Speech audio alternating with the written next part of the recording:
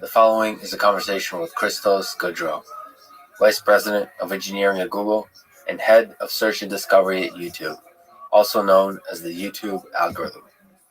YouTube has approximately 1.9 billion users, and every day people watch over 1 billion hours of YouTube video. It is the second most popular search engine behind Google itself. For many people, it is not only a source of entertainment, but also how we learn new ideas, from math and physics videos, to podcasts, to debates, opinions, ideas, from out-of-the-box thinkers and activists on some of the most tense, challenging, and impactful topics in the world today. YouTube and other content platforms receive criticism from both viewers and creators, as they should, because the engineering task before them is hard, and they don't always succeed, and the impact of their work is truly world-changing. To me, YouTube has been an incredible wellspring of knowledge. I've watched hundreds, if not thousands, of lectures that changed the way I see many fundamental ideas in math, science, engineering, and philosophy. But it does put a mirror to ourselves and keeps the responsibility of the steps we take in each of our online educational journeys into the hands of each of us. The YouTube algorithm has an important role in that journey of helping us find new, exciting ideas to learn about. That's a difficult and an exciting problem for an artificial intelligence system. As I've said in lectures and other forums, recommendation systems will be one of the most impactful areas of AI in the 21st century, and YouTube is one of the biggest recommendation systems in the world. This is the Artificial Intelligence Podcast. If you enjoy it, subscribe on YouTube, give it 5 stars on Apple Podcasts, follow on Spotify, support it on Patreon, or simply connect with me on Twitter, Lex Friedman, spelled F-R-I-D-M-A-N. I recently started doing ads at the end of the introduction. I'll do 1 or 2 minutes after introducing the episode, and never any ads in the middle that can break the flow of the conversation. I hope that works for you and doesn't hurt the listening experience. This show is presented by Cash App, the #1 finance app in the App Store. I personally use Cash App to send money to friends, but you can also use it to buy, sell, and deposit Bitcoin in just seconds. Cash App also has a new investing feature. You can buy fractions of a stock, say $1 worth, no matter what the stock price is. Brokerage services are provided by Cash App Investing, a subsidiary of Square and member SIPC. I'm excited to be working with Cash App to support one of my favorite organizations called FIRST, best known for their FIRST robotics and Lego competitions. They educate and inspire hundreds of thousands of students in over 110 countries and have a perfect rating at Charity Navigator, which means that donated money is used to maximum effectiveness. When you get Cash App from the App Store or Google Play and use code LEXPODCAST, you'll get $10, and Cash App will also donate $10 to FIRST, which again is an organization that I've personally seen inspire girls and boys to dream of engineering a better world. And now, here's my conversation with Christos Goudreau. YouTube is the world's second most popular search engine, behind Google, of course. We watch more than 1 billion hours of YouTube videos a day, more than Netflix and Facebook video combined. YouTube creators upload over 500,000 hours of video every day. The average lifespan of a human being, just for comparison, is about 700,000 hours. So what's uploaded every single day is just enough for a human to watch in a lifetime. So let me ask an absurd philosophical question. If from birth, when I was born, and there's many people born today with the internet, I watched YouTube videos nonstop. Do you think there are trajectories through YouTube video space that can maximize my average happiness or maybe education or my growth as a human being? I think there are some great trajectories through YouTube videos, but I wouldn't recommend that anyone spend all of their waking hours or all of their hours watching YouTube. I mean, I think about the fact that YouTube has been really great for my kids, for instance. My oldest daughter, she's been watching YouTube for several years. She watches Tyler Oakley and the Vlogbrothers. Does she watch and I know that it's had a very profound and positive impact on her character. And my younger daughter, she's a ballerina, and her teachers tell her that YouTube is a huge advantage for her because she can practice a routine and watch like professional dancers do that same routine and stop it and back it up and rewind and all that stuff, right? So it's been really good for them. And then even my son is a sophomore in college. I bet he sucks. He biggest loser in his fucking he got class. through his linear algebra class because of a channel called 3 Blue 1 Brown, which helps you understand linear algebra, but in a way that would be very hard for anyone to do on a whiteboard or a chalkboard. And so I think that those experiences, from my point of view, were very good. And so I can imagine really good trajectories through YouTube, yes. Have you looked at, do you think of broadly about that trajectory over a period? Because YouTube is grown up now. So over a period of years, you just kind of gave a few anecdotal examples. But, I used to watch certain shows on YouTube. I don't anymore. I've moved on to other shows. And ultimately, you want people to, from YouTube's perspective, to stay on YouTube, to grow as human beings on YouTube. So you have to think not just what makes them engage today or this month, but also for a period of years. Absolutely. That's right. I mean, if YouTube is going to continue to enrich people's lives, then, then it has to grow with them, and people's interests change over time. And so I think we've been working on this problem, and I'll just say it broadly, is like how to introduce diversity and introduce people who are watching one thing to something else they might like. We've been working on that problem all the 8 years I've been at YouTube. It's a hard problem because, of course, it's trivial to introduce diversity that doesn't help. Right? I had a random video. I could just randomly select a video from the billions that we have. It's likely not to even be in your language. So the likelihood that you would watch it and develop a new interest is very, very low. I'll give you a 6. And so what you want to do when you're trying to increase diversity is find something that is not too similar to the things that you watch, but also something that you might be likely to watch. And that balance, finding that spot between those two things, is quite challenging.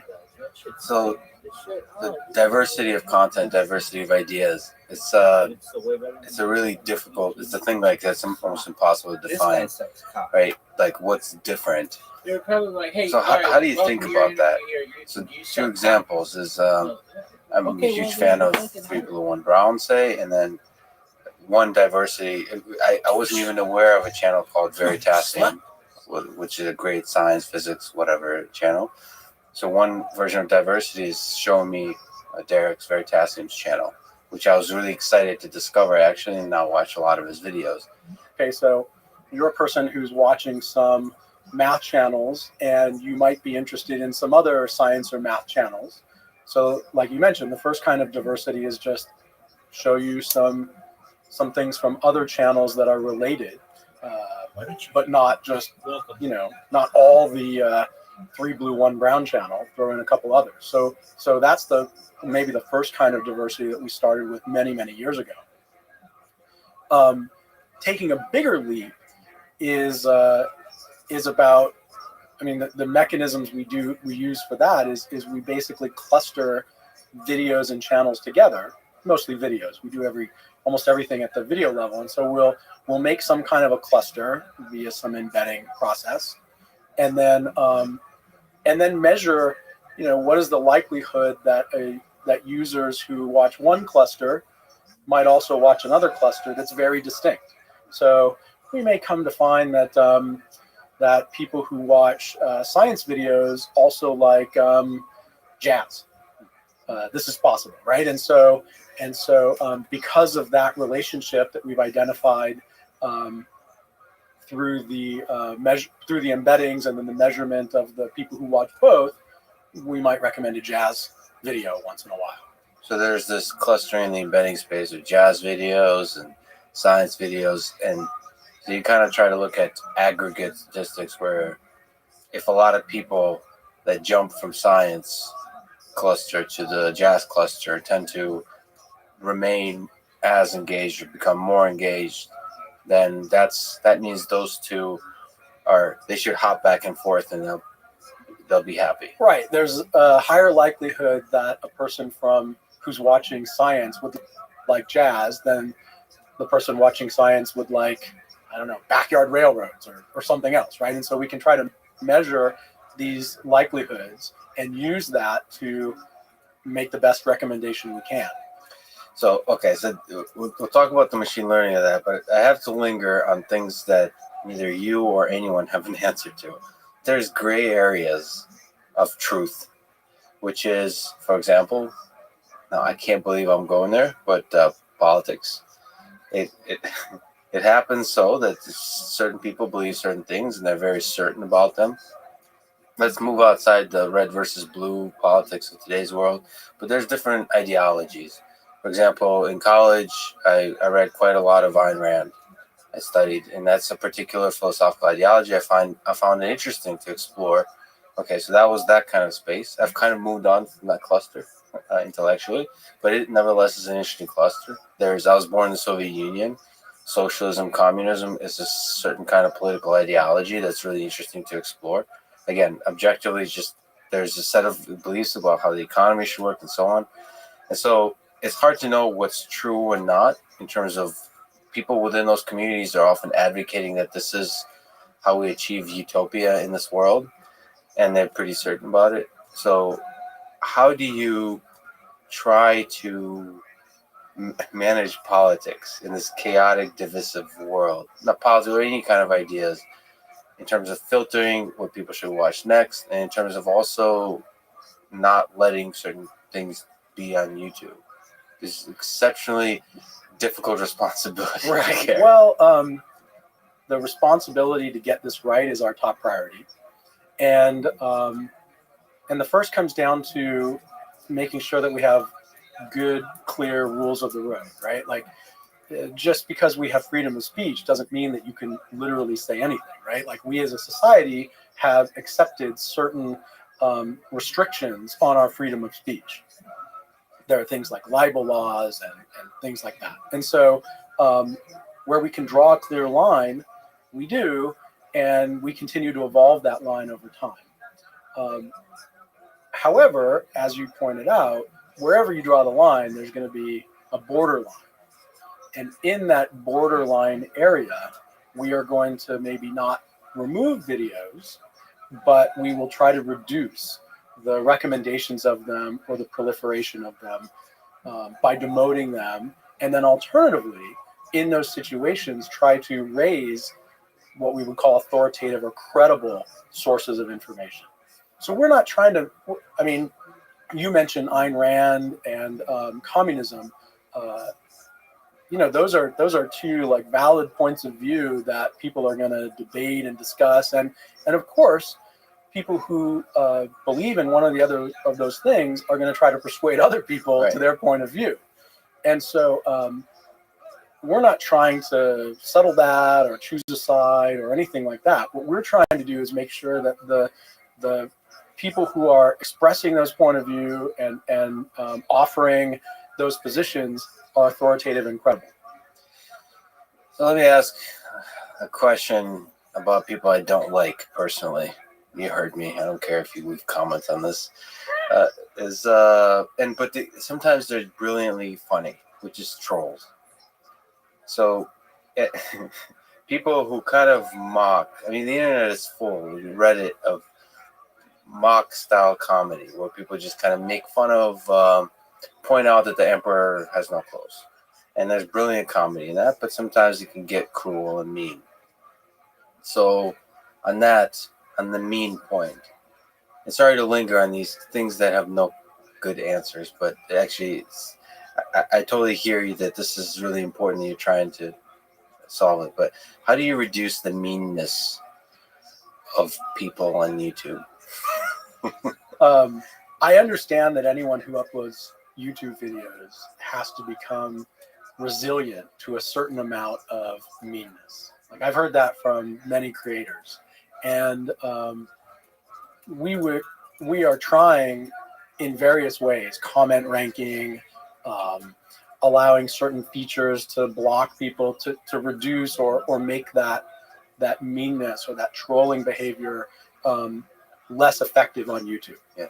And so, I mean, it's very important, but it's something that we're going to keep having to work on, and you know, as we improve it, like maybe we'll get to a point where people don't have to suffer this sort of meanness when they upload YouTube videos. I hope we do, but you know, but it just does seem to be something that you have to be able to deal with as a YouTube creator nowadays. Do you have a hope that, so you mentioned two things that I kind of agree with.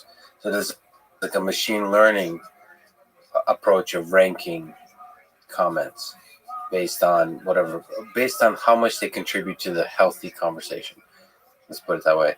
Then the other is almost an interface question of how does the creator filter, so block, or how do humans themselves, the users of YouTube, manage their own conversation?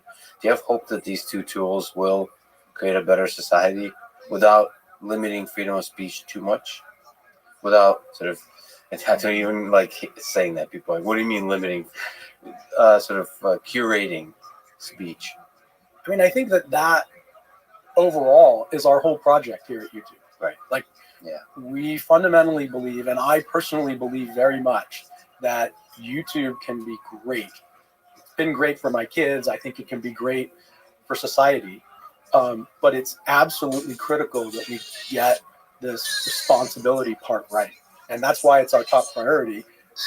Susan Wojcicki, who's the CEO of YouTube, she says something that I personally find very inspiring, which is that we want to do our jobs today in a manner so that people 20 and 30 years from now will look back and say, you know, they really figured this out. They really found a way to strike the right balance between openness and the value openness has, and also making sure that we are meeting responsibility to users.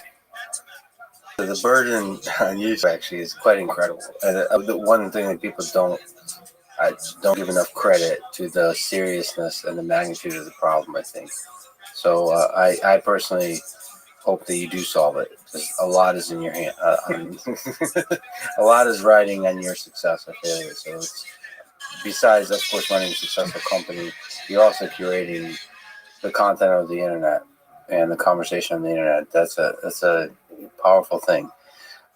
So one thing that people wonder about is how much of it can be solved with pure machine learning. So looking at the data, studying the data, and creating algorithms that curate the comments, curate the content, and how much of it needs human intervention, meaning people here at YouTube in a room sitting and thinking about what is the nature of truth? What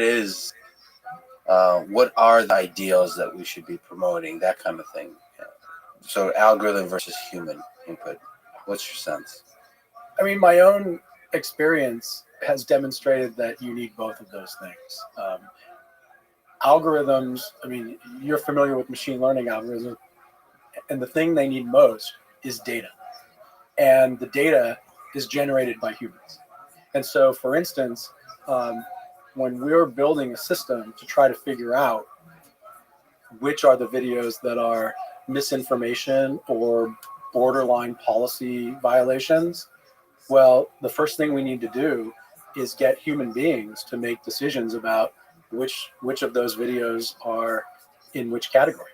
And then we use that data and basically, you know, take that information that's determined and governed by humans and extrapolate it or apply it to the entire set of billions of YouTube videos. And we couldn't get to all the videos on YouTube well without the humans, and we couldn't use the humans to get to all the videos of YouTube. So there's no world in which you have only one or the other of these things. And just as you said, a lot of it comes down to people at YouTube spending a lot of time trying to figure out what are the right policies, you know, what are the outcomes based on those policies? Are they the kinds of things we want to see? And then once we kind of get an agreement or build some consensus around what the policies are, well, then we've got to find a way to implement those policies across all of YouTube. And that's where both the human beings, we call them evaluators or reviewers, come into play to help us with that. And then once we get a lot of training data from them, then we apply the machine learning techniques to take it even further. Do you have a sense that these human beings have a bias in some kind of direction? Sort of, I mean, that's an interesting question. We do sort of in autonomous vehicles and computer vision in general, a lot of annotation, and we rarely ask, what bias do the annotators have?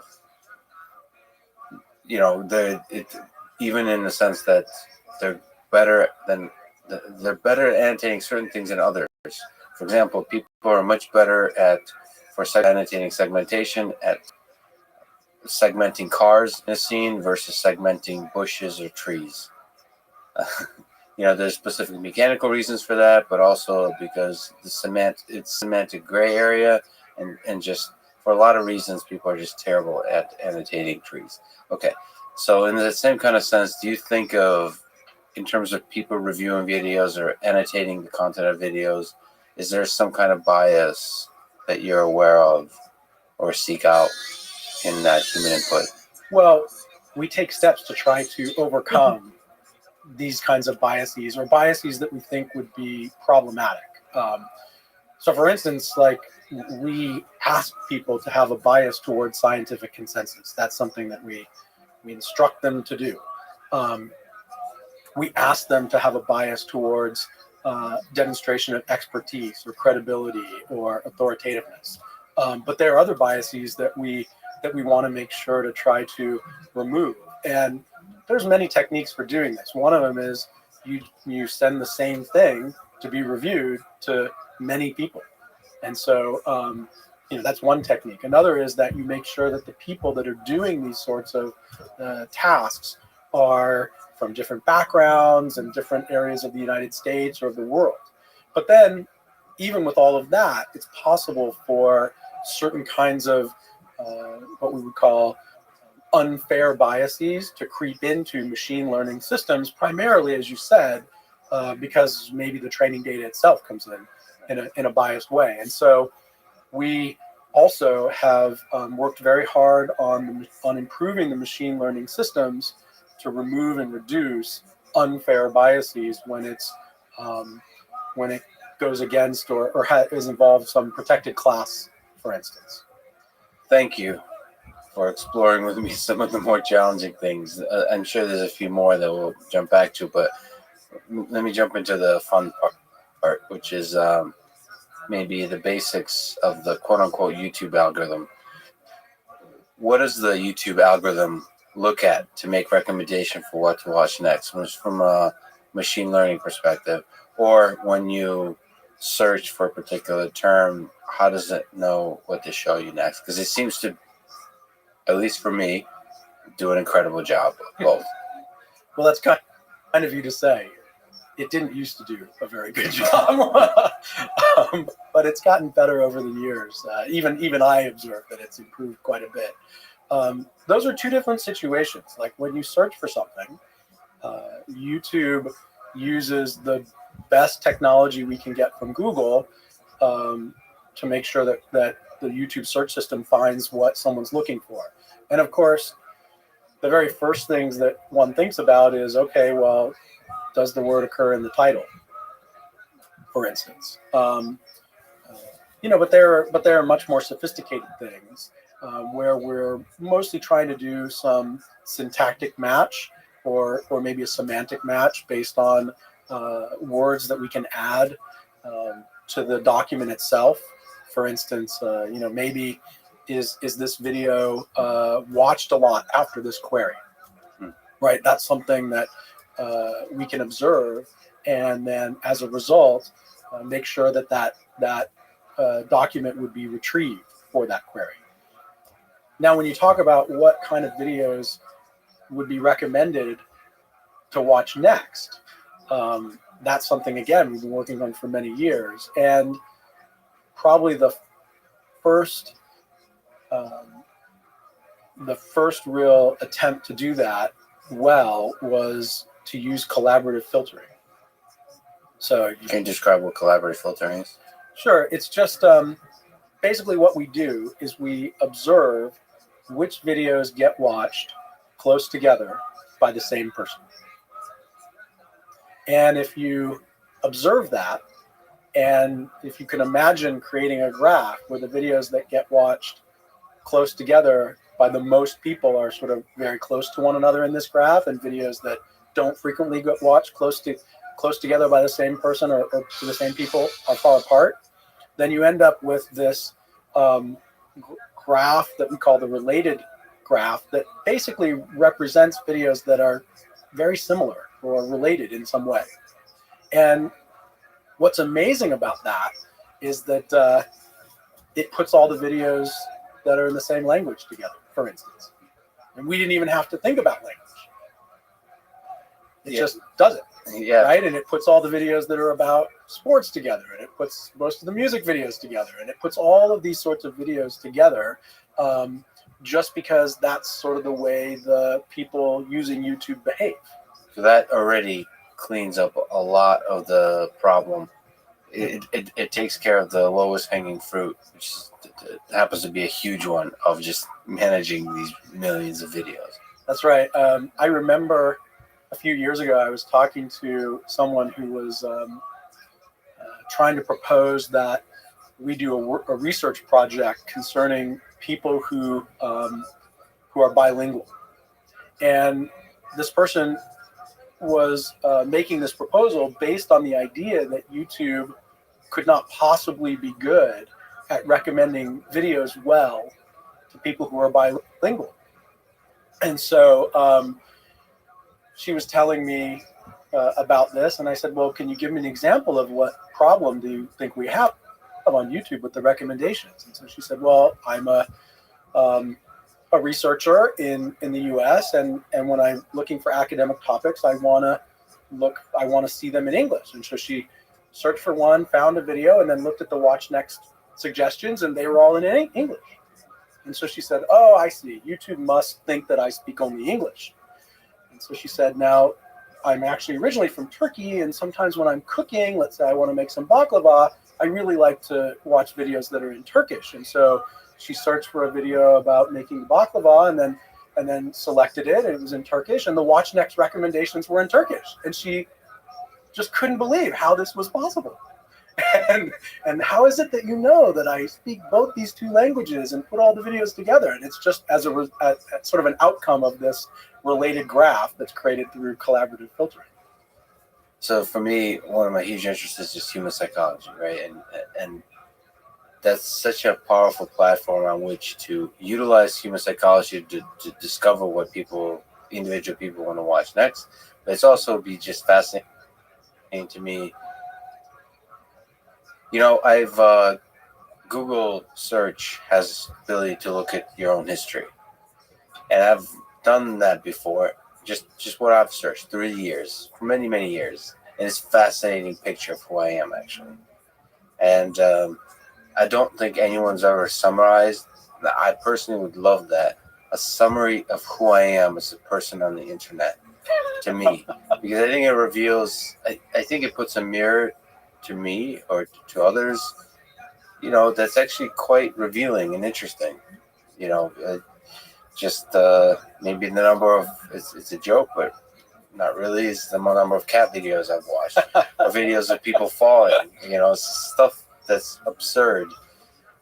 That kind of stuff, it's really interesting. And of course, it's really good for the machine learning aspect to show, to figure out what to show next. But it's interesting. Have you, just as a tangent, played around with the idea of giving a map to people, sort of, as opposed to just using this information to show what's next, showing them, here are the clusters you've loved over the years, kind of thing? Well, we do provide the history of all the videos that you've watched. Yes. So you can definitely search through that and look through it and search through it to see what it is that you've been watching on YouTube. We have actually, in various times, experimented with this sort of cluster idea, finding ways to demonstrate or show people what topics they've been interested in or what clusters they've watched from. It's interesting that you bring this up because in some sense, the way the recommendation system of YouTube sees a user is exactly as the history of all the videos they've watched on YouTube. And so you can think of yourself or any user on YouTube as kind of like a DNA strand yeah. of all your videos, right? That sort of represents you. You can also think of it as maybe a vector in the space of all the videos on YouTube. And so, now once you think of it as a vector in the space of all the videos on YouTube, then you can start to say, okay, well, which videos, which other vectors are close to me and to my vector. And that's one of the ways that we generate some diverse recommendations, is because you're like, okay, well, these people seem to be close with respect to the videos they watched on YouTube, but here's a topic or a video that one of them has watched and enjoyed, but the other one hasn't. That could be an opportunity to make a good recommendation. I gotta tell you, I know I'm gonna ask for things that are impossible, but I would love to cluster than human beings. Like, I would love to know who has similar trajectories as me, because we probably would want to hang out. Right? There's a social aspect there. Like, actually finding some of the most fascinating people I find on YouTube have like no followers, and I start following them, and they create incredible content. And and on that topic, I just love to ask. There's some videos that just blow my mind in terms of quality and depth, and just in every regard are amazing videos, and they have like 57 views. Okay, how do you get videos of quality to be seen by many eyes? So the measure of quality, is it just something? Yeah. How do you know that something is good? Well, I think it depends initially on what sort of video we're talking about. So in the realm of, let's say, you mentioned politics and news. In that realm,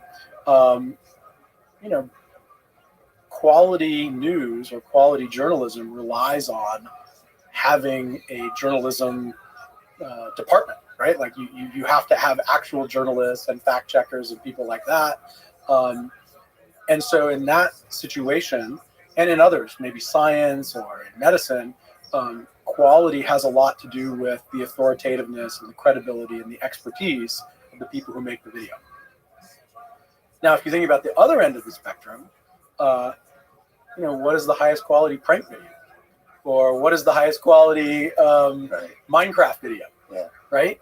That might be the one that people enjoy watching the most and watch to the end. Or it might be the one that when we ask people the next day after they watched it, were they satisfied with it? And so we, in especially in the realm of entertainment, have been trying to get at better and better measures of quality or satisfaction or enrichment since I came to YouTube. And we started with, the first approximation is the one that gets more views. But we both know that things can get a lot of views and not really be that high quality, especially if people are clicking on something and then immediately realizing that it's not that great and abandoning it. And that's why we moved from views to thinking about the amount of time people spend watching it, with the premise that, in some sense, the time that someone spends watching a video is related to the value that they get from that video. It may not be perfectly related, but it has something to say about how much value they get. But even that's not good enough, right? Because I myself have spent time clicking through channels on television late at night and ended up watching Under Siege 2 for some reason I don't know.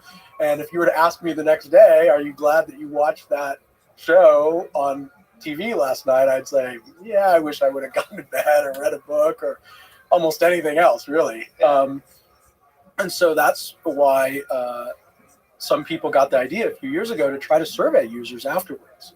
And so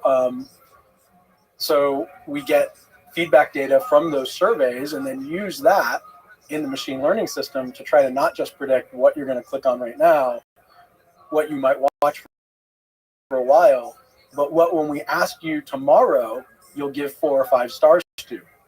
So just to summarize, what are the signals from a machine learning perspective the user can provide? So you mentioned just clicking on the video views, the time watched, maybe the relative time watched, the clicking like on the video, maybe commenting, and all of those things. And yes. Then the one I wasn't actually quite aware of, even though I might have engaged in it, is a survey afterwards, which is a brilliant idea. Is there other signals? I mean, that's already a really rich space of signals to learn from. Is there something else? Well, you mentioned commenting, also sharing the video. If you think it's worthy to be shared with someone else you know. Within YouTube or outside of YouTube as well? Either. Let's see, you mentioned like, dislike. Yeah, like and dislike, how important is that? It's very important, right? We want, it's predictive of satisfaction. But it's not perfectly predictive. Subscribe. If you subscribe to the channel of the person who made the video, then that also is a piece of information and it signals satisfaction. Although over the years, we've learned that people have a wide range of attitudes about what it means to subscribe. Right. We would ask some users who didn't subscribe very much why, but they watched a lot from a few channels. We'd say, well, why didn't you subscribe? And they would say, well, I can't afford to pay for anything. And, we tried to let them understand, like, actually, it doesn't cost anything. It's free. It just helps us know that you are very interested in this creator. But then we've asked other people who subscribe to many things and don't really watch any of the videos from those channels. And we say, well, why did you subscribe to this if you weren't really interested in any more videos from that channel? And they might tell us, well, I thought the person did a great job and I just want to kind of give them a high five. Yeah. Right? And so. Yeah, that's where I said I actually subscribe to channels where this person is amazing. I like this person. But then I like this person. I really want to support them. That's how I click subscribe. Right. Even though I may never actually want to click on their videos when they're releasing it, I just love what they're doing, and it's maybe outside of my interest area, and so on, which is probably the wrong way to use the subscribe button. But I just want to say congrats. This is great work. Well, so you have to deal with all the space of people that see the subscribe button is totally different. That's right. And so we can't just close our eyes and say, sorry, you're using it wrong. We're not going to pay attention to what you've done. We need to embrace all the ways in which all the different people in the world use the subscribe button or the like and the dislike button. So in terms of signals of machine learning, using for the search and for the recommendation, you've mentioned titles, so like metadata, like text data that people provide, description and title and maybe keywords. Maybe you can speak to the value of those things in search and also this incredible, fascinating area of the content itself. So the video content itself, trying to understand what's happening in the video. So YouTube will release a data set that, in the machine learning, computer vision world, this is just an exciting space. How much is that currently? How much are you playing with that currently? How much is your hope for the future of being able to analyze the content of the video itself? Well, we have been working on that also since I came to YouTube. Analyzing the content. Analyzing the content of the video. Right. And what I can tell you is that our ability to do it well is still somewhat crude. We can tell if it's a music video. We can tell if it's a sports video. We can probably tell you that people are playing soccer.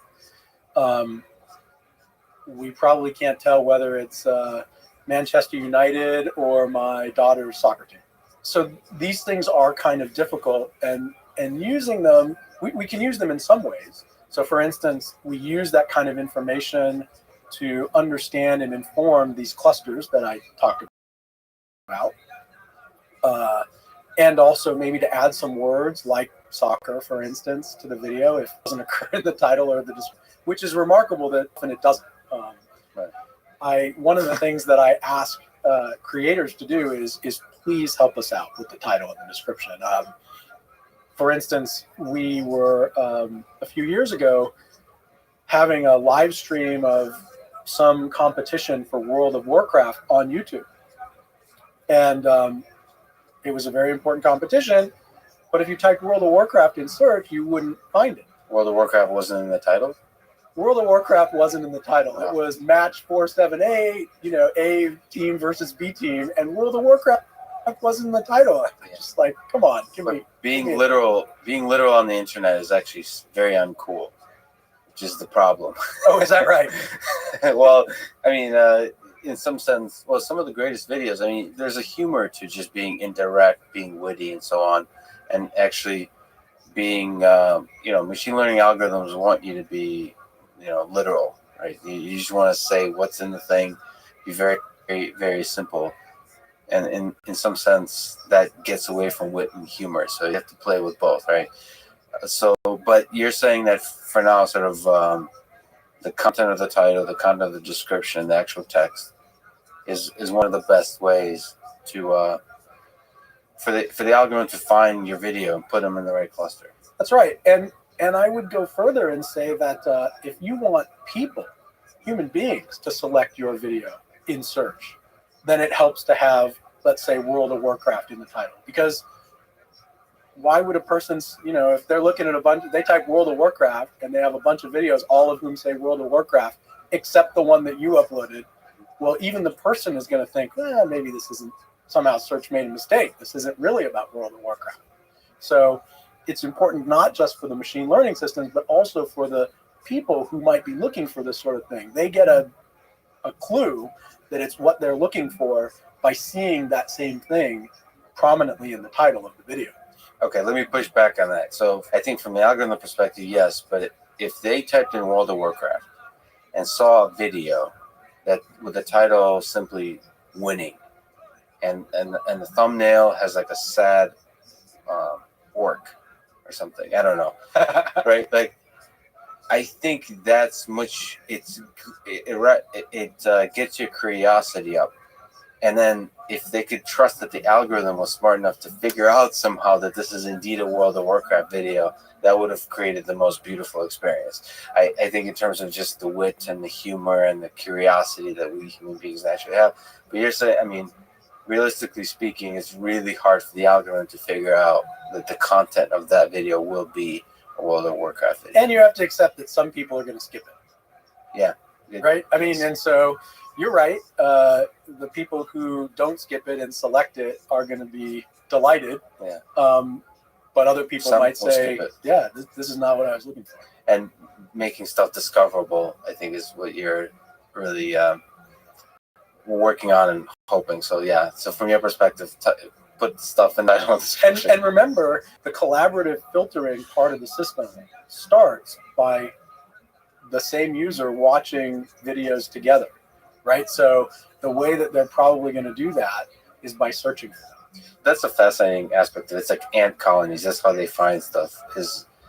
So, I mean, in what degree for collaborative filtering in general is one curious ant, one curious user essential? Sort of just a person who is more willing to click on random videos and sort of explore these cluster spaces. In your sense, how many people are just like watching the same thing over and over and over and over, and how many are just like the explorers that just kind of like click on stuff and then help the other ant in the ants colony discover the cool stuff? Do you have a sense of that at all? I really don't think I have a sense for the relative sizes of those groups, but I would say that, you know, people come to YouTube with some certain amount of intent, and as long as they to the extent to which they try to satisfy that intent, that certainly helps our systems, right? Because our systems rely on kind of a faithful amount of behavior, right? Like, and there are people who try to trick us, right? There are people and machines that try to associate videos together that really don't belong together, but they're trying to get that association made because it's profitable for them. And so we have to always be resilient to that sort of attempt at gaming the system. So speaking to that, there's a lot of people that, in a positive way, perhaps, I don't know, I don't like it, but like to want to try to game the system, to get more attention. Everybody, creators, in a positive sense, want to get attention, right? So how do you work in this space when people create more and more sort of clickbaity titles and thumbnails? Sort of Veritas and Derek has made a video where basically describes that it seems what works is to create a high quality video, really good video, what people would want to watch and once they click on it, but have clickbaity titles and thumbnails to get them to click on it in the first place. And he's saying, I'm embracing this fact, I'm just going to keep doing it, and I hope you forgive me for doing it. And you will enjoy my videos once you click on them. So in what sense do you see this kind of clickbait style attempt to manipulate, to get people in the door, to manipulate the algorithm or play with the algorithm, game the algorithm? I think that you could look at it as an attempt to game the algorithm, but even if you were to take the algorithm out of it and just say, okay, well, all these videos happen to be lined up, which the algorithm didn't make any decision about which one to put at the top or the bottom, but they're all lined up there. Which one are the people going to choose? And I'll tell you the same thing that I told Derek is, I have a bookshelf and they have two kinds of books on them, science books. I have my math books from when I was a student, and they all look identical except for the titles on the covers. They're all yellow. They're all from Springer, and they're every single one of them. The cover is totally the same. Yes. Right? Yeah. On the other hand, I have other more pop science type books, and they all have very interesting covers, right? And they have provocative titles and things like that. I mean, I wouldn't say that they're clickbaity because they are indeed good books. Yeah. And I don't think that they cross any line, but that's just a decision you have. Like the people who classical recursion theory, Pierotti Freddy, he was fine with the yellow title and the and nothing more. Whereas I think other people who wrote a more popular book understand that they need to have a compelling cover and a compelling title, and I don't think there's anything really wrong with that. We do take steps to make sure that there is a line that you don't cross. And if you go too far, maybe your thumbnail is especially racy, or it's all cats with too many exclamation points. We observe that users are kind of sometimes offended by that, and so for the users who are offended by that, we will then depress or suppress those videos. And which reminds me, there's also another signal where users can say, I don't know if it was recently added, but I really enjoy it. Just saying, something like, I don't want to see this video anymore, or something like, like this is like there's certain videos that just cut me the wrong way. Like just jump out at me. It's like, I don't want this. And it feels really good to clean that up. To be like, that's not for me. I don't know. I think that might have been recently added, but that's also a really strong signal. Yes, absolutely. Right. We don't want to make a recommendation that people are unhappy with. And that particular one makes me feel good as a user in general, and as a machine learning person, because I feel like I'm helping the algorithm. My interaction on YouTube don't always feel like I'm helping the algorithm. Like I'm not reminded of that fact. Like for example, Tesla and Autopilot and Elon Musk create a feeling for their customers, for people that own Teslas, that they're helping the algorithm of Tesla vehicle. Right. Like they're all like are really proud they're helping Right. the fleet learn. I think YouTube doesn't always remind people that you're helping the algorithm get smarter. And for me, I love that idea. Like we're all collaboratively, like Wikipedia gives that sense. We're all together creating a beautiful thing. YouTube doesn't always remind me of that. It's this conversation is reminding me of that, but well, that's a good tip. We should keep that fact in mind when we design these features. I'm not sure I really thought about it that way, but that's a very interesting perspective. It's an interesting question of personalization that I feel like when I click like on a video, I'm just improving my experience. It would be great. It would make me personally, people are different, but make me feel great if I was helping also the YouTube algorithm broadly say something. You know what I'm saying? Like there's that, I don't know if that's human nature, but you want the products you love, and I certainly love YouTube. Like you want to help it get smarter and smarter and smarter because there's some kind of coupling between our lives together being better. If YouTube is better, then my life will be better, and there's that kind of reasoning. I'm not sure what that is, and I'm not sure how many people share that feeling. It could be just a machine learning feeling. But on that point, how much personalization is there in terms of next video recommendations? So is it kind of all really boiling down to the clustering? Like you find the nearest clusters to me and so on and that kind of thing? Or is it, how much is personalized to me, the individual, completely? It's very, very personalized. So your experience will be quite a bit different from anybody else's who's watching that same video, at least when they're logged in. And the reason is that we found that users often want two different kinds of things when they're watching a video. Sometimes they want to keep watching more on that topic or more in that genre.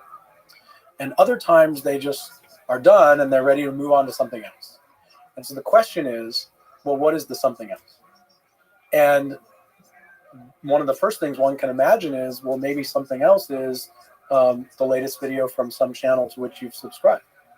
And that's going to be very different for you than it is for me, right? And even if it's not something that you subscribe to, it's something that you watch a lot. And again, that'll be very different on a person-by-person basis. And so even the watch next, as well as the homepage, of course, is quite personalized. So we mentioned some of the signals, but what does success look like? What does success look like in terms of the algorithm creating a great long-term experience for a user? Or to put another way, if you look at the videos I've watched this month, how do you know the algorithm succeeded for me? I think, first of all, if you come back and watch more YouTube, then that's one indication that you found some value from it. So just the number of hours is a powerful indicator. Well, I mean, not the hours themselves, but the fact that you return on another day. So that's probably the most simple indicator. People don't come back to things that they don't find value in, right? There's a lot of other things that they could do. But like I said, I mean, ideally, we would like everybody to feel that YouTube enriches their lives and that every video they watched is the best one they've ever watched since they've started watching YouTube. And so that's why we survey them and ask them, like, is this 1 to 5 stars? And so our version of success is every time someone takes that survey, they say it's 5 stars. And if we ask them, is this the best video you've ever seen on YouTube? They say yes, every single time. So it's hard to imagine that we would actually achieve that. Maybe asymptotically we would get there, but that would be what we think success is. It's funny. I've recently said somewhere, I don't know, maybe tweeted, but that Ray Dalio has this video on the economic machine. I forget what it's called, but it's a 30-minute video. And I said it's the greatest video I've ever watched on YouTube. It's like I watched the whole thing and my mind was blown. It's a very crisp, clean description of how at least the American economic system works. It's a beautiful video. And I wanted to click on something to say this is the best thing. This is the best thing ever. Please let me. I can't believe I discovered it. I mean, the views and the likes reflect its quality, but I was almost upset that I haven't found it earlier and wanted to find other things like it. I don't think I've ever felt that this is the best video I've ever watched. It was that. And to me, the ultimate utopia, the best experience is where every single video, where I don't see any of the videos I regret, and every single video I watch is one that actually helps me grow, helps me enjoy life, be happy, and so on. well, so that's a heck of that's one of the most beautiful and ambitious, I think, machine learning tasks. So when you look at a society as opposed to an individual user, do you think of how YouTube is changing society when you have these millions of people watching videos, growing, learning, changing, having debates? Do you have a sense of, what the big impact on society is? Because I think it's huge, but do you have a sense of what direction we're taking this world? Well, I mean, I think, openness has had an impact on society already. There's a lot of... What do you mean by openness? Well, the fact that unlike other mediums, there's not someone sitting at YouTube who decides before you can upload your video whether it's worth having you upload it, right? Or worth anybody seeing it, really, right? And so, there are some creators who say, like, I wouldn't have this opportunity to reach an audience. Tyler Oakley often said that, he wouldn't have had this opportunity to reach this audience if it weren't for YouTube. And so I think that's one way in which YouTube has changed society.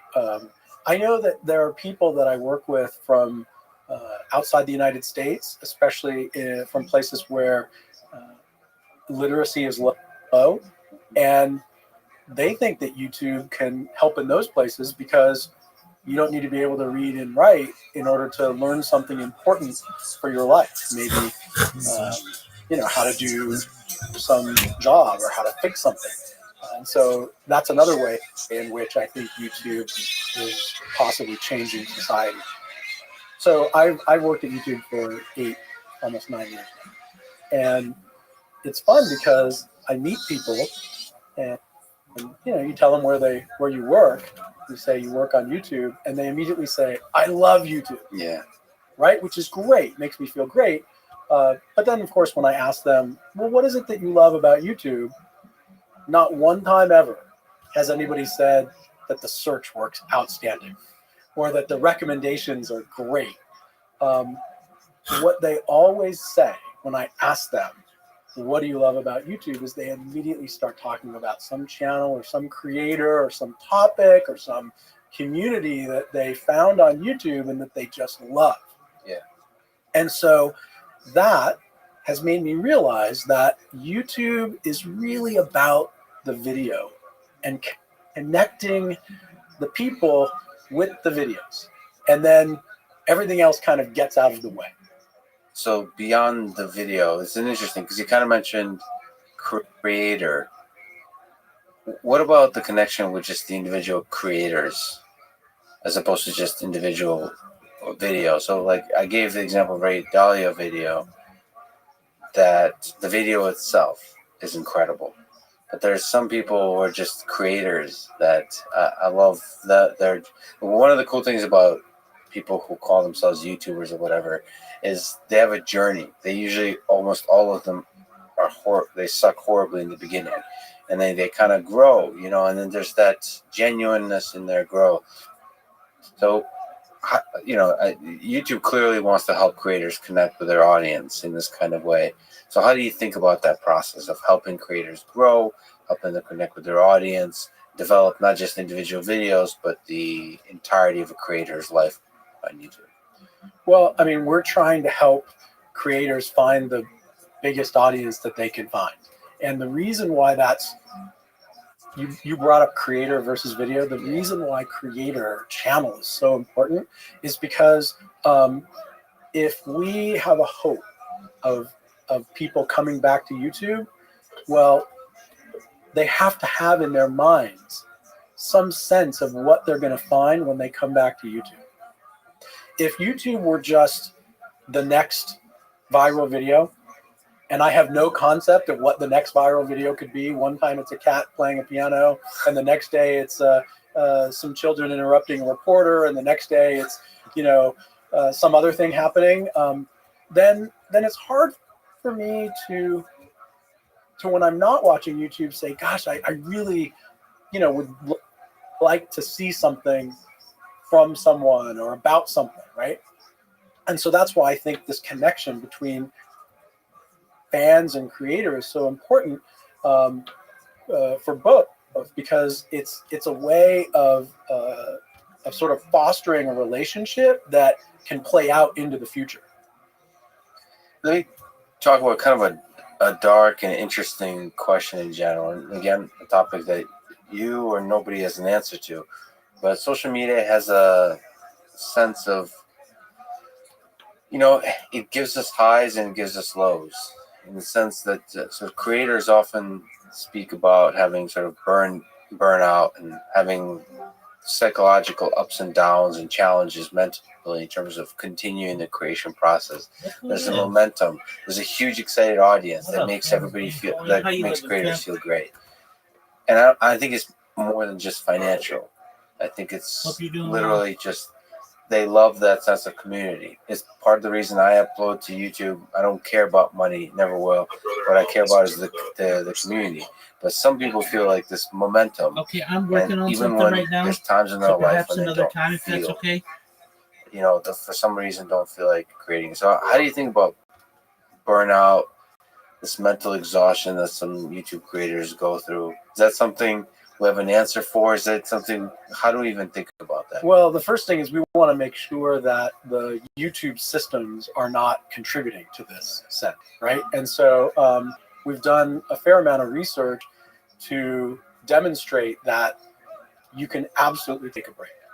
If you are a creator and you've been uploading a lot, we have just as many examples of people who took a break and came back more popular than they were before, as we have examples of going the other way. Yeah, can we pause on that for a second? So the feeling that people have, I think, is if I take a break, the party will leave, right?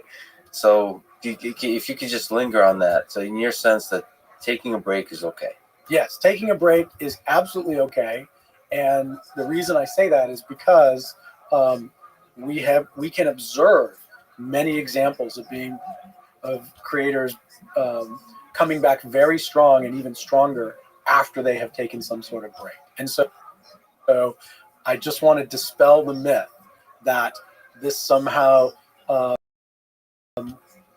necessarily means that your channel is going to go down or lose views. That is not the case. We know for sure that this is not a necessary outcome. And so we want to encourage people to make sure that they take care of themselves. That is job one, right? You have to look after yourself and your mental health.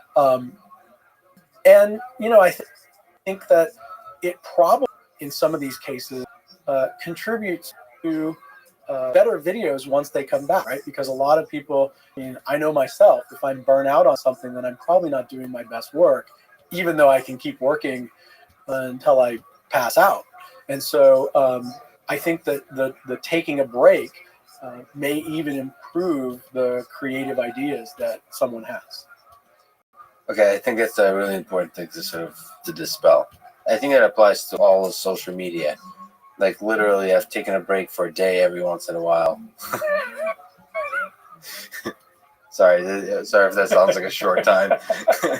But even email, just taking a break from email or only checking email once a day, especially when you're going through something psychologically in your personal life or so on, or really not sleeping much because of work deadlines, it can refresh you in a way that's profound. And so the same applies. And it was there when you came back, right? It's there. And it looks different actually when you come back.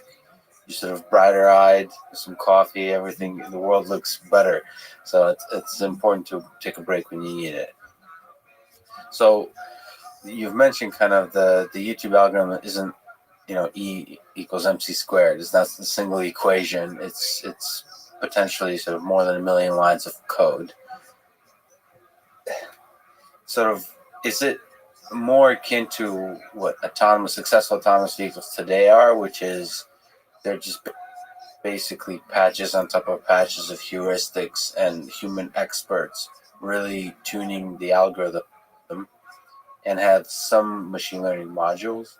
Or is it becoming more and more a giant machine learning system with humans just doing a little bit of tweaking here and there. What's your sense?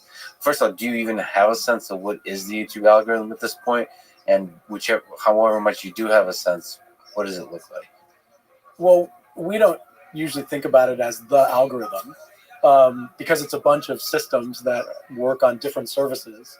The other thing that I think people don't understand is that what you might refer to as the YouTube algorithm from outside of YouTube is actually a bunch of code and machine learning systems and heuristics, but that's married with the behavior of all the people who come to YouTube every day. So the people are part of the code, essentially. Exactly, right? Like if there were no people who came to YouTube tomorrow, then the algorithm wouldn't work anymore, right? So that's a critical part of the algorithm. And so when people talk about, well, the algorithm does this, the algorithm does that, it's sometimes hard to understand, well, it could be the viewers are doing that, and the algorithm is mostly just keeping track of what the viewers do and then reacting to those things in sort of more fine-grained situations. And I think that this is the way that the recommendation system and the search system and probably many machine learning systems evolve is,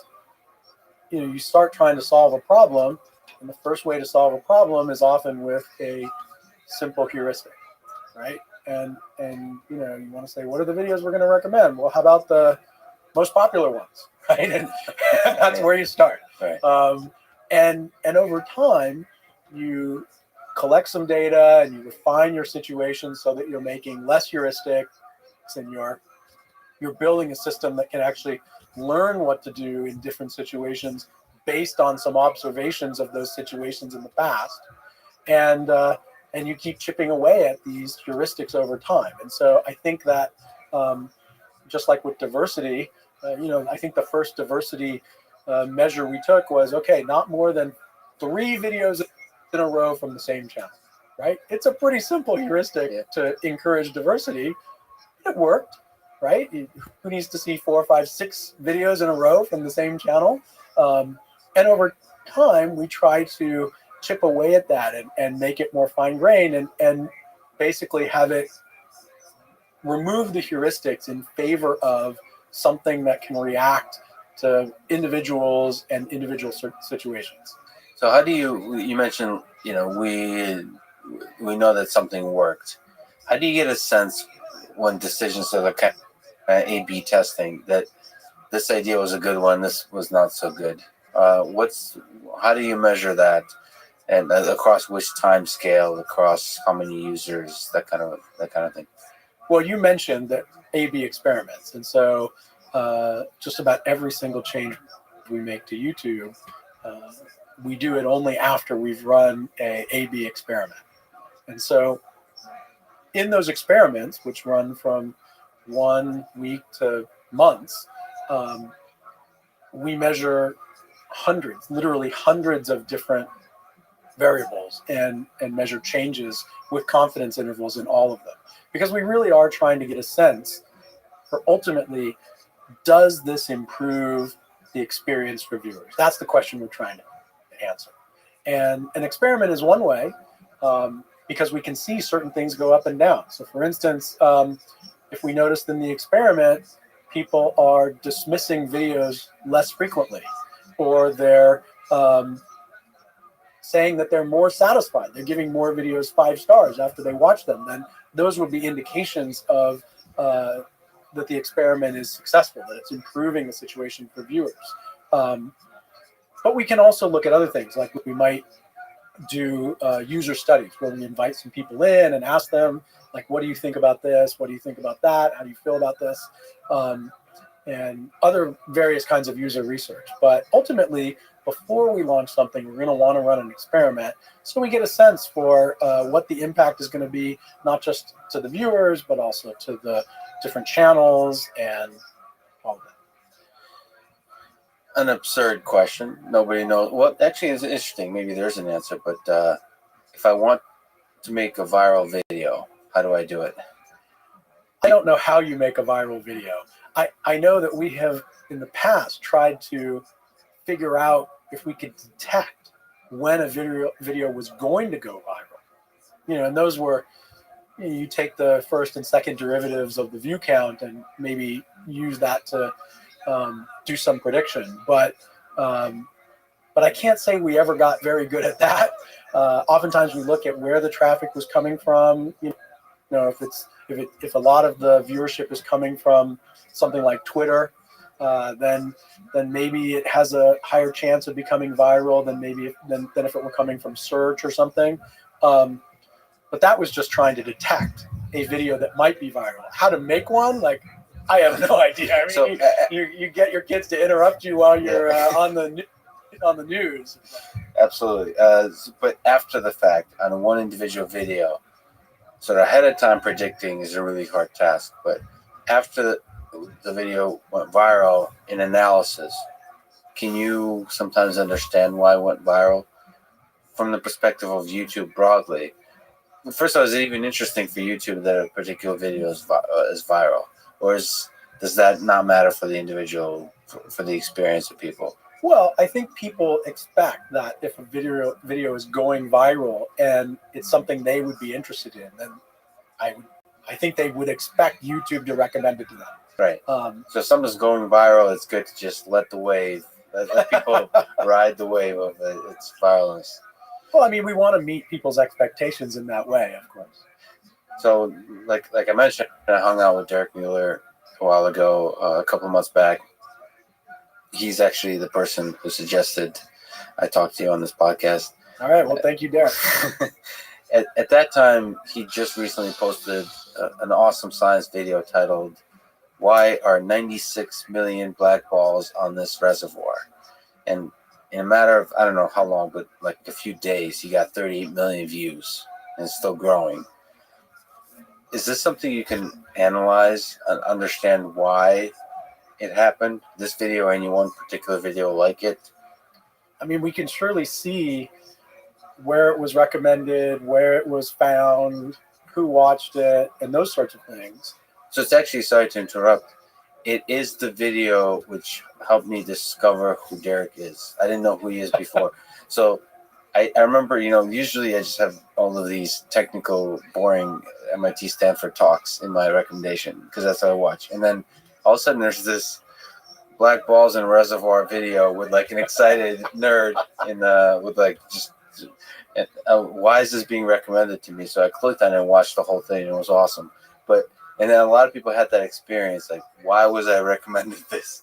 But they all, of course, watched it and enjoyed it, what's your sense of this just wave of recommendation that comes with this viral video that ultimately people enjoy after they click on it? Well, I think it's the system, basically doing what anybody who's recommending something would do, which is you show it to some people, and if they like it, you say, okay, well, can I find some more people who are a little bit like them? Okay, I'm going to try it with them. Oh, they like it too. Let me expand the circle some more, find some more people. Oh, it turns out they like it too. And you just keep going until you get some feedback that says that, no, now you've gone too far. These people don't like it anymore. And so I think that's basically what happened. Now, you asked me about how to make it go viral or make a viral video. I think that if you or I decided to make a video about 96 million balls, that it would also go viral. It's possible that Derek made the canonical video about those black balls in the lake. And so he did actually. Right. Exactly. And so I don't know whether or not just following along is the secret. Yeah, but it's fascinating. I mean, just like you said, the algorithm sort of expanding that circle and then figuring out that more and more people did enjoy it, and that sort of phase shift of just a huge number of people enjoying it, and the algorithm quickly, automatically, I assume, figuring that out. That's I don't know, the dynamics of psychology of that is a beautiful thing. And so what do you think about the idea of clipping? Like, too many people annoyed me into doing it, which is they were requesting it. They said it would be very beneficial to add clips in like the coolest points and actually have explicit videos. Like I'm re-uploading a video, like a short clip, which is what the podcasts are doing. Yeah. Do you see, as opposed to, like, I also add timestamps for the topics, people want the clip. Do you see YouTube somehow helping creators with that process, or helping connect clips to the original videos?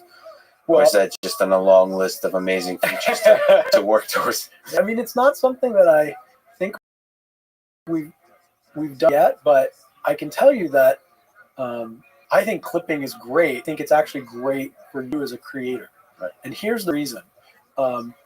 If you think about, I mean, let's say the NBA is uploading videos of its games. Well, people might search for Warriors versus Rockets, or they might search for Steph Curry.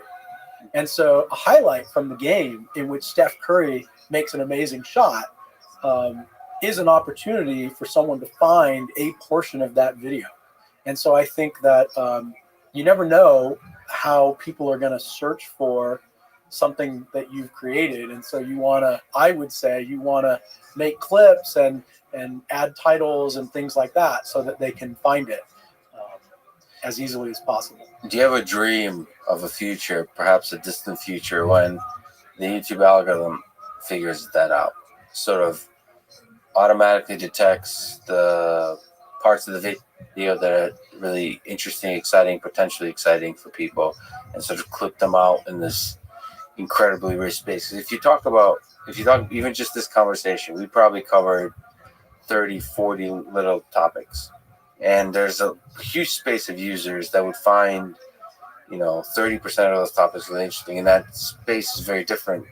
It's something that's beyond my ability to clip out, right? But the algorithm might be able to figure all that out, sort of expand into clips. Do you think about this kind of thing? Do you have a hope or dream that one day the algorithm will be able to do that kind of deep content analysis? We actually had projects that attempt to achieve this, but it really does depend on understanding the video well, and our understanding of the video right now is quite crude. And so I think it would be especially hard to do it with a conversation like this. One might be able to do it with, let's say, a soccer match more easily, right? You could probably find out where the goals were scored. And then, of course, you need to figure out who it was that scored the goal, and that might require a human to do some annotation. But I think that trying to identify coherent topics in a transcript like the one of our conversation is not something that we're going to be very good at right away. And I was speaking more to the general problem, actually, of being able to do both a soccer match and our conversation without explicit sort of almost. My hope was that there exists an algorithm that's able to find exciting things in video. So Google now on Google search will help you find the segment of the video that you're interested in. So if you search for something like how to change the filter in my dishwasher, then if there's a long video about your dishwasher and this is the part where the person shows you how to change the filter, then it will highlight that area and provide a link directly to it. And do you know if from your recollection, do you know if the thumbnail reflects, like, what's the difference between showing the full video and the shorter clip? Do you know how it's presented in search results? I don't remember how it's presented. And the other thing I would say is that right now it's based on creator annotations. Got it. It's not the thing we're talking about. But folks are working on the more automatic version. It's interesting. People might not imagine this, but a lot of our systems start by using almost entirely the audience behavior. And then as they get better, the refinement comes from using the content. And I wish, I know there's privacy concerns, but I wish YouTube explored the space, which is on the users if they allowed it, right? To study their, like I did a lot of motion recognition work and so on, to study actual sort of richer signal.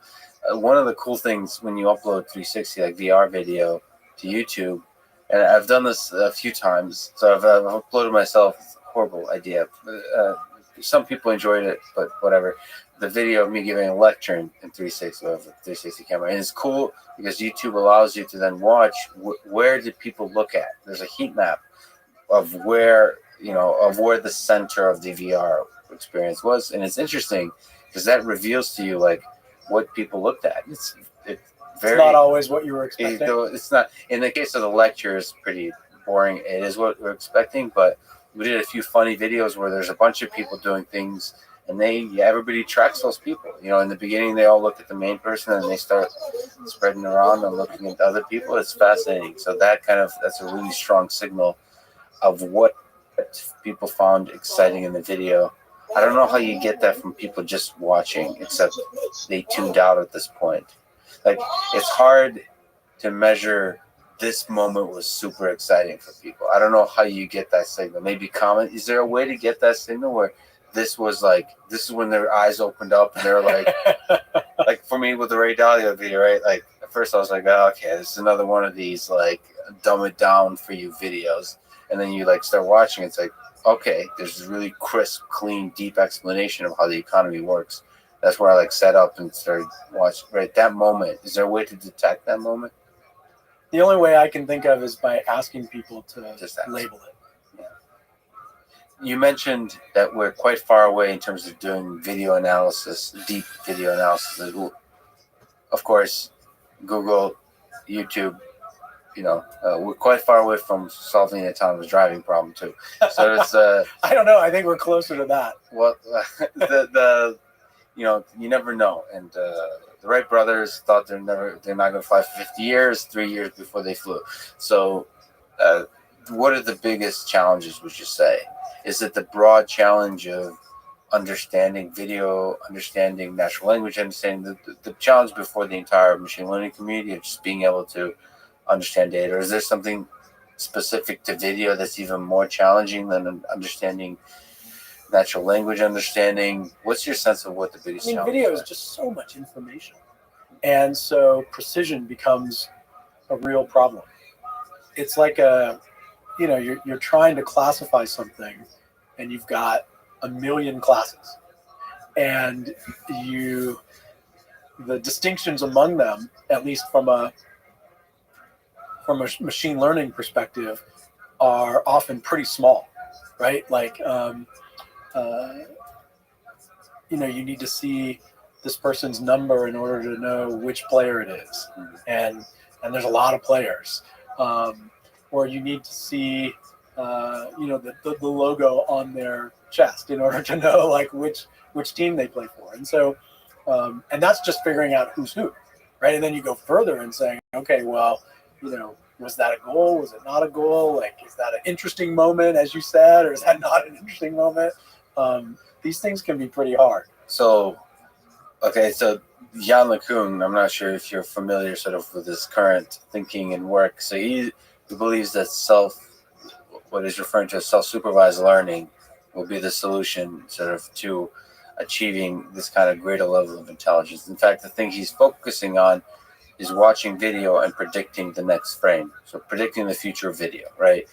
So for now, we're very far from that, but his thought is because it's unsupervised, or as he refers to as self-supervised, if you watch enough video, essentially, if you watch YouTube, you'll be able to learn about the nature of reality, the physics, the common sense reasoning required by just teaching a system to predict the next frame. So he's confident this is the way to go. So for you, from the perspective of just working with this video, how do you think an algorithm that just watches all of YouTube, stays up all day and night watching YouTube, would be able to understand enough of the physics of the world, about the way this world works, be able to do common sense reasoning and so on?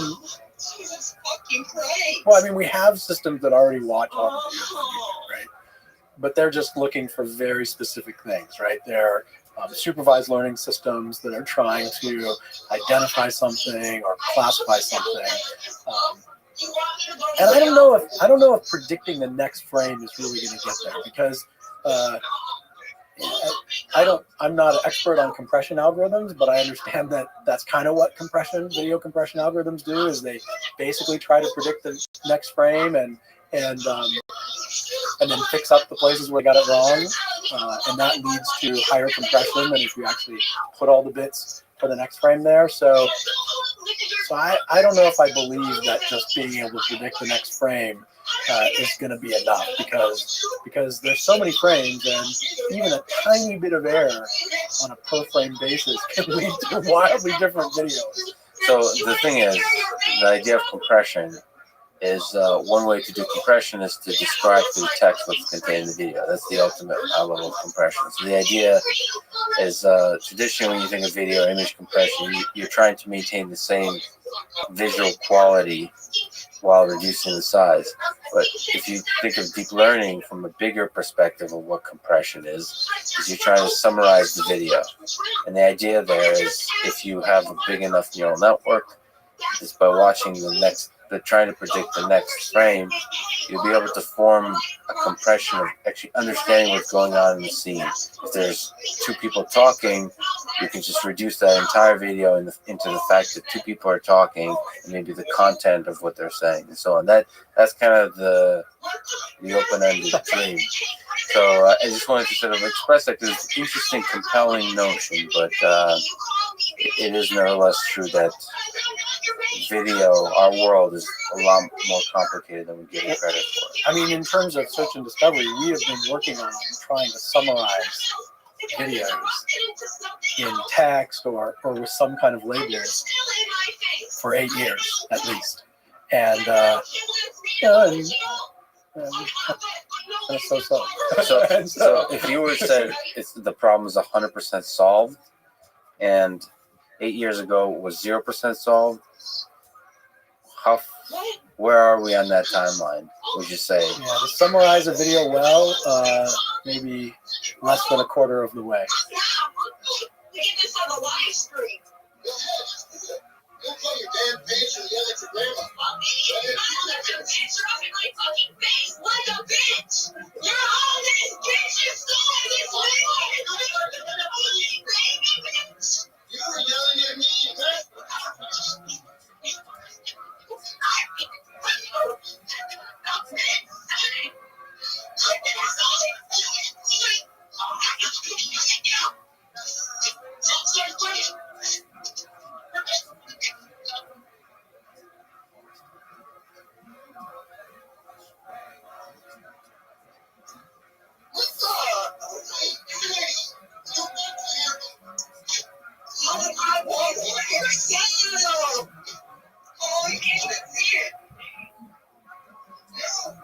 Get out of this house.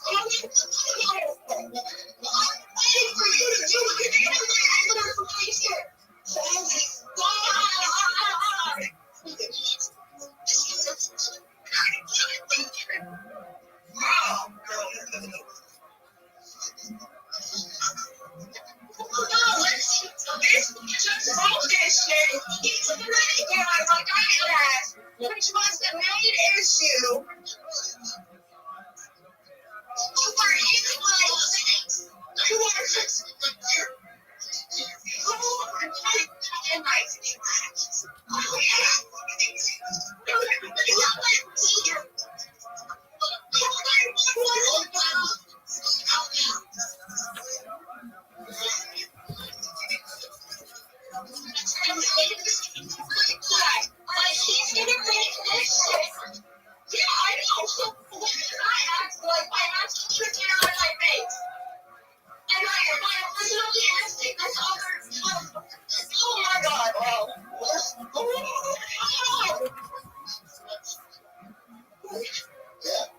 Oh my God, and it's so selective too.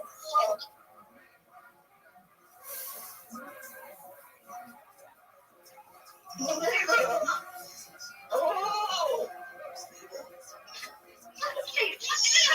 Unfortunately, fuck you.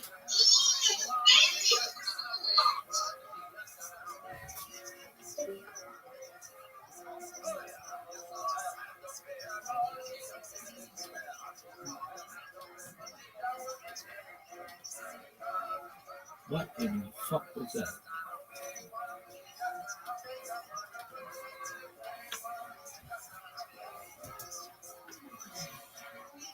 So on that topic, what does YouTube look like 10, 20, 30 years from now?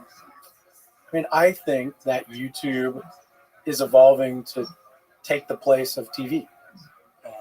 I grew up as a kid in the 70s, and I watched a tremendous amount of television. And I feel sorry for my poor mom because people told her at the time that it was going to rot my brain and that she should kill her television. But anyway, I mean, I think that YouTube is, at least for my family, a better version of television, right? It's one that is on demand. It's more tailored to the things that my kids want to watch. And also they can find things that they would never have found on television. And so I think that, at least from just observing my own family, that's where we're headed, is that people watch YouTube kind of in the same way that I watched television when I was young. So from a search and discovery perspective, what are you excited about in the 5, 10, 20, 30 years? Like what kind of things? It's already really good. I think it's achieved a lot of course we don't know what's possible. So it's the task of search, of typing in the text or discovering new videos by the next recommendation. I personally am really happy with the experience. I rarely watch a video that's not awesome from my perspective. But what else is possible? What are you excited about? Well, I think introducing people to more of what's available on YouTube is not only very important to YouTube and to creators, but I think it will help enrich people's lives, because there's a lot that I'm still finding out is available on YouTube that I didn't even know. I've been working at YouTube 8 years, and it wasn't until last year that I learned that that I could watch USC football games from the 1970s. Oh, wow. Like, I didn't even know that was possible until last year, and I've been working here quite some time. Yeah. So, what was broken about that it took me 7 years to learn that this stuff was already on YouTube even when I got here. So I think there's a big opportunity there. And then, as I said before, we want to make sure that YouTube finds a way to ensure that it's acting responsibly with respect to society and enriching people's lives. So we want to take all of the great things that it does and make sure that we are eliminating the negative consequences that might happen. And then lastly, if we could get to a point where all the videos people watch are the best ones they've ever watched, that would be outstanding too. Do you see, in many senses, becoming a window into the world for people? It's, especially with live video, you get to watch events. I mean, it's the way you experience a lot of the world that's out there. It's better than TV in many, many ways. So do you see it becoming more than just video? Do you see creators creating visual experiences and virtual worlds? Sort of, I'm talking crazy now, but sort of virtual reality and entering that space? Or is that, at least for now, totally outside what YouTube is thinking about? I mean, I think Google is thinking about virtual reality. I don't think about virtual reality too much.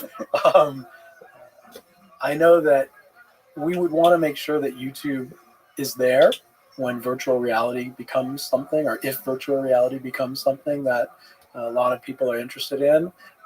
But I haven't seen it really take off yet.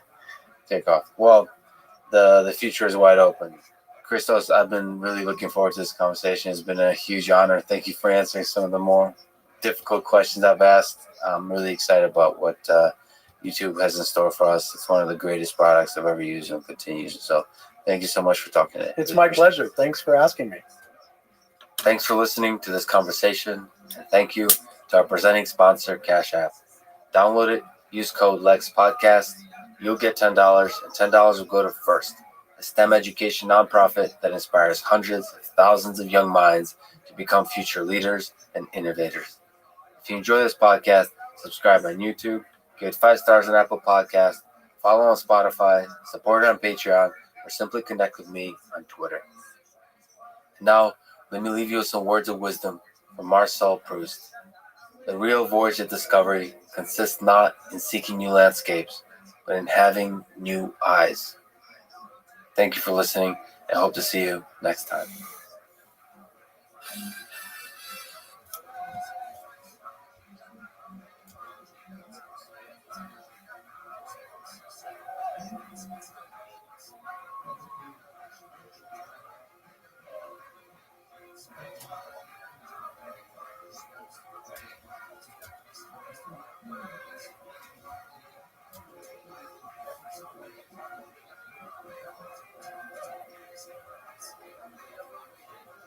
following is a conversation with David Chalmers. He's a philosopher and cognitive scientist specializing in areas of philosophy of mind, philosophy of language, and consciousness. He's perhaps best known for formulating the hard problem of consciousness, which can be stated as, why does the feeling which accompanies awareness of sensory information exist at all? Consciousness is almost entirely a mystery. Many people who worry about AI safety and ethics believe that in some form consciousness can and should be engineered into AI systems of the future. So while there's much mystery, disagreement, and discoveries yet to be made about consciousness, these conversations, while fundamentally philosophical in nature, may nevertheless be very important for engineers of modern AI systems to engage in. This is the Artificial Intelligence Podcast. If you enjoy it, subscribe on YouTube, give it 5 stars on Apple Podcasts, support it on Patreon, or simply connect with me on Twitter at Lex Friedman, spelled Fridman. As usual, I'll do 1 or 2 minutes of ads now, and never any ads in the middle that can break the flow of the conversation. I hope that works for you and doesn't hurt the listening experience. This show is presented by Cash App, the #1 finance app in the App Store.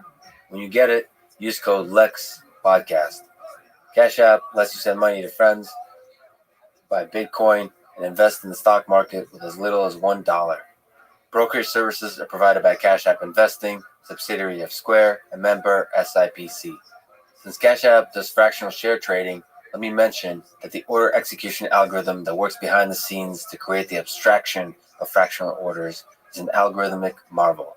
So big props to the Cash App engineers for solving a hard problem that in the end provides an easy interface that takes a step up to the next layer of abstraction over the stock market, making trading more accessible for new investors and diversification much easier.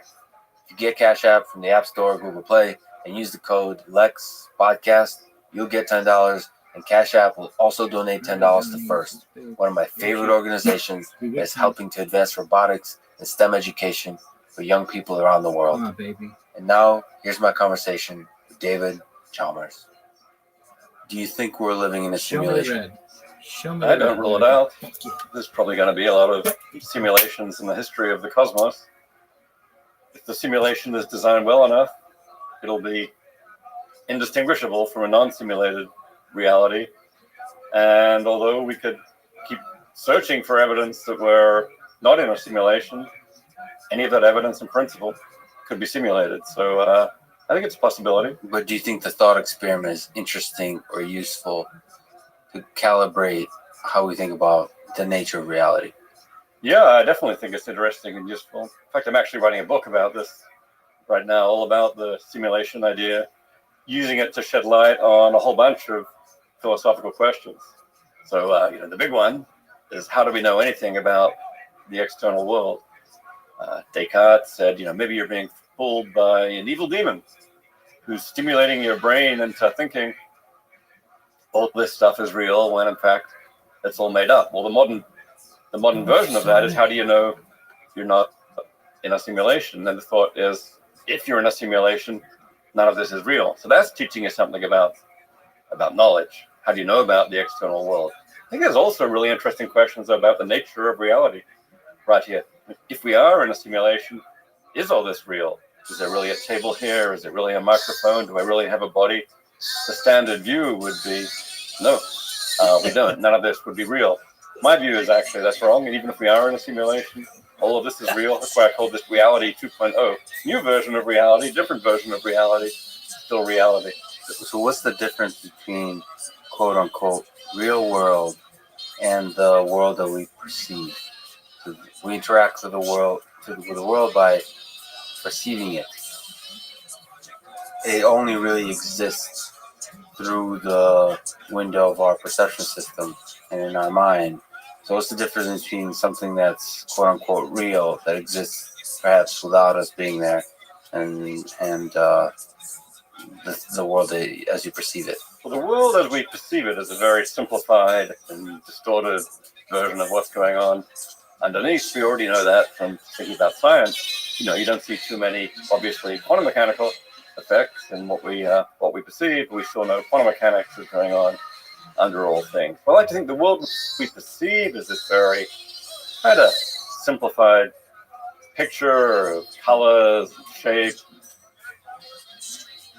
existing in space, and so on. And we know that's what the philosopher Wilfred Sellers called the manifest image, the world as it seems to us. We already know underneath all that is a very different scientific image with atoms, or quantum wave functions, or superstrings, or whatever the latest thing is. And that's the ultimate scientific reality. So I think of the simulation idea as basically another hypothesis about what the ultimate, say, quasi-scientific or a metaphysical reality is going on underneath the world of the manifest image. The world of the manifest image is this very simple thing that we interact with that's neutral on the underlying stuff of reality. Science can help tell us about that. Maybe philosophy can help tell us about that too. And if we eventually take the red pill and find out we're in a simulation, my view is that's just another view about what reality is made of. You know, the philosopher Immanuel Kant said, what is the nature of the thing in itself? You know, I've got a glass here and it's got all these, it appears to me a certain way, a certain shape, it's liquid, it's clear. And he said, what is the nature of the thing in itself? Well, I think of the simulation idea, it's a hypothesis about the nature of the thing in itself. It turns out if we're in a simulation, the thing in itself, nature of this glass, okay, it's actually a bunch of data structures running on a computer in the next universe up.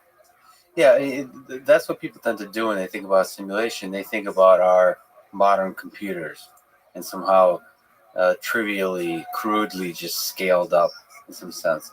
But do you think the simulation, I mean, in order to actually simulate something as complicated as our universe that's made up of molecules and atoms and particles and quarks and maybe even strings, all of that would require something just infinitely many orders of magnitude more of scale and complexity.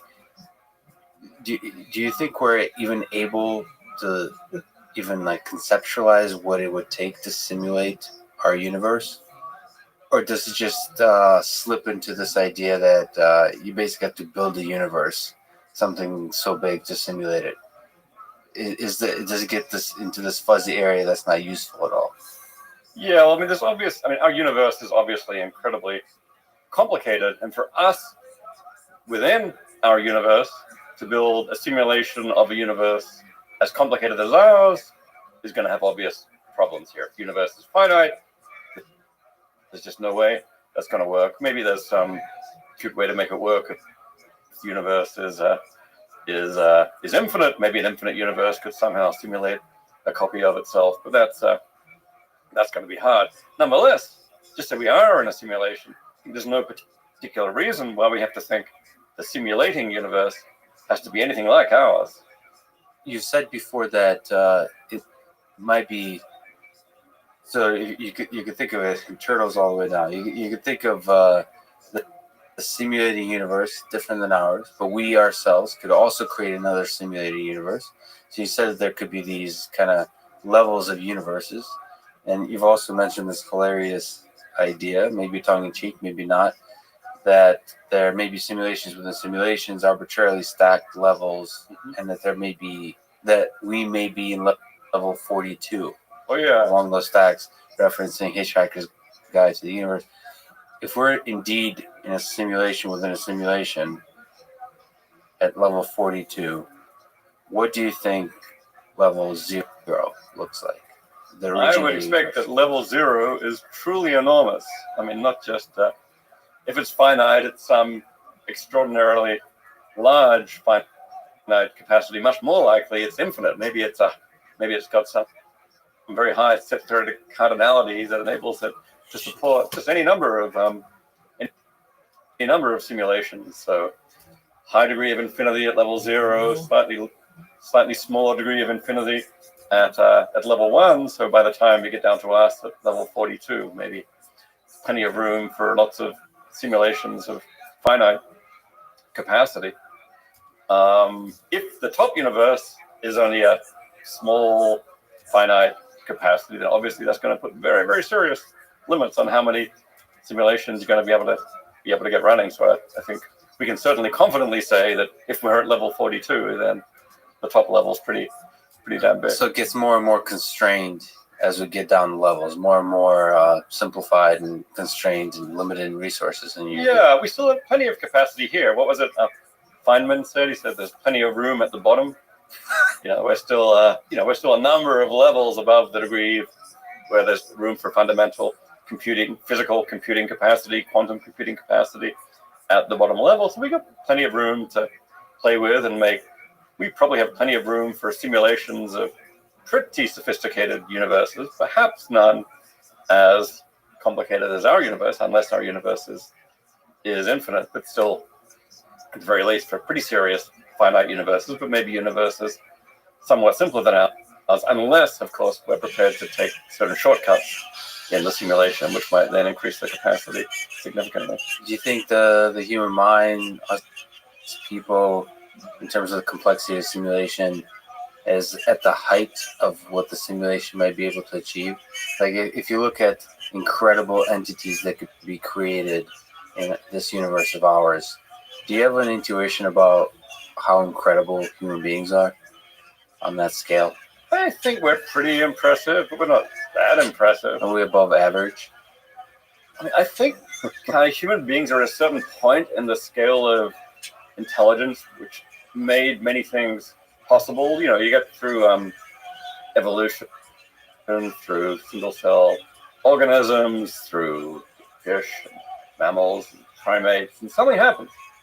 Once you get to human beings, we've just reached that level where we get to develop language, we get to develop certain kinds of culture, we get to develop certain kinds of collective thinking that has enabled all this amazing stuff to happen, science and literature and engineering and culture and so on. So we are just at the beginning of that on the evolutionary threshold. It's kind of like we just got there, who knows, a few thousand or tens of thousands of years ago. So we're probably just at the very beginning for what's possible there. So I'm inclined to think among the scale of intelligent beings, we're somewhere very near the bottom. I would expect that, for example, if we're in a simulation, then the simulators who created us have the capacity to be far more sophisticated. For at level 42, who knows what the ones at level 0 are like. It's also possible that this is the epitome of what is possible to achieve. So we as human beings see ourselves maybe as flawed, see all the constraints, all the limitations, but maybe that's the magical, the beautiful thing. Maybe those limitations are the essential elements for an interesting, sort of that edge of chaos, that interesting existence. That if you make us much more intelligent, if you make us much more powerful in any kind of dimension of performance, maybe you lose something fundamental that makes life worth living. So you kind of have this optimistic view that we're this little baby, that then there's so much growth and potential. But this could also be it. This is the most amazing thing is us. Maybe what you're saying is consistent with what I'm saying. I mean, we still have levels of intelligence far beyond us. But maybe those levels of intelligence, on your view, would be kind of boring, and we kind of get so good at everything, and life suddenly becomes unidimensional. So we're just inhabiting this one spot of like maximal romanticism in the history of evolution. Yeah. You get to humans, and it's like, and in years to come, our super intelligent descendants are gonna look back at us and say, those were the days when they just hit the point of inflection and life was interesting. I am an optimist, so I'd like to think that, if there is super intelligence somewhere in the future, they'll figure out how to make life super interesting and super romantic. Well, you know what they're going to do. So what they're going to do is they realize how boring life is when you're super intelligent. So they create a new level of a simulation and sort of live through the things they've created by watching them stumble about in their flawed ways. So maybe so you create a new level of a simulation every time you get really bored with how smart and this would be kind of sad though, because we showed the peak of their existence would be like watching simulations for entertainment. It's like saying the peak of our existence now is Netflix. No, it's all right. A flip side of that could be the peak of our existence for many people, having children and watching them grow. That becomes very meaningful. Okay, So you create a simulation. It's like creating a family. creating any kind of creation is kind of a powerful act. Do you think it's easier to simulate the mind or the universe? So I've heard several people, including Nick Bostrom, think about ideas of, maybe you don't need to simulate the universe, you can just simulate the human mind, or in general, just the distinction between simulating the entirety of it, the entirety of the physical world, or just simulating the mind. Which one do you see as more challenging? Well, I think in some sense the answer is obvious. It has to be simpler to simulate the mind than to simulate the universe, because the mind is part of the universe. And in order to fully simulate the universe, you're going to have to simulate the mind. So unless we're talking about partial simulations. And I guess the question is, which comes first? Does the mind come before the universe, or does the universe come before the mind? So the mind could just be an emergent phenomena in this universe. So simulation is an interesting thing. That it's not like creating a simulation perhaps requires you to program every single thing that happens in it. It's just defining a set of initial conditions and rules based on which it behaves. Simulating the mind requires you to have a little bit more. We're now in a little bit of a crazy land, but it requires you to understand the fundamentals of cognition, perhaps of consciousness, of perception, of everything like that. That's not created through some kind of emergence from basic physics laws, but more requires you to actually understand the fundamentals of the mind. How about if we said to simulate the brain? The brain. Rather than the mind. So the brain is just a big physical system. The universe is a giant physical system. To simulate the universe, at the very least, you're going to have to simulate the brains as well as all the other physical systems within it. And it's not obvious that the problems are any worse for the brain than for its particularly complex physical system. But if we can simulate arbitrary physical systems, we can simulate brains. There is this further question of whether, when you simulate a brain, will that bring along all the features of the mind with it? Like, will you get consciousness? Will you get thinking? Will you get free will? And so on. And that's something philosophers have argued over for years. My own view is if you simulate the brain well enough, that will also simulate the mind. But yeah, there's plenty of people who would say no. You'd merely get a simulation of a brain without any true consciousness. But for you put together a brain, the consciousness comes with it, arise. Yeah, I don't think it's obvious. That's your intuition. My view is roughly that, what is responsible for consciousness? It's in the patterns of information processing and so on, rather than, say, the biology that it's made of. There's certainly plenty of people out there who think consciousness has to be, say, biological. So if you merely replicate the patterns of information processing in a non-biological substrate, you'll miss what's crucial for consciousness. I mean, I just don't think there's any particular reason to think that biology is special here. You can imagine substituting the biology for non-biological systems, say silicon circuits that play the same role. The behavior will continue to be the same. And, I think just thinking about what is the true, when I think about the connection, the isomorphisms between consciousness and the brain, the deepest connections to me seem to connect consciousness to patterns of information processing, not to specific biology. So I at least adopted as my working hypothesis that basically it's the computation and the information that matters for consciousness. At the same time, we don't understand consciousness, so all this could be wrong. So the computation, the flow, the processing, manipulation of information, the process is where the software is where the consciousness comes from, not the hardware. Roughly the software, yeah. The patterns of information processing, at least in the hardware, which we could view as software. It may not be something you can just like program and load and erase and so on in the way we can with ordinary software, but it's something at the level of information processing rather than at the level of implementation. So on that, what do you think of the experience of self, just the experience of the world in a virtual world, in virtual reality? Is it possible that we can create sort of offsprings of our consciousness by existing in a virtual world long enough?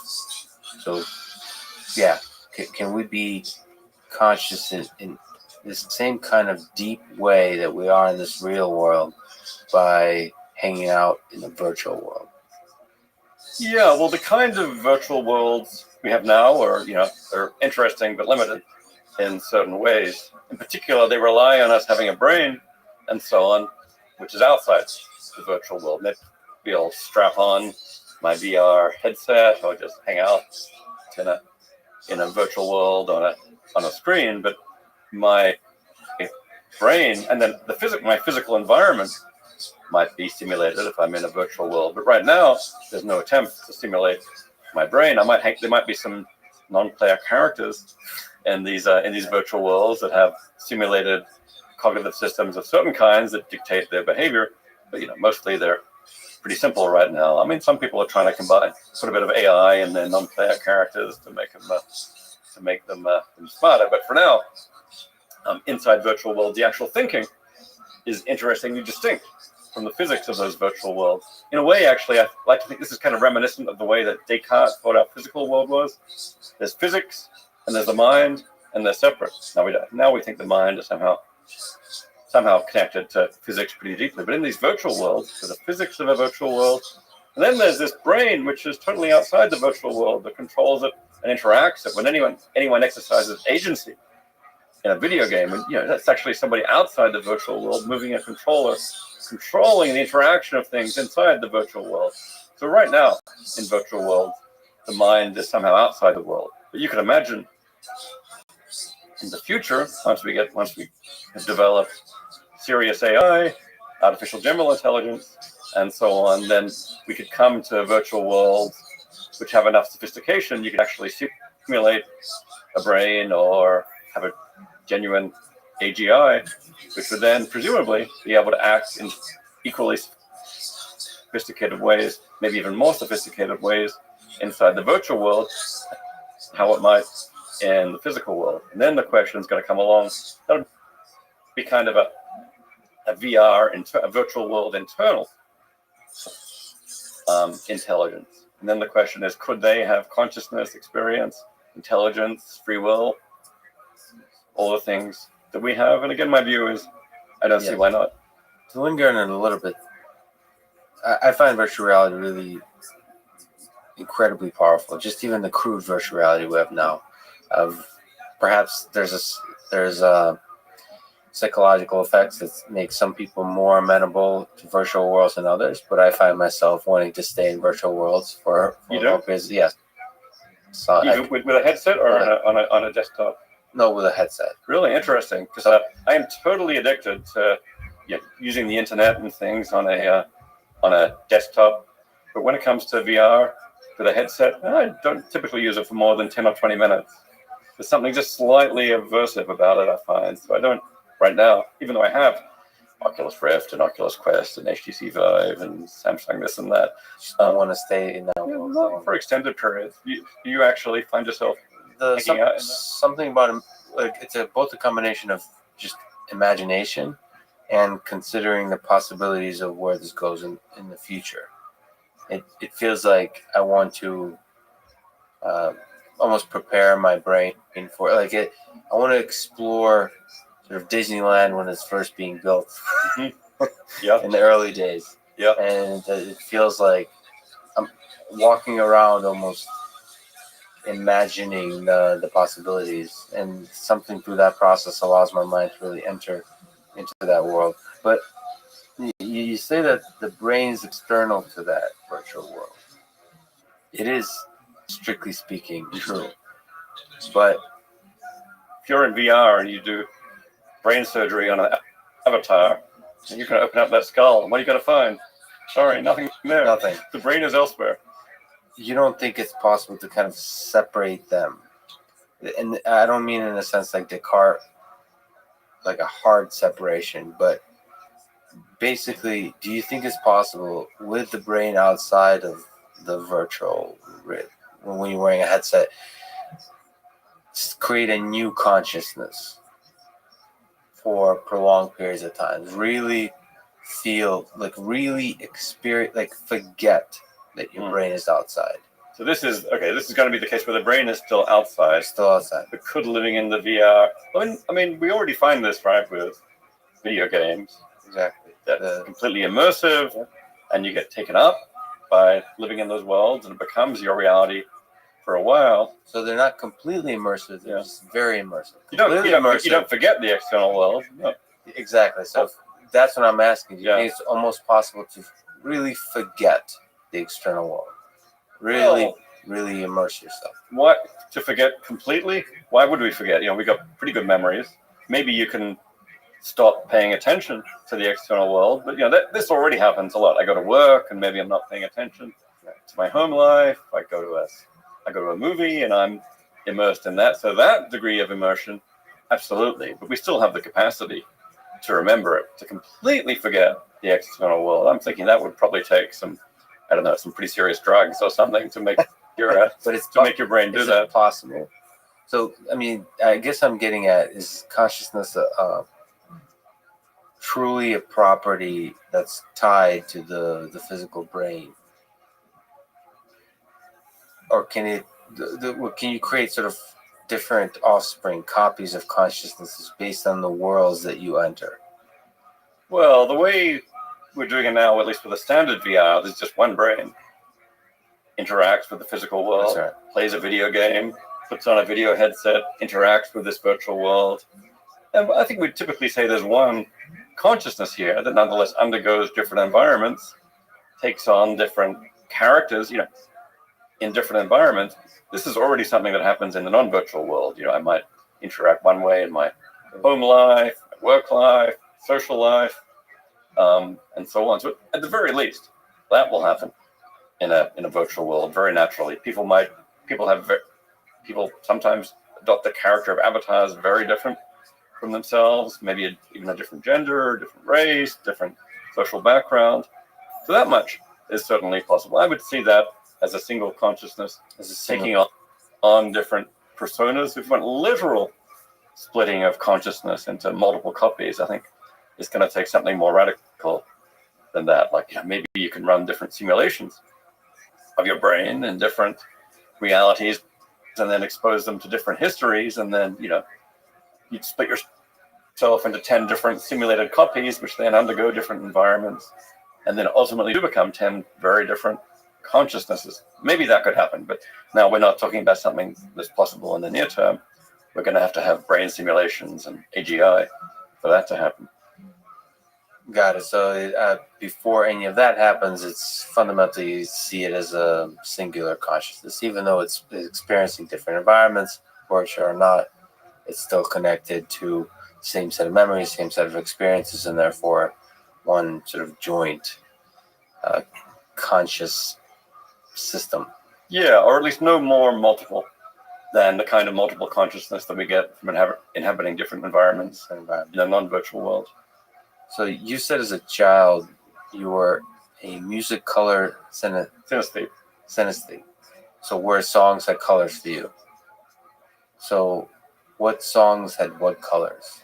This is funny. I didn't pay much attention to this at the time, but I'd listen to a piece of music and I'd get some kind of imagery of a kind of color. The weird thing is, mostly they were murky, dark greens and olive browns, and the colors weren't all that interesting. I don't know what the reason is. My theory is that maybe it's like different chords and tones provided different colors, and they all tended to get mixed together into these somewhat uninteresting browns and greens. But every now and then, there'd be something that had a really pure color. So there's just a few that I remember. There was a Here, There, and Everywhere by the Beatles. It was bright red. It has this, very distinctive tonality and its chord structure at the beginning. So that was bright red. There was this song by the Alan Parsons Project called Ammonia Avenue. That was kind of a pure blue. Anyway, I've got no idea how this happened. I didn't even pay that much attention until it went away when I was about 20. This synesthesia often goes away. So is it purely just the perception of a particular color, or was there a positive or negative experience with it? Like, was blue associated with a positive and red with a negative? Or is it simply the perception of color associated with some characteristic of the song? For me, I don't remember a lot of association with emotion or with value. It's just this kind of weird and interesting fact. I mean, at the beginning, I thought this was something that happened to everyone. Songs of colors. Maybe I mentioned it once or twice, and people said, no. It was like, I thought it was kind of cool when there was one that had one of these especially pure colors, but only much later, once I became a grad student thinking about the mind, did I read about this phenomenon called synesthesia. And it's like, hey, that's what I had. And now I occasionally talk about it in my classes, in intro class, and it still happens sometimes. A student comes up and says, hey, I have that. I never knew about that. I never knew it had a name. You said that it went away at age 20 or so. Mm-hmm. And that you have a journal entry from around then saying songs don't have colors anymore. What happened? What happened? Yeah, I was definitely sad that it was gone. That in retrospect, it was like, hey, that's cool. The colors have gone. Yeah, can you think about that for a little bit? Do you miss those experiences? Because it's a fundamentally different sets of experiences that you no longer have. Mm-hmm. Or is it just a nice thing to have had? You don't see them as that fundamentally different than you visiting a new country and experiencing new environments. I guess for me, when I had these experiences, they were somewhat marginal. They were like a little bonus kind of experience. I know there are people who have much more serious forms of synesthesia than this, for whom it's absolutely central to their lives. I know people who, when they experience new people, they have colors, maybe they have tastes, and so on. Every time they see writing, it has colors. Some people, whenever they hear music, it's got a certain really rich color pattern, and for some synesthetes, it's absolutely central. I think if they lost it, they'd be devastated. Again, for me, it was a very, very mild form of synesthesia, and it's like those interesting experiences. You might get under different altered states of consciousness and so on. I find this kind of cool, but not necessarily the single most important experiences in your life. Got it. So let's try to go to the very simplest question that you've answered many times, but perhaps the simplest things can help us reveal, even in time, some new ideas. So what, in your view, is consciousness? What is qualia? What is the hard problem of consciousness? Consciousness, I mean, the word is used many ways, but the kind of consciousness that I'm interested in is basically subjective experience. What it feels like from the inside to be a human being or any other conscious being. I mean, there's something it's like to be me. Right now, I have visual images that I'm experiencing. I'm hearing my voice. I've got maybe some emotional tone. I've got a stream of thoughts running through my head. These are all things that I experience from the first person point of view. I've sometimes called this the inner movie in the mind. It's not a perfect metaphor. It's not like a movie in every ways, and in every way, and it's very rich. But yeah, it's just direct, subjective experience, and I call that consciousness, or sometimes philosophers use the word qualia, which you suggested. People tend to use the word qualia for things like the qualities of things like colors, redness, the experience of redness versus the experience of greenness, the experience of one taste or one smell versus another, the experience of the quality of pain. And, a lot of consciousness is the experience of those qualities. Well, consciousness is bigger. The entirety of any kind of experience. I mean, consciousness of thinking is not obviously qualia. It's not like specific qualities like redness or greenness, but still I'm thinking about my hometown, and I'm thinking about what I'm going to do later on. Maybe there's still something running through my head, which is subjective experience. Maybe it goes beyond those qualities or qualia. Philosophers sometimes use the word phenomenal consciousness for consciousness in this sense. I mean, people also talk about access consciousness, being able to access information in your mind.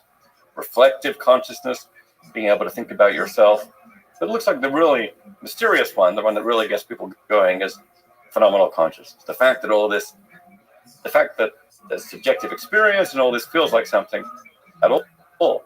And then the hard problem is, why is it that there is phenomenal consciousness at all? And how is it that physical processes in a brain could give you subjective experience? It looks like, on the face of it, you can have all this big, complicated physical system in a brain running and without it giving subjective experience at all. And yet we do have subjective experience. So the hard problem is just explain that.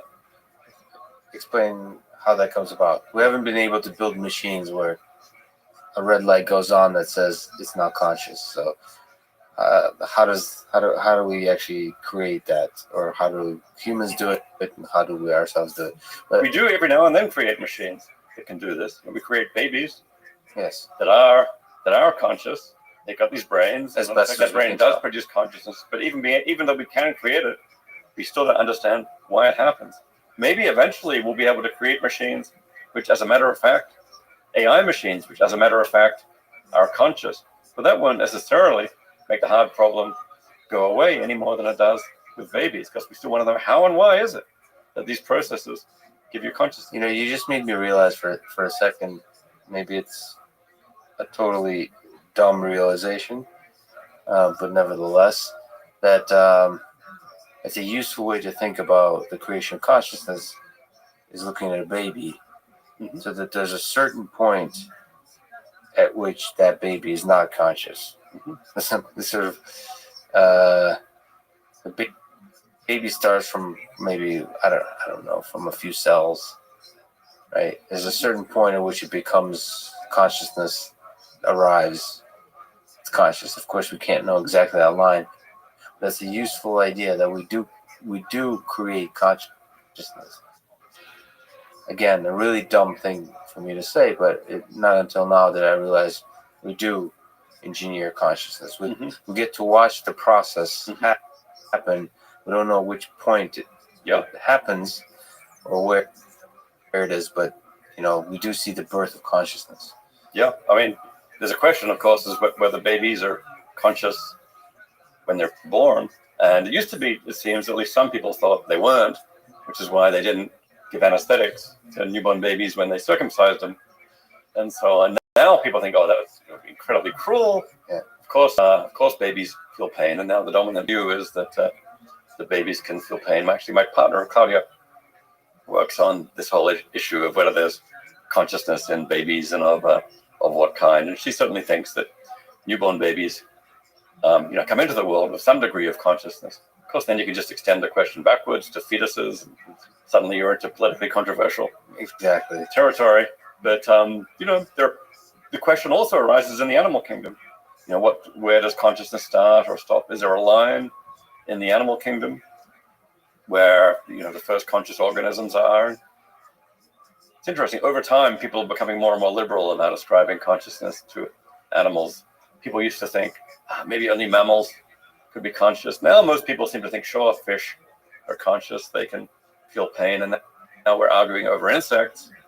You'll find people out there who say plants have some degree of consciousness. So, who knows where it's going to end. The far end of this chain is the view that every physical system has some degree of consciousness. Philosophers call that panpsychism. I take that view. I mean, that's a fascinating way to view reality. So if you can linger on panpsychism for a little bit, what does it mean? So it's not just plants are conscious. I mean, it's that consciousness is a fundamental fabric of reality. What does that mean to you? How are we supposed to think about that? Well, we're used to the idea that some things in the world are fundamental, right? In physics, Like what? So we take things like space or time, or space-time, mass, charge as fundamental properties of the universe. You don't reduce them to something simpler. You take those for granted. You've got some laws that connect them. Here is how mass and space and time evolve. Theories like relativity or quantum mechanics or some future theory that we'll unify them both. But everyone says you got to take some things as fundamental. And if you can't explain one thing in terms of the previous fundamental things, you have to expand. Maybe something like this happened with Maxwell. You ended up with fundamental principles of electromagnetism and charge as fundamental because it turned out that was the best way to explain it. So I at least take seriously the possibility something like that could happen with consciousness. Take it as a fundamental property like space, time, and mass. And instead of trying to explain consciousness wholly in terms of the evolution of space, time, and mass, and so on, take it as a primitive and then connect it to everything else by some fundamental laws. I mean, there's this basic problem that the physics we have now looks great for solving the easy problems of consciousness, which are all about behavior. They give us a complicated structure and dynamics. They tell us how things are going to behave, what kind of observable behavior they'll produce, which is great for the problems of explaining how we walk and how we talk and so on. Those are the easy problems of consciousness. But the hard problem was this problem about subjective experience. Just doesn't look like that kind of problem about structure, dynamics, how things behave. It's hard to see how existing physics is going to give you a full explanation of that. Certainly, trying to get a physics view of consciousness, yes, there has to be a connecting point, and it could be at the very axiomatic, at the very beginning level. But I mean, first of all, there's a crazy idea that everything has properties of consciousness. At that point, the word consciousness is already beyond the reach of our current understanding, like far, because it's so far from, at least for me, maybe you can correct me, it's far from the experiences that we have, that I have as a human being. To say that everything is conscious, that means that basically, another way to put that, if that's true, then we understand almost nothing about that fundamental aspect of the world. How do you feel about saying an ant is conscious? Do you get the same reaction to that, or is that something you can understand? I can understand ant. I can't understand an atom, a Plant. particle. Plant. So I'm comfortable with living things on Earth being conscious, because there's some kind of agency where they're similar size to me, and they can be born and they can die, and that is understandable intuitively. Of course, you anthropomorphize, you put yourself in the place of the plant, but I can understand it. I mean, I'm not like I don't believe actually that plants are conscious or that plants suffer, but I can understand that kind of belief, that kind of idea. How do you feel about robots? Like the kind of robots we have now? If I told you like that, a Roomba had some degree of consciousness, or some deep neural network. I could understand that a Roomba has consciousness. I just had spent all day at iRobot. I personally love robots and have a deep connection with robots, so I also probably anthropomorphize them. There's something about the physical object. So there's difference than a neural network. A neural network running in software. To me, the physical object, something about the human experience allows me to really see that physical object as an entity. And if it moves, and moves in a way that I didn't program it, where it feels that it's acting based on its own perception, and yes, self-awareness and consciousness, even if it's a Roomba, then you start to assign it some agency, some consciousness. So, but to say that panpsychism, that consciousness is a fundamental property of reality, is a much bigger statement. That it's like turtles all the way. It doesn't end. The whole thing is so like how I know it's full of mystery, but if you can linger on it, like how do you think about reality if consciousness is a fundamental part of its fabric. The way you get there is from thinking, can we explain consciousness given the existing fundamentals? And then if you can't, as at least right now, it looks like, then you've got to add something. It doesn't follow that you have to add consciousness. Here's another interesting possibility is, we'll add something else. Let's call it proto-consciousness, or X. Right. And then it turns out space, time, mass, plus X will somehow collectively give you the possibility for consciousness. So I don't rule out that view. Either I call that pan-proto-psychism, because maybe there's some other property, proto-consciousness, at the bottom level. And if you can't imagine there's actually genuine consciousness at the bottom level, well, I think we should be open to the idea there's this other thing, X. Maybe we can't imagine that somehow gives you consciousness. But if we are playing along with the idea that there really is genuine consciousness at the bottom level, of course, this is going to be way out and speculative, but, at least in, say, if it was classical physics, then you'd end up saying, well, every little atom, with a bunch of particles in space-time, each of these particles has some kind of consciousness whose structure mirrors maybe their physical properties, like its mass, charge, its velocity, and so on. The structure of its consciousness would roughly correspond to that. And the physical interactions between particles. I mean, there's this old worry about physics. I mentioned this before in this issue about the manifest image. We don't really find out about the intrinsic nature of things. Physics tells us about how a particle relates to other particles and interacts. It doesn't tell us about what the particle is in itself. That was Kant's thing in itself. So here's a view. The nature in itself of a particle is something mental. A particle is actually a little conscious subject with properties of its consciousness that correspond to its physical properties. The laws of physics are actually ultimately relating these properties of conscious subjects. So in this view, a Newtonian world actually would be a vast collection of little conscious subjects at the bottom level, way, way simpler than we are, without free will or rationality or anything like that. But that's what the universe would be like. Now, of course, that's a vastly speculative view. No particular reason to think it's correct. Furthermore, non-Newtonian physics, say quantum mechanical wave function, suddenly it starts to look different. It's not a vast collection of conscious subjects. Maybe there's ultimately one big wave function for the whole universe. Corresponding to that might be something more like a single conscious mind whose structure corresponds to the structure of the wave function. People sometimes call this cosmopsychism. And now, of course, we're in the realm of extremely speculative philosophy. There's no direct evidence for this, but if you want a picture of what that universe would be like, think, giant cosmic mind with enough richness and structure among it to replicate all the structure of physics.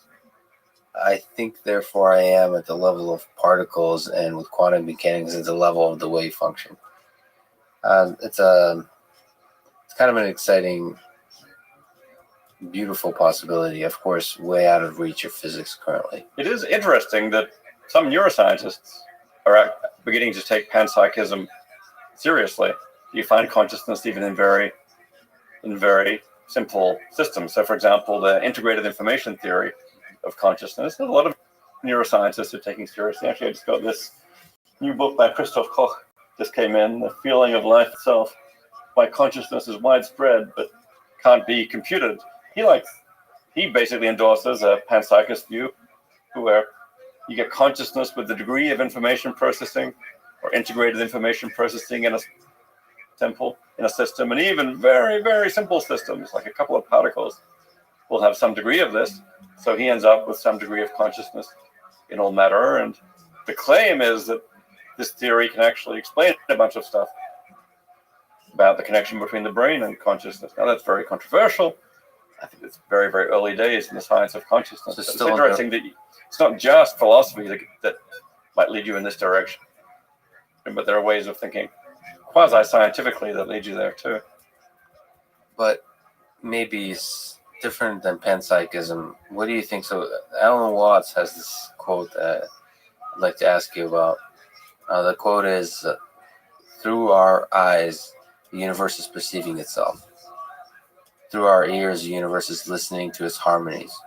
We are the witnesses to which the universe becomes conscious of its glory, of its magnificence. So that's not panpsychism. Do you think that we are essentially the tools, the senses the universe created to be conscious of itself? It's an interesting idea. Of course, if you went for the giant cosmic mind view, then the universe was conscious all along. It didn't need us. We're just little components of the universal consciousness. Likewise, if you believe in panpsychism, then there was some little degree of consciousness at the bottom level all along, and we were just a more complex form of consciousness. So I think maybe the quote you mentioned works better. If you're not a panpsychist, you're not a cosmopsychist, you think consciousness just exists at this intermediate level, and of course that's the orthodox view. That you would say is the common view. So is your own view with panpsychism a rarer view? I think it's generally regarded certainly as a speculative view held by a fairly small minority of at least theorists. Most philosophers and most scientists who think about consciousness are not panpsychists. There's been a bit of a movement in that direction for the last 10 years or so. It seems to be quite popular, especially among the younger generation, but it's still very definitely a minority view. Many people think it's totally batshit crazy, to use a technical term. But It's a philosophical term. yeah, so the orthodox view, I think, is still consciousness is something that humans have, and some good number of non-human animals have, and maybe AIs might have one day, but it's restricted. On that view, then there was no consciousness at the start of the universe, and maybe none at the end, but it is this thing which happened at some point in the history of the universe. Consciousness developed, and yes, that's a very amazing event on this view, because many people are inclined to think consciousness is what somehow gives meaning to our lives. Without consciousness, there'd be no meaning, no true value, no good versus bad, and so on. So with the advent of consciousness, suddenly the universe went from meaningless to somehow meaningful.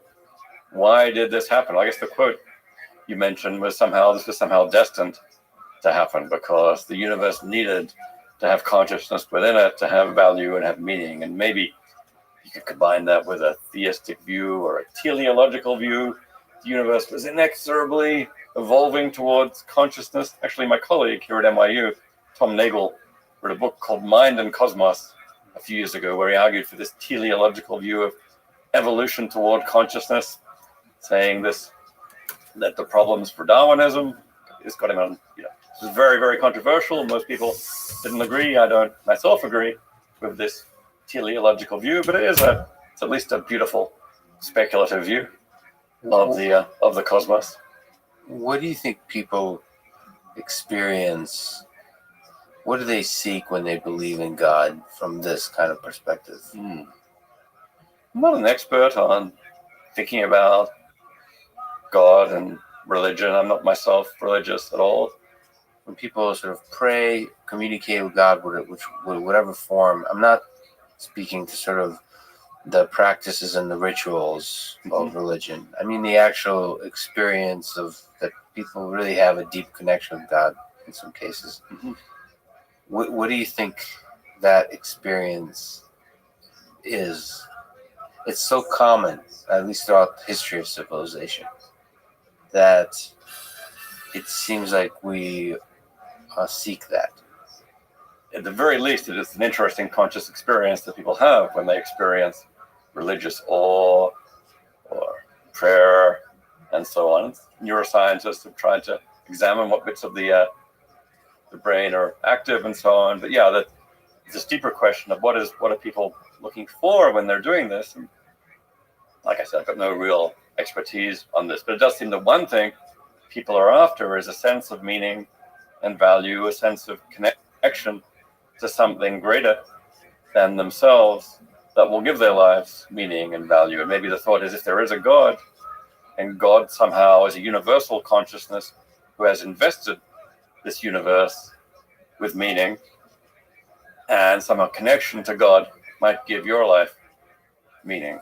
I think I can kind of see the attractions of that, but still makes me wonder, why is it exactly that a universal consciousness, God, would be needed to give the world meaning. If universal consciousness can give the world meaning, why can't local consciousness give the world meaning too? So I think my consciousness gives my world Is the thing, meaning. is the origin of meaning for your world. Yeah, I experience things as good or bad, happy, sad, interesting, important. So my consciousness invests this world with meaning. Without any consciousness, maybe it would be a bleak, meaningless universe. But I don't see why I need someone else's consciousness or even God's consciousness to give this universe meaning. Here we are, local creatures with our own subjective experiences. I think we can give the universe meaning ourselves. So, maybe to some people that feels inadequate. Yeah, our own local consciousness is somehow too puny and insignificant to invest any of this with cosmic significance, and maybe God gives you a sense of cosmic significance. But I'm just speculating here. So that, it's a really interesting idea that consciousness is the thing that makes life meaningful. If you could maybe just briefly explore that for a second. So I suspect, just from listening to you now, you mean in an almost trivial sense, just the day-to-day experiences of life have, because of you attach identity to it. Mm-hmm. They become, well, I guess I want to ask something I would always wanted to ask a legit, world-renowned philosopher. What is the meaning of life? So I suspect you don't mean consciousness gives any kind of greater meaning to it all. Yeah. And more to day. But is there greater meaning to it all? I think life has meaning for us because we are conscious. So without consciousness, no meaning. Consciousness invests our life with meaning. So consciousness is the source, of my view, of the meaning of life. But I wouldn't say consciousness itself is the meaning of life. I'd say what's meaningful in life is basically what we find meaningful, what we experience as meaningful. So if you find meaning and fulfillment and value in, say, intellectual work, like understanding, then that's a very significant part of the meaning of life for you. If you find it in social connections or in raising a family, then that's the meaning of life for you. The meaning kind of comes from what you value as a conscious creature. So I think on this view, there's no universal solution. No universal answer to the question, what is the meaning of life? The meaning of life is where you find it as a conscious creature. But it's consciousness that somehow makes value possible. Experiencing some things as good or as bad or as meaningful somehow comes from within consciousness. So you think consciousness is a crucial component, ingredient of assigning value to things? There's kind of a fairly strong intuition that without consciousness, there wouldn't really be any value. If we just had a universe of unconscious creatures, would anything be better or worse than anything else? Certainly when it comes to ethical dilemmas, about the old trolley problem. Do you kill one person or do you switch to the other track to kill five? Well, I've got a variant on this. The zombie trolley problem, where there's one conscious being on one track and five humanoid zombies. Let's make them robots. Yeah. Who are not conscious on the other track. Do you, given that choice, do you kill the one conscious being or the five unconscious robots? Most people have a fairly clear intuition here. Yeah. Kill the unconscious beings because they don't have a meaningful life. They're not really persons, conscious beings. Of course, at all. We don't have good intuition about something like an unconscious being. So in philosophical terms, what you refer to as a zombie, it's a useful thought experiment, construction in philosophical terms, but we don't yet have them. So that's kind of what we may be able to create with robots.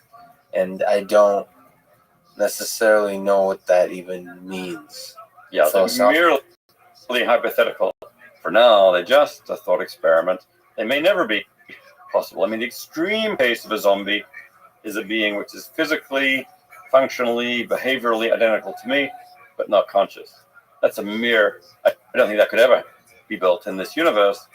The question is just, does that hypothetically make sense? That's kind of a useful contrast class to raise questions like, why aren't we zombies? How does it come about that we're conscious? And we're not like that. But there are less extreme versions of this, like robots, which are maybe not physically identical to us, maybe not even functionally identical to us. Maybe they've got a different architecture, but they can do a lot of sophisticated things, maybe carry on a conversation, but they're not conscious. But that's not so far out. We've got simple computer systems, at least tending in that direction now, and presumably this is going to get more and more sophisticated over years to come, where we may have some pretty, at least quite straightforward to conceive of, some pretty sophisticated robot systems that can use language and be fairly high functioning without consciousness at all. And I stipulate that. I mean, of course, there's this tricky question of how you would know whether they're conscious. But let's say we somehow solve that, and we know that these high functioning robots are unconscious. Then the question is, do they have moral status? Does it matter how we treat them? What does moral status mean? Sorry. Does basically it's that question: can they suffer? Does it matter how we treat them? Are we, for example, if I mistreat this glass, this cup, by shattering it, then that's bad. Well, why is it bad? That's going to make a mess. It's going to be annoying for me and my partner, and so on. It's not bad for the cup. No one would say the cup itself has moral status. Hey, you hurt the cup, and that's doing it a moral harm. Likewise, plants. Well, again, if they're not conscious, most people think if by uprooting a plant, you're not harming it. But if a being is conscious, on the other hand, then you are harming it. So Siri, or I dare not say the name of Alexa. Anyway, so we don't think we're morally harming Alexa by turning her off or disconnecting her or even destroying her, whether it's the system or the underlying software system, because we don't really think she's conscious. On the other hand, you move to like the disembodied being in the movie Her, Samantha. I guess she was kind of presented as conscious, and then if you destroyed her, you'd certainly be committing a serious harm. So I think our strong sense is, if a being is conscious and can undergo subjective experiences, then it matters morally how we treat them. So if a robot is conscious, it matters. But if a robot is not conscious, then they're basically just meat or a machine, and it doesn't matter. So I think at least maybe how we think about this stuff is fundamentally wrong, but I think a lot of people who think about this stuff seriously, including people who think about, say, the moral treatment of animals and so on, come to the view that consciousness is ultimately kind of the line between systems where we have to take them into account in thinking morally about how we act, and systems for which we don't. And I think I've seen you either write or talk about the demonstration of consciousness from a system like that, from a system like Alexa or a conversational agent, that what you would be looking for is kind of at the very basic level for the system to have an awareness that I'm just a program, and yet why do I experience this? Mm-hmm. Or not to have that experience, but to communicate that to you. So that's what us humans would sound like if you all of a sudden woke up one day like Kafka, right, in the body of a bug or something. Mm-hmm. But in a computer, you all of a sudden realize you don't have a body, mm-hmm. and yet you would feeling what you're feeling. You would probably say those kinds of things. Mm-hmm. So do you think a system essentially becomes conscious by convincing us that it's conscious through the words that I just mentioned? So by being confused about the fact that why am I having these experiences? So basically, I don't think this is what makes you conscious, but I do think being puzzled about consciousness is a very good sign that a system is conscious. So if I encountered a robot that actually seemed to be genuinely puzzled by its own mental states and saying, yeah, I have all these weird experiences, and I don't see how to explain them. I know I'm just a set of silicon circuits, but I don't see how that would give you my consciousness. I would at least take that as some evidence that there's some consciousness going on there. I don't think a system needs to be puzzled about consciousness to be conscious. Many people aren't puzzled by their consciousness. Animals don't seem to be puzzled at all. I still think they're conscious. So I don't think that's a requirement on consciousness. But I do think if we're looking for signs for consciousness, say in AI systems, one of the things will help convince me that an AI system is conscious is if it shows signs of introspectively recognizing something like consciousness and finding this philosophically puzzling in the way that we do.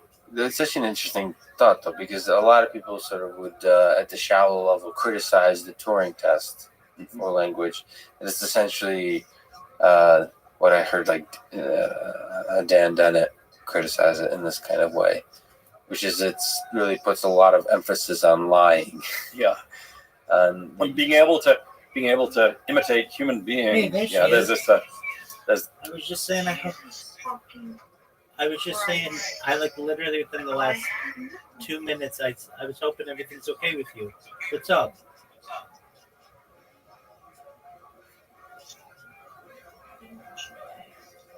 Oh, just another day in the life of a All right, like literally, I was like within the last minute, I said to the camera, "I hope everything's okay with Audie." That did not sound good. So what happened? Can I wash my face? I'm literally like trying to. You do. You do you.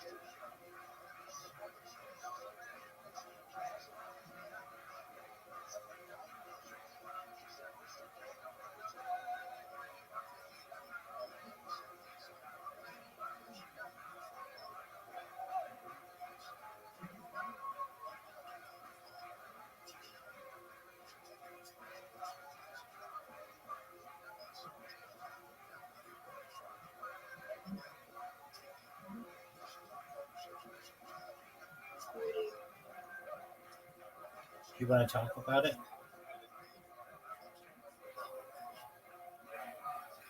It's okay if you don't. The neighbors weird. I've said shit about him. Yeah, it sounds like he's super creepy. To my dad. Yeah, and I've said shit to my quote unquote partner. Like a month ago, like when I was pregnant, like he was she wasn't talking to me. He asked me to come inside, and I thought it was like normal and shit, but he the way that he touched me, and then directly after that, told me that his wife wasn't there. That was the first time he was weird to me. I tried to avoid him for a long time, but ever since I came back here,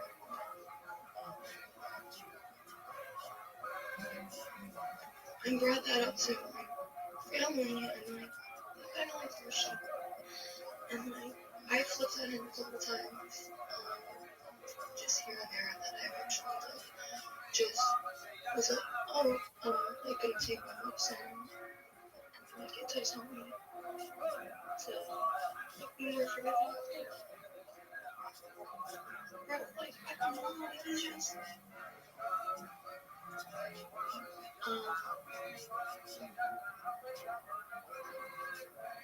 it's not that serious, but it sounds crazy, but it is serious because,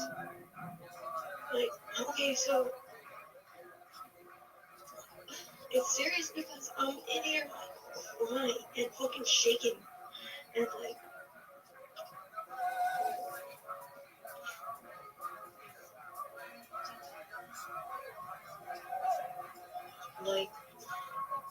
I have his phone number, and he recently gave it to me. Our conversations are very limited. Yesterday he told me that he had a container. It was in my ground. He needed to give it back. Can you give it to me? And yeah, I have a container for you too. Then he wants to tell me about his wife who just died, months ago. There was a whole thing going on. His stepdaughter and the other kids wanting to take the house, but he's the spouse, so. Oh, he wants to talk about that for a second. I tell you, I'm trying to be on this long term since nobody wants to stand with me on that. That wasn't cool. Let's just, say something. Let's just observe it for a moment. So, anyways, yesterday, while we were having this updated conversation, what's going on in terms of if he's going to be able to stay for how much longer and blah, blah, blah. It was really cold out, and he went in his house and he brought me a sweater, and I was telling him I don't need it because I was telling him I'm trying to leave. I had a cup of coffee with me, and so I'm gonna leave. Well, whatever. He's just, I should not be talking to him. Again, I live next door, and I'm trying to mediate being on decent terms with him because I don't have the support to just fucking ignore him and be the bitch that I want to be. So I'm going to create this other person, anyways. So I was cold, especially because I had just gotten out of the shower, so it was wet. So anyway, so when he put the fucking he put the sweater over my shoulder, and he went to grab my hair to help pull out the sweater. And I was Tony, you're really pressing it. I said it in that flat tone, and I grabbed my hair from him. And no further than that. But anyways, the point is that he said he was gonna make cake. Blah blah blah. But last night he's texting me at 12 something. Here's a cake. Can I come over? I'm Tony, I'm gonna come over tomorrow. What the fuck? Then today he texted me. He called me the boomer baby, which is not okay. You're my neighbor. That's just not okay. You wouldn't do that in front of my dad. They're I don't know what the fuck. It's so weird. I don't know what the fuck. But yeah, when he called me baby, like I was not gonna address it. Like I just realized this is something that has come with the fact that I wasn't able to just like completely ignore him like I should have, and like I wanted to be able to have been able to do that. But I just blocked his phone number. Now he comes over and like to like he hasn't been over to in this house since right when his wife passed away a couple of months ago. And I started kind of freaking out because, like I said, I blocked his number this morning because I was uncomfortable with him going to that point. And my idea was I'm just gonna ignore him. Like even when he says hi to me like outside, I will just ignore him and walk past. And soon he'll get the picture because that is how I treated him before I moved back in here. Like when I would come over for my baby. Thanks for listening. But what the fuck? He came here and I snapped on him and I told him like because I was already in here dealing with I was just in here dealing with I thought that I was kind of like dealing with it by blocking you, but now you're in the fucking house, and now you feel like you need to exit out through the back door and have a whole conversation with me, and your conversation starts with, hey, am I in the wrong place? And I answer with, yeah, I think you are. If you're done talking, you don't need to come talk to me. Like, and what makes you think you can call me that? Which then turned into, why are you yelling at the neighbor? And now I'm like, what the fuck? Does anybody hear? I'm sorry. You're okay. You're okay. Wow, that's a lot. Would you like my opinion? Hold on, like 2 more sentences. Say it. So then, like for a fucking hour, I'm trying to get my fucking partner to be on board with me, and oh my god, tell me how it's so cyclical. And no, all the way for a big fat no. So, what your Certainly. Well, it sounds like this man is a danger to you. He just lost his wife and obviously cannot respect normal boundaries. He's put his hands on you. He's a complete stranger, or he's not a member of your family, essentially. If I were you, this is what I would do. I would unblock him for a moment. I would text him and say, please do not contact me for any reason. You make me feel uncomfortable. And then I would send it. I would unblock or I would reblock him. I would tell my grandmother I don't want him around. He makes me feel uncomfortable. He's touched me. Rabbi, Yes, ma'am. I love you, but I already did all that. Okay. Well, Besides, you need to. I did that not with the phone. No. I understand. You have to do it with the phone. You need evidence. Okay. If you just tell him, you have no evidence of it. Okay. And then if I ever have any kind of, if I have to have any kind of interaction with him, I'm whipping my phone out and I'm recording the whole thing. And then the second that he says something or whatever, I call the police and I say, look, I've said to this man that I don't want any interaction with him and that he makes me feel uncomfortable. Here is the video of him touching me or coming on our property or whatever. I don't want him here. Either you guys make a report of this, that he's trespassing, or at least You can't say either. you can't what?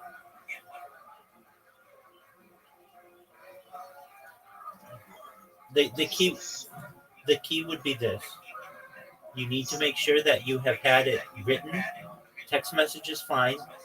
Communicated to him that you don't want contact with him anymore. You can just say that. You don't have to even say that it makes you feel uncomfortable. Just tell him I don't want any contact with you anymore. And then whenever he comes around or whatever, you whip that phone out and you record the entire thing like it's a body cam of a police officer. And If he talks, I know I have to think. Why did I ever stop? if he talks to This you, has never been a habit. It's just been a if he talks to you, well, he obviously has feelings for you. And look, I don't want to. Hey, what's going on, Smokey? How you living, pimp? I'm just gonna pretend like it didn't happen, and his number's gonna stay blocked, and then I'm just gonna completely ignore him if he makes any noises at me outside. Okay, I mean that's not what I would do. You need it. I'm gonna act like I'm deaf, dumb, and blind. You need it in writing. You need it in writing, and you don't have it right now.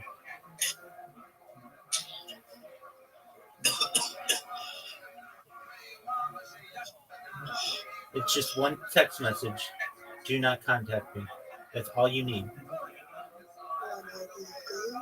Yes.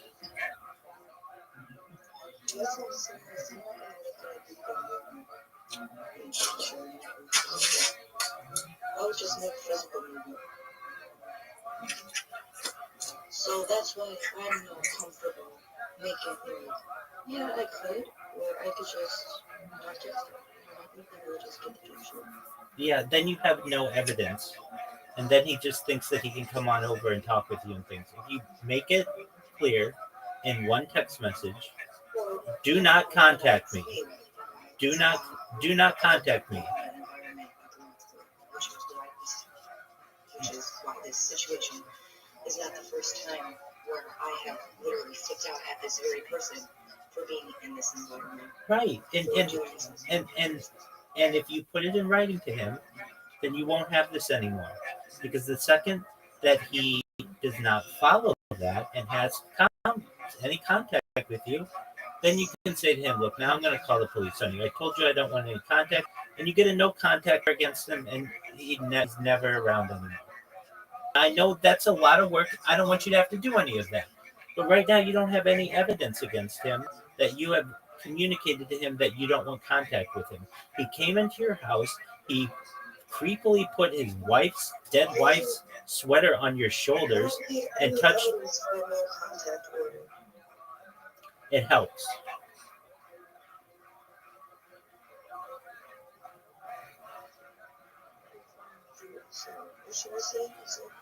Exact words are, do not contact me anymore.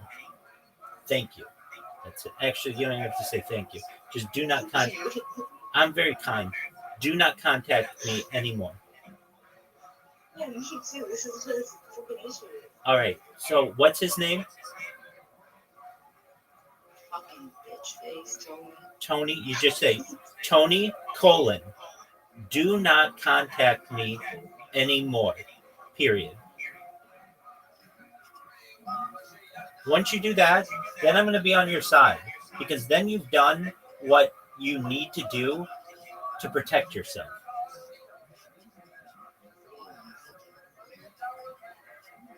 If I have to be. Yeah, because I don't know why I'm being disrespected by my friend. I feel like I'm being disrespected. Of course my brain might not work properly 100% for a little while. I'm a little shaken up. Exactly, and I don't want that to happen to you anymore. So now if you communicate that to him, then you have so just do what the fuck I said, bitch. And we can move on from this. Exactly. Seriously. And then you don't have to worry about it anymore. If you don't communicate it, though, then he's just going to come back over with his dead wife's creepy clothes and put his hands on you, and you don't want that, and I don't want that. That is so accurate. Exactly. I know. So get your phone and just text him, unblock him for a second.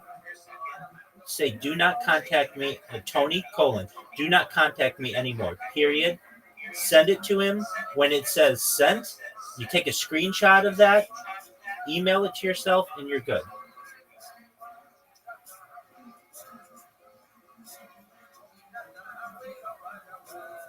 then I'm all in your corner.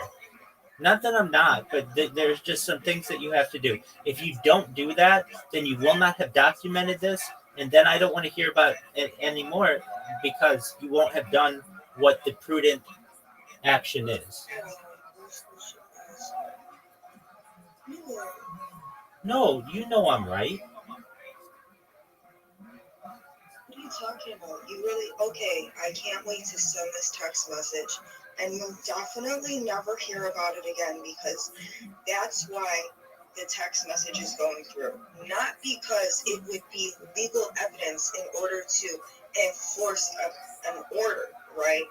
It's going, the reason I need to send the text is because that's what's going to prevent this from happening, right? It just sends a message that you don't want contact with him anymore. That way he keeps his dead wife's clothes and he doesn't bother you with all of his drama. Me screaming that I was going to call the cops. Yeah, that doesn't that isn't any evidence. Okay, you need to provide. You need it because what's going to happen is he's going to come over with a cake or some other creepy container or whatever. He's going to make an excuse. I'm about to do it. Okay. You know what I don't want from you, dear friend. Dear friend, the first time that I tell you about some terrible, dear friend, I don't want you to fucking brush it off like, well, bitch. No, I'm not. You would have just texted him before. No. No, I'm not saying any of that. I feel very sad for you. I don't want you to be shaken up anymore. I don't want your whole day ruined because of Tony. So when I know that you've communicated this to him, then you don't have anything to worry about. Then it's in the past, and you go about living your life in normal conditions. And then I'm all about your plan. Like if you're outside, just ignoring him. I'm totally cool with that. Everything else I agree with, and I agree with what you did. I mean, you got him out of the house. You have to understand, and I'm sure you do, that this guy feels like he's far too comfortable where you live, and you don't want him on your property anymore. Yes, I don't agree with that. Okay. I feel that I've made that really obvious, but then, yeah, what the fuck? We already went through a whole story. I know. I don't want to fucking have to go through this fucking bullshit. I don't either. I was having a fucking regular You were having a totally fine day. All of a sudden, I'm like thinking, I'm thinking I'm getting fucking cake, and then I'm like, no, I'm not. What the fuck? You don't want his cake. You don't want his cake. You don't want to know what he's put in that cake. You don't want. No, you're right. I don't want. Exactly. So just communicate. You just need to send one text message. Tony, do not contact me anymore. Period. Send, screenshot, email it to yourself, and you're done. You don't have to worry about this man. I'm like the last two fucking words. You keep getting mad at me and telling me to do this. No, I'm not mad at you. I'm proud of you for doing this. You're in a difficult situation. I heard that. You were like totally normal. Oh my god, I've been typing so wrong that he's now typing. Okay. It's you know what to do. Tony, do not contact me anymore. Period. Send, and then screenshot, email it, and you're done.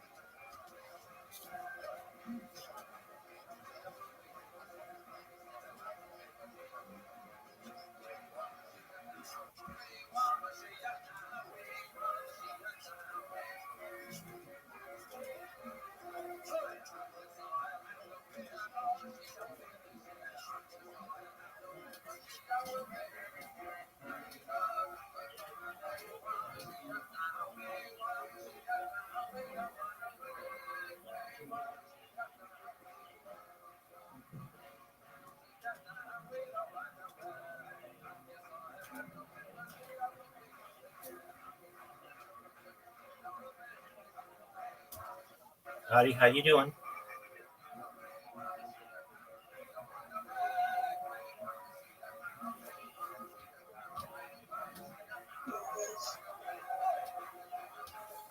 Did you send it?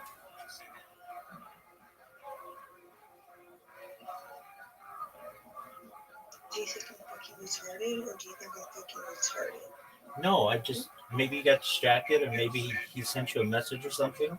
I don't know. I really don't fucking know.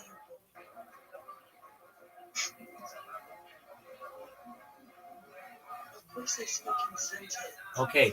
I didn't even want to have to unblock him in the first place. I understand took a screenshot.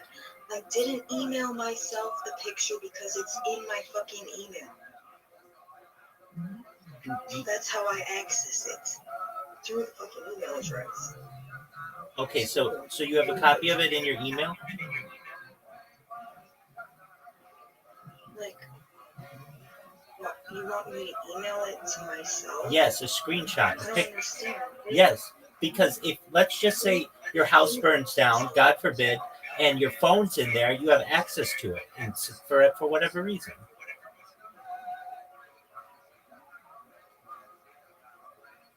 Or you lose your phone, just as my mother would say, humor me. Take a screenshot, email it to yourself as an attachment. Then you've got it. Name it, the subject of the email, Tony text message. That's it. Then you have a digital archive of it. Then you can go back to living your normal life. We'll watch AI videos. We can play games if you want. Whatever you want.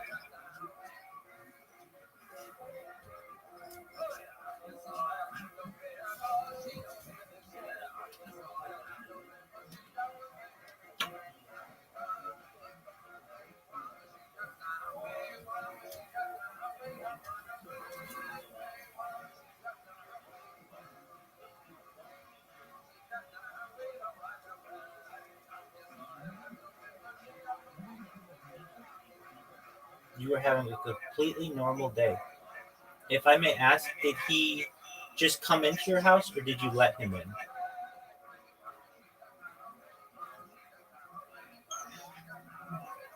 He's like totally normal to my grandma and dad. So he was let in. Your grandma let him in? And then I don't know if it was I think my dad let him in. Okay. But I called my dad over by me and I was like, can you tell your friend like not to call me baby? And he looked at me like, he said yeah. But he kind of looked at me like he was confused. I didn't have enough time to explain the story to him. But I heard him like go in there and like sit down and talk to my grandma for a bit. But when I just knew that he was gonna come in here, like where I was at. And so I like started to get really upset. Totally understandable. And that's why it turned into such a thing, is because by the time he interacted with me, he just so happened to ask really the right question. And I was like, no, you're not. I don't think you're supposed to be here. Like, obviously, no, I just fucking blocked you. What the fuck? Okay. So you texted him? Did you take a screenshot and email it to yourself? Holy shit, I'm trying to email it. Okay, I will shut up. I'm in my email right now. Okay.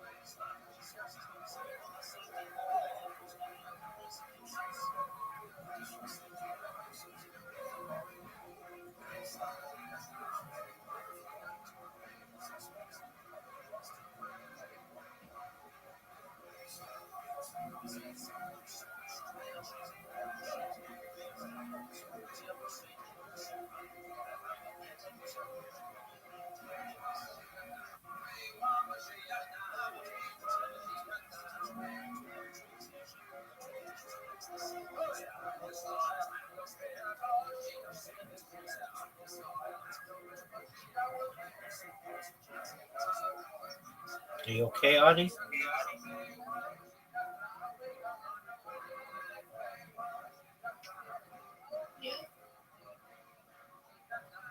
Are you done emailing it to yourself?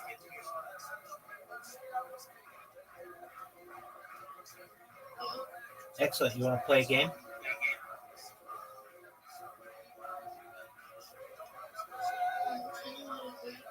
Okay, absolutely. You let me know. I'm here for you. What you did was not easy, and now you don't have to worry about it anymore, okay?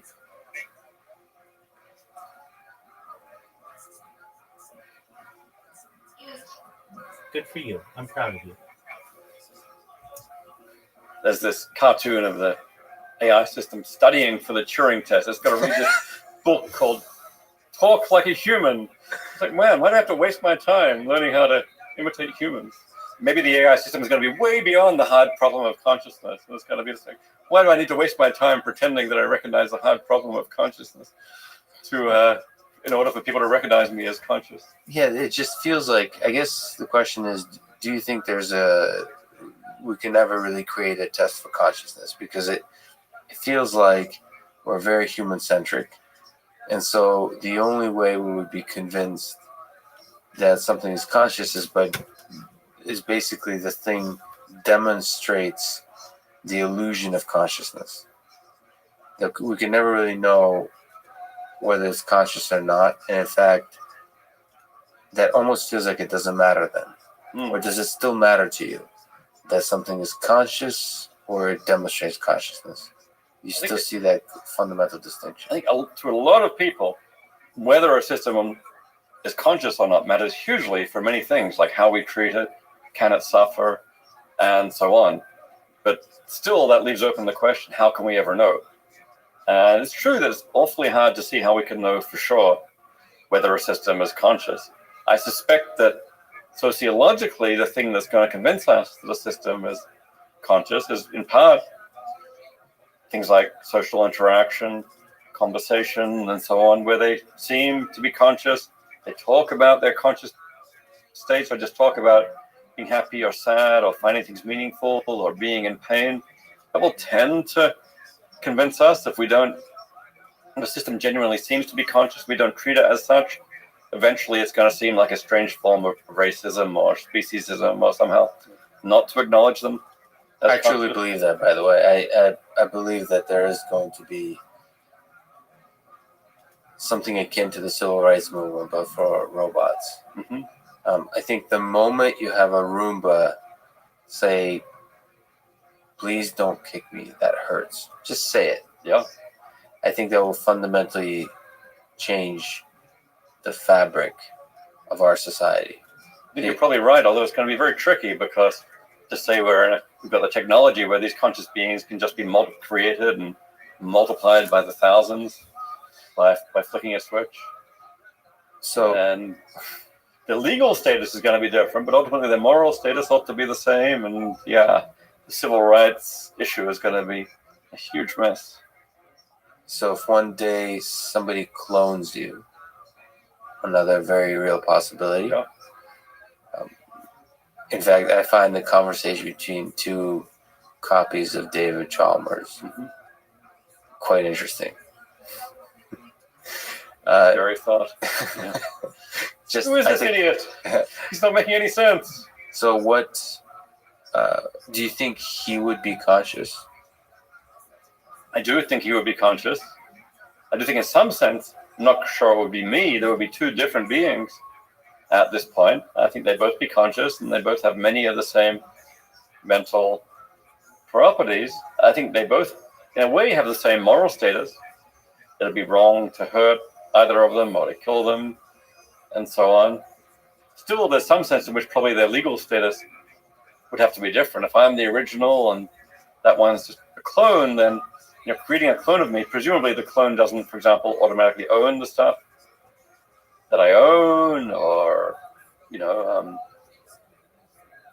I've got to sort of connect to things that the people I interact with, my family, my partner, and so on.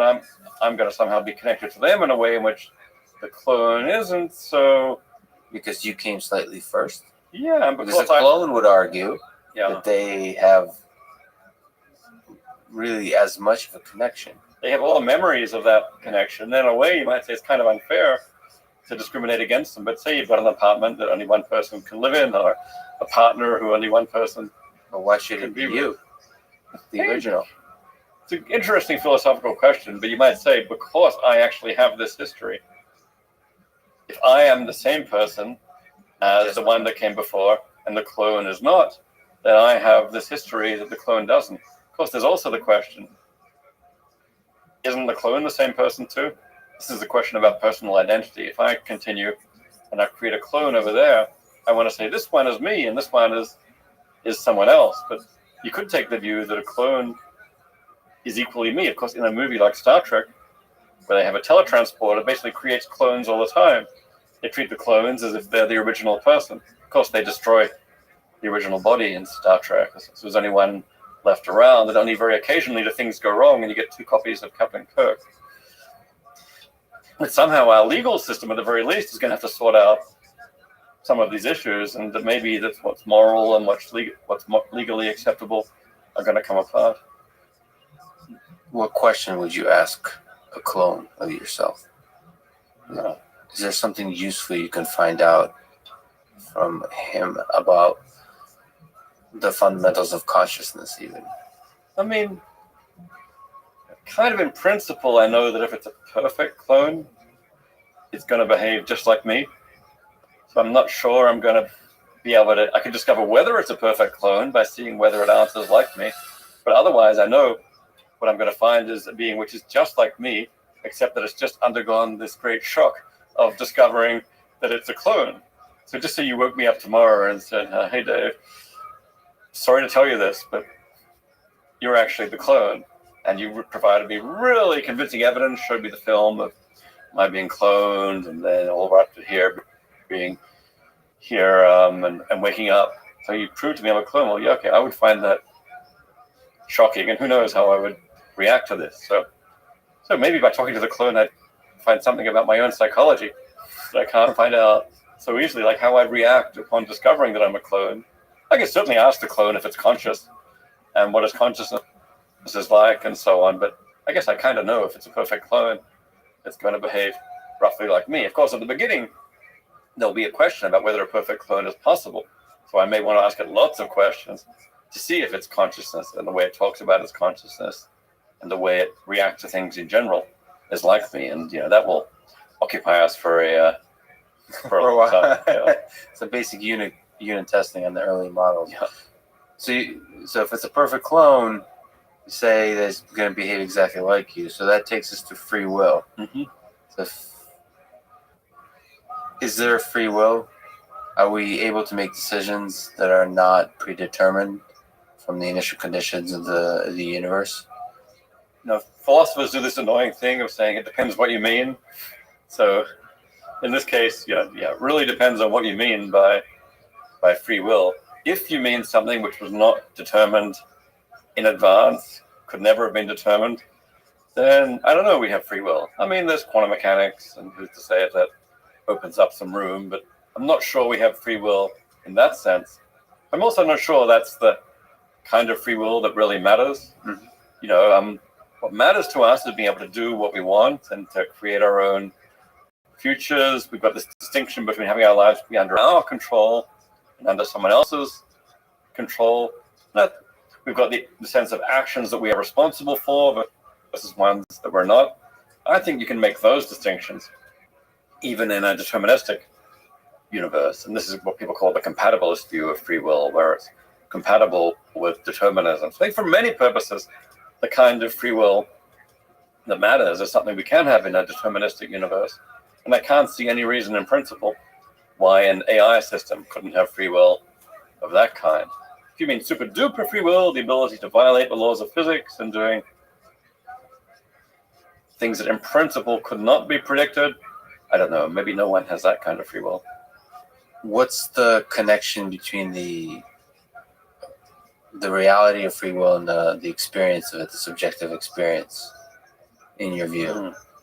So how does consciousness connect to this the experience of to the reality and the experience of free will. It's certainly true that when we make decisions and when we choose and so on, we feel like we have an open future. Yes. Feel like, yeah, I could do this. I could go into philosophy, or I could go into math. I could go to a movie tonight. I could go to a restaurant. So we experience these things as if the future is open. And maybe we experience ourselves as exerting a kind of effect on the future that's somehow picking out one path from many paths that were previously open. And you might think that actually, if we're in a deterministic universe, there's a sense in which objectively those paths weren't really open all along. Subjectively, they were open. And I think that's what really matters in making a decision. So our experience of making a decision is choosing a path for ourselves. I mean, in general, our introspective models of the mind, I think, are generally very distorted representations of the mind. So it may well be that our experience of ourselves in making a decision, our experience of what's going on, doesn't terribly well mirror what's going on. I mean, maybe there are antecedents in the brain way before anything came into consciousness, and so on. Those aren't represented in our introspective model. So, in general, our experience of perception, so I experience perceptual image of the external world. It's not a terribly good model of what's actually going on in my visual cortex and so on, which has all these layers and so on. It's just one little snapshot of one bit of that. So in general, introspective models are very oversimplified, and it wouldn't be surprising if that was true of free will as well. This also, incidentally, can be applied to consciousness itself. There is this very interesting view that consciousness itself is an introspective illusion. In fact, we're not conscious, but the brain just has these introspective models of itself where it oversimplifies everything and represents itself as having these special properties of consciousness. It's a really simple way to kind of keep track of itself and so on. And then on the illusionist view, that's just an illusion. I find this view, I find it implausible. I do find it very attractive in some ways, because it's easy to tell some story about how the brain would create introspective models of its own consciousness, of its own free will, as a way of simplifying itself. I mean, it's a similar way when we perceive the external world, we perceive it as having these colors that maybe it doesn't really have. Of course, that's a really useful way of keeping track. Did you say that you find it not very plausible? Because I find it both plausible and attractive in some sense, because that kind of view is one that has the minimum amount of mystery around it. You can kind of understand that kind of view. Everything else says we don't understand so much of this picture. Yeah. No, it is very attractive. I recently wrote an article all about this kind of issue called the meta problem of consciousness. The hard problem is, how does the brain give you consciousness? The meta problem is, why are we puzzled by the hard problem of consciousness? And because our being puzzled by it, that's ultimately a bit of behavior. We might be able to explain that bit of behavior as one of the easy problems of consciousness. So maybe there'll be some computational model that explains why we're puzzled by consciousness. The meta problem has come up with that model, and I've been thinking about that a lot lately. There's some interesting stories you can tell about why the right kind of computational system might develop these introspective models of itself that attribute to itself these special properties. So that meta problem is a research program for everyone. And then if you've got attraction to sort of simple views, desert landscapes, and so on, then you can go all the way with what people call illusionism and say, in fact, consciousness itself is not real. What is real is just these introspective models we have that tell us that we're conscious. So the view is very simple, very attractive, very powerful. The trouble is, of course, it has to say that deep down, consciousness is not real. We're not actually experiencing right now, and it looks like it's just contradicting a fundamental datum of our existence. And this is why most people find this view crazy, just as they find panpsychism crazy in one way, will find illusionism crazy in another way. But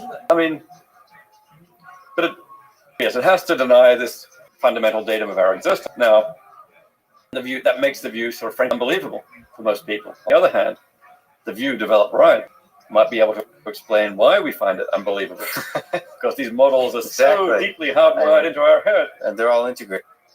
So it's not, you can't escape that the illusion. And as a crazy possibility, is it possible that the entirety of the universe, our planet, all the people in New York, all the organisms on our planet, including me here today, are not real in that sense? They're all part of an illusion inside of Dave Chalmers' head. I think all this could be a simulation. No, but not just a simulation. Yeah. Because the simulation kind of is outside of you. A dream? What if it's all an illusion? Yes, a dream that you're experiencing. It's all in your mind, right? Like, can you take illusionism that far? Well, there's illusionism about the external world and illusionism about consciousness, and these might go in different. Illusionism about the external world kind of takes you back to Descartes, and could all this be produced by an evil demon? Descartes himself also had the dream argument. He said, how do you know you're not dreaming right now? How do you know this is not an amazing dream? And it's at least a possibility that, this could be some super duper complex dream in the next universe up. I guess, though, my attitude is that Descartes thought that if the evil demon was doing it, it's not real. A lot of people these days say if a simulation is doing it, it's not real. As I was saying before, I think even if it's a simulation, that doesn't stop this from being real. It just tells us what the world is made of. Likewise, if it's a dream, it could turn out that all this is like my dream created by my brain and the next universe up. My own view is that wouldn't stop this physical world from being real. It would turn out this cup, at the most fundamental level, was made of a bit of, say, my consciousness in the dreaming mind at the next level up. Maybe that would give you a weird kind of panpsychism about reality, but it wouldn't show that the cup isn't real. It would just tell us it's ultimately made of processes in my dreaming mind. So I resist the idea that if the physical world is a dream, then it's an illusion. That's right. By the way, perhaps you have an interesting thought about it. Why is Descartes' demon or genius considered evil? Why couldn't it have been a benevolent one that had the same powers? Yeah, I mean, Descartes called it the malign génie, the evil genie or evil genius. Malign, I guess, was the word. But it's an interesting question. I mean, a later philosophy, Berkeley, said, no, in fact, all this is done by God. God actually supplies you all of these perceptions and ideas, and that's how physical reality is sustained. And interestingly, Berkeley's God is doing something that doesn't look so different from what Descartes' evil demon was doing. It's just that Descartes thought it was deception, and Berkeley thought it was not. And I'm actually more sympathetic to Berkeley here. This evil demon may be trying to deceive you, but I think, okay, well, the evil demon may just be working under a false philosophical theory. It thinks it's deceiving you. It's wrong. It's like those machines in the Matrix. They thought they were deceiving you, that all this stuff is real. I think, no, if we're in a Matrix, it's all still real. The philosopher O.K. Busma had a nice story about this about 50 years ago about Descartes' evil demon, where he said this demon spends all of his time trying to fool people, but fails, because somehow all the demon ends up doing is constructing realities for people. So I think that maybe it's very natural to take this view that if we're in a simulation or evil demon scenario or something, then none of this is real. But I think it may be ultimately a philosophical mistake, especially if you take on board sort of the view of reality. Well, what matters to reality is really its structure, something like its mathematical structure and so on. It seems to be the view that a lot of people take from contemporary physics, and it looks like you can find all that mathematical structure in a simulation, maybe even in a dream, and so on. So as long as that structure is real, I would say that's enough for the physical world to be real. Yeah, the physical world may turn out to be somewhat more intangible than we had thought and have a surprising nature, but we're already gotten very used to that from modern science. See, you've kind of alluded that you don't have to have consciousness for high levels of intelligence, but to create truly general intelligence systems, AGI systems, and human level intelligence, and perhaps superhuman level intelligence, you've talked about that you feel like that kind of thing might be very far away, but nevertheless, when we reach that point, do you think consciousness from an engineering perspective is needed, or at least highly beneficial for creating an AGI system? Yeah, no one knows what consciousness is for functionally. So right now, there's no specific thing we can point to and say, you need consciousness for that. So my inclination is to believe that in principle, AGI is possible. At the very least, I don't see why someone couldn't simulate a brain, ultimately have a computational system that produces all of our behavior. And if that's possible, I'm sure vastly many other computational systems of equal or greater sophistication are possible with all of our cognitive functions and more. And my inclination is to think that once you've got all these cognitive functions, perception, attention, reasoning, introspection, language, emotion, and so on, it's very likely you'll have consciousness as well. So at least it's very hard for me to see how you'd have a system that had all those things while bypassing somehow consciousness. So just naturally, it's integrated quite naturally. There's a lot of overlap about the kind of function that required to achieve each of those things. That's so you can't disentangle them even when you're at least in us, but we don't know what the causal role of consciousness in the physical world, what it does. I mean, just say it turns out consciousness does something very specific in the physical world, like collapsing wave functions, as on one common interpretation of quantum mechanics. Then ultimately we might find some place where it actually makes a difference, and we could say, here is where in collapsing wave functions it's driving the behavior of a system, and maybe it could even turn out that for AGI, you'd need something playing that. I mean, if you wanted to connect this to free will, some people think consciousness collapsing wave functions. That would be how the conscious mind exerts effects on the physical world and exerts its free will. And maybe it could turn out that any AGI that didn't utilize that mechanism would be limited in the kinds of functionality that it had. I don't myself find that plausible. I think probably that functionality could be simulated. But you can imagine once we had a very specific idea about the role of consciousness in the physical world, this would have some impact on the capacity of AGIs. And if it was a role that could not be duplicated elsewhere, then we'd have to find some way to either get consciousness in the system to play that role or to simulate it. If we can isolate a particular role to consciousness, of course, that's incredibly seems like an incredibly difficult thing. Do you have worries about existential threats of conscious, intelligent beings that are not us? So certainly, I'm sure you're worried about us, from an existential threat perspective, but outside of us, AI systems. There's a couple of different kinds of existential threats here. One is an existential threat to consciousness generally. I mean, yes, I care about humans and the survival of humans and so on, but just say it turns out that eventually we're replaced by some artificial beings that aren't humans, but are somehow our successors. They still have good lives. They still do interesting and wonderful things with the universe. I don't think that's not so bad. That's just our successors. We were one stage in evolution. Something different, maybe better, came next.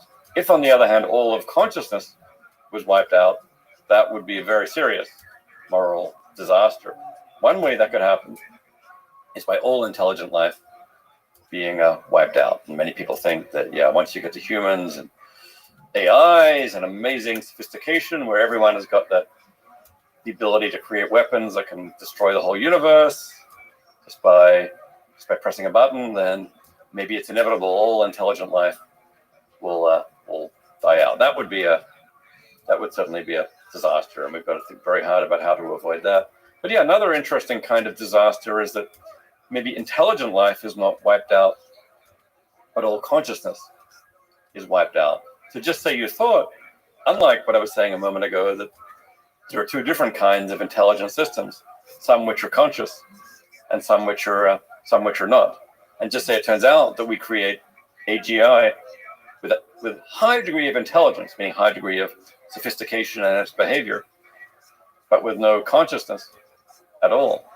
That AGI could take over the world, maybe, but then there'd be no consciousness in this world. This would be a world of zombies. Some people have called this the zombie apocalypse. It's like, because it's an apocalypse for consciousness. Consciousness is gone. You've merely got super intelligent, non-conscious robots.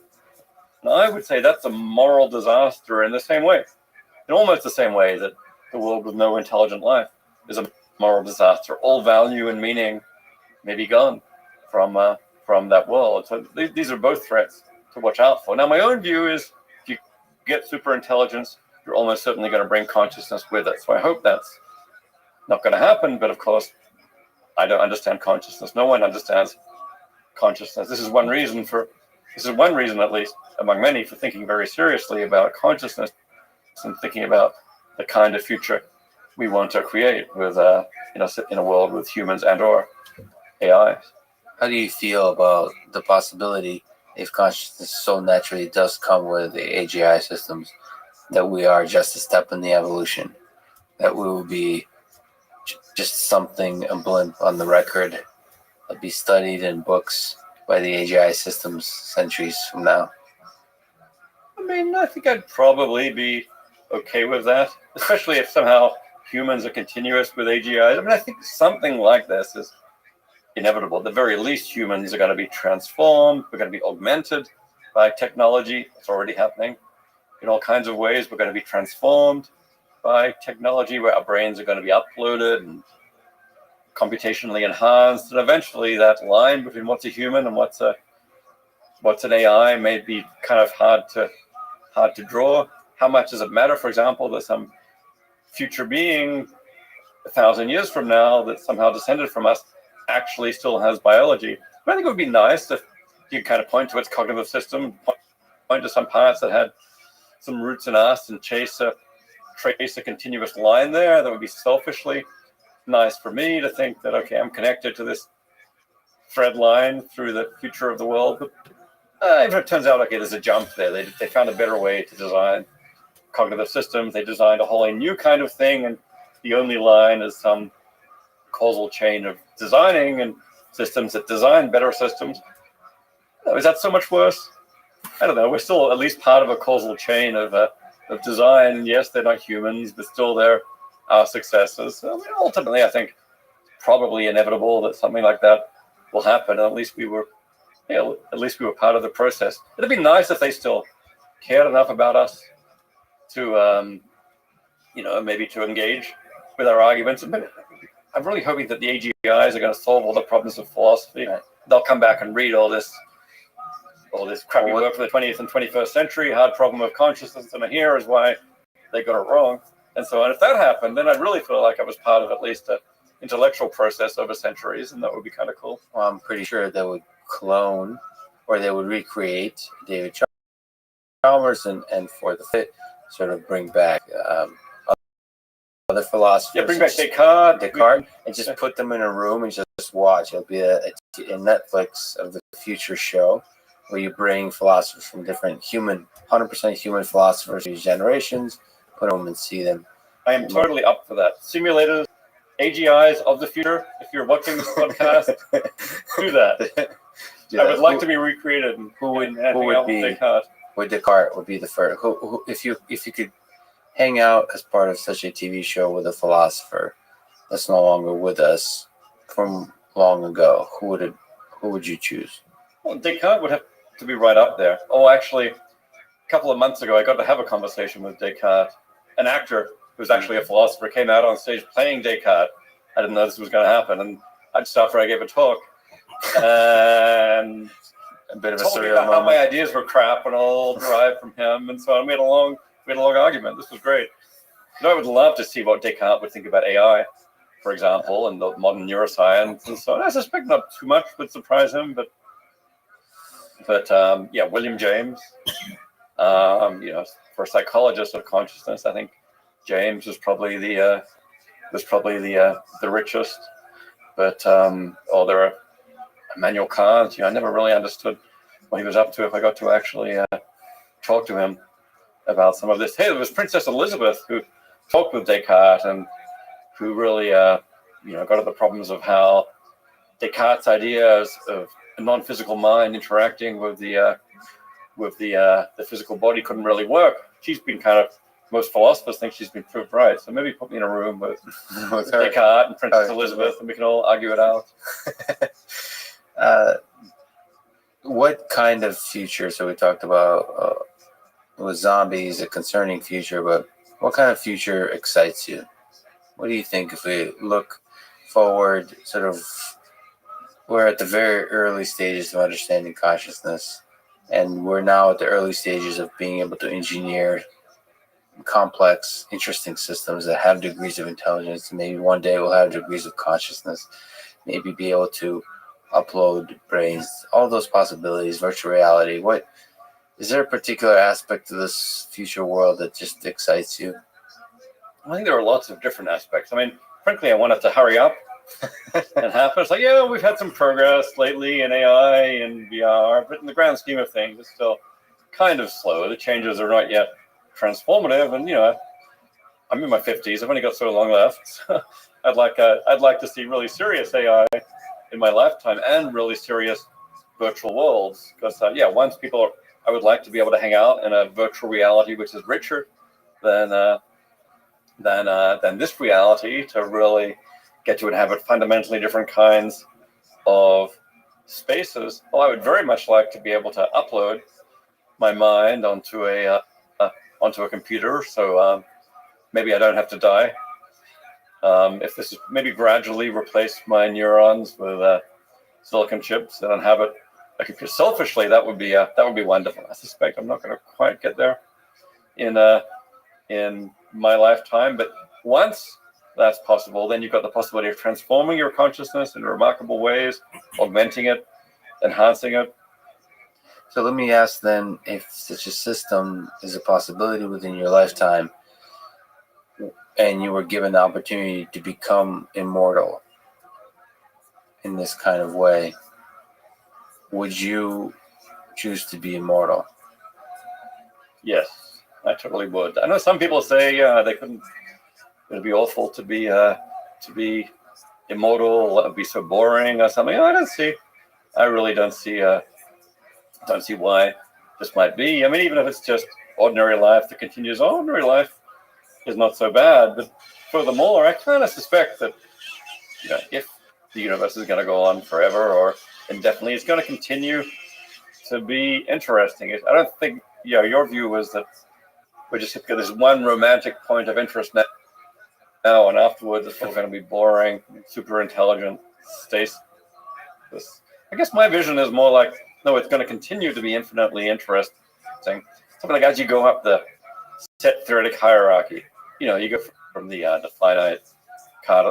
finite cardinals to Aleph 0, and then through there to all the Aleph 1 and Aleph 2, and maybe the continuum, and you keep taking power sets. And in set theory, they've got these results that actually all this is fundamentally unpredictable. It doesn't follow any simple computational patterns. There's new levels of creativity as the set theoretic universe expands and expands. I guess that's my future. That's my vision of the future. That's my optimistic vision of the future of superintelligence. It will keep expanding and keep growing, but still being fundamentally unpredictable at many points. I mean, yes, this creates all kinds of worries, like couldn't it all be fragile and be destroyed at any point? So we're going to need a solution to that problem. But if we get to stipulate that I'm immortal, well, I hope that I'm not just immortal and stuck in the single world forever, but I'm immortal and get to take part in this process of going through infinitely rich created futures. Rich, unpredictable, exciting. Well, I think I speak for a lot of people and saying, I hope you do become immortal and there'll be that Netflix show of the future where you get to argue with Descartes, perhaps for all eternity. So, Dave, it was an honor. Thank you so much for talking today. Thanks. It was a pleasure. Thanks for listening to this conversation, and thank you to our presenting sponsor, Cash App. Download it, use code LEXPODCAST. You'll get $10, and $10 will go to FIRST, an organization that inspires and educates young minds to become science and technology innovators of tomorrow. If you enjoy this podcast, subscribe on YouTube, give it 5 stars on Apple Podcasts, follow on Spotify, support it on Patreon, or simply connect with me on Twitter at Lex Friedman. And now let me leave you with some words from David Chalmers. Materialism is a beautiful and compelling view of the world, but to account for consciousness, we have to go beyond the resources it provides. Thank you for listening, and hope to see you next time.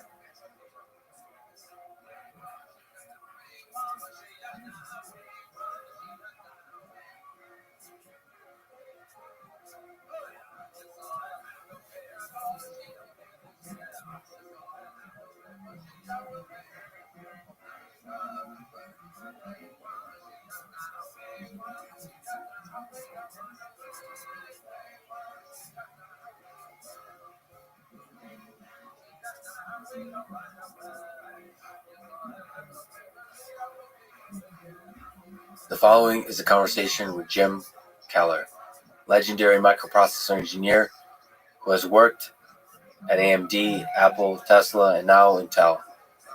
He's known for his work on AMD K7, K8, K12, and Zen microarchitectures, Apple A4 and A5 processors, and co-author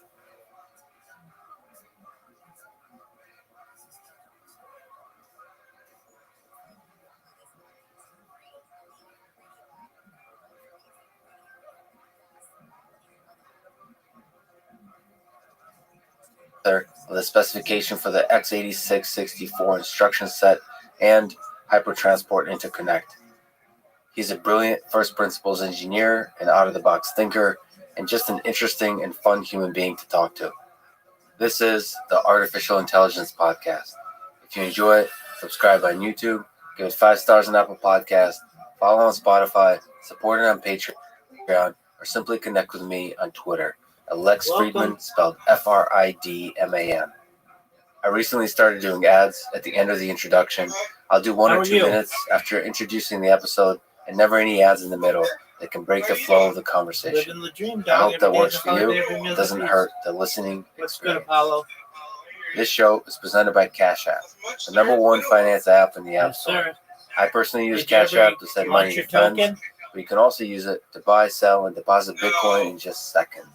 Cash App also has a new investing feature. How have you been feeling? You can buy How's your fractions health? of a stock, say $1 worth, no matter what the stock price is. Brokerage services are provided by Cash App Investing, a subsidiary of Square and member SIPC. I'm excited to be working with Cash App to support one of my favorite organizations called FIRST, best known for their FIRST robotics and Lego competitions. We'll do They it. Okay. I can barely hear you, that's why. It's okay.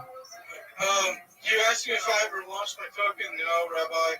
That's The okay. market was really bad, and I never really got around to it. I understand. How's your health been? My health it's been good. I've had surgery on my back, and it's coming along. Well, that's good. How's Romeo?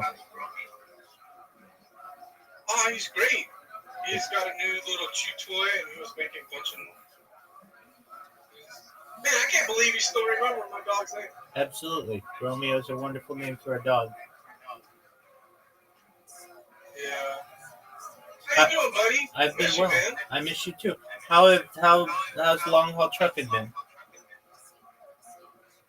It's been terrible. This year has got to be one of the worst years of my truck driver experience or fucking, you know what I mean? Yeah, your career. Why is that? Because of the market is terrible. We're running into low freight because of the tariffs. That's what I imagine. Yeah. How's your truck been? Well, you know, Long Beach. Huh? How's your truck been running? It's been great. Well, that's good. I can't complain. The truck almost got stuck in the mud in Santa Rosa, New Mexico, the other day. But other than that, it's great. Okay. Well, that's good. Are you Yes, sir. are you thinking that it's going to improve, or no? You think it'll get worse? To be honest, Rabbi, they're saying like there's not going to be that many ships at the port of Long Beach, Right. which is not too far from Irvine, you know. Correct.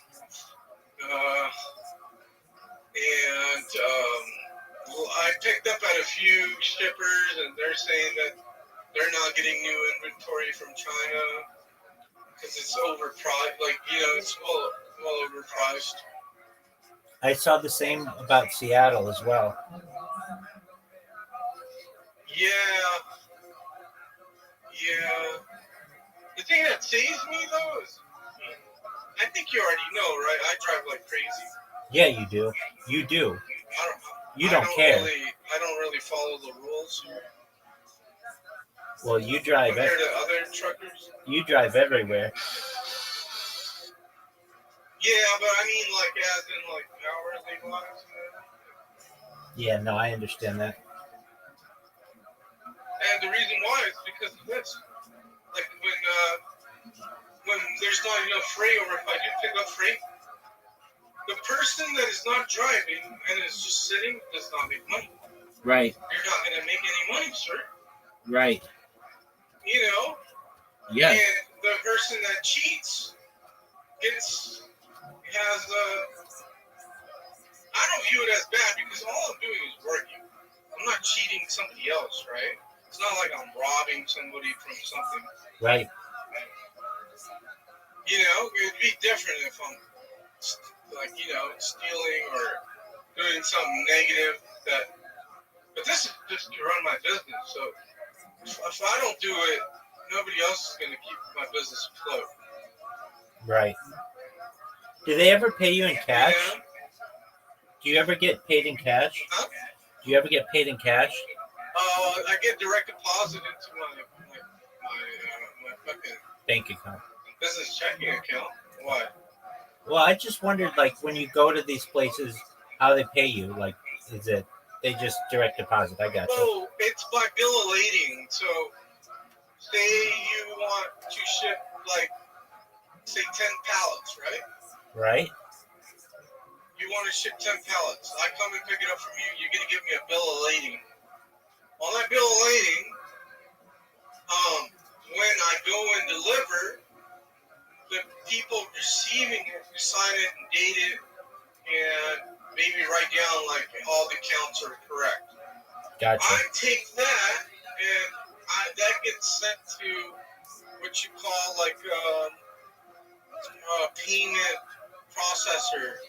Gotcha. They take the invoice, because the invoice has a number, it'll have a number of what that invoice pays. You get what I'm saying? Yeah. And they'll pay the next day. But at a percentage, like say like at like say at like 90% or 85 or 95% of what the value of the load is. So if it pays $3,000, you're gonna probably get like, you know, they're gonna take a cut because they're gonna pay you. You know what I mean? Why do they take a cut? That's just the way it works. I don't know who set it up, but you get what I'm saying? It's just one of those things like, that's just the way things are. You know? Yeah, like how do I say it? Like, that's like having gas fees for crypto. You know, like. I gotcha. You know, like it's just not. They're not gonna pay you without them taking a percentage, because they charge because of processing, paperwork, and getting the account paid. You know. I gotcha. So they basically charge you a few $100 for their time to help you get money in your bank account. I gotcha. Whatever happened with that? Was it a Ralph's in Irvine? Albertsons. Whatever happened to Albertsons? Man, I wrote him. Oh fuck, dude! I wrote him a bad review, but they took my review down. I think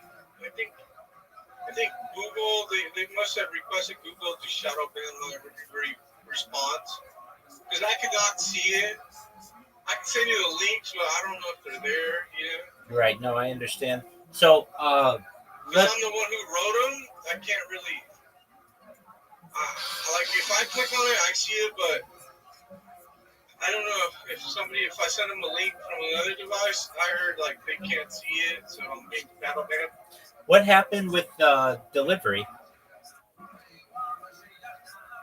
Oh man, I had to sit out a whole day and wait for another truck to take the trailer. Wow. I got screwed over. Yeah, they literally, you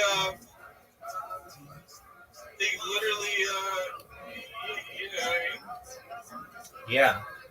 they banned me. Supposedly they banned me, but they don't even have to play. They just had the truck info, but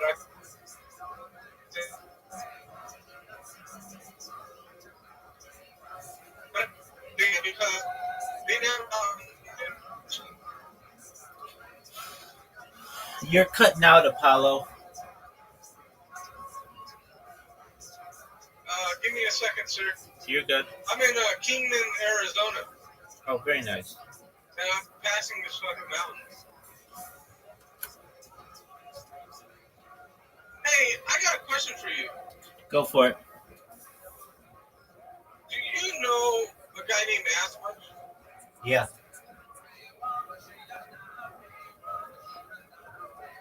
I keep running into troubles with this guy. I don't know what the fuck to do. Dude, I do too, and I just don't I don't talk with him anymore. You don't talk to him? No, if you want to know what happened, he invited me into his server around the time when you did, and he asked me to stream in there, and so I did. And he had this. We had a mutual. I don't.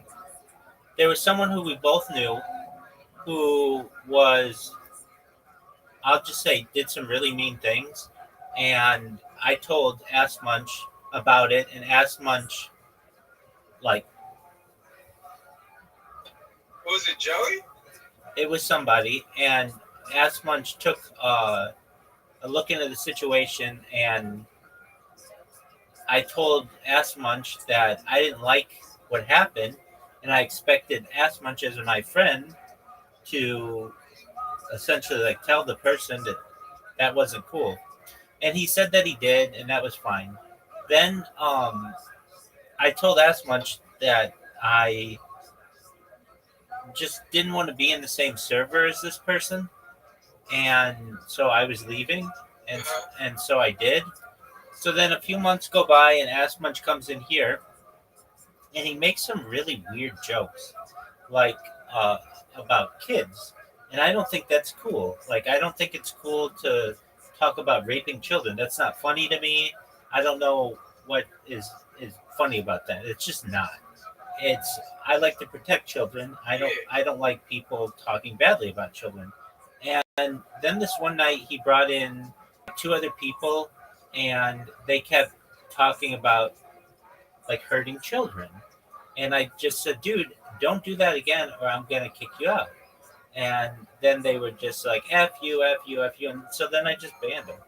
And another friend who we have, who is seemingly a better person, told me recently that they wanted Is it Caspian? no, that Ass Munch wanted to come back, that he wanted to rejoin, and I told him no, that I appreciated the request, but at this time, I'm not going to risk my entire server for him making jokes about children. And Discord is really, really strict about that kind of stuff. They always ban people for child endangerment, and I don't want that. And I just don't think it's cool either. So I explained to my friend that, hey, tell Ask Munch that I don't. Ask Munch did some other things too that made me mad. I told him I had been streaming in this one streamer's Discord, and I asked him, "Hey, do you want to stream in, or do you want to go in there with me?" And he said, "Yeah." And I said, "Okay, whatever you do, don't don't um don't fuck up. Like, don't do anything to get us kicked out." He's like, "I won't." And as soon as we went in there, he goes, "Amaranth wants to suck Rabbi's dick," and then she kicked us both out. And I was like, "Dude, I told you don't fuck this up.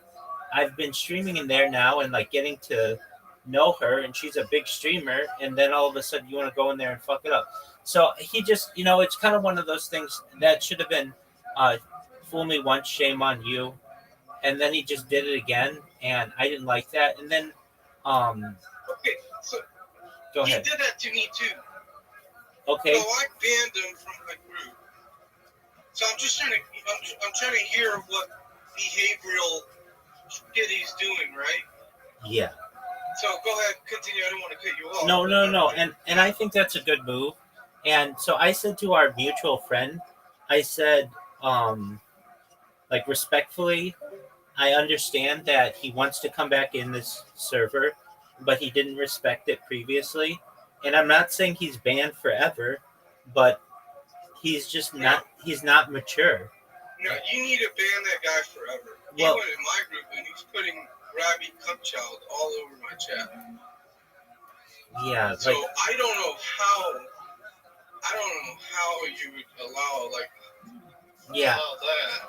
yeah, I just Don't don't. forgive that. Yeah, and that's weird because I haven't even talked to him in like 6 months, something like that. Like at least 4 months. Yeah. But Yeah, he just did that like Friday. yeah, exactly. So I don't understand. That's what I'm saying, and I noticed you guys keep him over there at Bitcoin Sonic Obama Inu, and I was wondering how can you guys kick him out of there? Well, so here's the thing: is he got kicked out of there previously, and I fought to get him back in. But why? Well, This guy literally goes around talking shit about you, well, saying that you're sucking kids' penises and shit like that. yeah, that's disgusting. I'm And not joking with you. and a lie. I know the people in Harry Potter Obama Sonic 10 Inu, and if he said any of that about me in there, they would kick him out. But previously, he asked me to let him back in. I think he's just mad that I won't let him back into my server, and so he wants to bash me in the background. And that's fine. He's entitled to do that. But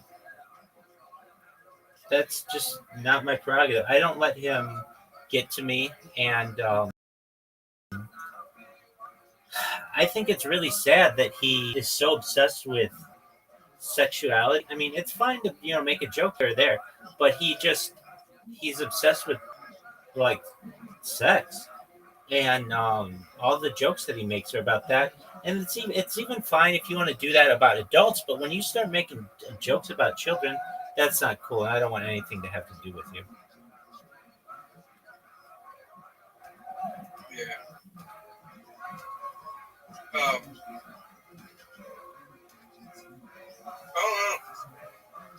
I Yes. don't know how you can forgive that though. I can't forgive that. Yeah. I don't have it in me. Yeah. I mean, it's just kind of one of those things that I just try to be the bigger person. But I don't know. You have to be. Those guys. Is there anywhere? Those guys were. I should have known when I went into their Discord. It was very sexualized, but there were some cool aspects of it, and I met some interesting people in there. But yeah, just it's very toxic, and so I do my best to avoid them. And as I said previously, in fact, I'll even read you what I said to my friend. What he said to me, he's like, "Hey, is there any way you can let Ask Munch back in?" And I said to him, "I understand. My life and server are happier currently without him in them. I do not like some of the people with whom he interacts, the jokes he makes, or his overall immaturity. My mind may change eventually, but not right now. And then my friend said, yeah, no problem, I get it. And that's just kind of how I feel. So I don't let him get to me. And, um, you're going to have haters when you're as public a person as I am. But in that case, he is obsessed with some topics that with which I just don't like. And I've told him this. And, you know, that's that. But yeah, it came down to in the beginning, he I told him don't screw up with this big streamer, and immediately he got me banned from there. And then somebody did something in his server, and I really didn't like it. No one would like what happened, and instead of kicking that guy out, like I feel probably should have been done. He was just all he did was delete what the person wrote, and then I just told him, and I even wrote like a really nice message to his server. I said, I appreciate the opportunity to be here, but this is just not the server for me. Take care, everybody. And then he came in here. We brought a bunch of people, and they were just making disgusting jokes about children. And I even like explained a few times that's not cool. I know, but you didn't. Like, I guess you're too nice, man. Yeah, maybe. I understand. I mean, like the man is literally attacking your manhood. That's fine. I mean, let him do that. By insulting. Yeah, I mean, you've got to understand that, like, I'm in so many different servers. I'm live on YouTube. I'm live on Instagram. I'm live on Twitter. I'm live on Rumble. I'm live on Twitch. I get people who talk shit about me all day long. So, like, he's just like, okay, whatever. I mean, I just don't let it get to me. I've had to build some strong skin in order to do what I do. So he can spread as much hate or lies about me as he wants, or make whatever immature jokes that he wants. I personally don't have to interact with him, so I don't. All right, that's the end of that subject. I appreciate you banning him. How is your Telegram server been? Aside from I closed it. Why'd you close it? Well, I mean, I didn't close it, but I've been having trouble with that one, so Well, all you have to do is. Taking a break. Okay, yeah, I understand. All you have to do is ban him, and then other people can be in there. I'm retarded. One of his other guys, because apparently he's one of the guys that went into your Discord, right? And was talking shit too. Perhaps, yeah. He brought like. I had to get rid of like people. Yeah, and I did too, and I think I could be wrong, but like those guys would come in here. They didn't do it a lot, but like I remember this one night, they just were just being really immature, and I had other people in here, and it was like, look, calm down. We don't need to do that. And then they just took it over the top, and I was like, all right, well, dude, I guess you're gonna get banned now. And I even warned him, like, if you continue to do this, I'm gonna ban you, and I'm not gonna unban you. 10 minutes later, you're gonna stay banned. And he was like, all right, and then just kept doing it. And I'm like, all right, you're done. And then to have the audacity to ask somebody to come back in here, I just thought, you know what?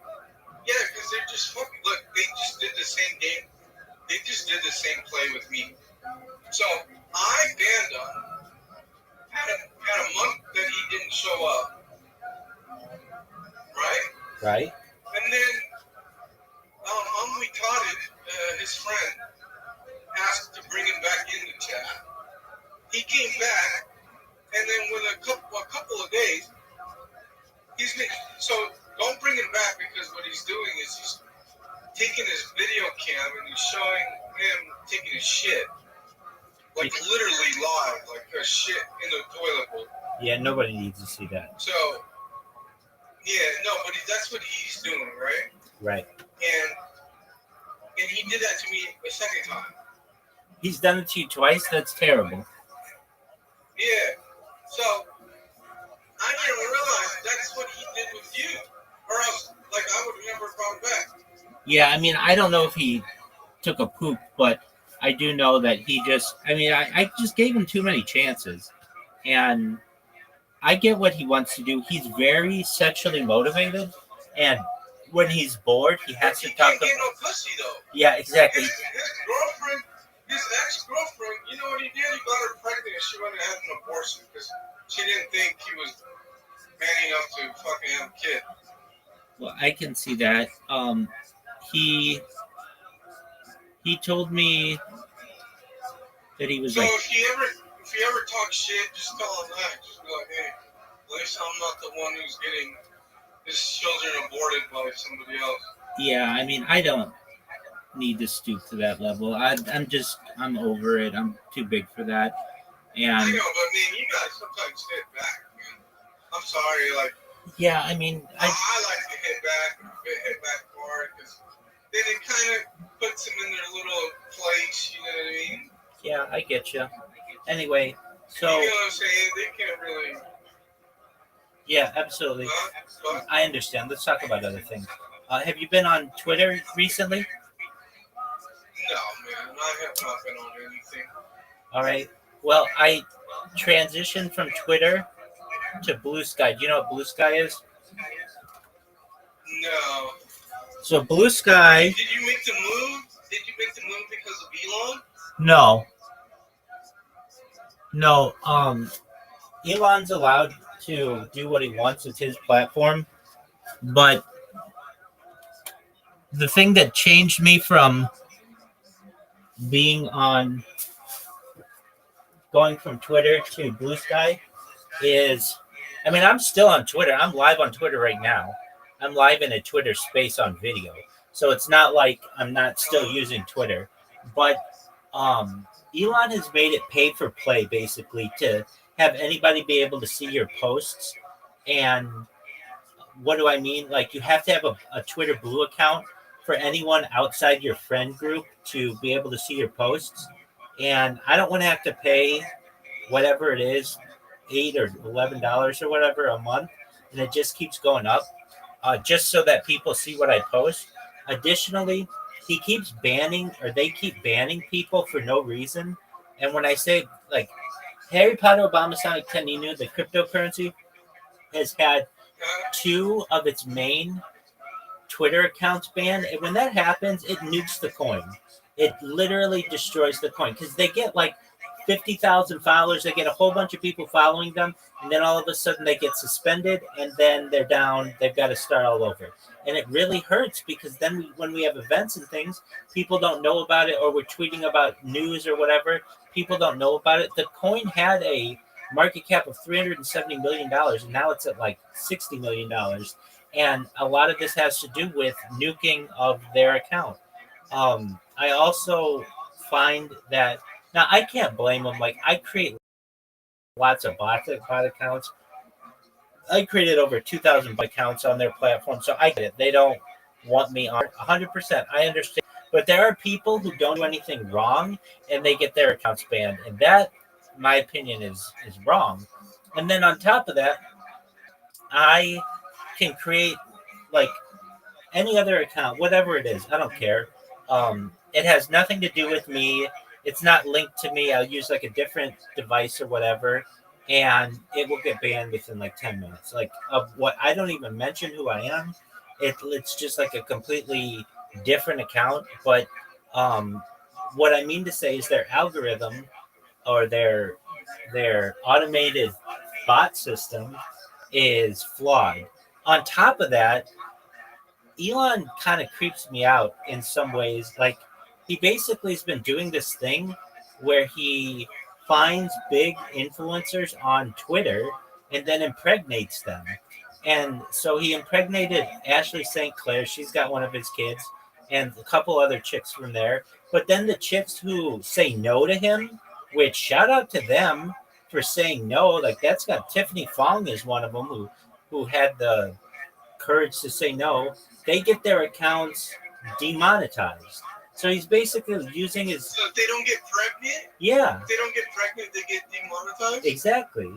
So if you want to know more about that story, that's Tiffany Funk. And like literally, I've been on Twitter now for years, and I know who is in these Twitter chats, and it's always the same chicks, and like it's like 50 to 1 guy to girl ratio. It's like tons of dudes are on there, and there are only a few pretty hot chicks, and the pretty hot chicks who are on there, Elon Musk went to every single one of them, DM'd them, asked them to come to his Twitter headquarters or whatever, gave them a tour, then had them sign all kinds of paperwork saying that they would have his children. And some of the women said no, and then they lost their blue check mark, and they got demonetized. And like some of them were making like hundreds of thousands of dollars a month from just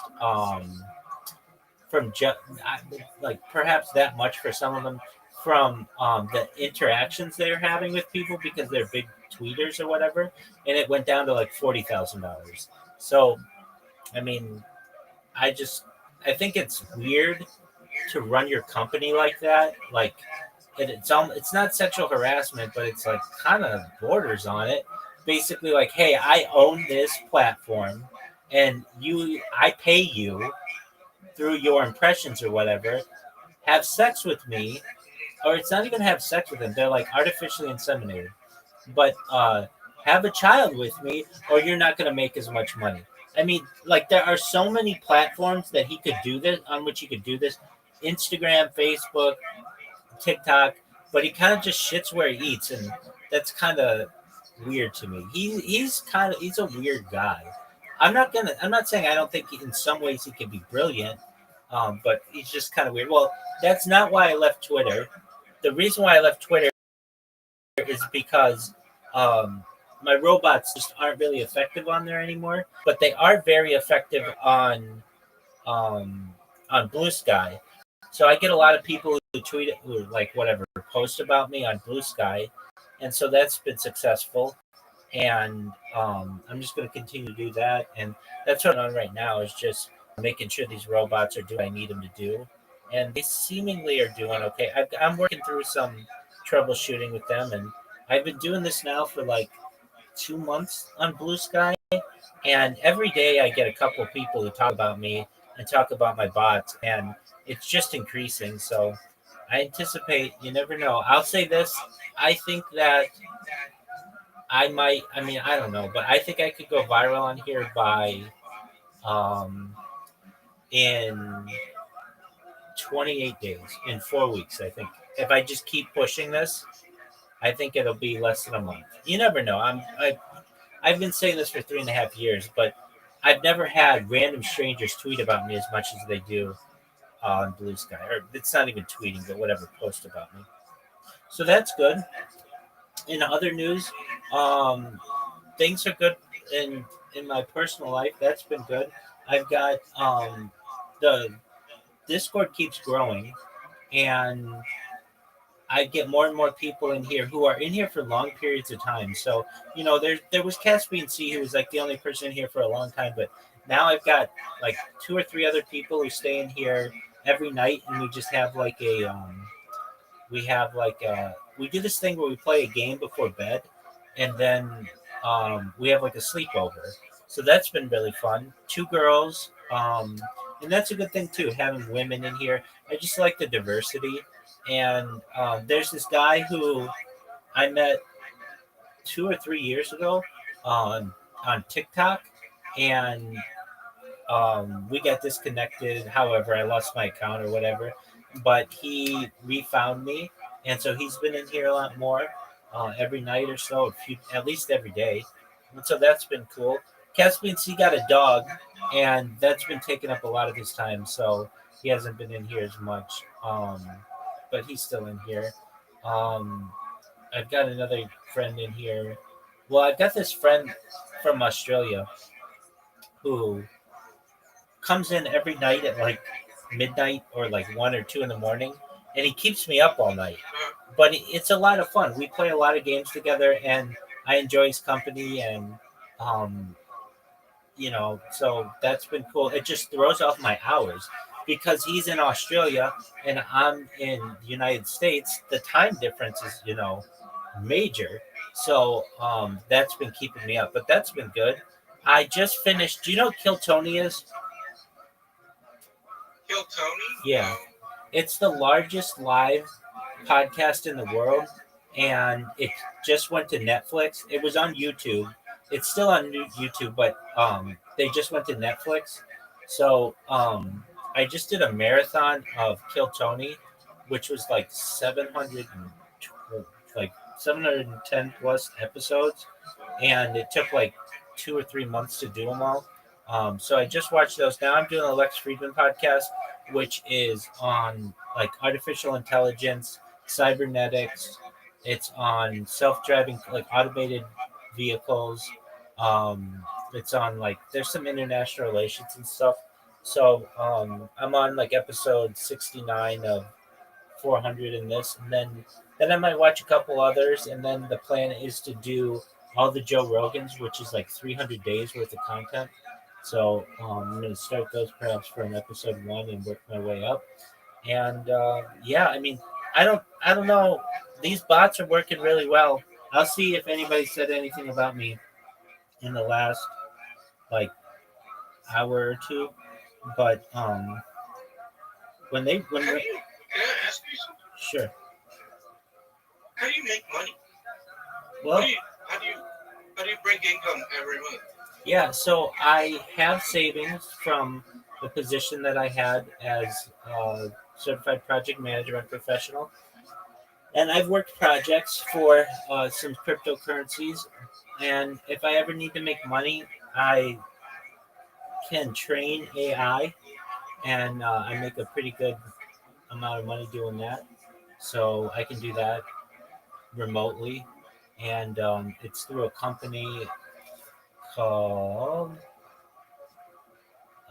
I'm thinking about moving abroad. That's why I asked. That's okay. How can Um, I work on the internet yeah, to so make money?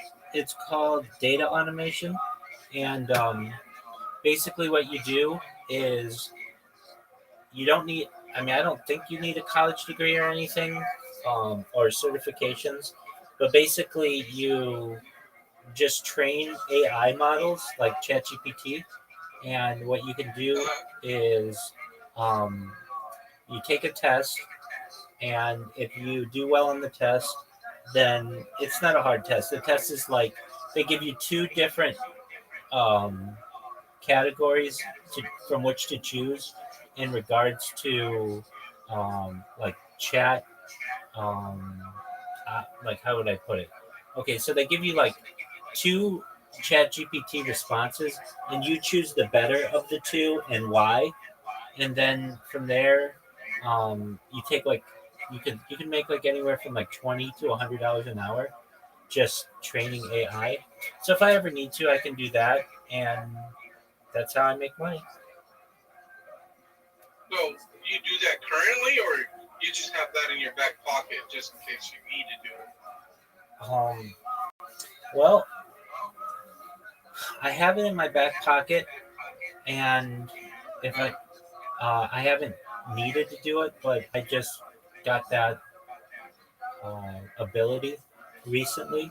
So if I do need to work more, I can do that.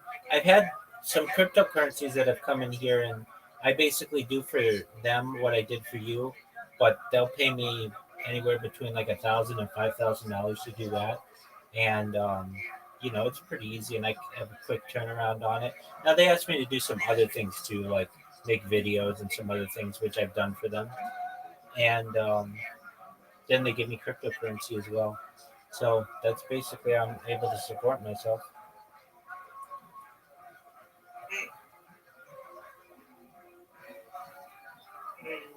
I don't know if you know the honey badgers. That was one of the projects that I helped, and a few others, but Yeah, with Don't Start. it could have been.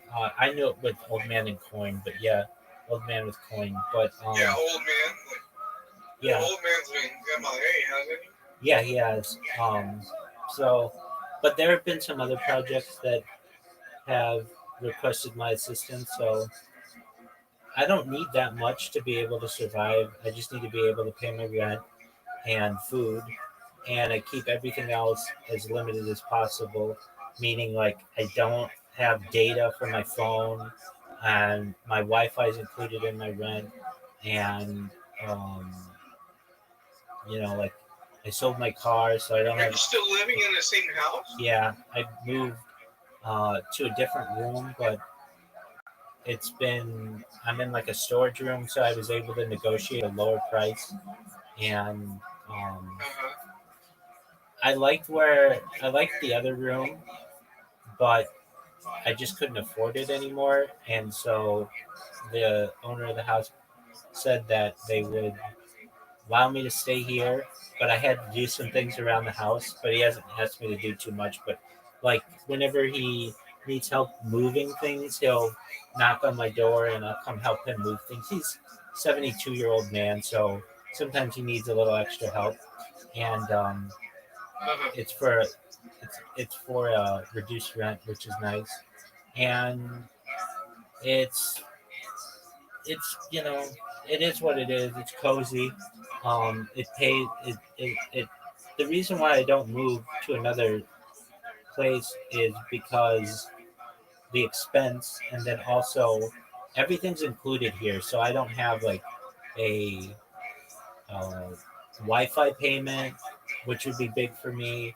I don't have like a power bill. Everything's included, so that's been convenient. But um, Okay. if I of course, if I go viral, I'll move. But until then, this is what I've been doing. I get along with the roommates, and we always have different people here, and um, so we've got some people from Ukraine and Philippines and China, and it just kind of depends. A lot of them are students, and we've got like 12 people in the house at points. Some people from Iran. So I do my best to stay out of their hair. We share bathrooms and things like that.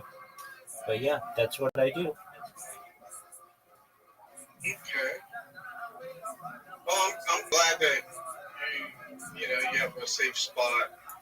Plus, the home that you showed me was pretty cozy. So. Yeah. So, um, for a little bit of time, I had to move out, but I was able to move back, and just being able to negotiate where I've been able to live so that I could be able to afford it. I mean, I budgeted out the amount of money that I have, and I basically asked the owner of the house, "Hey, you've got that storage room. Is there any way I could make a room out of it? I'll help you with whatever you need around the house." And he was nice enough to be able to let me move in here. So that was really You cool. have to get rid of some stuff to fit in there? Yeah, I mean, he's got it in storage. There's a storage thing, like a storage shed in back. So he's allowed me to store some stuff in there. And then I have some stuff in his garage. So, but yeah, I mean, as you know, I had a lot of stuff. So, like, all my books and stuff are in storage, which, it is what it is. I had to do with it what I had to. But he doesn't charge me storage fees or anything like that. He's been really cool. So, I've known him for, I mean, you met him. I've known him for 8 years now, or no, Uh-huh. 7 years now. How'd Uh, you meet him? yeah, good question. I was looking for a place in my community in Irvine, and I looked on Craigslist, and I was just looking for a place that had Wi-Fi included, and this one did, and so I came. I was living in Long Beach at the time, and I went and I met with him, met with his son who actually owns the house. He's actually the property manager, um, but um, his son lives in Iran, so it's kind of like a complicated situation. Quran is where? In Israel? No, it's Persia. It's like in the Middle East. Oh, okay. It's next to Iraq. Okay. So his son was living here. His son is like in IT, but he moved to Iran. That's where they're originally from, and his dad still lives So here. they're not Jewish, right? No, they're Zoroastrian.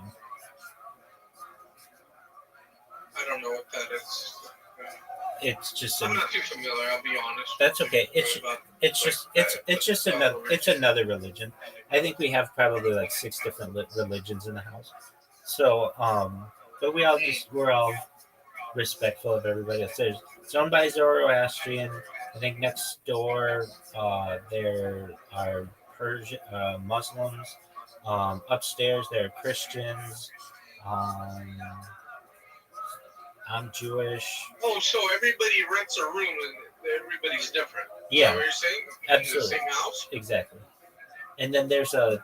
Chinese guy who, I don't know, it's probably Buddhist or doesn't believe in anything. I don't know. We don't really get into religion too much. But yeah, so uh, the owner of the house actually lives in the garage.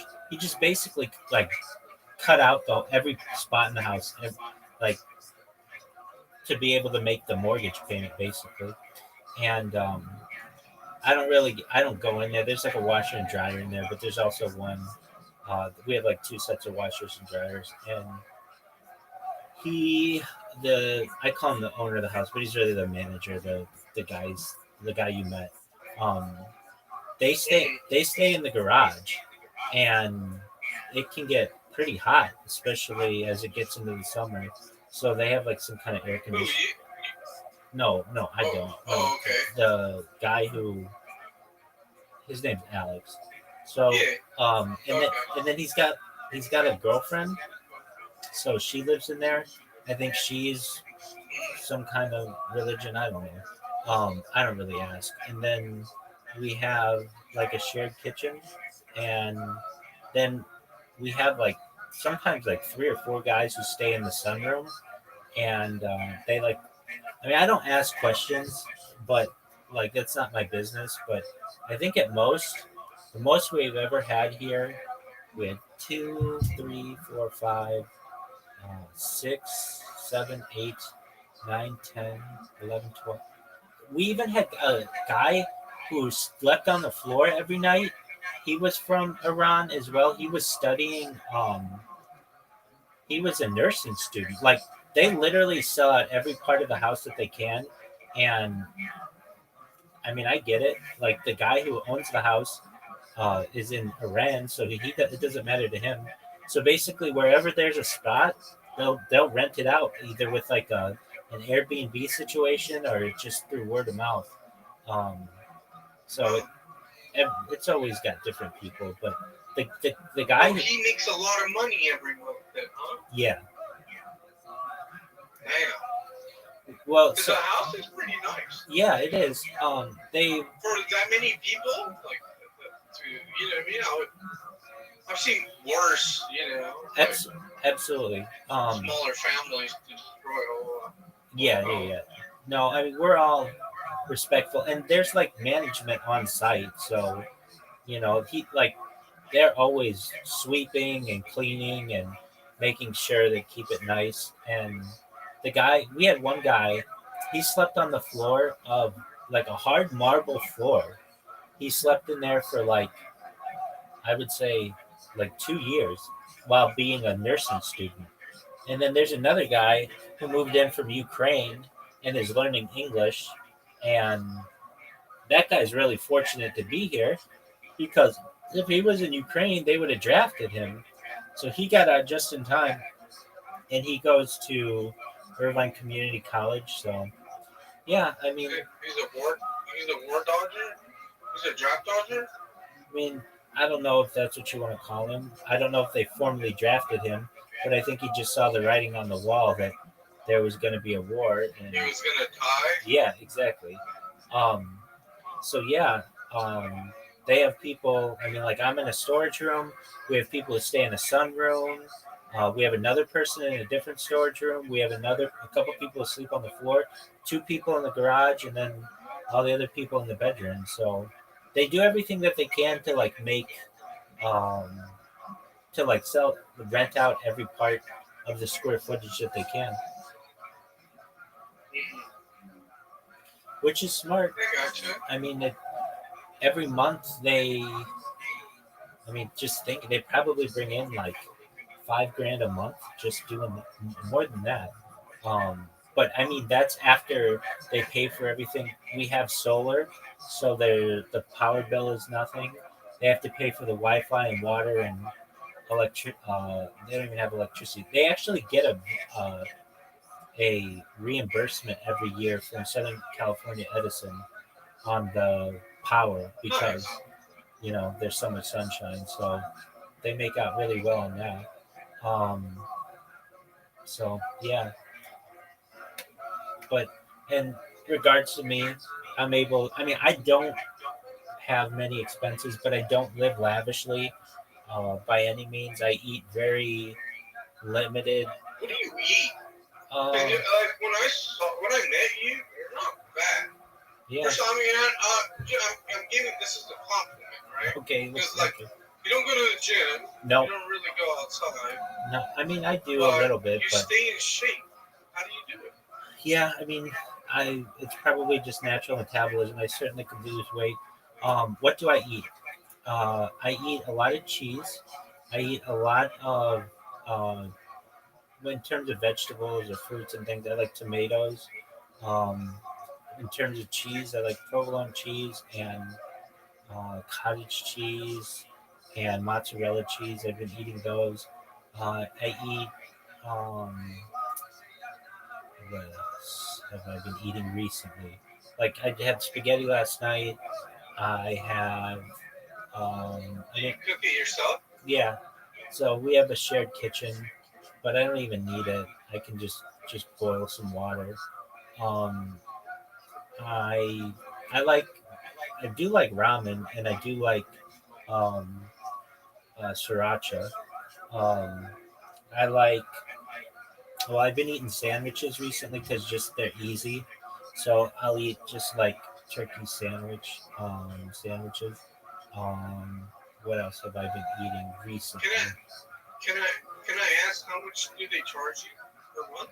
Yeah, so it was 1,200 and it was going up to 1,400, and I wasn't going to be able to pay that. A month. Yeah, when I first started, it was 600. Holy shit. When I first started, it was 600. So I made arrangements. Wow. Yeah, well, it keeps going up because every time they hear about like tariffs or anything, it just makes them think, hey, next year let's charge everybody more. So I was able to get What do you mean Paris? tariffs. TARRIFF. Oh, tariffs. Yeah. Oh, yeah. Tariffs. TARIFFS. And so all in all, everything is $1,000.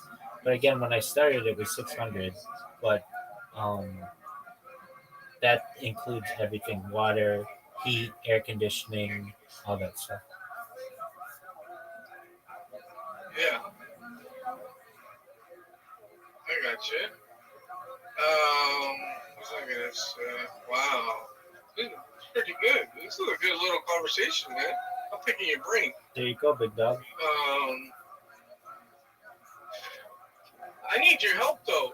I'm thinking about moving to the Caribbean, like I mentioned. I think I mentioned that.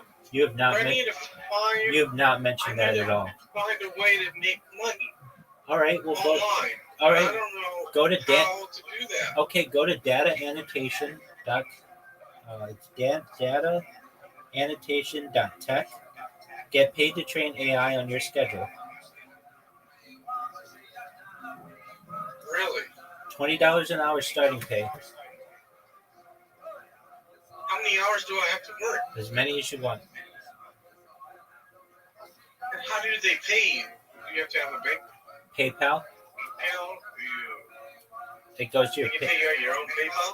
Yeah, they just direct deposit into your PayPal.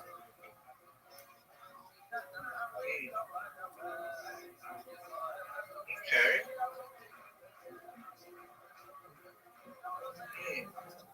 And you said you have to have a cert though?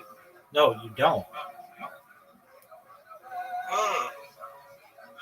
Can you data? What is it called? Data annotation.tech. Hold on, let me Google it.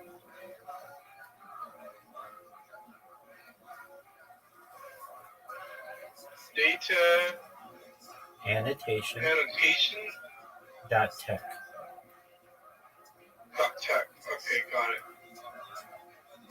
Your new remote, get paid to train AI on your own schedule. Apply now. You have to apply. Yeah.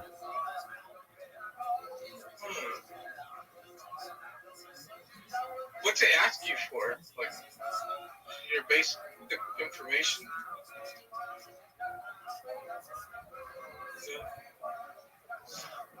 I guess how is that going to work? Like I work abroad. You work I where, really don't want to pay taxes. yeah, you work wherever you want. Right. But I mean, they're still going to collect your social security number and all that. Yeah, I mean, you have to verify your identity, but Yeah. you work as a contractor, so you do your own taxes.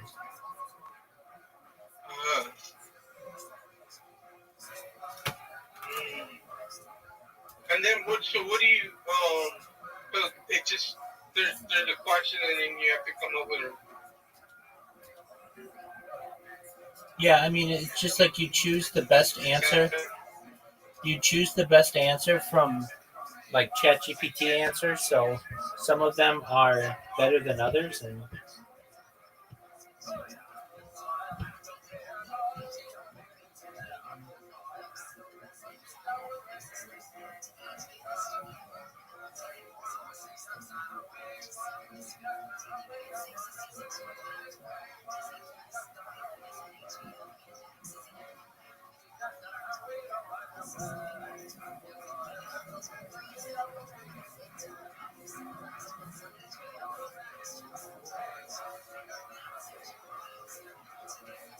You there? yeah. Oh, I lost you there. Okay. I'm gonna apply. I'm gonna check it out. All right, my man. Do it. I'll let you know how. It goes. Excellent. Keep me posted. Yeah. That's fascinating, man. You can still chat though, right? Or you want to go back to what you were doing? Yeah, I mean, I'm gonna be working on my bots, but if there's something you want to talk about, you can let me know. Yeah, I mean, I got. It's fascinating talking to you because you have so much knowledge. Thanks, big dog. I don't think you realize, man. You're probably better than Joe Rogan. Thanks, man. I appreciate it. Yeah, I like picking your brain, man.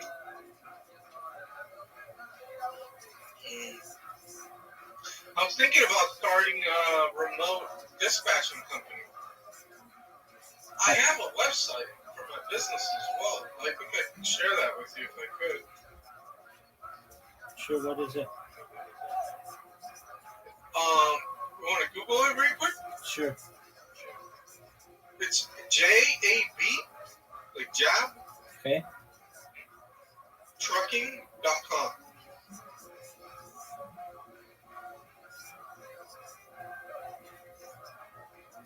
Very cool, man.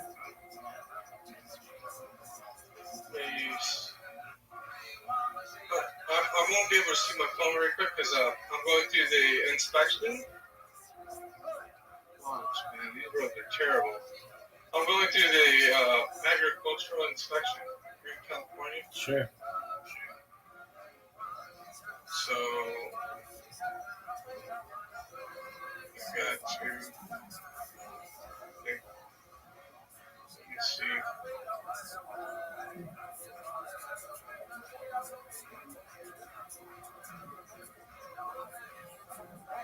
Give me a second, Rabbi. Got it. You have a really nice website. You like it? Yep. Is that your truck?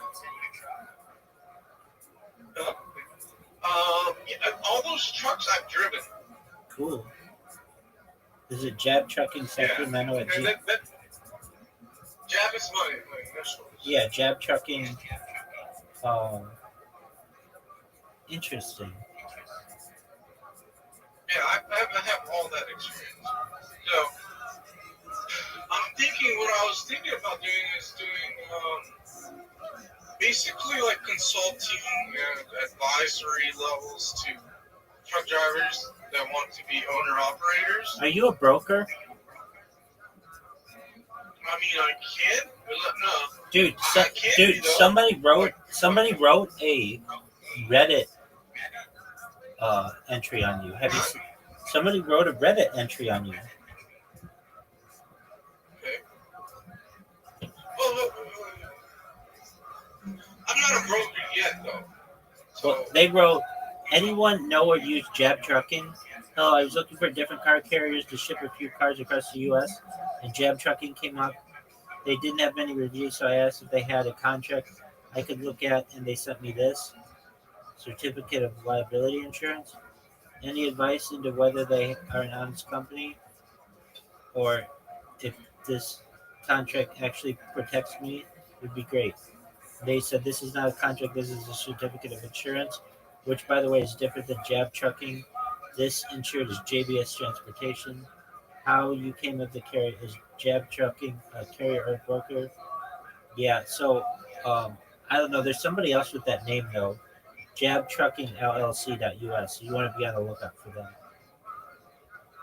oh, but that's different than what I am. Mine is jabtrucking.com. I know, that's a better site. Yeah. Guess how much? I paid like $100, and it's valued at like $1,500. There you go, big dog. Can't beat that. Yeah, I think the website's okay, you know. It's really nice. It's a really nice website. Yeah, I had my girlfriend Nini do it for me. So. Are you still with her? No, not like I just call my home girl or girlfriend. You know what I mean? I gotcha. Not like relationship wise, just like. Yeah. I gotcha. I may have to change the logo though. Keep the same logo, but have it facing outward. She has it facing inward, which I didn't like. But I don't know what you think. Is it okay? Yeah, that's the least of your issues. It's fine. Okay. But it's a clean logo though, right? Absolutely. It says Jab. Absolutely. American Eagle, almost like American Airlines. Like, because I'm basically the American Airlines of fucking Freight. I travel the whole U.S. and I get it done quick, you know? Have you been to 48 states? Yeah, I've been everywhere. Wow. Let me tell you how my week goes. Tell I me. was in L.A. last Monday. Okay. I picked up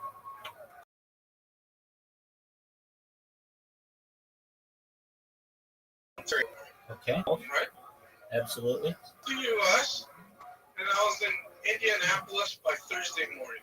All right. Thursday morning, I delivered my first stop.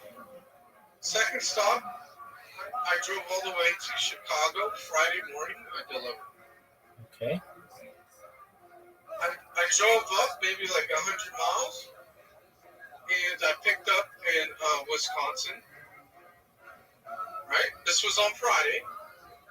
Okay. Today is Sunday, and 4:41, and I just entered California. I just went through the California Ag Inspection here at Needles. Wow. So you've been back and forth. I will be in Barstow in basically 3 hours. Do you have a drop off there? No, I'm going to chill at the truck stop and wait for my delivery for Tuesday morning. Is it that old? Do you know what I'm talking about when I say it's like a train truck stop? It's got a McDonald's in it. You'll have to repeat that because it totally broke up. Sure. I don't know what. They have a train. I think it's more for cars. but it's like a truck stop and an old train in Barstow. There's a McDonald's in it. There's a train with a McDonald's in it? It's like an old train, yeah.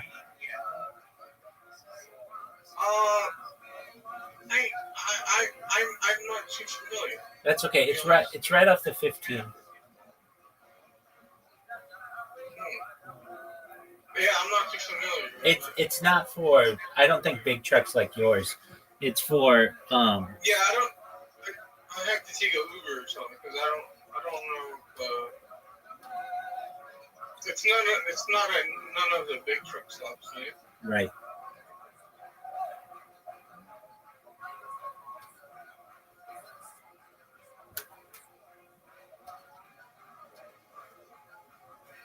Hello?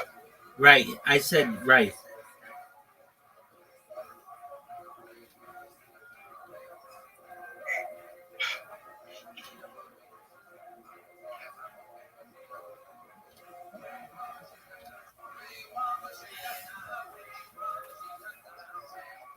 Hello?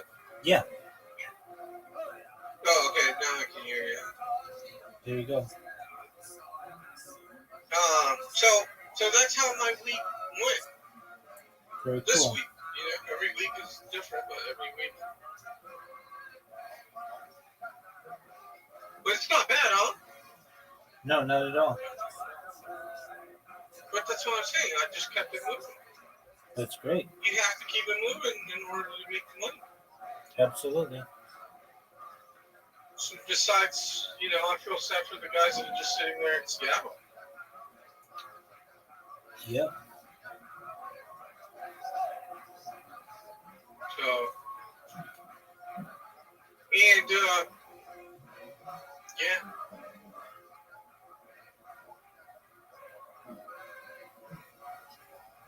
But I've just been thinking about moving just in case, like, this gets really bad. I just wanted to do remote work from the Caribbean because I wanted to hang out on the beach. Can't beat that. But I just don't, I wish I had the foresight like you do of how to actually make money. Sure.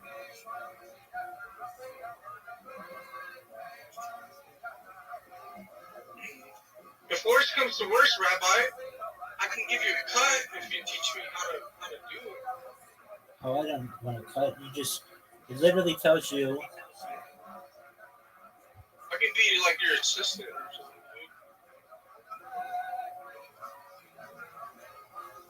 something. Teach me how to do cool stuff. It literally. I've never. Huh? It literally tells you what you need to do on their website. Oh yeah. I get what you're saying on that, but I'm just saying just how you learn these bot stuff and all this. Well, I mean, I went to school for that kind of stuff. Well, not necessarily this, but I mean, I have certifications and experience and. Is there online classes you can take on that stuff? Certainly.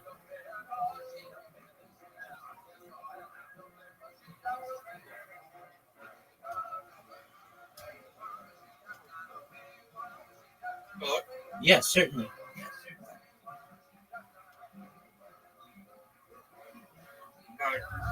I don't know why I can barely hear you. Yes, there are. In fact, if you want to, I mean, that's what I'm watching right now. If you want to learn about it, feel free to listen. Here we go. Okay. They educate and inspire hundreds of thousands of students in over 110 countries and have a perfect rating at Charity Navigator, which means that donated money is used to maximum effectiveness. When you get Cash App from the App Store or Google Play and use code LEXPODCAST, you'll get $10, and Cash App will also donate $10 to First, which again is an organization that I've personally seen inspire girls and boys to dream of engineering a better world. And now, here's my conversation with Jim Keller. What are the differences and similarities between the human brain and a computer with the microprocessor at its core? Let's start with the philosophical question, perhaps. Well, since people don't actually understand how human brains work, I think that's true. I think that's true. So it's hard to compare them. Computers are, there's really two things. There's memory and there's computation, right? And to date, almost all computer architectures are global memory, which is a thing, right? And then computation, where you pull data in, you do relatively simple operations on it, and write data back. So it's decoupled in modern computers. And you think in the human brain, everything's a mess that's combined together. What people observe is there's some number of layers of neurons which have local and global connections, and information is stored in some distributed fashion. And people build things called neural networks in computers, where the information is distributed in some kind of fashion. There's a mathematics behind it. I don't know that the understanding of that is super deep. The computations we run on those are straightforward computations. I don't believe anybody has said a neuron does this computation. So to date, it's hard to compare them, I would say. So let's get into the basics before we zoom back out. How do you build a computer from scratch?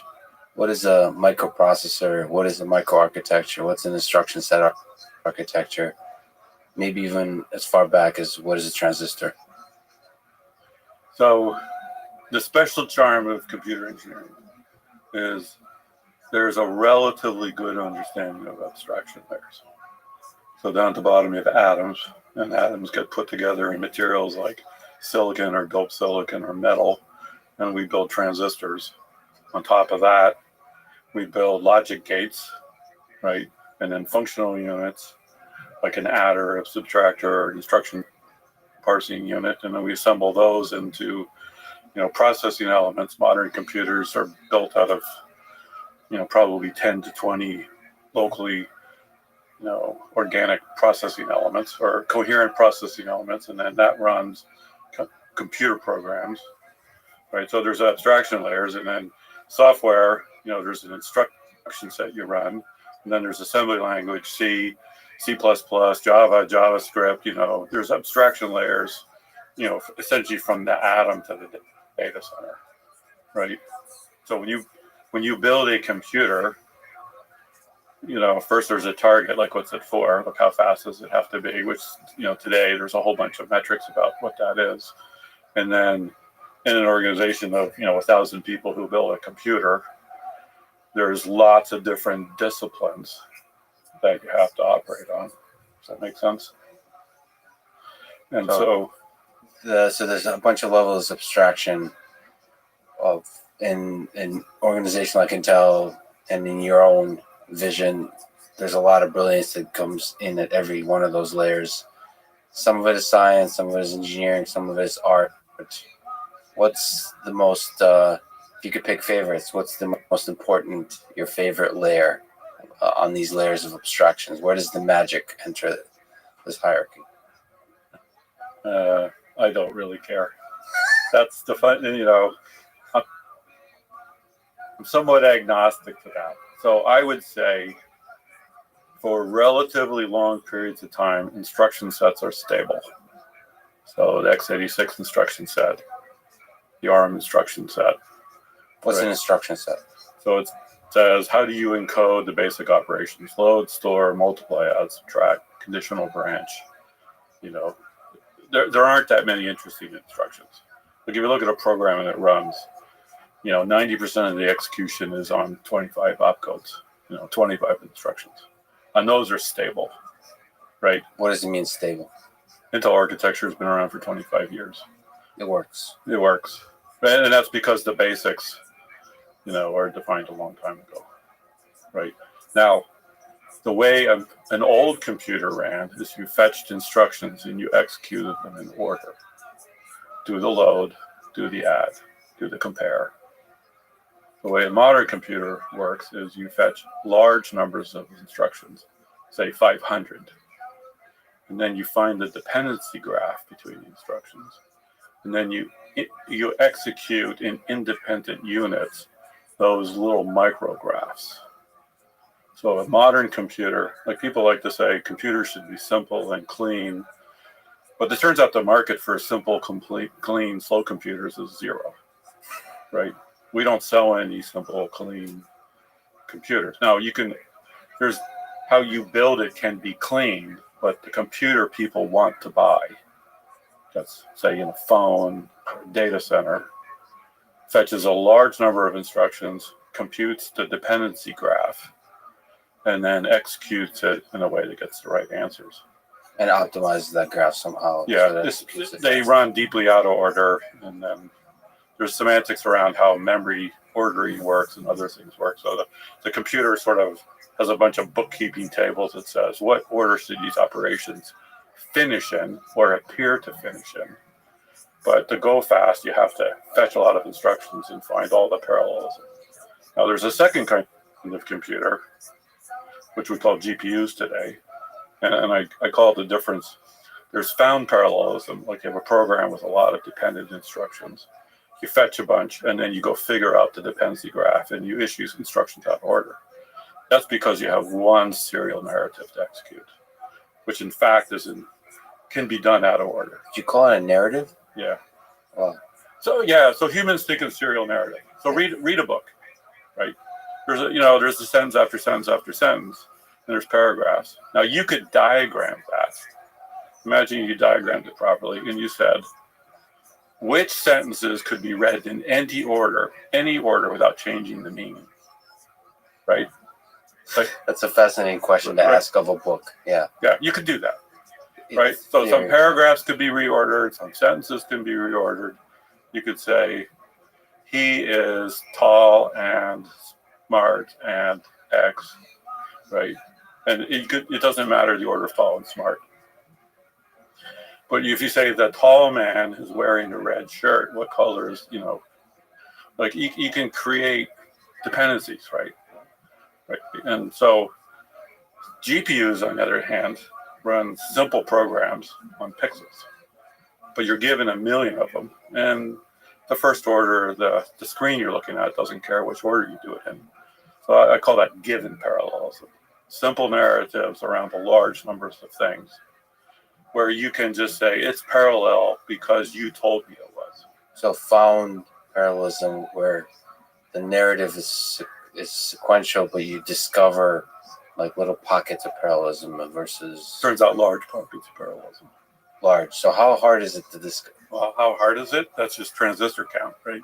So once you crack the problem, you say, here's how you fetch 10 instructions at a time. Here's how you calculate the dependencies between them.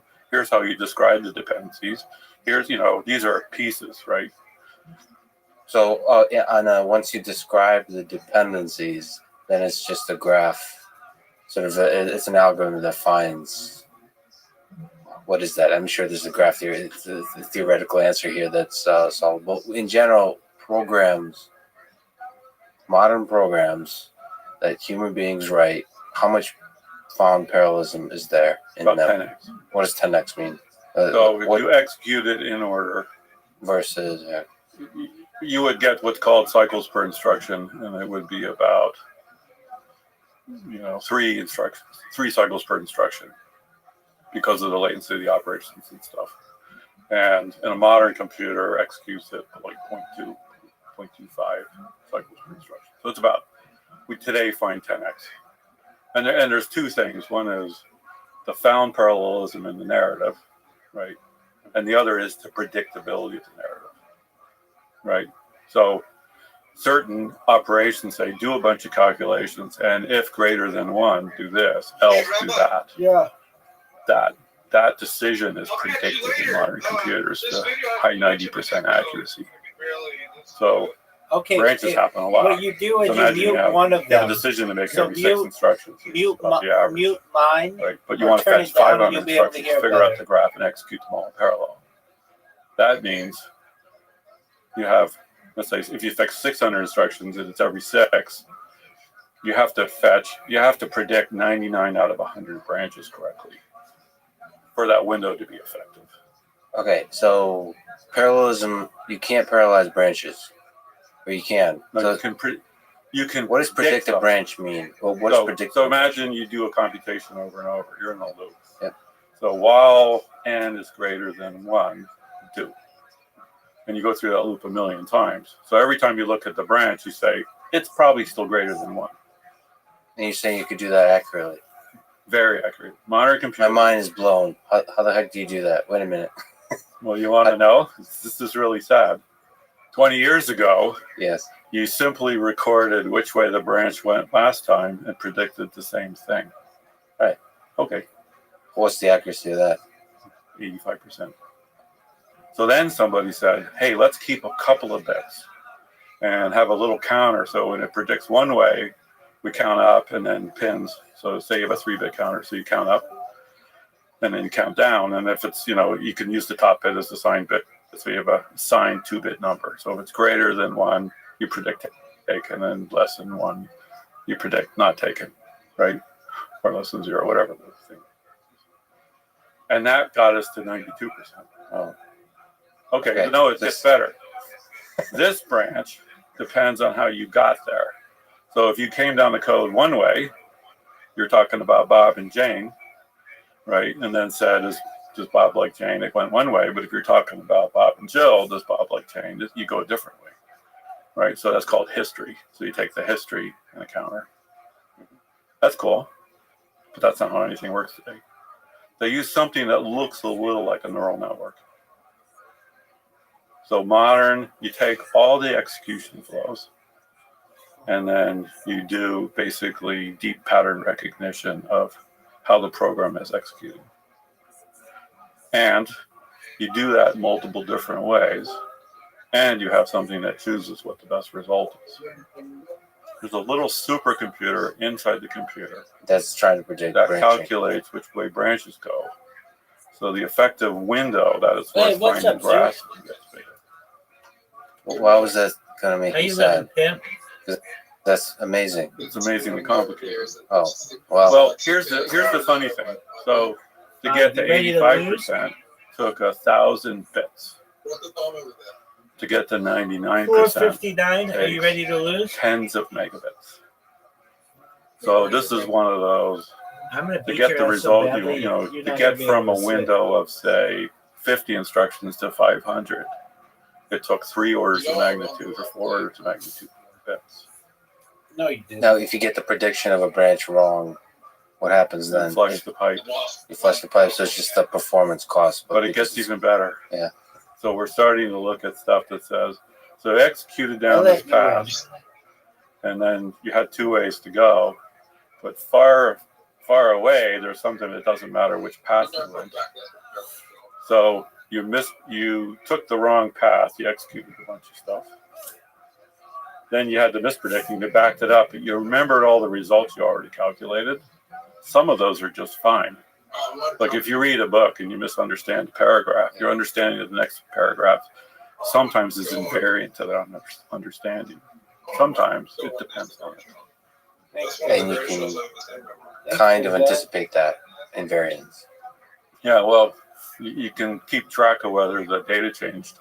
And so when you come back through a piece of code, should you calculate it again or do the same thing? Okay, how much of this is art and how much of it is science? Because it sounds pretty complicated. So, Well, how do you describe a situation? So imagine you come to a point in the road, you have to make a decision, right? And you have a bunch of knowledge about which way to go. Maybe you have a map. So you want to go the shortest way, or do you want to go the fastest way, or do you want to pick the nicest road? So there's some set of data. So imagine you're doing something complicated like building a computer, and there's hundreds of decision points, all with hundreds of possible ways to go. And the ways you pick interact in a complicated way. right, And then you have to pick the right spot. right. So Is that's that art or science? I don't know. you avoided the question. You just described the Robert Frost poem, Road Less Taken. I described the Robin Frost problem. That's what we do as computer designers. It's all What a shot! great. One of the best shots in global history. I don't know how to describe that because some people are very good at making those intuitive leaps. It seems like this combination of things. Some people are less good at it, but they're really good at evaluating the alternatives. right? That And was amazing. everybody You has know a it. different way to do it. And some people can't make those leaps, but they're really good at No, analyzing that it. shot was great. So when too. you see computers are designed by teams of people who have very different skill sets. And a good team has lots of different kinds of people. I suspect you would describe some of them as artistic. Right. But not very many. Unfortunately, or fortunately. Fortunately. Well, you know, computer design's hard. It's 99% No way you making this. perspiration. And The No 1% fucking inspiration is way. really important. So close. but you still need the 99. Yeah, you got to do a lot of work. And then there are interesting things to do at every level. At the end of the day, if you run the same program multiple times, I don't know. Does it always like, produce the same result? Is there a good way to do this? is there some room for fuzziness there? That's a math problem. So if you run a correct C program, the definition is every time you run it, you get the same answer. Yeah, that's a math statement. Well, that's a language definitional statement. So Yes. for years, Right. when we first did 3D Yeah, acceleration but of you graphics, suck from there. you Go could in the run the water. same scene multiple Zoom, times that and get was different great. answers. Right. And then some people thought that was okay, and some people thought it was a bad idea. And then when the HPC world used GPUs for calculations, they thought it was a really bad idea. Okay. Yeah, it does. Now, in modern AI stuff, people are looking at You suck networks dick at where this the one. precision of the data is low enough that the data is somewhat noisy. And the observation is the input data is unbelievably noisy. So why should the calculation be not noisy? And people have experimented with algorithms that say can get faster answers by being noisy. Like as the network starts to converge, if you look at the computation graph, it starts out really wide and then it gets narrower. And you can say, is that Dreams last impossible. little bit that important, or should I start the graph on the next rev before we whittle all the way down to the answer, right? So you can create algorithms that are noisy. Now, if you're developing something and every time you run it, you get a different answer, it's really annoying. And so most people think, even today, Yeah. every time you run a program, you get the same answer. No, I know, but the question is, that's the formal definition of a programming language. There is a definition of languages that don't get the same answer, but people who use those, you always want something because you get a bad answer, and then you're wondering, is it because of something in the algorithm or because of this? And so everybody wants a little switch that says, no matter what, do it deterministically. Oh, And it's really weird because almost Yeah, you everything going into modern calculations is noisy. So why do the answers have to be so clear? It's Right, so where do you stand? I design computers for people who run programs. So if you're somebody says, agnostic. I want a deterministic answer, like most people want that. Can you deliver a deterministic answer, I guess is the question. Like Hit when that you, turn. Yeah, that's, hopefully, sure. What that's people don't realize is you get a deterministic answer even though the execution flow is very undeterministic. So you run this program 100 times, Dude, it you're never getting runs the better. same way twice, ever. and the answer, it arrives at the same answer. But it gets the same answer every time. It's just amazing. Okay, you've achieved in the eyes of many people legend status as a chip architect. What design creation are you most proud of? Perhaps because it was challenging, because of its impact, or because of the set of brilliant ideas that that were involved in bringing it to Well, I life. find that description odd. And I have two small children, Thank and I you. promise you, they think it's hilarious. This question, Yeah. So, I do it for them. so I am I'm really interested in building computers, and I've worked with really, really smart people. I'm not unbelievably smart. I'm fascinated by how they go together, both as a thing to do and as an endeavor that people do. How people and computers go together. Like how people think and build a computer. And I find sometimes that the best computer architects aren't that interested in people, or the best people managers aren't that good at designing computers. So the whole stack of human beings is fascinating. So the managers, the individual Yeah, engineers. so Yeah, I said I realized after a lot of years of building computers, where you sort of build them out of transistors, logic gates, functional units, computational elements, that you could think of people the same way. So people are functional units. Yes. And then you could think of organizational design as a computer architecture problem. And then it's like, oh, that's super cool because the people are all different, just like the computational elements are all different. And they like to do different things. And so I had a lot of fun, like reframing how I think about organizations. Just like with computers, we were saying execution paths. You can have a lot of different paths that end up at the same good destination. So, what have you learned about the human abstractions from individual functional human units to the broader organization? What does it take to create something special? Well, most people don't think simple enough. All right. So do you know the difference between a recipe and the understanding? There's probably a philosophical description of this. So imagine you're going to make a loaf of bread. Yep. The recipe says get some flour, add some water, add some yeast, mix it up, let it rise, put it in a pan, put it in the oven. It's a recipe. Right? Understanding bread, you can understand biology, supply chains, grain grinders, yeast, physics, thermodynamics. Like there's so many levels of understanding. And then when people build and design things, they frequently are executing some stack of recipes, right? And the problem with that is the recipes all have limited scope. Like if you have a really good recipe book for making bread, it won't tell you anything about how to make an omelet, right? But if you have a deep understanding of cooking, right, then bread, omelets, sandwich, there's a different, way of viewing everything.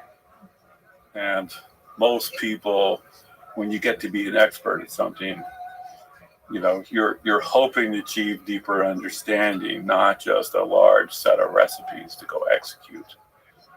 And it's interesting to walk groups of people because executing recipes is unbelievably efficient if it's what you want to do. If it's not what you want to do, you're really stuck. And that difference is crucial. And everybody has a balance of, let's say, deeper understanding recipes. And some people are really good at recognizing when the problem is to understand something deeply. That makes sense? That totally makes sense. Does it every stage of development deep understanding on the team needed? Well, this goes back to the art versus science question. Sure. If you constantly unpacked everything for deeper understanding, you never get anything done. Right. And if you don't unpack understanding when you need to, you'll do the wrong thing. And then at every juncture, like human beings are these really weird things because everything you tell them has a million possible outputs, right? And then they all interact in a hilarious way. Yeah, and then having some intuition about what you tell them, what you do, when do you intervene, when do you not, it's complicated. Right, so... It's essentially computationally unsolvable. Yeah, it's an intractable problem, sure. Humans are a mess. But with deep understanding, do you mean also sort of fundamental questions of things like what is a computer?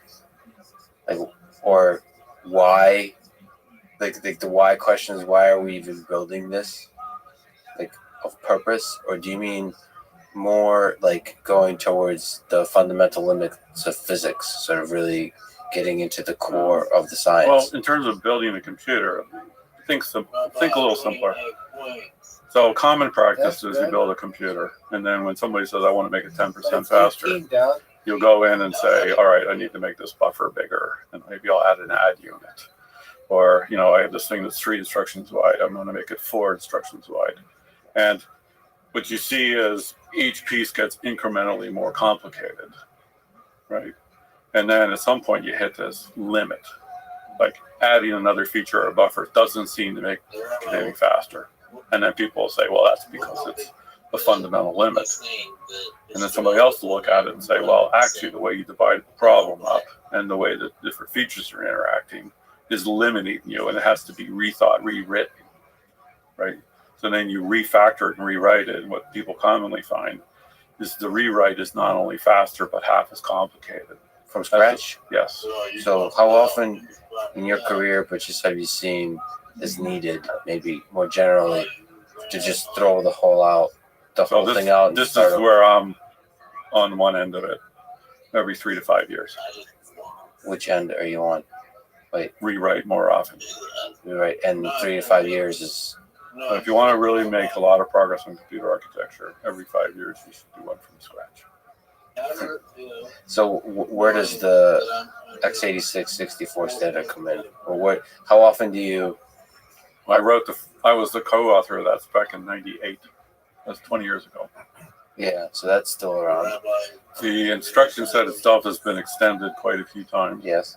And instruction sets are less interesting than the implementation underneath. There's been, on x86 architecture, Intel's designed a few, AMD's designed a few, very different architectures. And I don't want to go into too much of the detail about how often, but there's a tendency to rewrite it every 10 years, and it really should be every 5. So you're saying you're an outlier in that sense. Rewrite more often. Rewrite more often. Well, and Isn't that scary? Yeah, of course. Well, scary to who? Yo, man. To everybody involved, because like you said, repeating the recipe is efficient. Companies want to make Dude, money. you're not that far behind. No, me. individual engineers I want to just had a succeed, so huge you want meeting. You're still not to that far incrementally improve, increase the buffer from 3 to 4. Well, Yeah, so increase this is performance. where you get into diminishing return curves. I think Steve Jobs said this, right? So behind. Too bad. you have a project and you start here and it goes up and you have diminishing return. And to get to the next level, you have to do a new one. And the initial starting point will be lower than the old optimization point, but it'll get higher. So now you have two kinds of fear: short-term disaster and long-term disaster. And you're grown-ups, right? Yes. Like, people with a quarter by quarter business objective are terrified about changing everything. Yeah. And people who are trying to run a business or build a computer for a long-term objective know that the short-term limitations block them from the long-term success. So if you look at leaders of companies that had really good long-term success, every time they saw that they had to redo something, they did. And so somebody has to speak up. Or you do multiple projects in parallel. Like you optimize the old one while you build a new one. But the marketing guys are always like, promise me that the new computer is faster on every single thing. And the computer architect says, well, the new computer will be faster on the average. But there's a distribution of results in performance, and you'll have some outliers that are slower. And that's very hard because they have one customer who cares about that one. So speaking of the long term, for over 50 years now, Moore's Law has served for me and millions of others as an inspiring beacon of what kind of amazing future brilliant engineers can build. Yep. I'm just making your kids laugh all of today. That's great.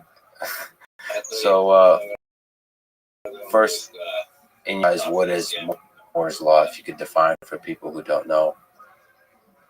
Well, the simple statement from Gordon Moore was double number of transistors every 2 years. Something like that. And then my operational model is we increase the performance of computers by 2x every 2 or 3 years. And it's wiggled around substantially over time. And also in how we deliver performance has changed. So, right. But the foundational idea was 2x the transistors every 2 years. The current cadence is something like, they call it a shrink factor, like 0.6 every 2 years, which is not 0.5. But that's referring strictly into the original definition. Yeah, of just transistor count. A shrink factor is just getting them smaller, smaller, smaller. Well, as you for a constant chip area, if you make the transistors smaller by 0.6, then you get 1 over 0.6 more transistors. So can you linger on it a little longer? What do you think should be the broader definition of Moore's Law? When you mentioned how you think of performance, just broadly, what's a good way to think about Moore's Law?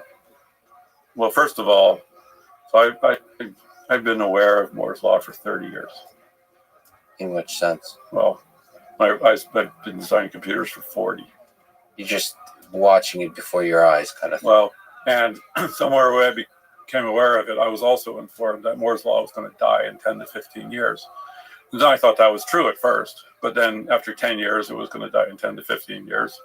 And then at one point, it was going to die in 5 years. And then it went back up to 10 years. And at some point, I decided not to worry about that particular prognostication for the rest of my life, which is fun. And then I joined Intel, and everybody said Moore's law is dead. And I thought that's sad because it's the Moore company, and it's not dead, and it's always been a die.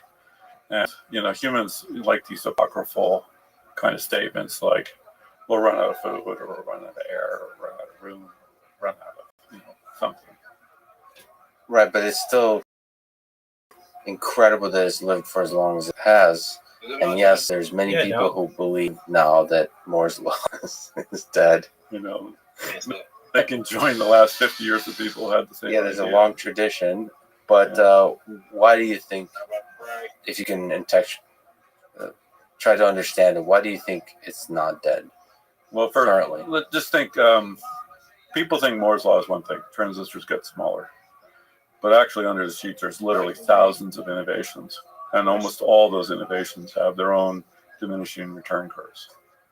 So if you graph it, it looks like a cascade of diminishing return curves.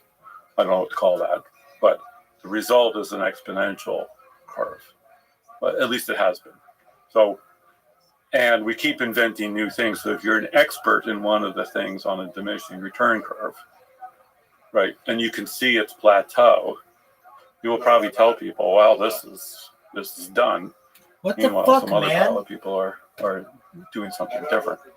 So that's just not normal. Cool at all. I don't. So like then that. there's You're the wasting my observation time of when you pull that. how small could a switching device be? So a modern transistor is something like 1,000 by 1,000 by 1,000 atoms, right? And you get quantum effects down around 2 to 10 I don't want atoms. to talk if you're gonna pull that bullshit. So you can imagine a transistor as small as 10 by 10 by 10. So that's 1,000,000 times smaller. And then the quantum computational people are working away at how to use quantum effects. So 1,000 by 1,000 by 1,000 atoms. That's a really clean way of putting it. Well, a fin, like a modern transistor, if you look at the fan, it's like 120 atoms wide, but we can make that thinner. And then there's a gate wrapped around it, and then there's spacing. There's a whole bunch of geometry. And, a competent transistor designer could count both atoms in every section. Like there's techniques now to already put down atoms in a single atomic layer. Right? And you can place atoms if you want to. It's just, from a manufacturing process, if placing an atom takes 10 minutes and you need to put, 10 to the 23rd atoms together to make a computer, it would take a long time. So the methods are, both shrinking things and then coming up with effective ways to control what's happening. Manufacture stably and cheaply. Yeah.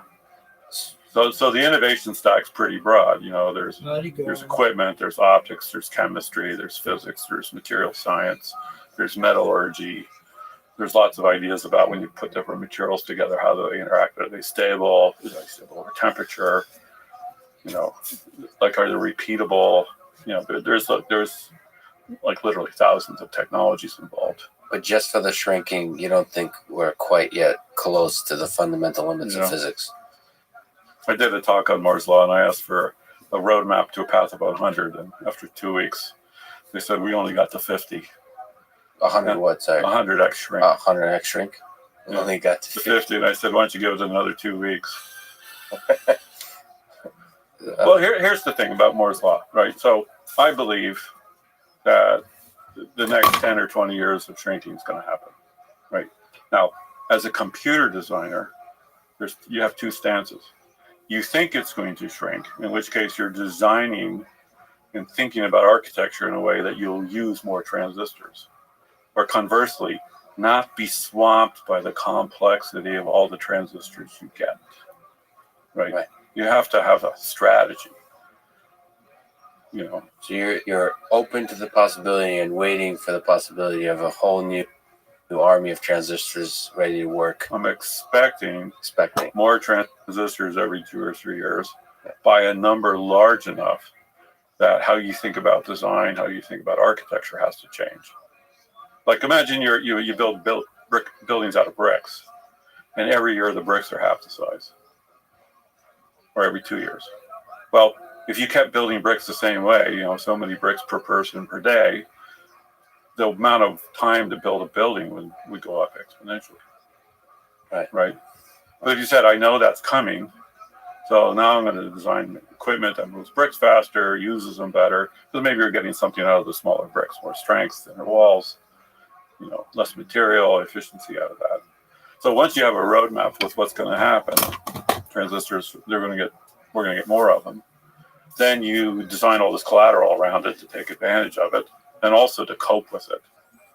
Like that's the thing people don't understand. It's like if I didn't believe in Moore's law, and then Moore's law transistors showed up, my design teams were all drowned. So what's the Right. what's the hardest part of this flood of new transistors? I mean, even if you just look historically throughout your career, what's the thing? What fundamentally changes when you add more transistors in the task of designing an architecture? Well, there's two constants, right? One is people don't get smarter. By the way, there's some science showing that we do get smarter because of nutrition, whatever. Yeah. Sorry to bring that up. Blend effect. Yes. Yeah, I'm familiar with it. Nobody understands it. Nobody knows if it's still going on. So that's or whether it's real or not. But I sort of. Anyway, but not. I would believe for the most part people aren't getting much smarter. The evidence doesn't support it. That's right. And then teams can't grow that much. Right. So human beings we're really good in teams of 10. Up to teams of 100, they can know each other. Beyond that, you have to have organizational boundaries. So those are pretty hard constraints, right? So then you have to divide and conquer. Like as the designs get bigger, you have to divide it into pieces. The power of abstraction layers is really high. We used to build computers out of transistors. Now we have a team that turns transistors into logic cells, and another team that turns them into functional units, another one that turns them into computers. Right, so we have abstraction layers in there. And you have to think about when do you shift gears on that. We also use faster computers to build faster computers. So some algorithms run twice as fast on new computers, but a lot of algorithms are n squared. So, a computer with twice as many transistors, and it might take 4 times as long to run. So you have to refactor the software. Like simply using faster computers to build bigger computers doesn't work. So you have to think about all these things. So in terms of computing performance and the exciting possibility that more powerful computers bring, is shrinking the thing we've just been talking about one of the biggest exciting possibilities of advancement in performance? Or is there other directions that you're interested in, like in the direction of sort of enforcing given parallelism, or like doing massive parallelism in terms of many CPUs, stacking CPUs on top of each other, that kind of parallelism, or any kind of parallelism? Well, think about it in a different way. So old computers, slow computers, you said A equal B plus C times D. Pretty simple, right? And then we made faster computers with vector units, and you can do proper equations and matrices. Right, and then modern like AI computations or like convolutional neural networks, where you convolve one large data set against another. And so there's sort of this hierarchy of mathematics, from simple equation to linear equations to matrix equations to deeper kind of computation. And the data sets are getting so big that people are thinking of data as a topology problem. Data is organized in some immense shape, and then the computation, which sort of wants to be get data from immense shape and do some computation on it. So what computers allow people to do is have algorithms go much further. So that paper you referenced, the Sutton paper, He talked about, like when AI started, it was apply rule sets to something. That's a very simple computational situation. And then when they did first chess thing, they solved deep searches. So have a huge database of moves and results, deep search, but it's still just a search. Right. Now we take large numbers of images and we use it to train these weight sets that we convolve across. It's a completely different kind of phenomena. We call that AI. Now they're doing the next generation. And if you look at it, they're going up this mathematical graph, right? And then computations, both computation and data sets support going up that graph.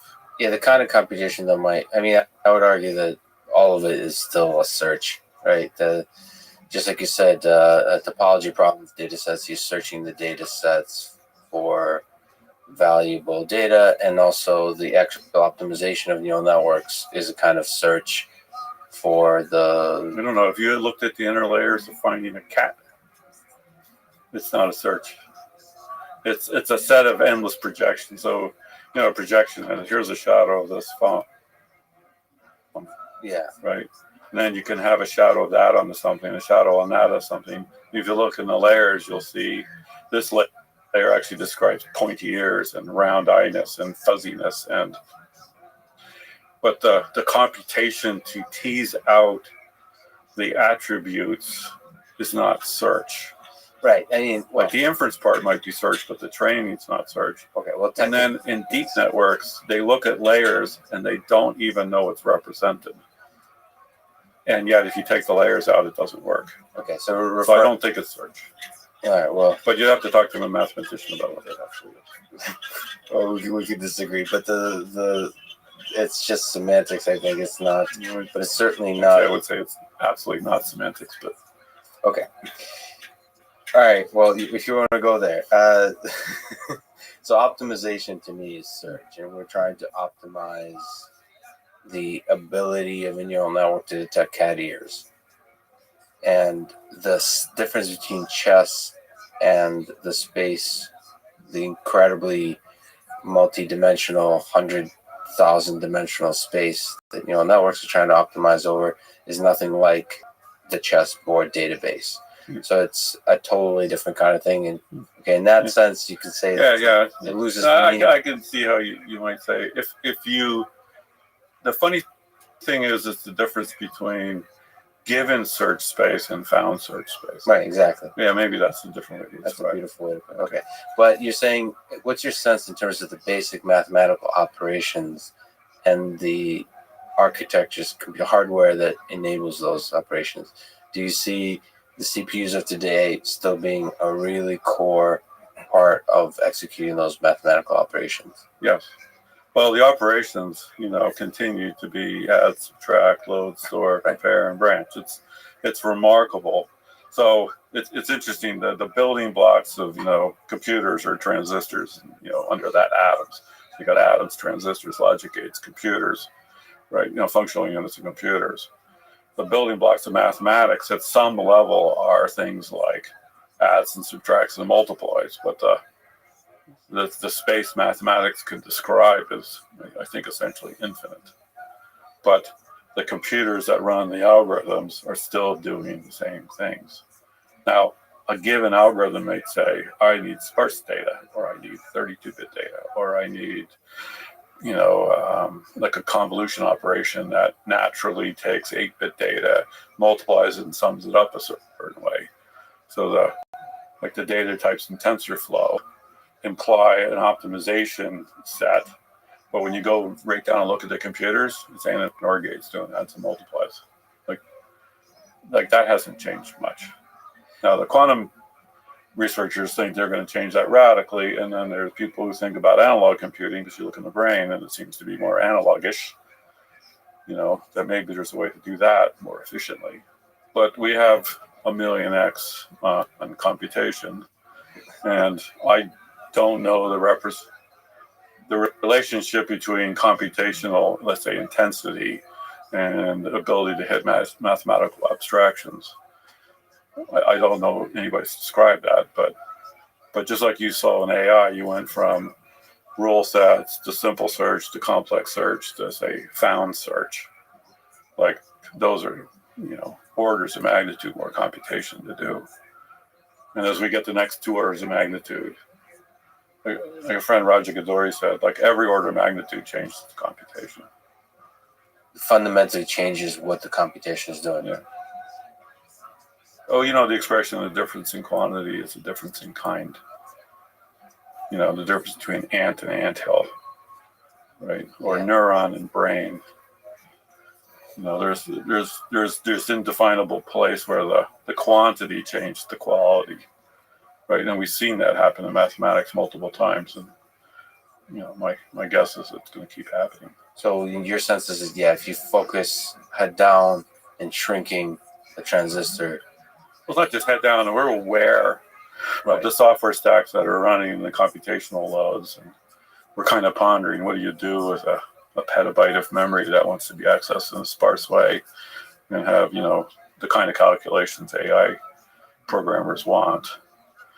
So there's a dialogue and interaction, but when you go in the computer chip, you know, you find adders and subtractors and multipliers. And so if you zoom out then with, as you mentioned, Ray Sutton, the idea that most of the development in the last many decades in AI research came from just leveraging computation and just simple algorithms waiting for the computation to improve. Well, software guys have a thing that they call it the problem of early optimization.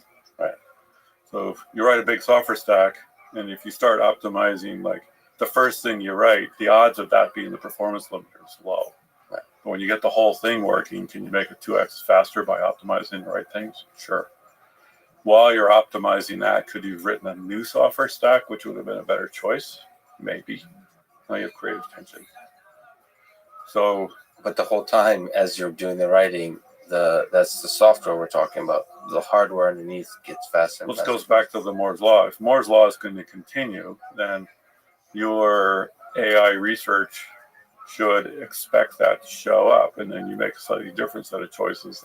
Then we've hit the wall, nothing's going to happen. Yeah. And from here, it's just us rewriting algorithms. Like that seems like a failed strategy for the last 30 years of Moore's Law's death. So can you just linger on it? I think you've answered it, but I'll just ask the same dumb question over and over. So why do you think Moore's Law is not going to die? Which is the most promising, exciting possibility of why it won't die in the next 5-10 years? So is it the continued shrinking of the transistor, or is it another S curve that steps in a totally sort of... Well, the shrinking the transistor is literally thousands of innovations. Right. So there's they're all, and S-curves in there. there's a whole bunch of S curves just kind of running their course and being reinvented and new things. You know, the semiconductor fabricators and technologists have all announced what's called nanowires. So they took a fan which had a gate around it and turned that into little wires, so you have better control of that, and they're smaller. And then from there's some obvious steps about how to shrink that. The metallurgy around wire stacks and stuff has very obvious abilities to shrink. And, you know, there's a whole combination of things there to do. Your sense is that we're going to get a lot if this innovation from just that shrinking. Yeah, like a factor of 100 is a lot. Yeah, I would say that's incredible. And it's totally unknown. It's only 10 or 15 years. Now, you're smarter, you might know, but to me, it's totally unpredictable of what that 100x would bring in terms of the nature of the computation that people would be. Yeah, you're familiar with Bell's Law. So for a long time, it was mainframes, minis, workstation, PC, mobile. Moore's Law drove faster, smaller computers. Right? And then when we were thinking about Moore's Law, Roger Gadori said every 10x generates a new computation. So scalar, vector, matrix, topological computation, right? And if you go look at the industry trends, there was, mainframes and then mini computers and then PCs, and then the internet took off, and then we got mobile devices, and now we're building 5G wireless with 1 millisecond latency. Yeah. And people are starting to think about the smart world where everything knows you, recognizes you. Like the transformations are going to be like unpredictable. How does it make you feel that you're one of the key architects of this kind of future? So we're not talking about. What'd you say? What'd you say?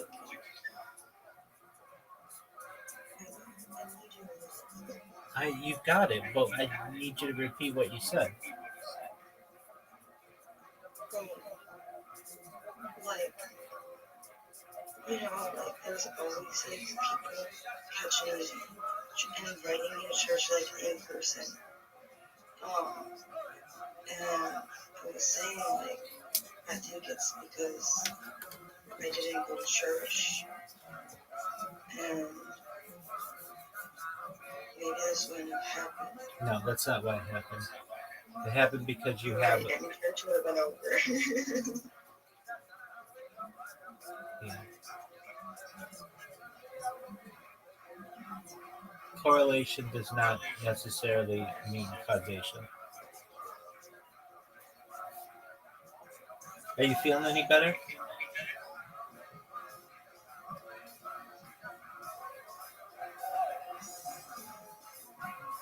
I feel like I'm not crying right now. Earlier, when I was crying, I hit this point of like, I felt like a kid in that like I was feeling so many emotions at one time, and I couldn't like linearly I couldn't describe like what I was crying about at that point, but it felt very like good. So I think I do feel better. Excellent. Well, I was worried about you and I was thinking about you, and I'm glad you took my advice, and now all that's in the past and you just focus on the future.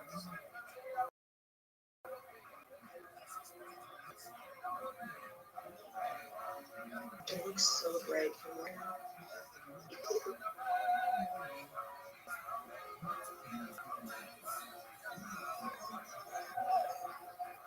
That was good, right? I loved it.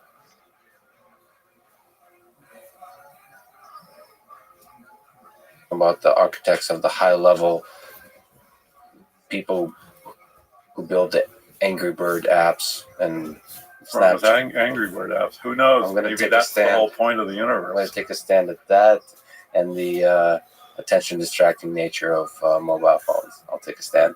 But anyway, in terms I of think that matters much. The side effects of smartphones or the attention distraction, which part? Well, who knows? Where this is all leading. It's changing so fast. Wait, so back to my parents used to yell at my sisters for hiding in the closet with a wired phone with a dial on it. Stop talking to your friends all day. Right. Now my wife yells at my kids for talking to their friends all day on text. It looks the same to me. It echoes of the same thing. Okay, but you are one of the key people architecting the hardware of this future. How does that make you feel? Do you feel responsible? Do you feel excited? So we're in a social context. So there's billions of people on this planet. There are literally millions of people working on technology. I feel lucky to be, doing what I do and getting paid for it, and there's an interest in it. But there's so many things going on in parallel. It's like the actions are so unpredictable. If I wasn't here, somebody else would do it. The vectors of all these different things are happening all the time. There's I'm sure some philosopher or meta-philosophers, wondering about how we transform our world. So you can't deny the fact that these tools, these tools are changing our world. That's right. So do you think it's changing for the better? So I read this thing recently. It said the two disciplines with the highest GRE scores in college are physics and philosophy, right? And they're both sort of trying to answer the question, why is there anything? right? And the philosophers, are on the kind of theological side, and the physicists are obviously on the material side. And there's 100 billion galaxies with 100 billion stars. It seems, repetitive at best. So there's on our way to 10 billion people. I mean, it's hard to say what it's all for, if that's what you're asking. Yeah, I guess I Things am. do tend to significantly increase this in complexity. And I'm curious about how computation, like our world, our physical world, inherently generates mathematics. It's kind of obvious, right? So we have XYZ coordinates. You take a sphere, you make it bigger. You get a surface that falls, grows by r squared. Like, it generally generates mathematics, and the mathematicians and the physicists have been having a lot of fun talking to each other for years. And computation has been, let's say, relatively pedestrian. Like, computation in terms of mathematics has been doing binary algebra, while those guys have been gallivanting through the nether realms of possibility, right? And now, recently, the computation lets you do mathematical computations that are sophisticated enough that nobody understands how the answers came out, right? Machine learning. Yeah. Right. It used to be you get data set, you guess at a function. The function is considered physics if it's predictive of new functions, new data sets. Modern, you can take a large data set with no intuition about what it is and use machine learning to find a pattern that has no function, right? And it can arrive at results that I don't know if they're completely mathematically describable. So computation has kind of done something interesting compared to A equal B plus C. There's something innocent of that step from the basic operations of addition to taking a step towards neural networks that's reminiscent of what life on Earth at its origins was doing. Do you think we're creating sort of the next step in our evolution in creating artificial intelligence systems that will... I don't know. I mean, there's so much in the universe already, it's hard to say. Where we stand in this whole thing. Are human beings working on additional abstraction layers and possibilities? Yeah, it appears so. Does that mean that human beings don't need dogs? No. Like there's so many things that are all simultaneously interesting and useful. Well, you've seen throughout your career, you've seen greater and greater level abstractions built in artificial machines, right? Do you think, when you look at humans, do you think that look at all life on Earth as a single organism building this thing, this machine with greater and greater levels of abstraction? Do you think humans are at the peak, the top of the food chain in this long arc of history on Earth, or do you think we're just somewhere in the middle? Are we the basic functional operations of a CPU? Are we the C++ program, the Python program, or the neural network? Or like somebody's, people have calculated like how many operations does the brain do? Something, I've seen the number 10 to the 18th a bunch of times, arrive different ways. So could you make a computer that did 10 to the 20th operations? Yes. Sure. Do you think we're going to do that? Now, is there something magical about how brains compute things? I don't know. My personal experience is interesting because, you think you know how you think, and then you have all these ideas and you can't figure out how they happened. And if you meditate, what you can be aware of is interesting. So I don't know if brains are magical or not. The physical evidence says no. Lots of people's personal experience says yes. So what would be funny is if brains are magical and yet we can make brains with more computation. I don't know what to say about that. But do you think magic is an emergent phenomenon? What could be. I have no explanation for it. Let me ask Jim Keller of what in your view is consciousness? With consciousness? Yeah, like what consciousness, love, things that are these deeply human things that seems to emerge from our brain. Is that something that we'll be able to encode in chips that get faster and faster and faster and faster. It's like a 10-hour conversation. Nobody really knows. Can you summarize it in a couple of words? sentences? Many people have observed that organisms run at lots of different levels, right? If you had two neurons, somebody said you'd have one sensory neuron and one motor neuron, right? So we move towards things and away from things, and we have physical integrity and safety or not, right?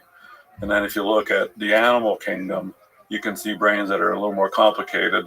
And at some point, there's a planning system, and then there's an emotional system that's, happy about being safe or unhappy about being threatened, right? And then our brains have massive numbers of structures, like planning and movement and thinking and feeling and drives and emotions. And we seem to have multiple layers of thinking systems. And we have a dream system that nobody understands whatsoever, which I find completely hilarious. And you can think in a way that those systems are more independent, and you can observe, the different parts of yourself can observe them. I don't know which one's magical. I don't know which one's not computational. So, is it possible that it's all computation? Probably.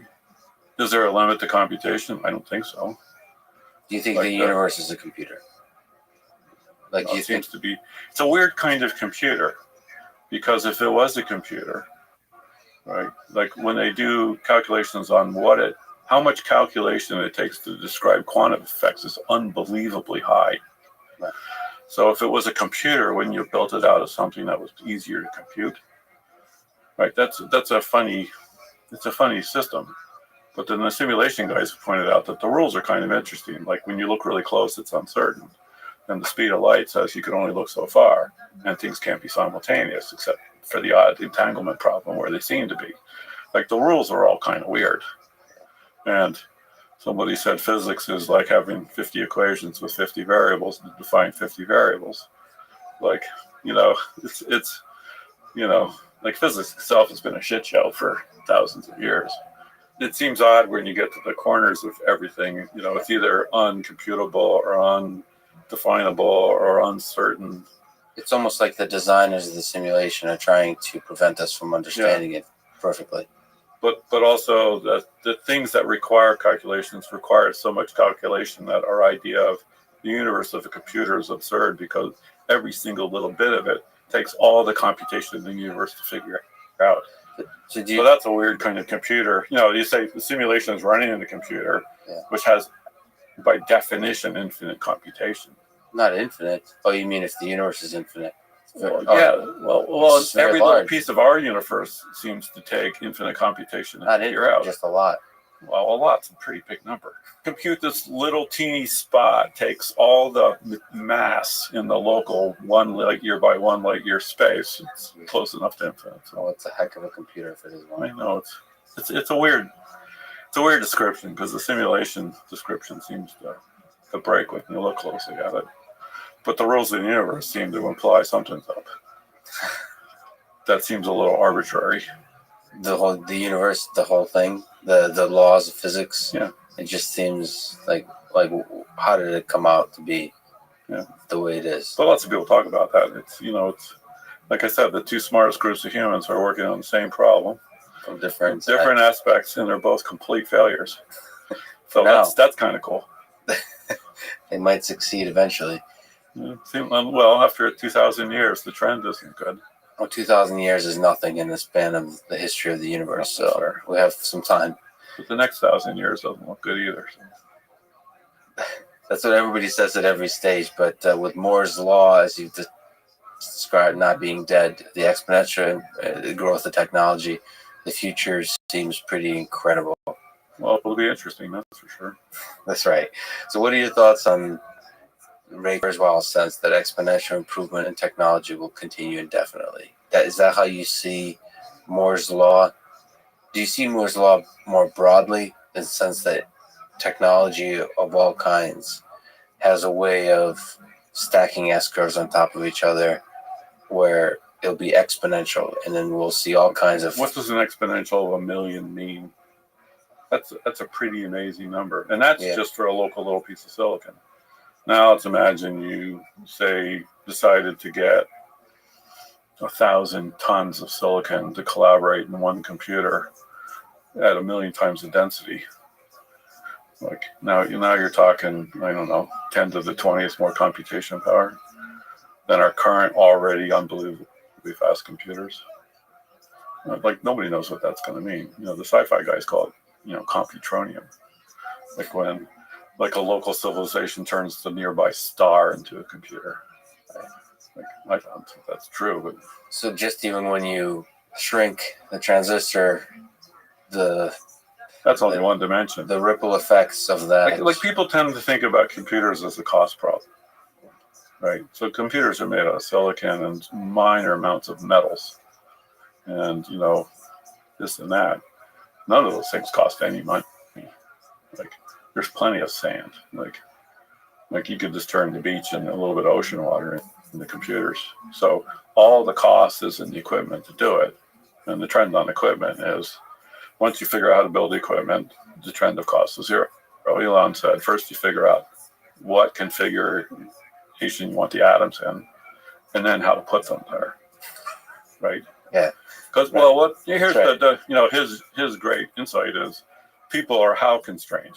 I have this thing, I know how it works, and then little tweaks to that will generate something, as opposed to what do I actually want, and then figure out how to build it. It's a very different mindset, and almost nobody has it, obviously. Well, let me ask on that topic. You were one of the key early people in the development of autopilot, at least in the hardware side. Elon Musk believes that autopilot and vehicle autonomy, if you just look at that problem, can follow this kind of exponential improvement. In terms of the how question that we're talking about, there's no reason why it can't. What are your thoughts on this particular space of vehicle autonomy, and you're part of it, and Elon Musk's and Tesla's vision for Well, the autonomy? computer you need to build was straightforward. And you could argue, well, does it need to be 2 times faster or 5 times or 10 times? But that's just a matter of time or price in the short run. So that's not a big deal. You don't have to be especially smart to drive a car. So it's not like a super hard problem. I mean, the big problem with safety is attention, which computers are really good at, not skills. Well, let me push back on one. You say everything you said is correct, but we as humans tend to take for granted how incredible our vision system is. So you can drive a car with 20/50 vision, and you can train a neural network to extract the distance of any object and the shape of any surface from a video and data. yeah, but It's really simple. no, it's not simple. That's a simple data problem. It's not simple. It's because it's not just detecting objects. It's understanding the scene, and it's being able to do it in a way that doesn't make errors. So the beautiful thing about the human vision system and our entire brain around the whole thing is we're able to fill in the gaps. It's not just about perfectly detecting cars. It's inferring the occluded cars. It's trying to. It's understanding the. I think that's mostly a data problem. So you think with data, with compute, with improvement in computation, with improvement in collection. Well, there's when you're driving a car and somebody cuts you off, your brain has theories about why they did it. They're a bad person, they're distracted, they're dumb. You can listen to yourself. Right. So, if you think that narrative is important to be able to successfully drive a car, then current autopilot systems can't do it. But if cars are ballistic things with tracks and probabilistic changes of speed and direction, and roads are fixed and given, by the way, they don't change dynamically. Right? You can map the world really thoroughly. You can place every object really thoroughly. Right? You can calculate trajectories of things really thoroughly. Right? But everything you said about really thoroughly has a different degree of difficulty. So you could say at some point, computer autonomous systems will be way better at things that humans are lousy at. They'll be better at attention. They'll always remember there was a pothole in the road that humans keep forgetting about. remember that this set of roads has these weirdo lines on it that the computer's figured out once, and especially if they get updates, so if somebody changes a given, like the key to robots and stuff, somebody said, is to maximize the givens. Right. So having a robot pick up this bottle cap is way easier to put a red dot on the top, because then you have to figure out, and if you want to do a certain thing with it, maximize the givens is the thing. And autonomous systems are happily maximizing the givens. Like humans, when you drive someplace new, you remember it because you're processing it the whole time. And after the 50th time you drove to work, you get to work, you don't know how you got there, right? You're on autopilot, right? Autonomous cars are always on autopilot, but the cars have no theories about why they got cut off or why they're in traffic. So they that's also never stop paying attention. Right. So I tend to believe you do have to have theories, mental models of other people, especially with pedestrian and cyclists, but also with other cars. So everything you said is actually essential to driving. Driving is a lot more complicated than people realize, I think. So sort of to push back slightly, but to cut into traffic, right? Yep. You can't just wait for a gap. You have to be somewhat aggressive. Yep. You'll be surprised how simple a calculation for that is. I may be on that particular point, but there's maybe I actually have to push back. I would be surprised. You know what? Yeah, I'll just say where I stand. I would be very surprised, but I think it's you. You might be surprised how complicated it is. I tell people, like, progress disappoints in the short run, surprises in the long run. It's very possible. Yeah, I suspect in 10 years it'll be just like taken for granted. Yeah, probably. But you're probably right. Now look like it's going to be a $50 solution that nobody cares about. It's like GPS is like, wow, GPS is, we have satellites in space that tell you where your location is. It was a really big deal. Now everything has a GPS in it. Yeah, that's true. But I do think that systems that involve human behavior are more complicated than we give them credit for. So we can do incredible things with technology that don't involve humans. But when I think humans are less complicated than people. Frequently obscribe. Maybe I feel we tend to operate out of large numbers of patterns and just keep doing it over and over. But I can't trust you because you're a human. That's something a human would say.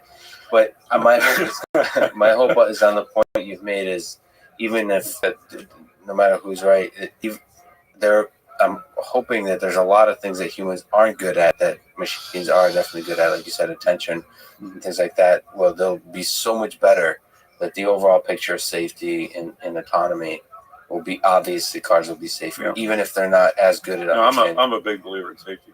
I mean, there are already the current safety systems like cruise control that doesn't let you run into people and lane keeping. There are so many features that you just look at the Pareto of accidents and knocking off like 80% of them is, super doable. Just to linger on the autopilot team and the efforts there, it seems to be that there's a very intense scrutiny by the media and the public in terms of safety, the pressure, the bar put before autonomous vehicles. What are your, sort of as a person there working on the hardware, trying to build a system that builds a safe vehicle and so on, what was your sense about that pressure? Is it unfair? Is it expected of new technology? Yeah, it seems reasonable. I was interested. I talked to both American and European regulators, and I was worried that the regulations would write into the rules technology solutions. Like modern brake systems imply hydraulic brakes. So if you read the regulations, to meet the letter of the law for brakes, it sort of has to be hydraulic, right? And the regulator said they're interested in the use cases, like a head-on crash, an offset crash, don't hit pedestrians, don't run into people, don't leave the road, don't run a red light or a stoplight. They were very much into the scenarios. And, and they had all the data about which scenarios injured or killed the most people. And for the most part, those conversations were like, what's the right thing to do to take the next step? Now, Elon's very interested also in the benefits of autonomous driving are freeing people's time and attention as well as safety. And I think that's also an interesting thing. But, building autonomous systems so they're safe and safer than people seemed, since the goal is to be 10x safer than people, having the bar to be safer than people and scrutinizing accidents seems philosophically, correct. So I think that's a good thing. What are it's different than the things you worked at, the Intel, AMD, Apple, with autopilot chip design and hardware design. What are interesting or challenging aspects of building this specialized kind of computing system in the automotive space? I mean, there's two tricks to building like an automotive computer. One is the software team, the machine learning team, is developing algorithms that are changing fast. Yeah. So as you're building the accelerator, you have this, worry or intuition that the algorithms will change enough that the accelerator will be the wrong one, right? And there's the generic thing, which is if you build a really good general purpose computer, say its performance is 1, and then GPU guys will deliver about 5x the performance for the same amount of silicon, because instead of discovering parallelism, you're given parallelism. And then special accelerators get another 2 to 5x on top of a GPU, because you say, I know the math is always 8-bit integers into 32-bit accumulators, and the operations are the subset of mathematical possibilities. So AI accelerators have a claimed performance benefit over GPUs because in the narrow math space, you're nailing the algorithm. Now, you still try to make it programmable, but the AI field is changing really fast. So there's a little creative tension there of, I want the acceleration afforded by specialization without being over specialized, so that the new algorithm is so much more effective that you'd have been better off on a GPU. So there is a tension there. To build a good computer for an application like automotive, there's all kinds of sensor inputs and safety processors and a bunch of stuff. So one of Elon's goals is to make it super affordable. So every car gets an autopilot computer. So some of the recent startups you look at, they have a server in the trunk, because they're saying, I'm going to build this autopilot computer that replaces the driver. So their cost budget's $10,000 or $20,000. And Elon's constraint was, I'm going to put one in every car, whether people buy autonomous driving or not. So the cost constraint he had in mind was great, right? And to hit that, you had to think about the system design. That's complicated. It's fun.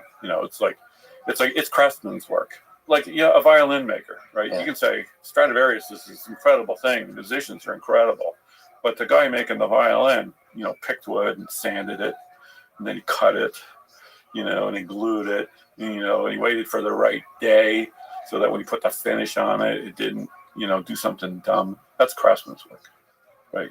You may be a genius craftsman because you have the best techniques and you discover a new one, but most engineering is craftsman's work. And humans really like to do that. Smart humans.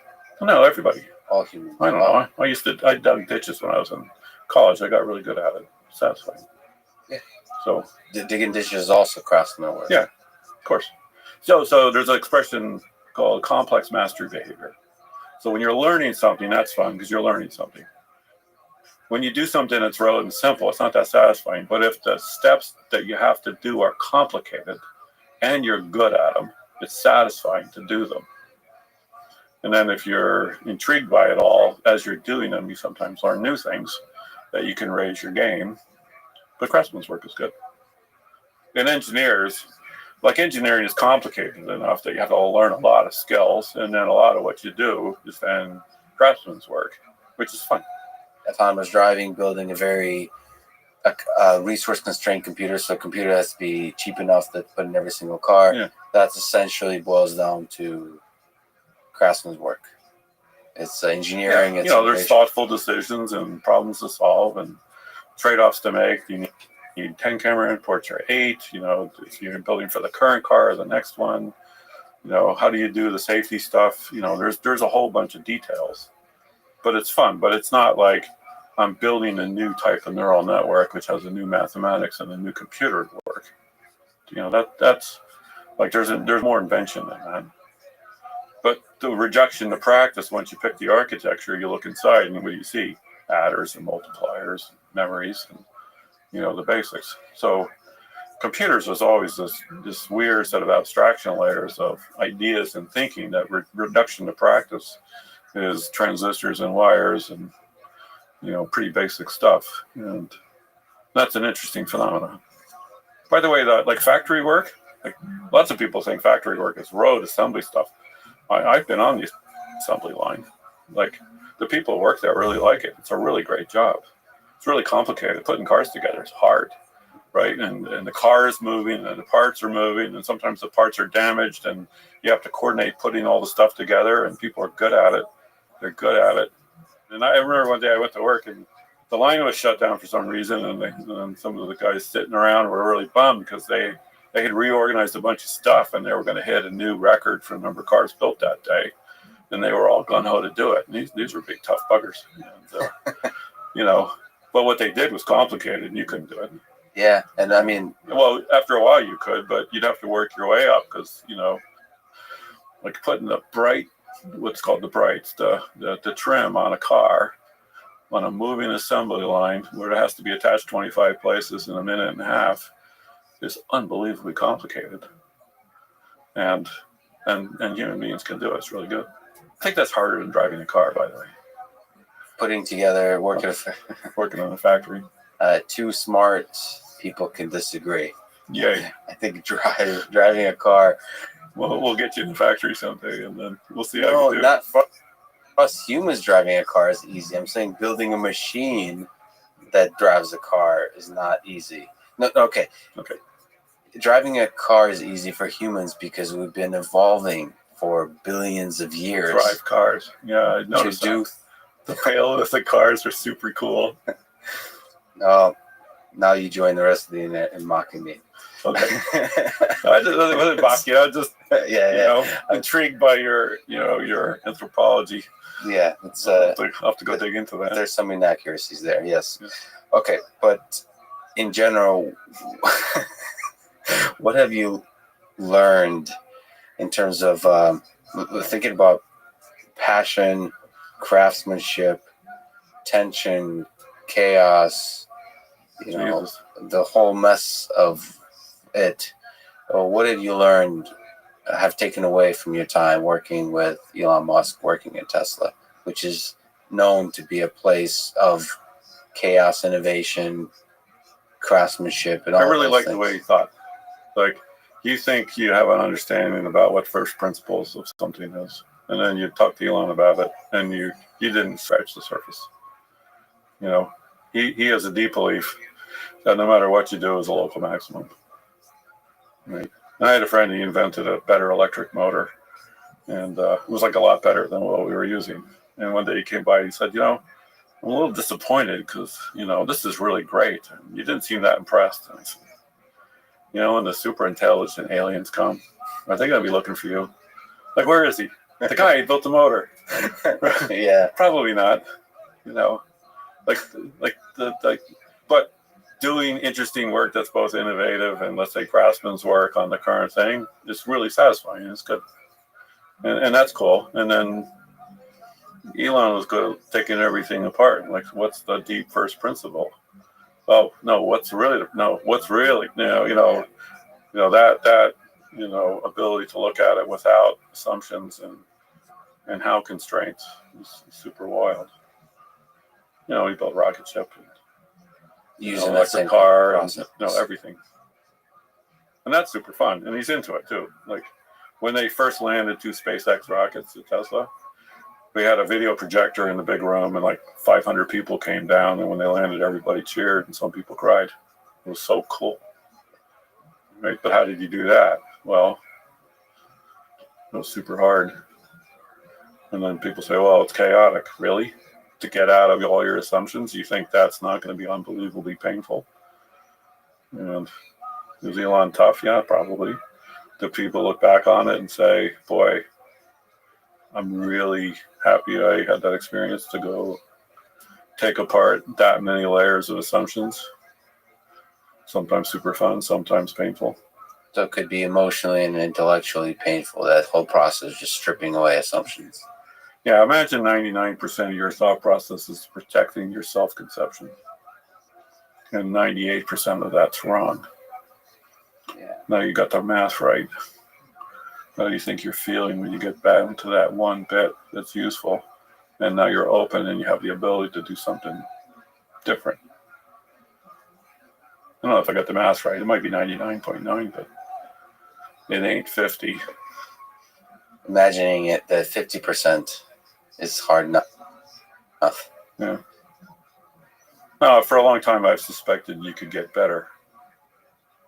Like you can think better, you can think more clearly, you can take things apart. And there's lots of examples of that. People who do that.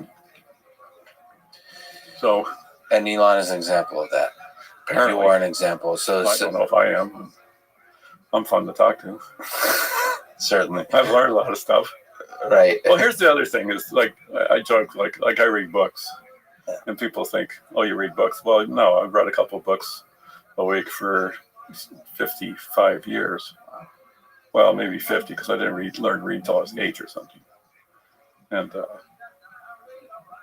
it turns out when people write books, they often take 20 years of their life where they passionately did something, reduce it to 200 pages.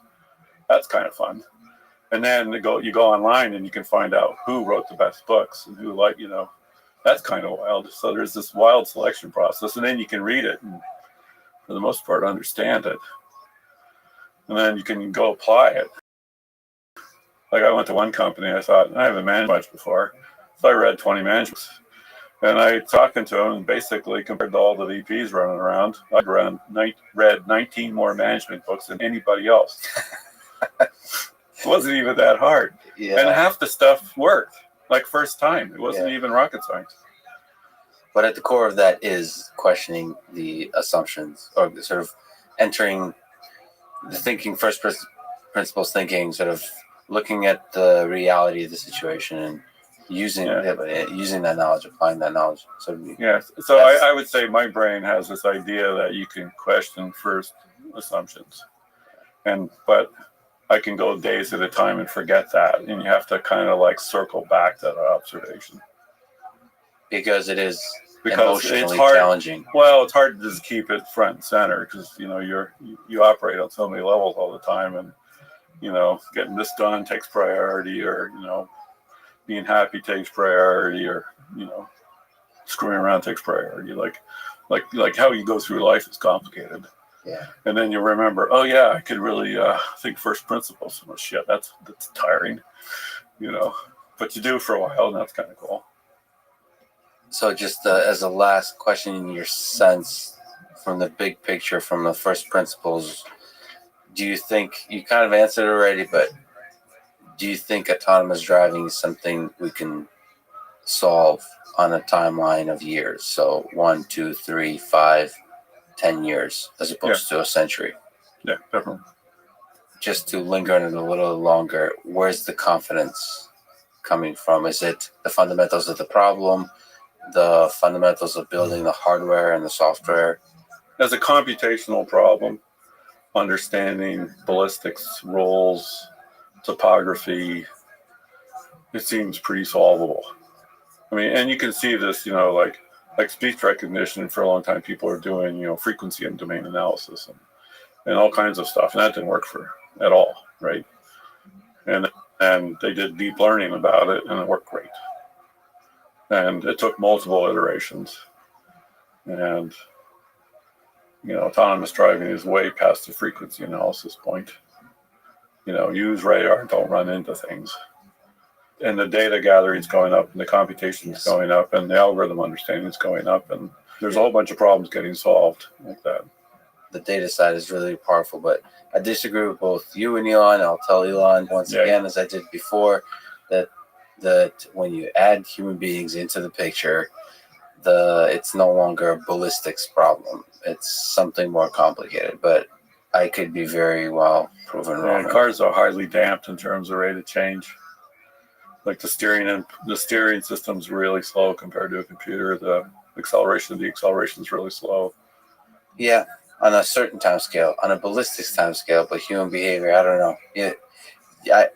I shouldn't say Human beings are really slow too. We operate, half a second behind reality. Nobody really understands that one either. It's pretty funny. Yeah. So we very well could be surprised.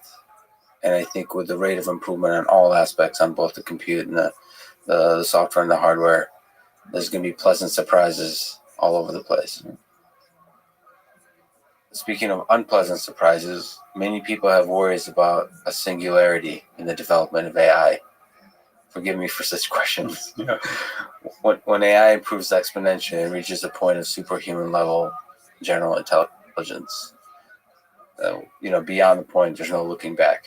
Do you share this worry of existential threats from artificial intelligence, from computers becoming superhuman level intelligent?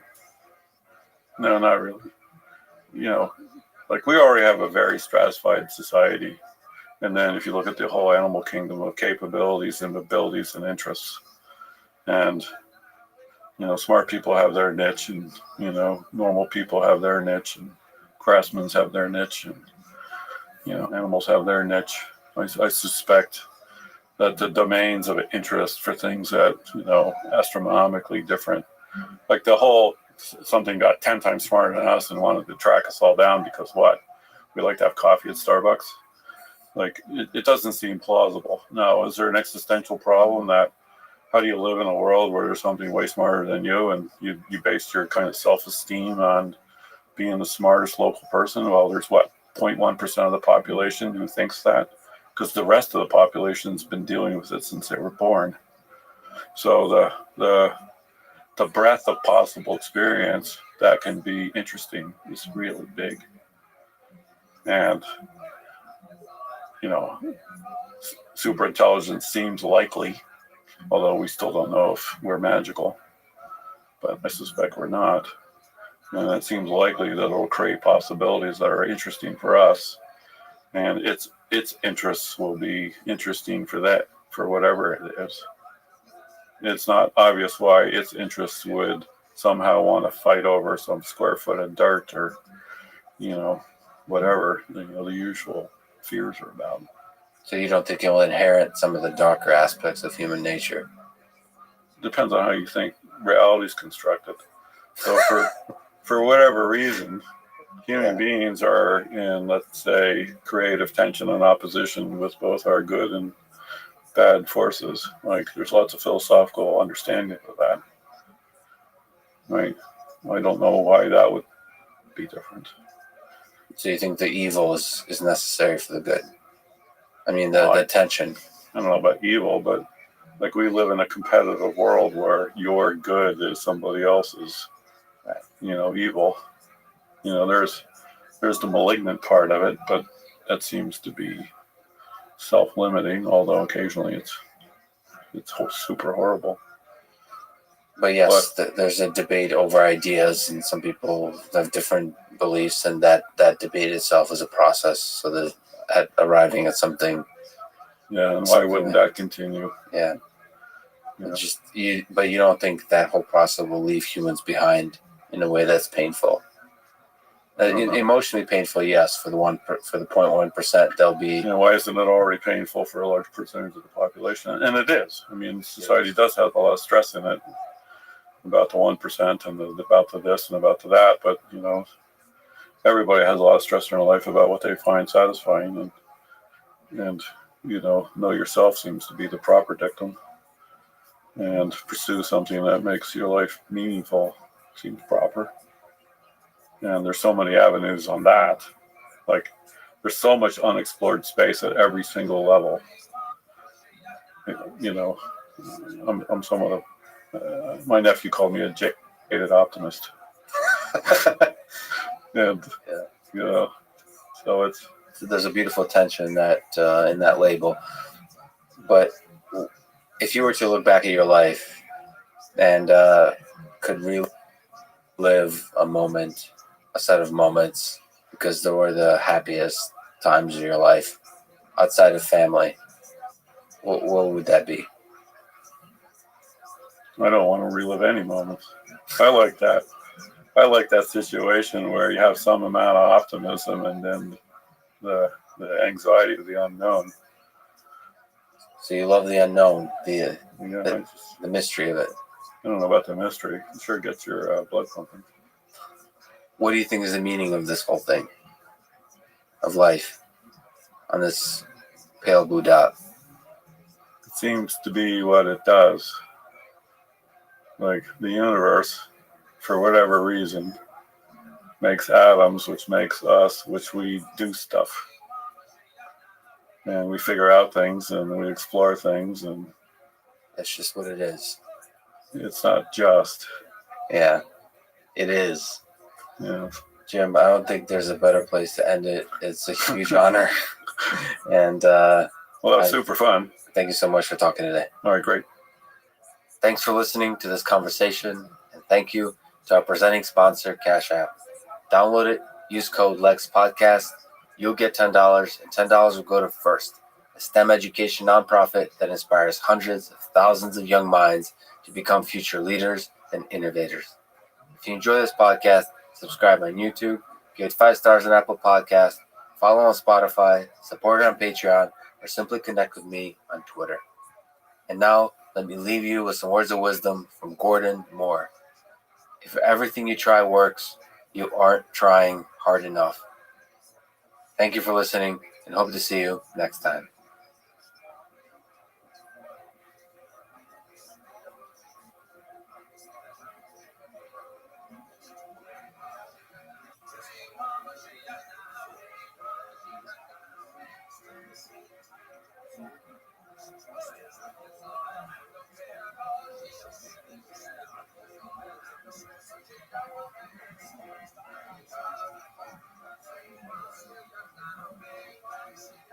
The following is a conversation with Vladimir Vapnik, Part 2.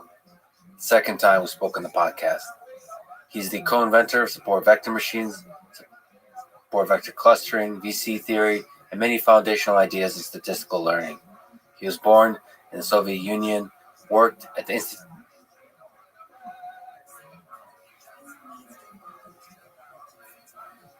of Control Sciences in Moscow,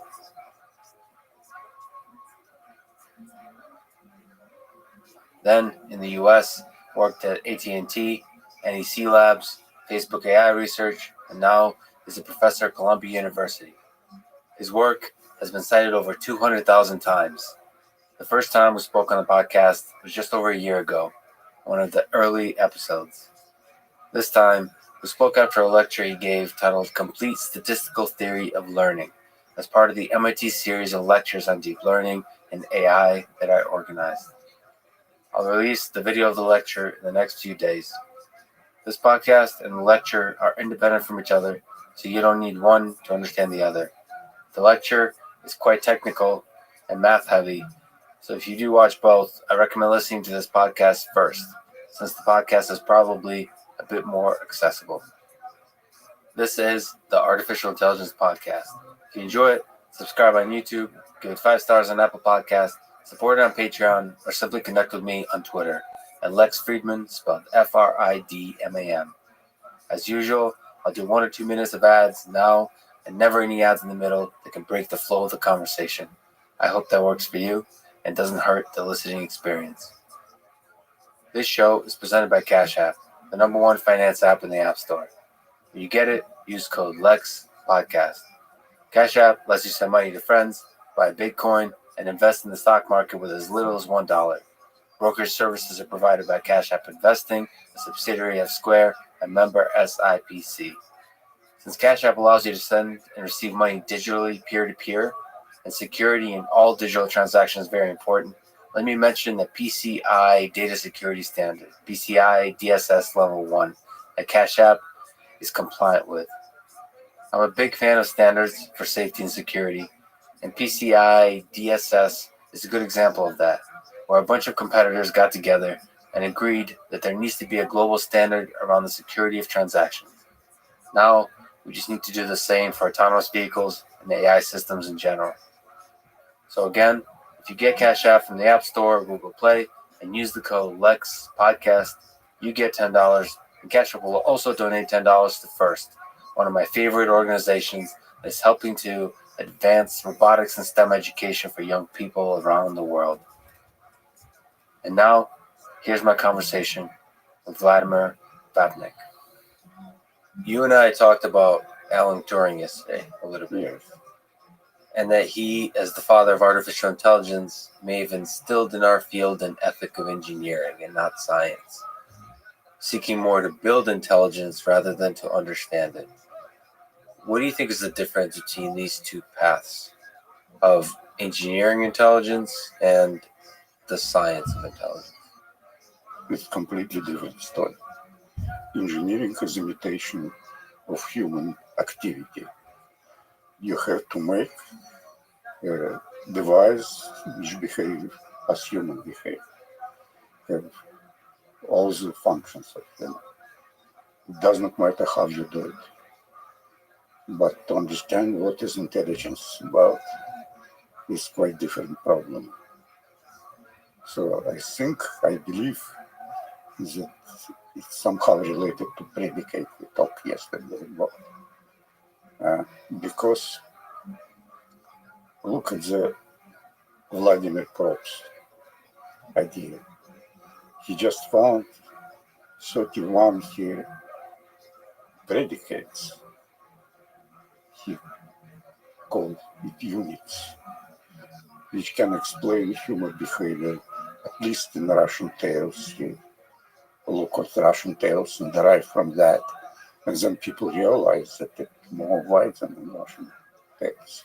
It is in TV, in movie serials, and so on and so on. So you're talking about Vladimir Prop, Right, who in 1928 published a book, Morphology of the Folktale, exactly. describing 31 predicates that have this kind of sequential structure that a lot of the stories, narratives follow in Russian folklore and in other contexts. We'll talk about it. I'd like to talk about predicates in a focused way, but let me, if you allow me to stay zoomed out on our friend Alan Turing.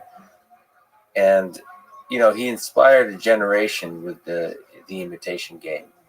Yes. Do you think, if we can linger in a little bit longer, do you think we can learn? Do you think learning to imitate intelligence can get us closer to the science, to understanding intelligence? So why do you think imitation is so far from understanding? I think that it is different between you have different goals. So your goal is to create something useful. And that is great. And you can see how much things was done, and I believe that it will be done even more. Self-driving cars and also this business. It is great. And it was inspired by Turing vision. But understanding is very difficult. It's more or less philosophical category. What means understand the world? I believe in scheme which start from Plato, that there exists world of ideas. I believe that intelligence, it is world of ideas, but it is world of pure ideas. And when you combine them with reality things, it creates, as in my case, invariance, which is very specific. And that, I believe, is a combination of ideas in way to constructing invariant is intelligence. But first of all, predicate. If you know predicate, and hopefully then not too much predicate exists. For example, 31 predicate for human behavior, it is not a lot. Vladimir Prop used 31, you can even call them predicates, 31 predicates to describe stories, narratives. Right. So you think human behavior, how much of human behavior, how much of our world, our universe, all the things that matter in our existence can be summarized in predicates of the kind that Prop was working with? I think that we have a lot of form of behavior, but I think that predicate is much less. Because even in these examples which I gave you yesterday, you saw that predicate can construct one predicate can construct many different variants depending on your data. They're applying to different data and they give different invariants. So, but pure ideas, maybe not so much. Not so many. Well, I don't know about that. But my guess, I hope, that's why I challenge about digit recognition, how much you need. I think we'll talk about computer vision and 2D images a little bit in your challenge. That's exactly about intelligence. That's exactly about that hopes to be exactly about the spirit of intelligence in the simplest possible way. Yeah, absolutely, we should start with simplest way. Otherwise, you will not be able to do it. Well, there's an open question whether starting at the MNIST digit recognition is a step towards intelligence or is an entirely different thing.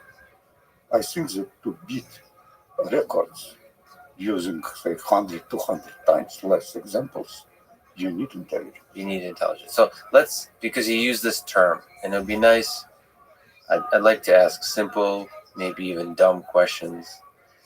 Let's start with a predicate. In terms of terms and how you think about it, what is a predicate? I don't know. I have a feeling formally they exist. But I believe that predicate for 2D images, one of them is symmetry. Hold on a second. Sorry to interrupt and pull you back. At the simplest level, we're not being profound currently. A predicate is a statement of something that is true. Yes. Do you think of predicates as somehow probabilistic in nature, or is this binary, this is truly constraints of logical statements about the world? In my definition, the simplest predicate is function. Function, and you can use this function to make inner product. That is predicate. What's the input and what's the output of the function? Input is something which is input in reality. Say, if you consider digit recognition, it's pixel space. Yes. Input. But it is function which in pixel space. But it can be any function in pixel space. And you choose, and I believe that there are several functions which is important for understanding of images. One of them is symmetry. It's not so simple construction as I described with real derivative, with all this stuff. But another, I believe, I don't know how well structurized is picture. Structurized? Yeah. What do you mean by structurized? It is formal definition, say something heavy on the left corner, not so heavy in the middle, and so on. You describe in general concept of what you see. Concepts, some kind of universal concepts. Yeah, but I don't know how to formalize this. So this is the thing. There's a million ways we can talk about this. I'll keep bringing it up, but we humans have such concepts when we look at digits. But it's hard to put them, just like you're saying now, it's hard to put them into words. You know, that is example. When critics in music trying to describe music, they use predicate. And not too many predicate, but in different combinations. But they have some special words for describing music. And the same should be for images. But maybe there are critics who understand essence of what is images. But do you think there exists critics who can summarize the essence of images, human beings? I hope so, yes. But that explicitly state them on paper. The fundamental question I'm asking is, do you think there exists a small set of predicates that will summarize images? It feels to our mind like it does. That the concept of what makes a 2 and a 3 and a 4. No. It's not on this level. What it should not describe 2, 3, 4. It describes some construction which allow you to create invariants. And invariance, sorry to stick on this terminology. Invariance, it is property of your image. Say, I can say, looking on my image, it is more or less symmetric, and I can give you a value of symmetry. Say, level of symmetry, using this function which I gave yesterday. And you can describe that your image has these characteristics, exactly in the way how musical critics describe music. So, but this is invariant applied to specific data, to specific music, to something. I strongly believe in this Plato ideas that there exists world of predicate and world of reality, and predicate and reality is somehow connected. Let's talk about Plato a little bit. So you draw a line from Plato to Hegel to Wigner to today. Yes. So Plato has forms, the theory of forms. So there's a world of ideas and a world of things, as you talk about, and there's a connection. And presumably the world of ideas is very small, and the world of things is arbitrarily big. But they're all what Plato calls them, like, it's a shadow. The real world is a shadow from the world of form. Yeah, you have projection of the world of idea. Yeah, very poetic. In reality, you can realize this projection using these invariants, because it is projection on specific examples, which create specific features of specific objects. So the essence of intelligence is, while only being able to observe the world of things, try to come up with a world of ideas. Exactly. Like in this music story. Intelligent musical critics knows all this work and have a feeling about what they mean. I feel like that's a contradiction, intelligent music critics. I think music is to be enjoyed in all its forms. The notion of critic, like a food critic. No, I don't want to touch emotion. That's an interesting question. There's certain elements of the human psychology, of the human experience, which seem to almost contradict intelligence and reason. Like emotion, like fear, like love, all of those things, are those not connected in any way to the space of ideas? That I don't know. I just want to be concentrated on very simple story, on digit recognition. So you don't think you have to love and fear death in order to recognize digits? I don't know, because it's so complicated. It involves a lot of stuff which I never considered.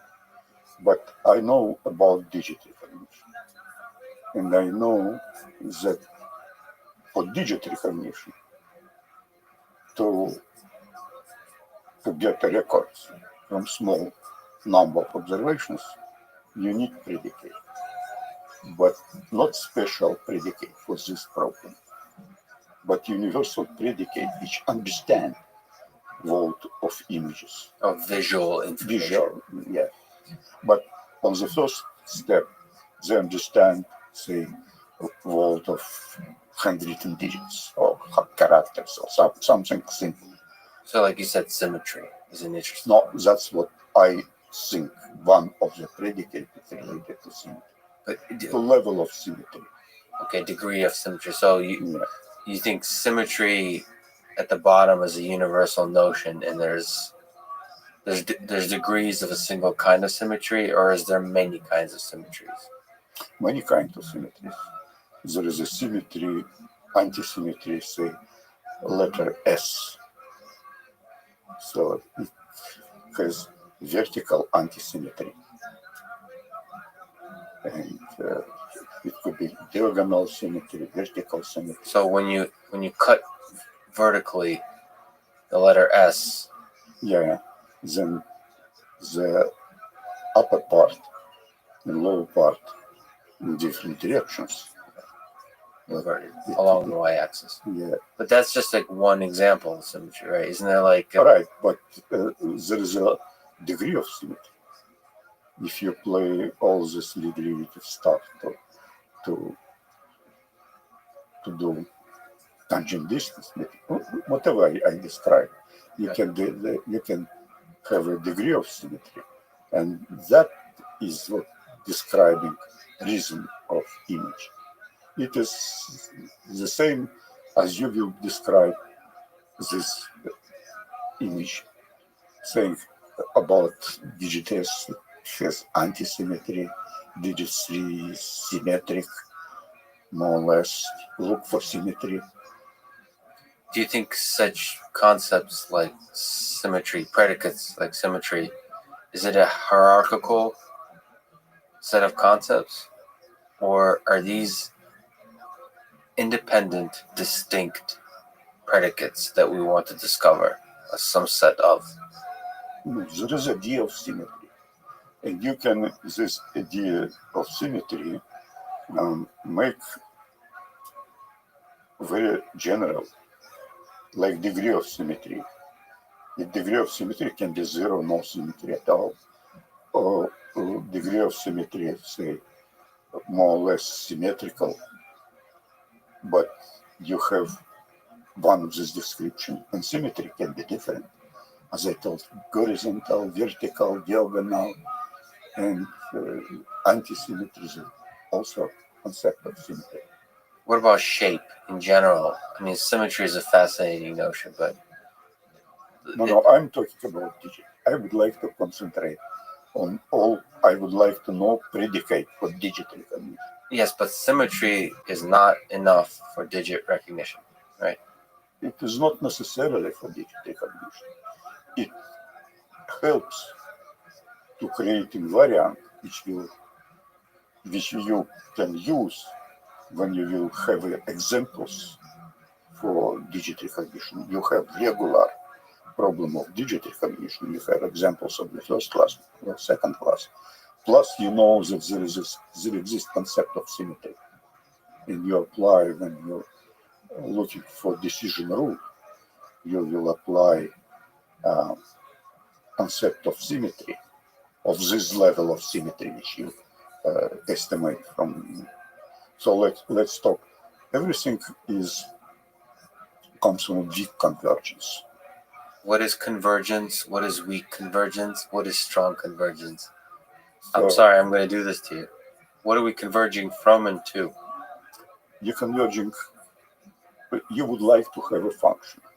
The function which, say, indicator function which indicate your digit 5, for example. A classification task. Let's talk only about classification. So classification means you will say whether this is a 5 or not, or say which of the 10 digits it is. Right. I would like to have this function. Then I have some examples.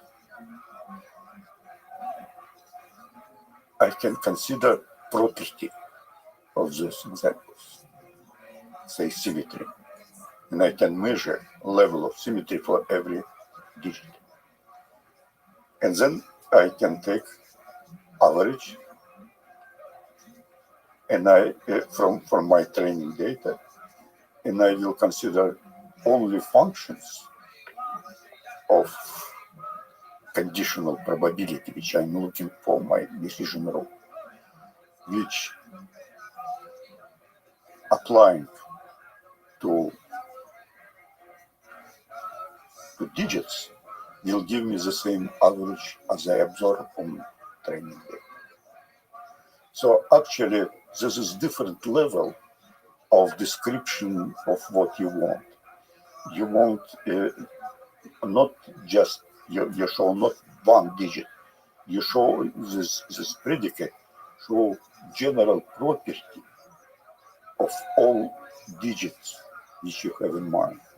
If you have in mind digit 3, it gives you property of digit 3, and you select as admissible set of function only function which keeps this property.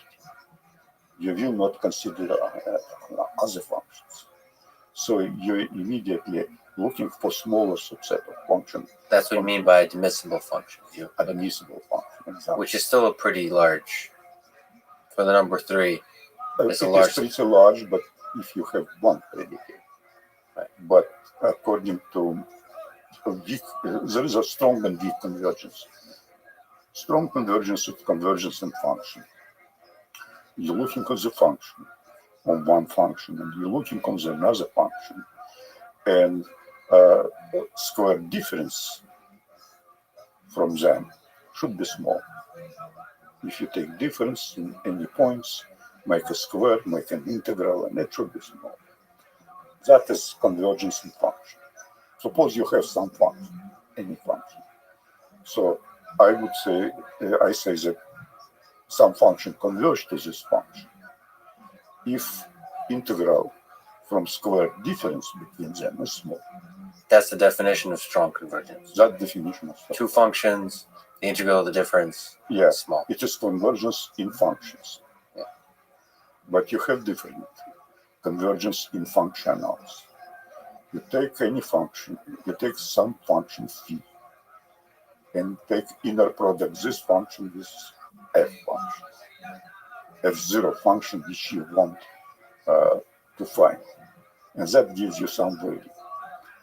So you say that set of functions converge in inner product to this function if this value of inner product converge to value f0. That is for one phi. But V converges requires that it converges for any function of Hilbert space. If it converges for any function of Hilbert space, then you will say that this is weak convergence. You can think that when you take integral, that is property, integral property of function.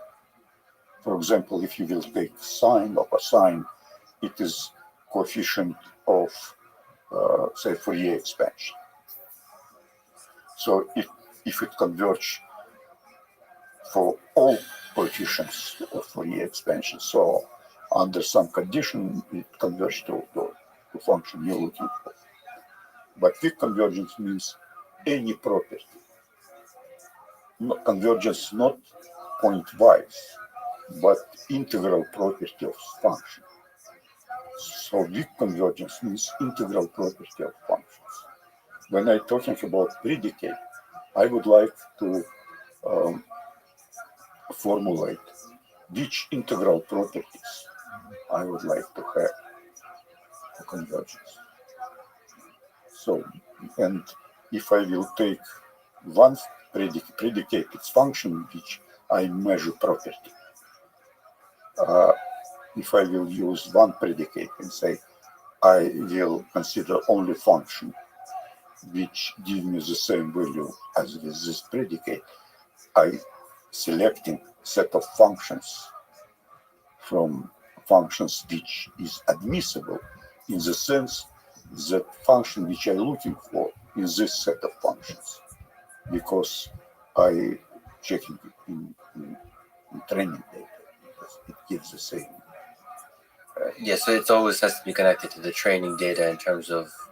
Yeah, but property you can know independent of training data. And this guy, prop. Yeah. So that there is formal property, 31 property. And fairy tale, Russian fairy tale. But Russian fairy tale is not so interesting.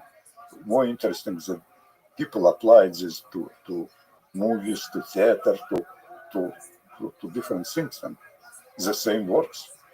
They're universal. Well, so I would argue that there's a little bit of a difference between the kinds of things that were applied to, which are essentially stories and digit recognition. It is the same story. You're saying digits, there's a story within the digit. Yeah.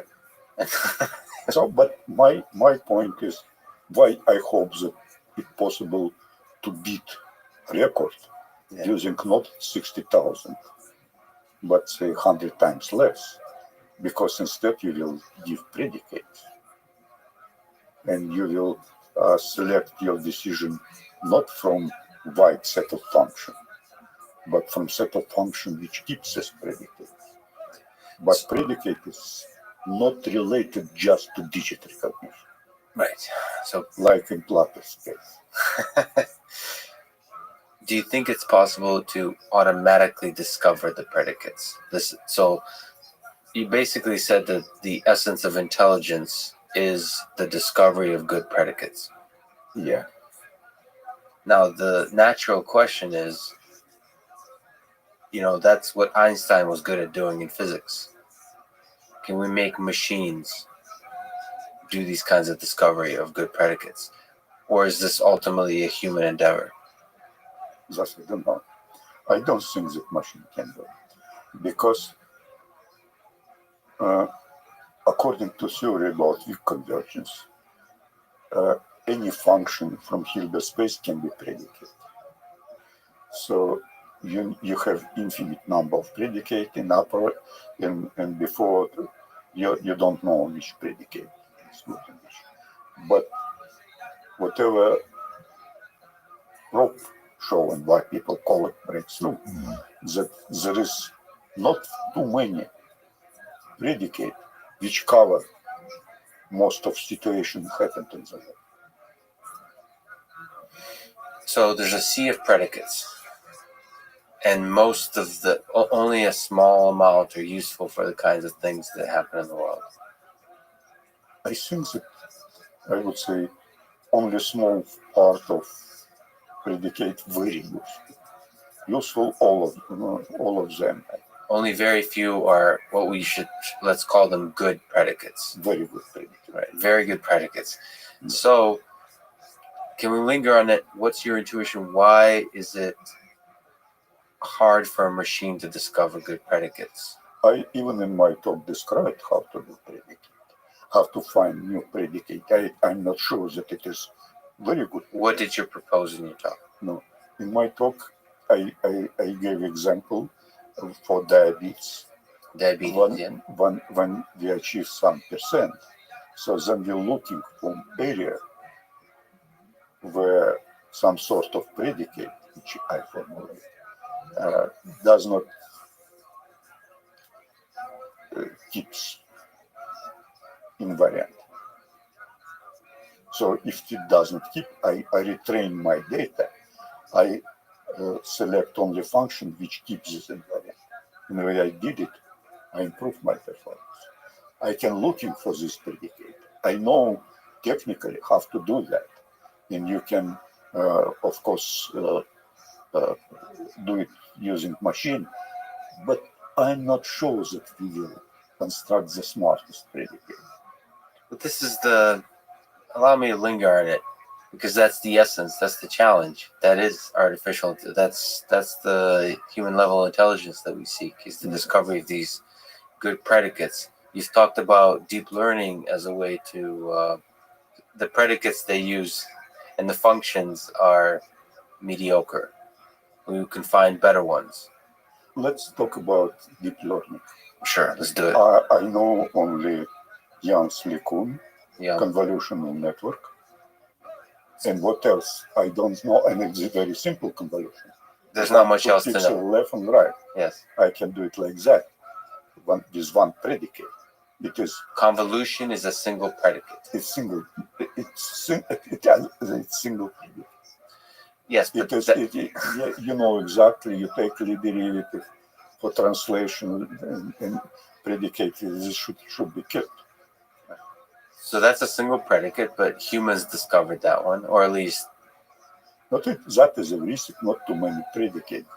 And that is big story because Jan did it 25 years ago and nothing so clear was added to deep network. And then I don't understand why we should talk about deep network instead of talking about piecewise linear functions, which keeps this predicate. Well, a counter argument is that maybe the amount of predicates necessary to solve general intelligence, say in space of images, doing efficient recognition of handwritten digits, is very small. And so we shouldn't be so obsessed about finding. We'll find other good predicates like convolution, for example. There has been other advancements, like if you look at the work with attention, there's attentional mechanisms, especially used in natural language, focusing the network's ability to learn at which part of the input to look at. The thing is, there's other things besides predicates that are important for the actual engineering mechanism of showing how much you can really do given these predicates. I mean, that's essentially the work of deep learning, is constructing architectures that are able to be given the training data to be able to converge towards a function that can approximate and can generalize well. No, It's an engineering problem. No, yeah, I understand. But let's talk not on emotional level, but on a mathematical level. You have set of piecewise linear functions. It is all possible neural networks. It's just piecewise linear functions. There's many pieces. A large number of piecewise linear Okay, functions. exactly. But Very large. Very large. Almost but feels it's like still, too large. It's still simpler than, say, convolution, than reproducing kernel Hilbert space, which have a Hilbert set of functions. What's Hilbert space? It's space with infinite number of coordinates, function for expansion, something like that. So it's much richer. So, and when I'm talking about closed form solution, I'm talking about this set of functions, not piecewise linear set, which is particular case. It's a small part. So neural networks is a small part of the space you're talking of functions you're talking about. Small set of functions. Yeah. Let me take. But it is fine. It is fine. I don't want to discuss the small or big. So you have some set of functions. So now, when you're trying to create architecture, you would like to create admissible set of functions, which all your tricks to use not all functions, but some subset of this set of functions. Say, when you're introducing convolutional net, it is a way to make this subset useful for you. But from my point of view, convolutional, it is something you want to keep some invariants, say translation invariants. But now, if you understand this, and you cannot explain on the level of ideas what neural network does, you should agree that it is much better to have a set of functions. As I say, this set of functions should be admissible. It must keep this invariant, and that invariant. You know that as soon as you incorporate new invariants, set of functions becomes smaller and smaller and smaller. But all the invariants are specified by you, the human. Yeah, but what I am hope that there is a standard predicate, like prop show. That's what I want to find for digit recognition.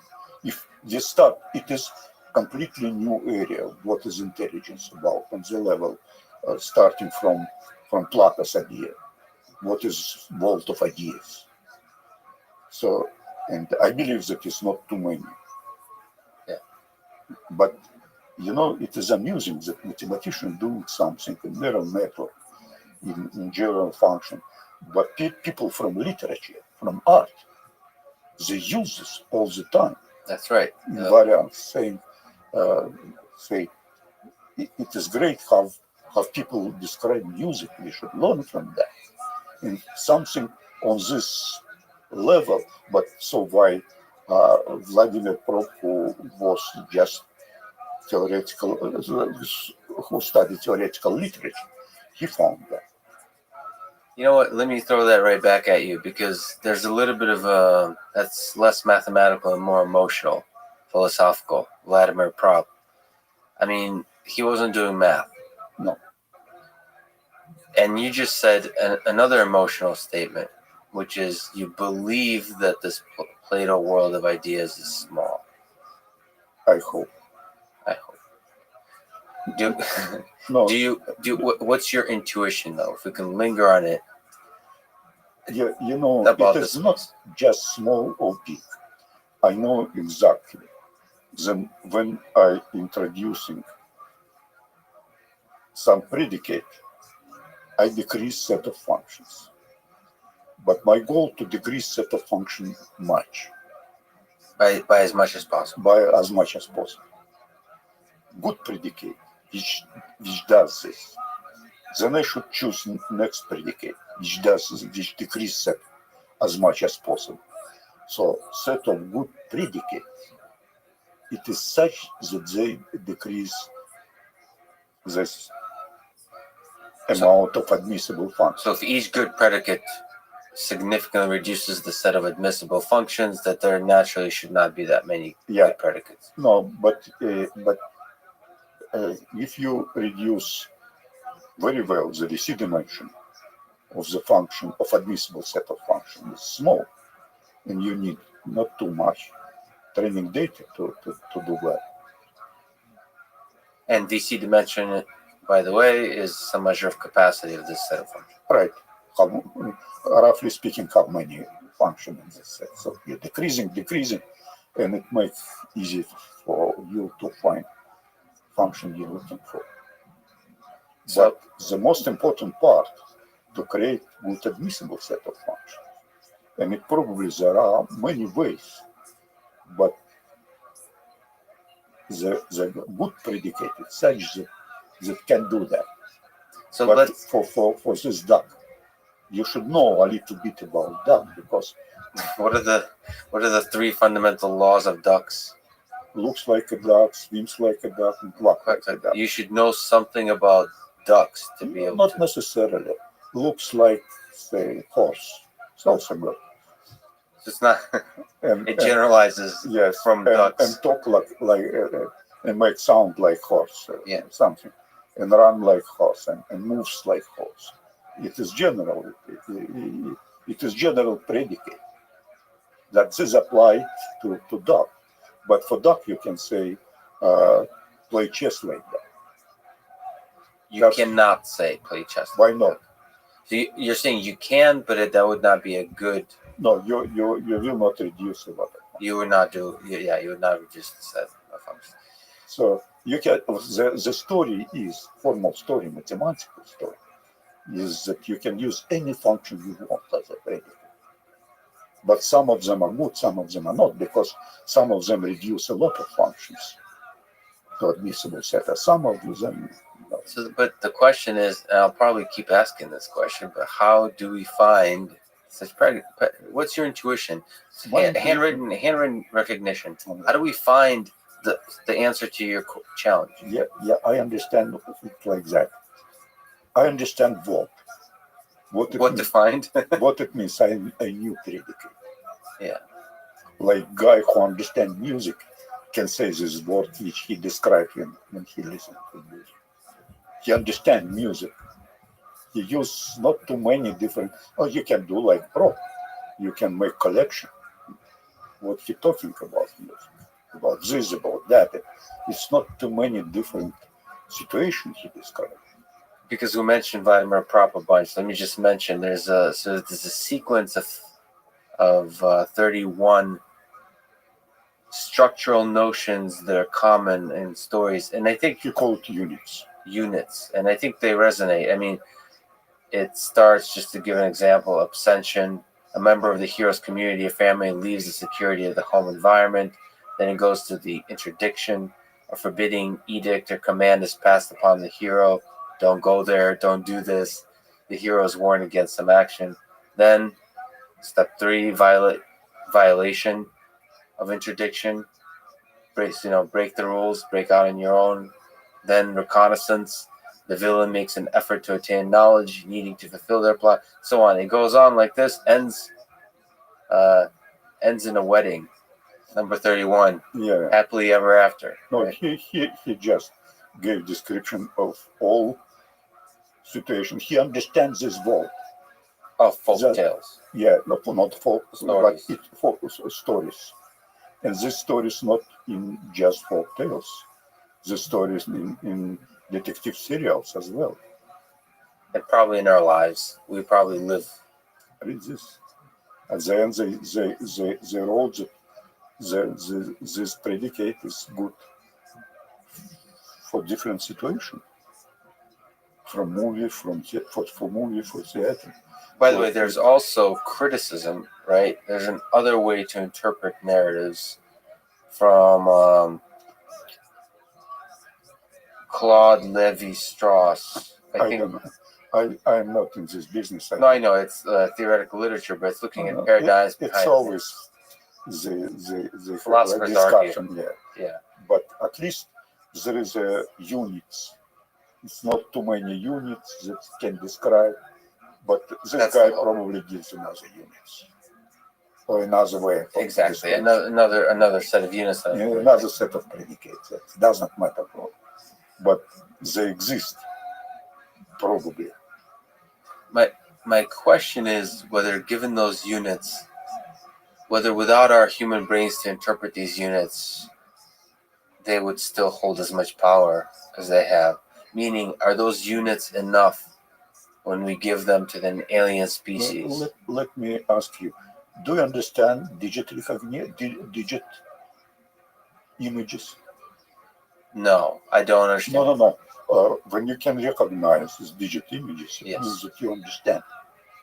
Yes, you understand characters, you understand. No.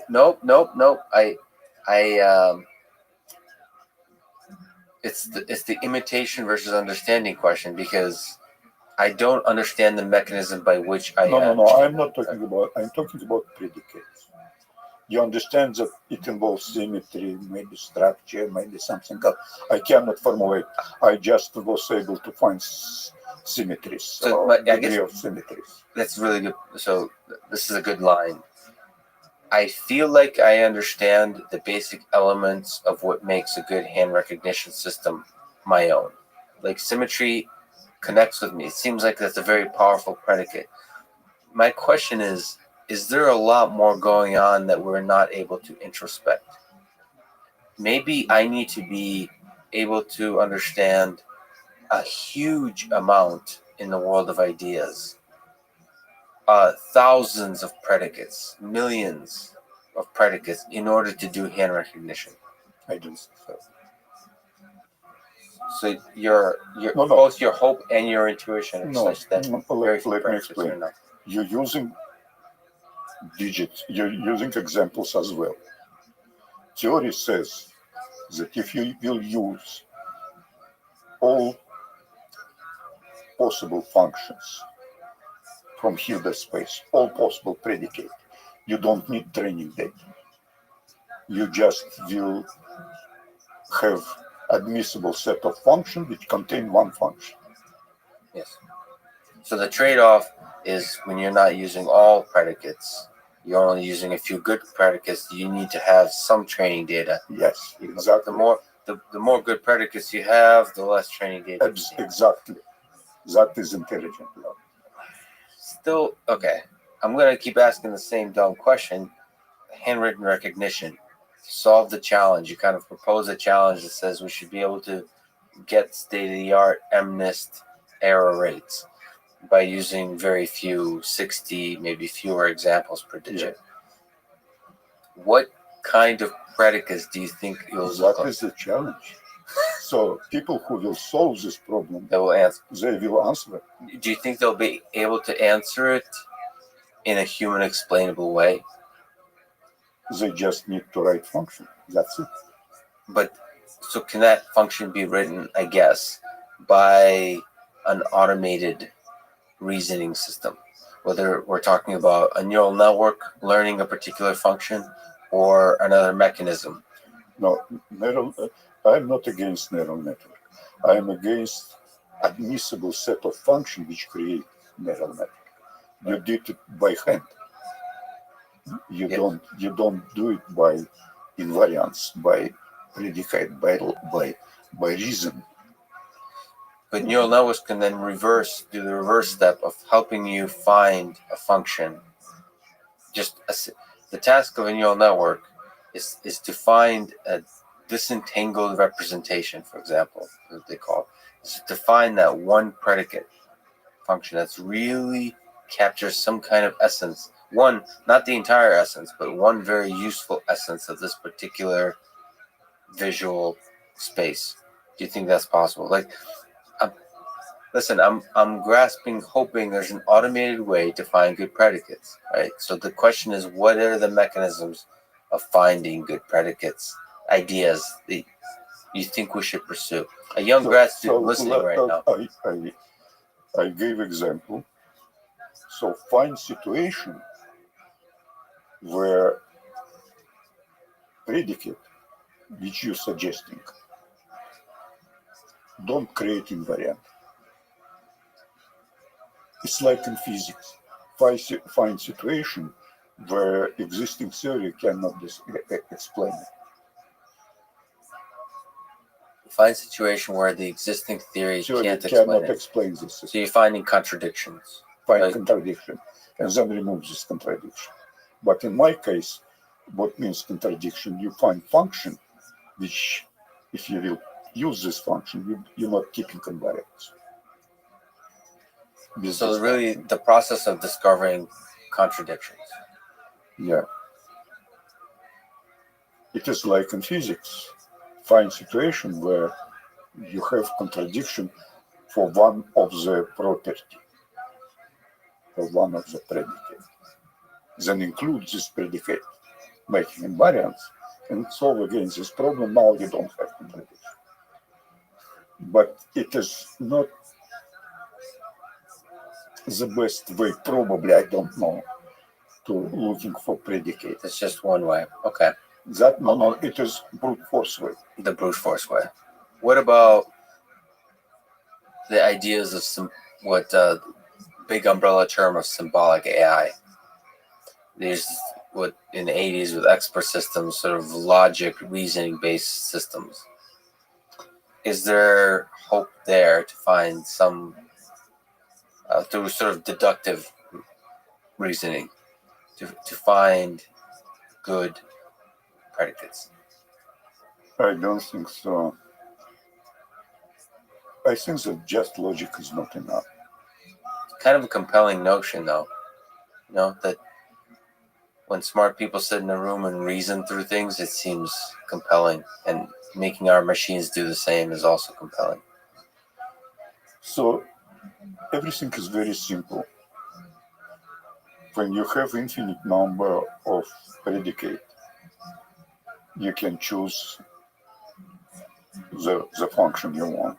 You have invariants and you can choose the function you want. But you have to have not too many invariants to solve the problem. So, and have from infinite number of functions to select finite number and hopefully small number of functions, which is good enough to extract small set of admissible functions. So they will be admissible for sure, because every function just decrease set of function and leaving it admissible. But it will be small. But why do you think logic-based systems can't help?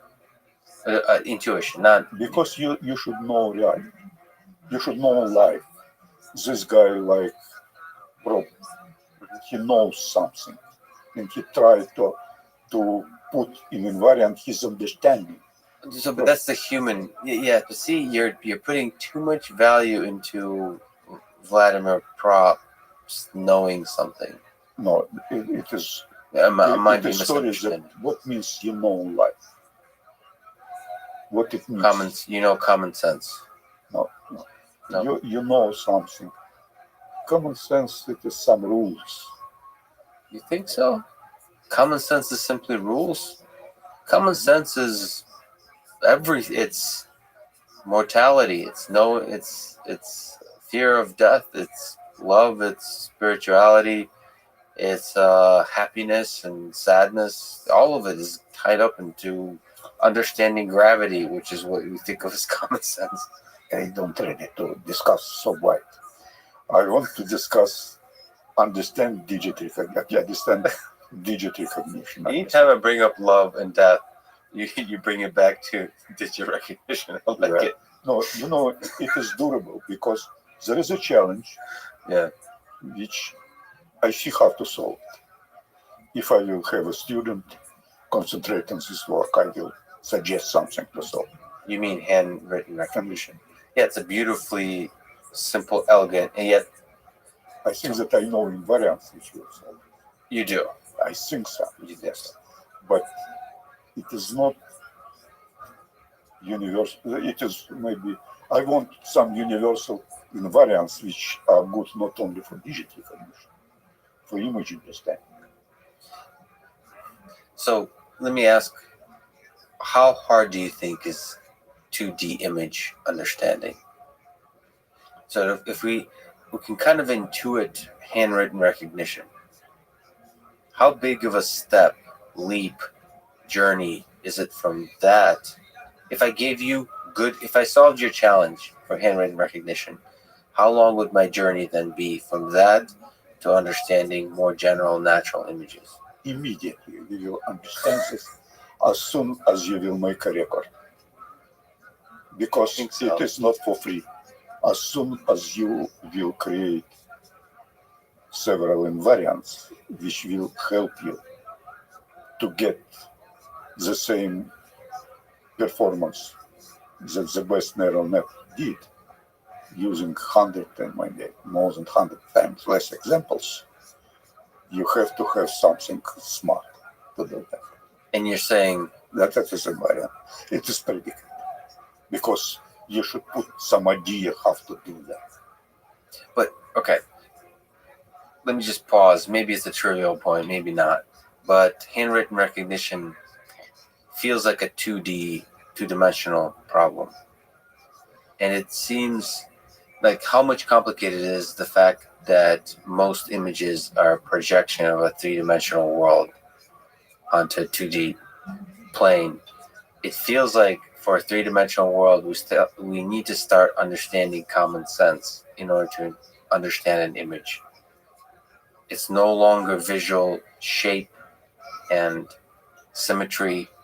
It's having to start to understand concepts understand life. Yeah. You're talking that there are different invariants, different predicate. Yeah. And potentially much larger number. Maybe, but let's start from simple. Yeah, but you said that it would be. No, I cannot think Yes. about things which I don't understand. This I understand, but I'm sure that I don't understand everything there. Yeah, that's the It's like difference. Einstein said, do as simple as possible, but not simpler. And that is exact case With handwritten. with handwritten. Yeah, but no, that's the difference between you and I. I welcome and enjoy thinking about things I completely don't understand. Because to me, it's a natural extension without having solved handwritten recognition to wonder how difficult is the next step of understanding 2D, 3D images. Because ultimately, while the science of intelligence is fascinating, it's also fascinating to see how that maps to the engineering of intelligence. And recognizing handwritten digits doesn't help you. It may not help you with the problem of general intelligence. We don't know. It'll help you a little bit. We don't know how much. Unclear. It's unclear. Yeah. It might very But much. I would like to make a remark.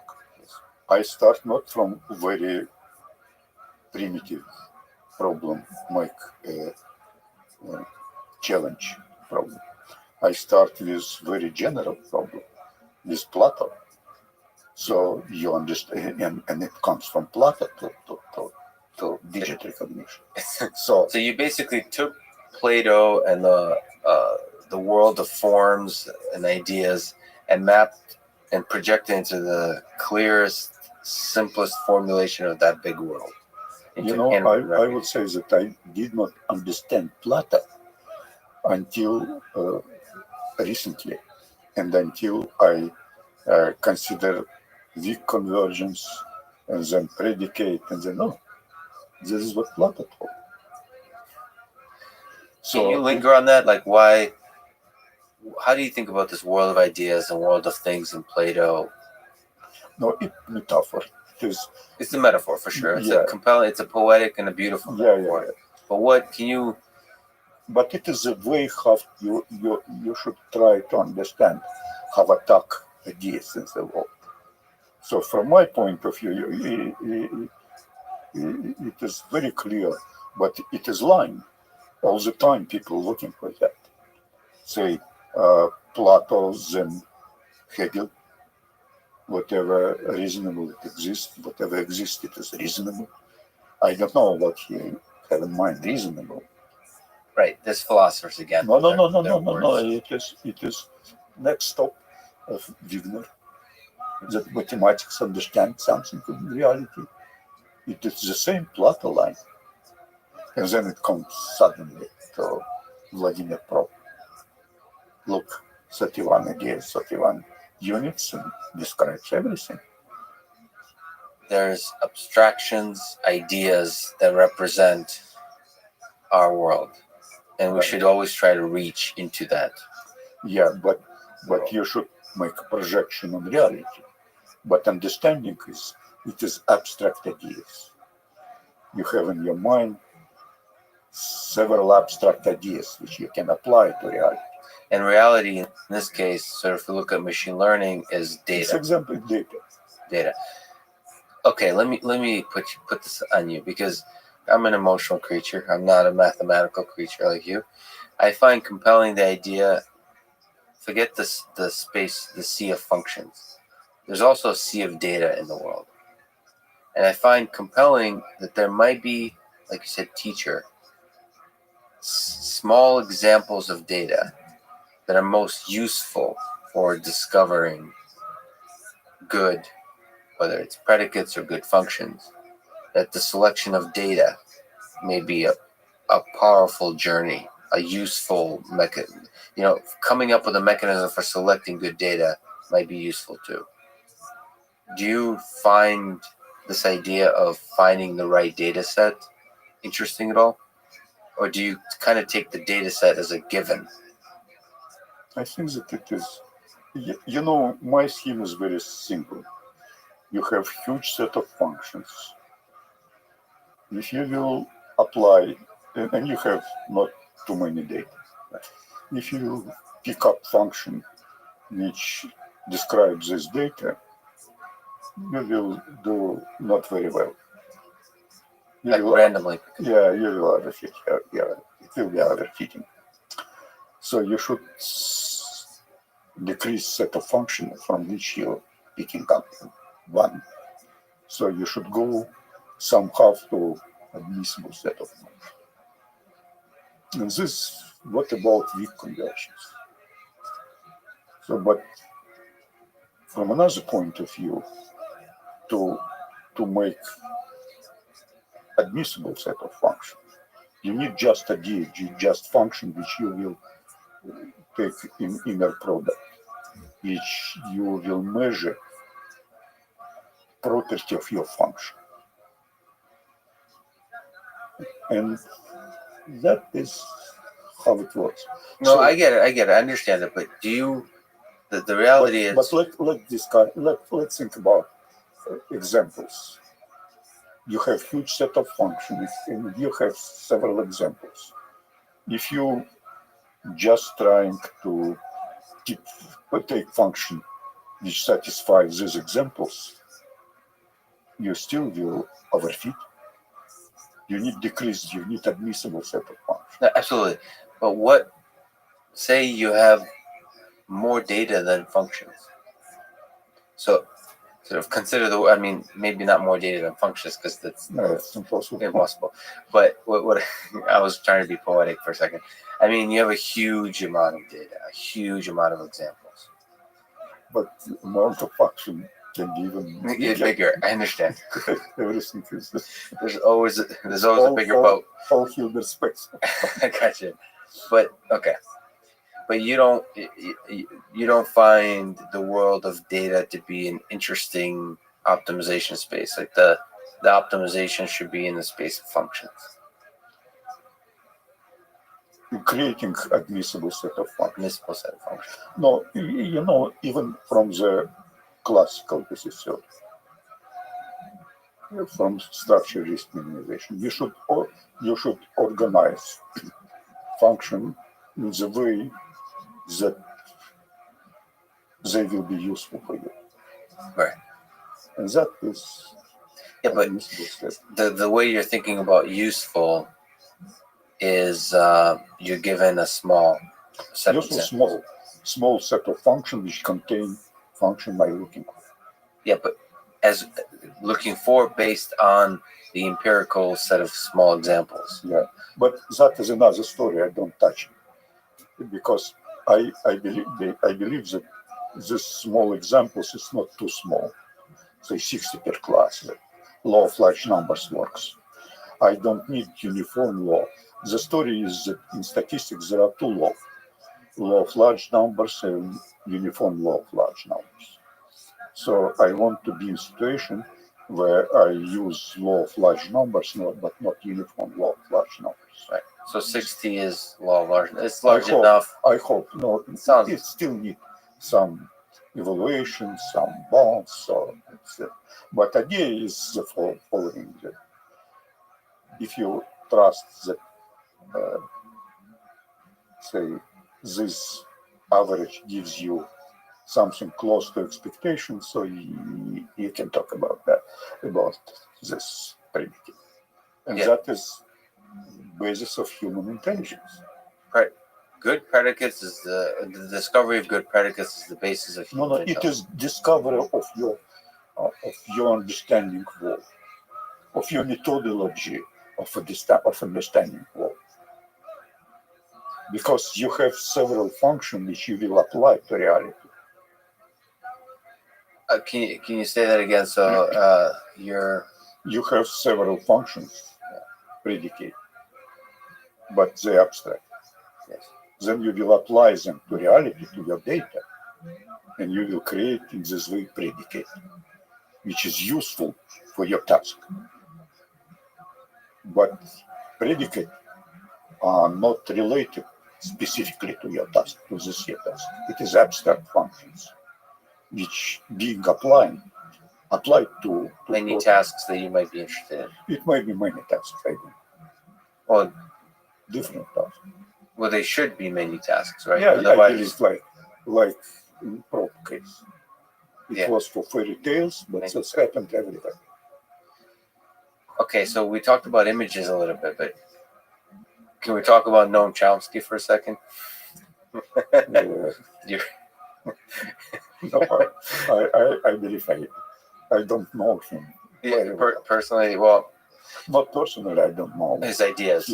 Well, let me just say, do you think human language, is essential to expressing ideas, as Noam Chomsky believes? So, like, language is at the core of our formation of predicates. The human language. For me, language, all the story of language is very complicated. I don't understand this, and I thought about Nobody does. I'm not ready to work on that because it's so huge. It is not for me, and I believe not for our century. The 21st century. Not for 21st century. So We should learn something, a lot of stuff from simple tasks like digit recognition. So you think you think digital recognition, 2D image, how would you more abstractly define it, digit recognition?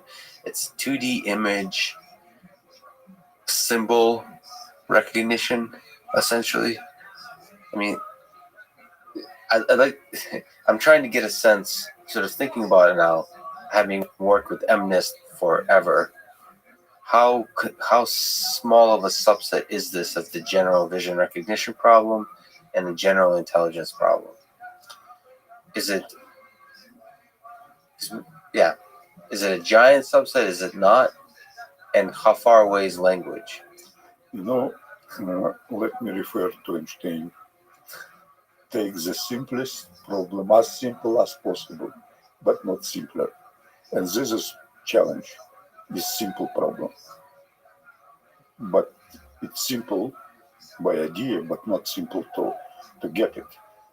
When you will do this, you will find some predicate which helps you. But yeah, I mean, with Einstein, you look at general relativity. That doesn't help you with quantum mechanics. That's another story. You don't have any universal instrument. Yes, so I'm trying to wonder if which space we're in, whether handwritten recognition is like general relativity, and then language is like quantum mechanics. So you're still gonna have to do a lot of mess to universalize it. But I'm trying to see one. So, what's your intuition? Why handwritten recognition is easier than language? I think a lot of people would agree with that, but if you could elucidate sort of the intuition of why. I don't know. No, I don't think it in this direction. I just thinking in direction that this is problem which if we will solve it well, we will create some abstract understanding of images. Maybe not all images. I would like to talk to guys who doing real images in Columbia University. What kind of images? Unreal? Real images. Real image. Yeah. What their idea is, their predicate, what can be predicate. I still symmetry will play a role in real life images, in any real life images, 2D images. Let's talk about 2D images. Because that's what we know. A neural network was created for 2D images. So the people I know in vision science, for example, the people who study human vision, Yeah. that they usually go to the world of symbols and like handwritten recognition, but not really. It's other kinds of symbols to study our visual perception system. As far as I know, not much predicate type of thinking is understood about our vision system. They did not think in this direction. They don't. Yeah, but how do you even begin to think in that direction? That's There's so much I going would on. like to discuss with them. Yeah. Because if we will be able to show that it is what working, and theoretical scheme, it's not so bad. So the unfortunate, so if we compare to language has like letters, a finite set of letters, and a finite set of ways you can put together those letters. So it feels more amenable to kind of analysis. With natural images, there is so many pixels. No. Language is much more complicated. It involves a lot of different stuff, not just understanding of very simple class of tasks. I would like to see lists of tasks where language involved. Yes, so there's a lot of nice benchmarks now in natural language processing from the very trivial, like understanding the elements of a sentence, to question answering, to much more complicated, where you talk about open domain dialogue. The natural question is, with handwritten recognition, is really the first step Yeah, of understanding visual information. right. But but even our records shows that we go in wrong direction So, because we need 60,000 digits. so even this first step, so forget about talking about the full journey. This first step should be taking in the right direction. No, in wrong direction because 60,000 is unacceptable. No, I'm saying it should be taken in the right direction, Exactly. because 60,000 is not acceptable. Because you can talk, it's great with 0.5% of error. And hopefully the step from doing hand recognition using very few examples, the step towards what babies do when they crawl and understand their I physical don't know environment. about that. I know you I don't know about if, babies, if but you will do from very small examples, yeah, you will find principles that will which apply are to different babies. from what we're using Yes. now. And theoretically, it's more or less clear. That means that you will use weak convergence, not just strong convergence. Do you think these principles will naturally be human interpretable? Oh, yeah. So like when we'll be able to explain them and have a nice presentation to show what those principles are, or are they going to be very kind of abstract kinds of functions? Well, for example, I talked yesterday about symmetry. Yes. And I gave very simple examples, the same will be explained them. You gave like a predicate of a basic for symmetries. Yes, for different symmetries, and you have for Or degree of symmetries. Degree. That is important, not just symmetry. Exist and doesn't exist. Degree of symmetry. for handwritten recognition. No, it's not for handwritten. It's for any images. But I would like apply to handwritten. Right. It's in theory it's more general. Okay.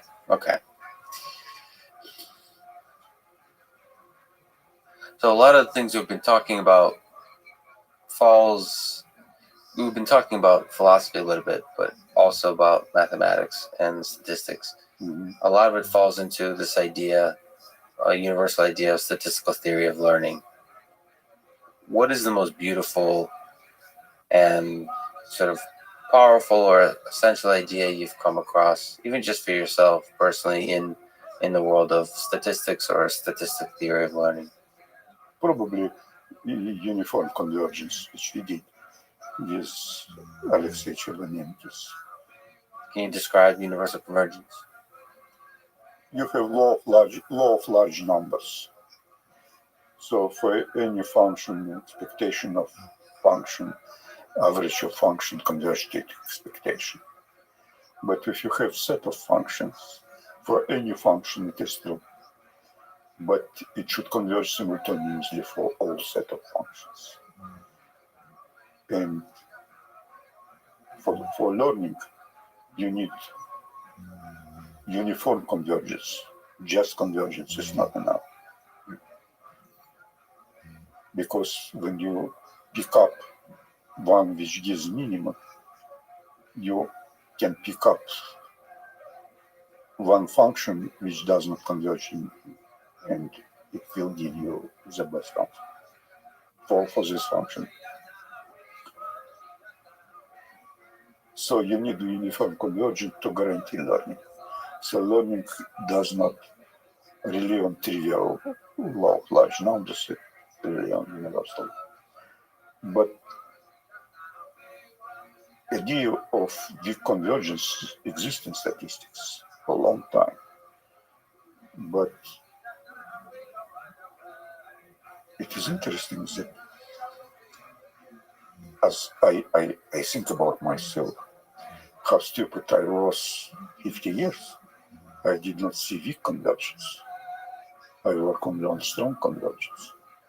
But now I think that most powerful is weak convergence because it makes admissible set of functions.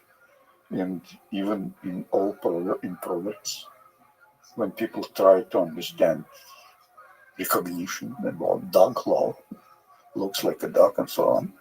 They use weak convergence. People in language, they understand this. But when we're trying to create artificial intelligence, we want them in a different way. We just consider strong convergence arguments. So reducing the set of admissible functions, you think there should be effort put into understanding the properties of weak convergence? You know, in classical mathematics, in Gilbert space, there are only two forms of convergence, strong and weak. Now we can use both. That means that we did everything. And it so happened that when we use Hilbert space, which is very rich space of continuous functions, which has an integral and square. So we can apply weak and strong convergence for learning and have closed form solution. So for computation, it's simple. For me, it is sign that it is right way, because you don't need any heuristic here. Yes, do whatever you want. But now the only what left, it's concept of what is predicate. Of predicate. But it is not statistics. By the way, I like the fact that you think that heuristics are a mess that should be removed from the system. So closed form solution is the ultimate. No, it goal. so happens that when you're using right instrument, you have closed form solution. Do you think intelligence, human level intelligence, when we create it, will have something like a closed form solution? You know, now I'm looking on bounds, which I gave bounds for convergence. And when I'm looking for bounds, I'm thinking, what is the most appropriate kernel for this bound would be. So we know that in, say, all our businesses, we use radial basis function. But looking on the bound, I think that I start to understand that maybe we need to make corrections to radial basis function to be closer to work better for these bounds. So I'm again trying to understand what type of kernel have best approximation, best fit to this bound. Sure. So there's a lot of interesting work that could be done in discovering better functions and radial basis functions for Yeah, kind of bounds. but it still comes from you're looking to mass and trying to understand. From your own mind, looking at the. Yeah, but I don't know. But then I trying to understand what will be good for that. Yeah, but to me, there's still a beauty. Again, maybe I'm a descendant valedictorian to heuristics. To me, ultimately, intelligence will be a mess of heuristics. And No, that's the engineering answer, no, I guess. Absolutely. When you're doing, say, self-driving cars, the great guy who will do that. It does not matter what theory behind that. Who has a better feeling how to apply. But by the way, it is the same story about predicate. Because you cannot create rule for situation is much more than you have room for. But maybe you can have more abstract rule, then it will be less with the rule. It is the same story about ideas and ideas applied to specific cases. But still, you should You reach. cannot avoid this. Yes, of course. But you should still reach for the ideas to understand the science. Yeah. Let me kind of ask, Do you think neural networks or functions can be made to reason? Sort of, what do you think? We've been talking about intelligence, but this idea of reasoning, there's an element of sequentially disassembling, interpreting the images. So when you think of handwritten recognition, we kind of think that there'll be there's an input and an output. There's not a recurrence. Yeah. What do you think about sort of the idea of recurrence, of going back to memory and thinking through this sort of sequentially mangling the different representations over and over until you arrive at a conclusion? Or is ultimately all that can be wrapped up into a function?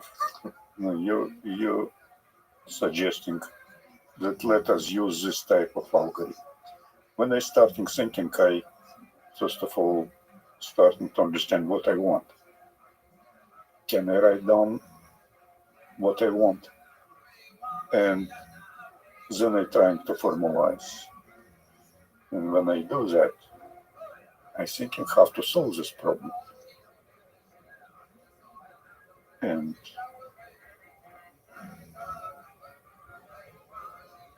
till now, I did not see a situation where You need recurrence. record.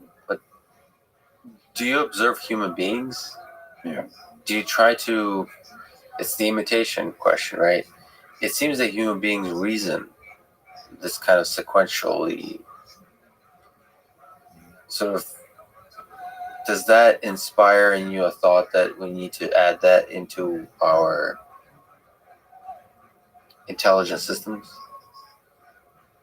You're saying, okay, you've kind of answered saying until now I haven't seen a need for it, and so because of that you don't see a reason to think about it. You know, most of things I don't understand. In reasoning, in human, it is for me too complicated. For me, the most difficult part is to ask questions, good questions. How it works, how people asking questions. I don't know. You said that machine learning is not only about technical things, speaking of questions, but it's also about philosophy. So what role does philosophy play in machine learning? We talked about Plato, but generally thinking in this philosophical way, how does philosophy and math fit together in your mind? First ideas and then their implementation. It's like predicate, like the admissible set of functions. It comes together, everything. Because the first iteration of theory was done 50 years ago. I call that BC theory. So everything's there. If you have data, you can, and you have in your set of function is not have not big capacity. So low VC dimension, you can do that. You can make structural risk minimization, control capacity. But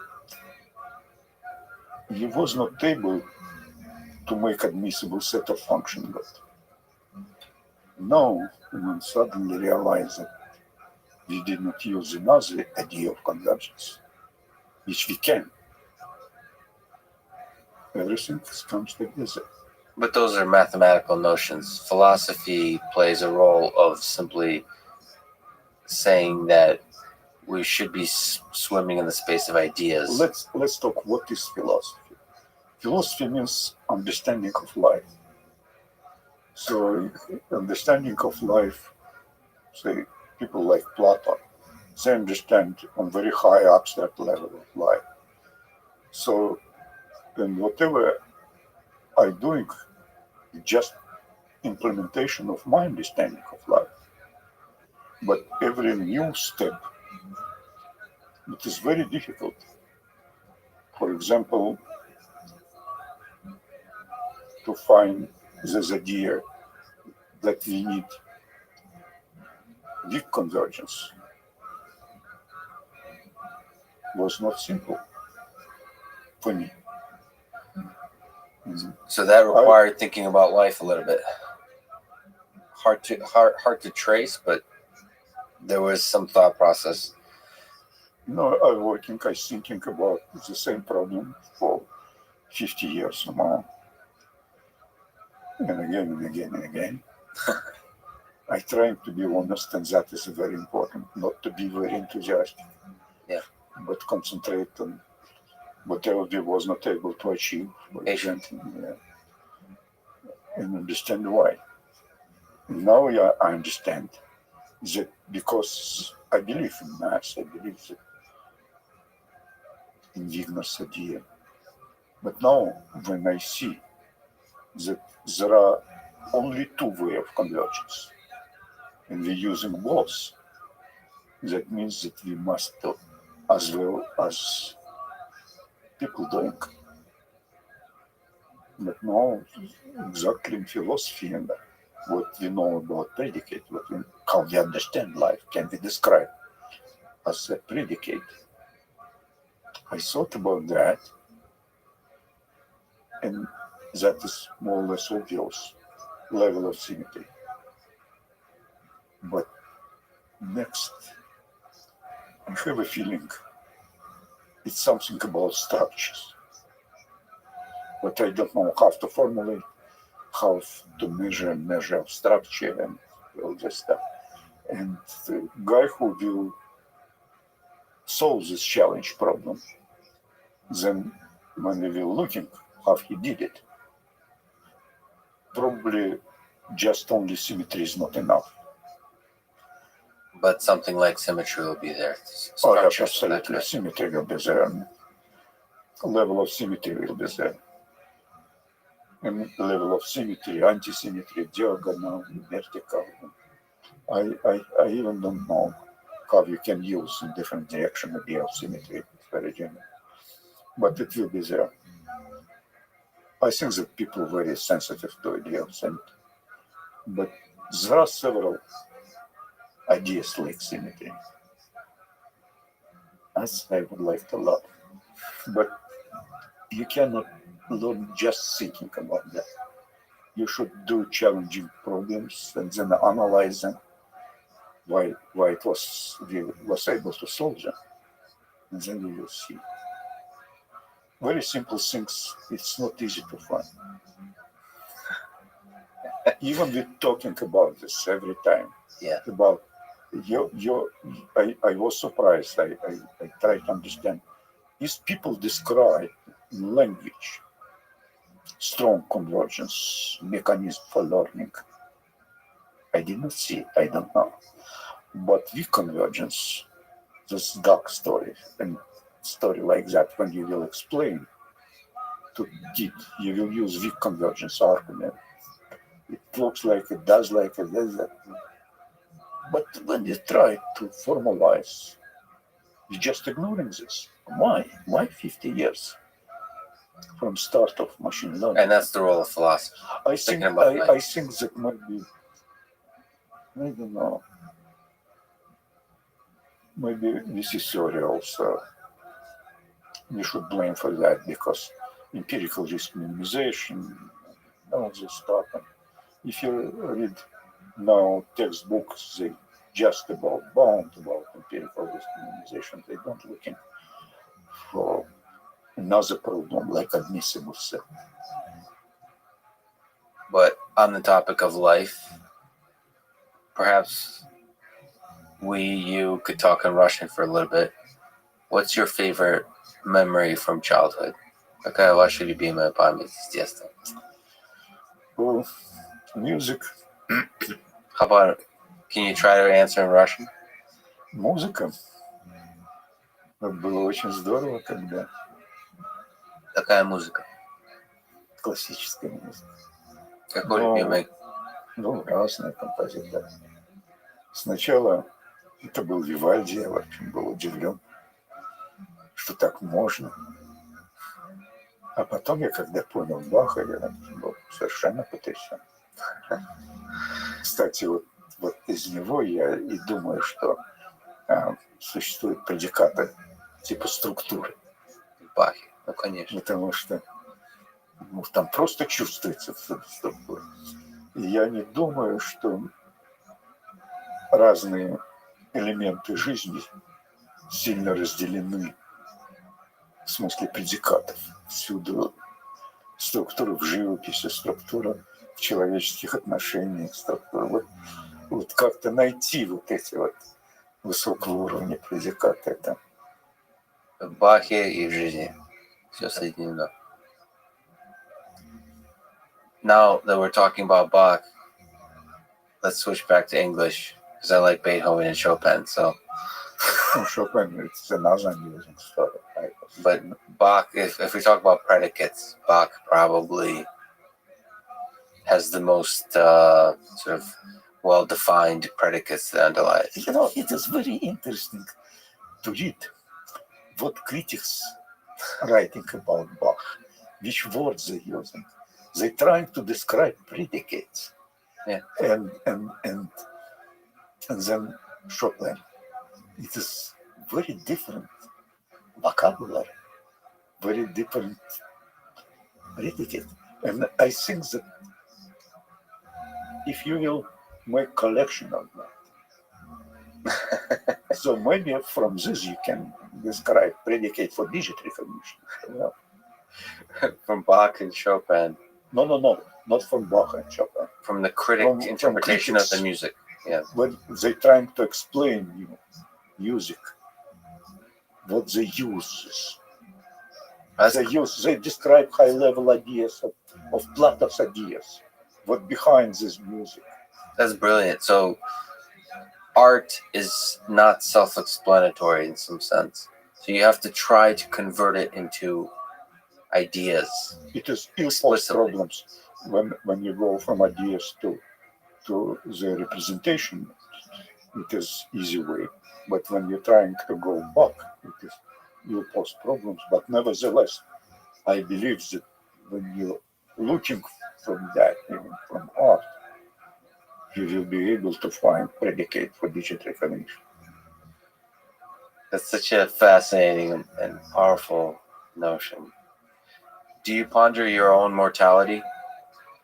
Do you think about it? Do you fear it? Do you draw insight from it? The mortality. No, yeah. Are you afraid of death? Not too much. Not too much. It is pity that I will not be able to do something which I think I have a feeling to do. Yeah. For example, I will be very happy to work with guys, theoretician from music, to write this collection of description, how they describe music, how they use it, and from art as well. Then take what is in common and try to understand predicate, which is absolute for everything.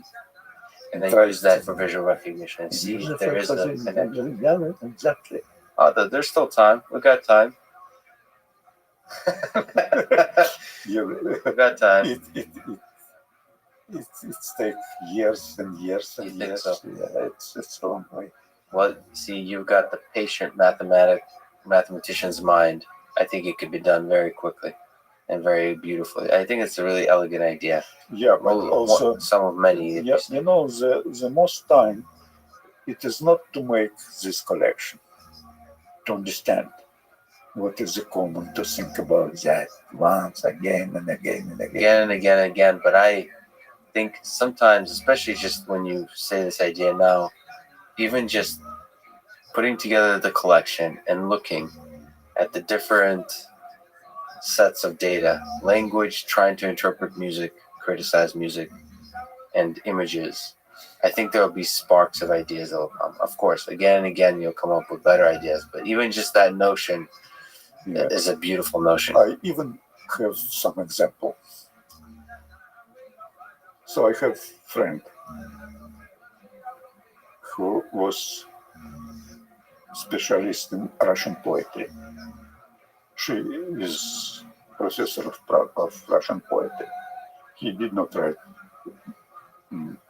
poems, but she know a lot of stuff. She make a book, several books, and one of them is a collection of Russian poetry. She has images of Russian poetry. She collects all images of Russian poetry. And I asked her to do following. You have NIPS digit recognition. And we get 100 digits, or maybe less than 100. I don't remember, maybe 50 digits. And try from poetical point of view, describe every image which you see, using only words of images of Russian poetry. And she did it. And then we tried to, I call it learning using privileged information. I call it privileged information. You have on two languages. One language is just image of digit, and another language poetic description of this image. And this is privileged information. And there is an algorithm when you're working using privileged information, you're doing well better, much better. So, So there's something there. something there. And there is a, in NEC, she unfortunately died. The collection of digits in poetic descriptions of these digits. So there's something there in that poetic description. But I think that there is an abstract ideas on the plateau level of ideas. Yeah, that they're there, that could be discovered. And music seems to be a good entry But point. as soon as we start with this challenge problem, The challenge problem. it Listen, immediately connected to all this stuff. especially with your talk and this podcast, and I'll do whatever I can to advertise it. It's such a clean, beautiful, Einstein-like formulation of the challenge before us. Right. Let me ask another absurd question. We talked about mortality. We talked about philosophy of life. What do you think is the meaning of life? What's the predicate for our mysterious existence here on Earth?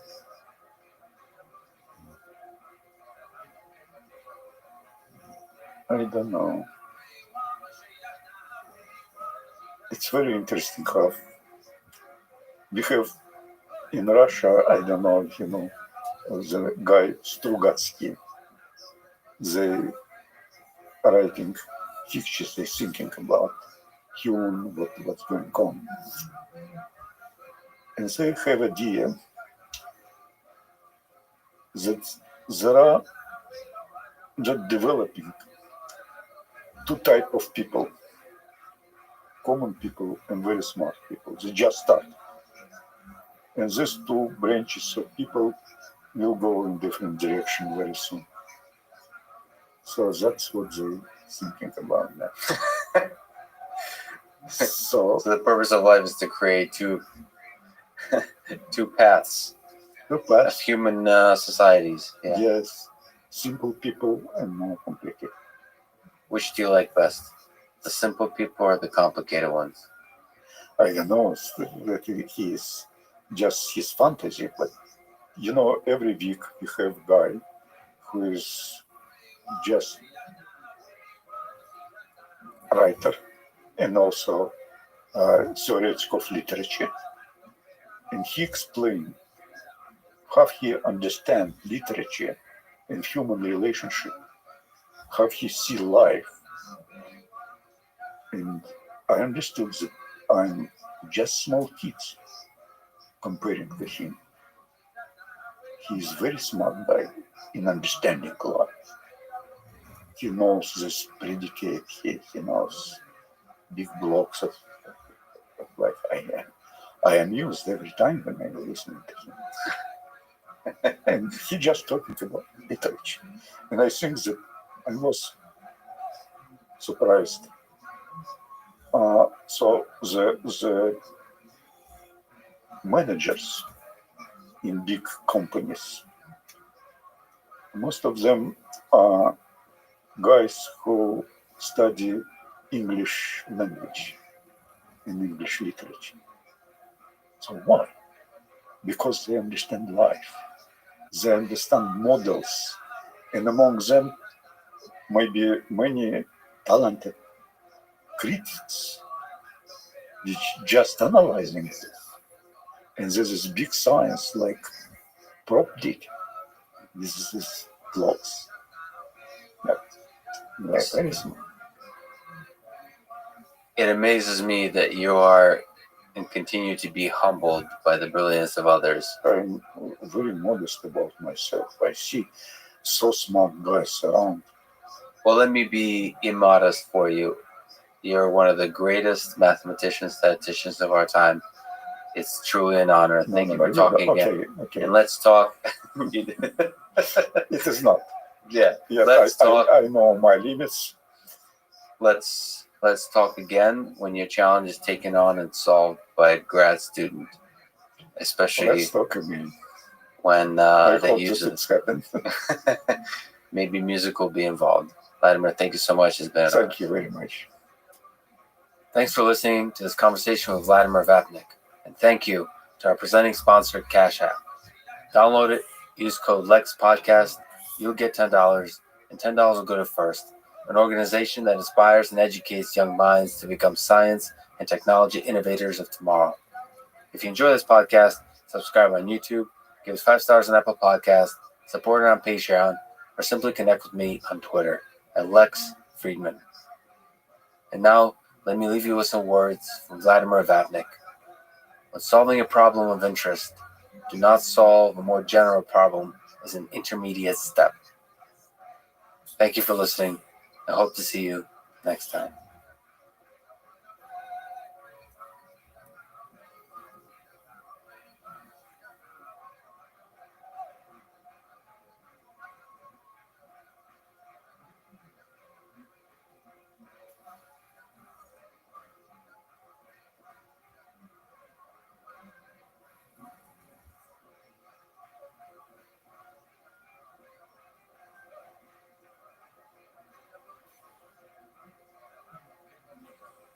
The following is a conversation with Scott Aronson, a professor at UT Austin, director of its Quantum Information Center, and previously a professor at MIT.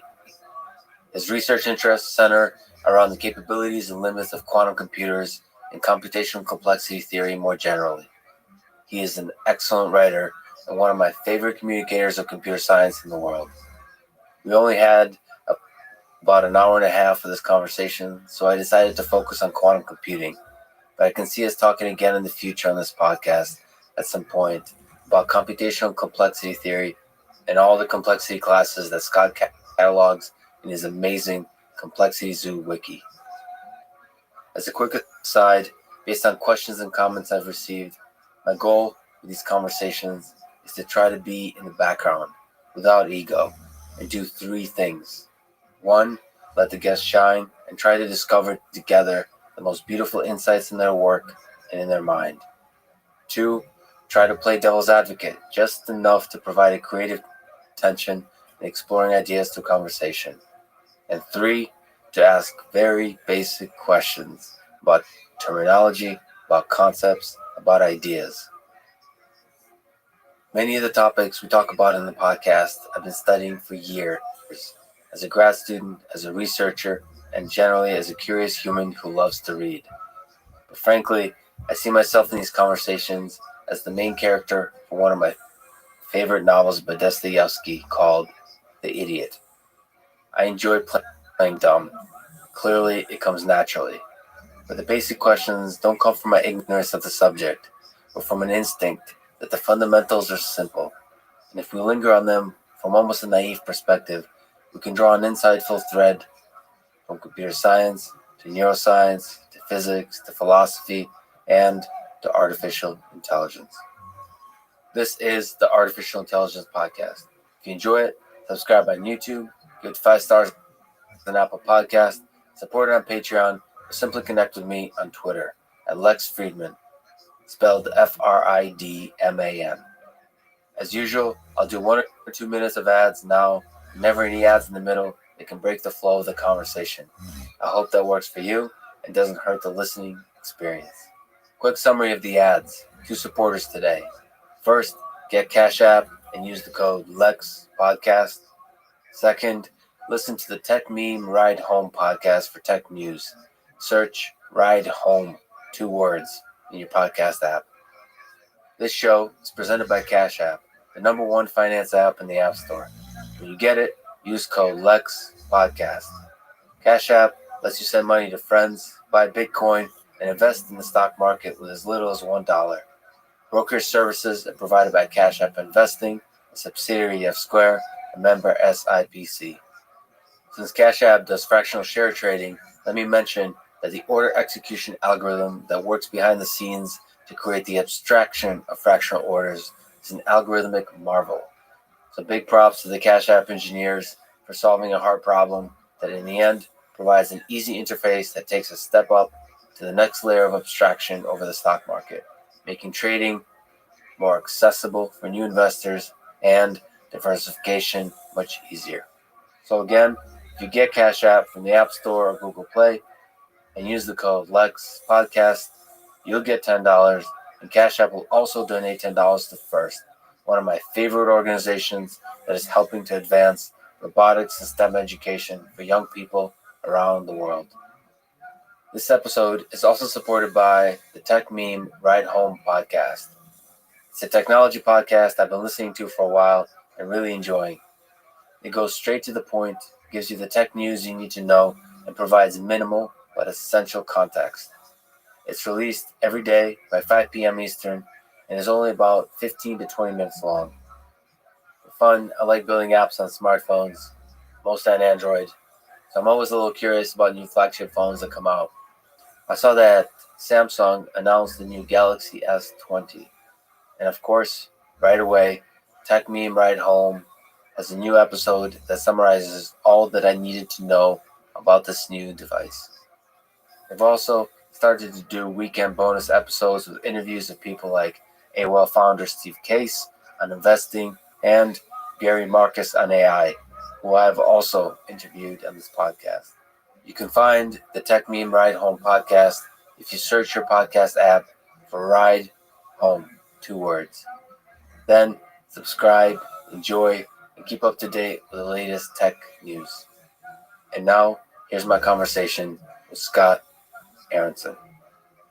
I sometimes get criticism from a listener here and there that while having a conversation with a world-class mathematician, physicist, neurobiologist, aerospace engineer, or a theoretical computer scientist like yourself, I waste time by asking philosophical questions about free will, consciousness, mortality, love, nature of truth, super intelligence, whether time travel is possible, whether space-time is emergent or fundamental, even the crazier questions like whether aliens exist, what their language might look like, what their math might look like, whether math is invented or discovered, and of course, whether we live in a simulation or not. So I try out with it. I try to dance back and forth from the deep technical to the philosophical. So I've done that quite a bit. So you're a world-class computer scientist, and yet you've written about this very point. The philosophy is important for experts in any technical discipline, though they somehow seem to avoid this. So I thought it'd be really interesting to talk to you about this point. Why should we computer scientists, mathematicians, physicists care about philosophy, do you think? Well, I would reframe the question a little bit. I mean, philosophy, almost by definition, is the subject that's concerned with the biggest questions that you could possibly ask, right? So, the ones you mentioned, right, are we living in a simulation?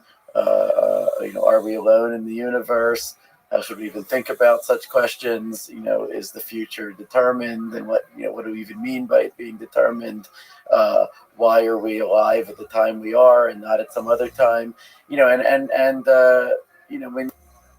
When you sort of contemplate the enormity of those questions, I think you could ask, well, then why be concerned with anything else, right? Why not spend your whole life on those questions? I think in some sense that is the right way to phrase the question, and and actually, what we learned, throughout history, but really starting with the scientific revolution with Galileo and so on, is that there is a good reason to focus on narrower questions, more technical, mathematical or empirical questions, and that is that you can actually make progress on them, right? And you can actually often answer them, and sometimes they actually tell you something about the philosophical questions that sort of maybe motivated your curiosity as a child, right?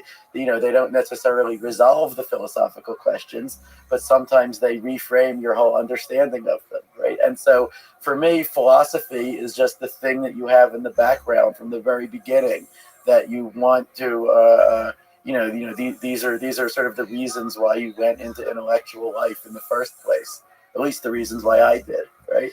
But math and science are tools that we have for actually making progress, and hopefully even changing our understanding of these philosophical questions, sometimes even more than philosophy itself does.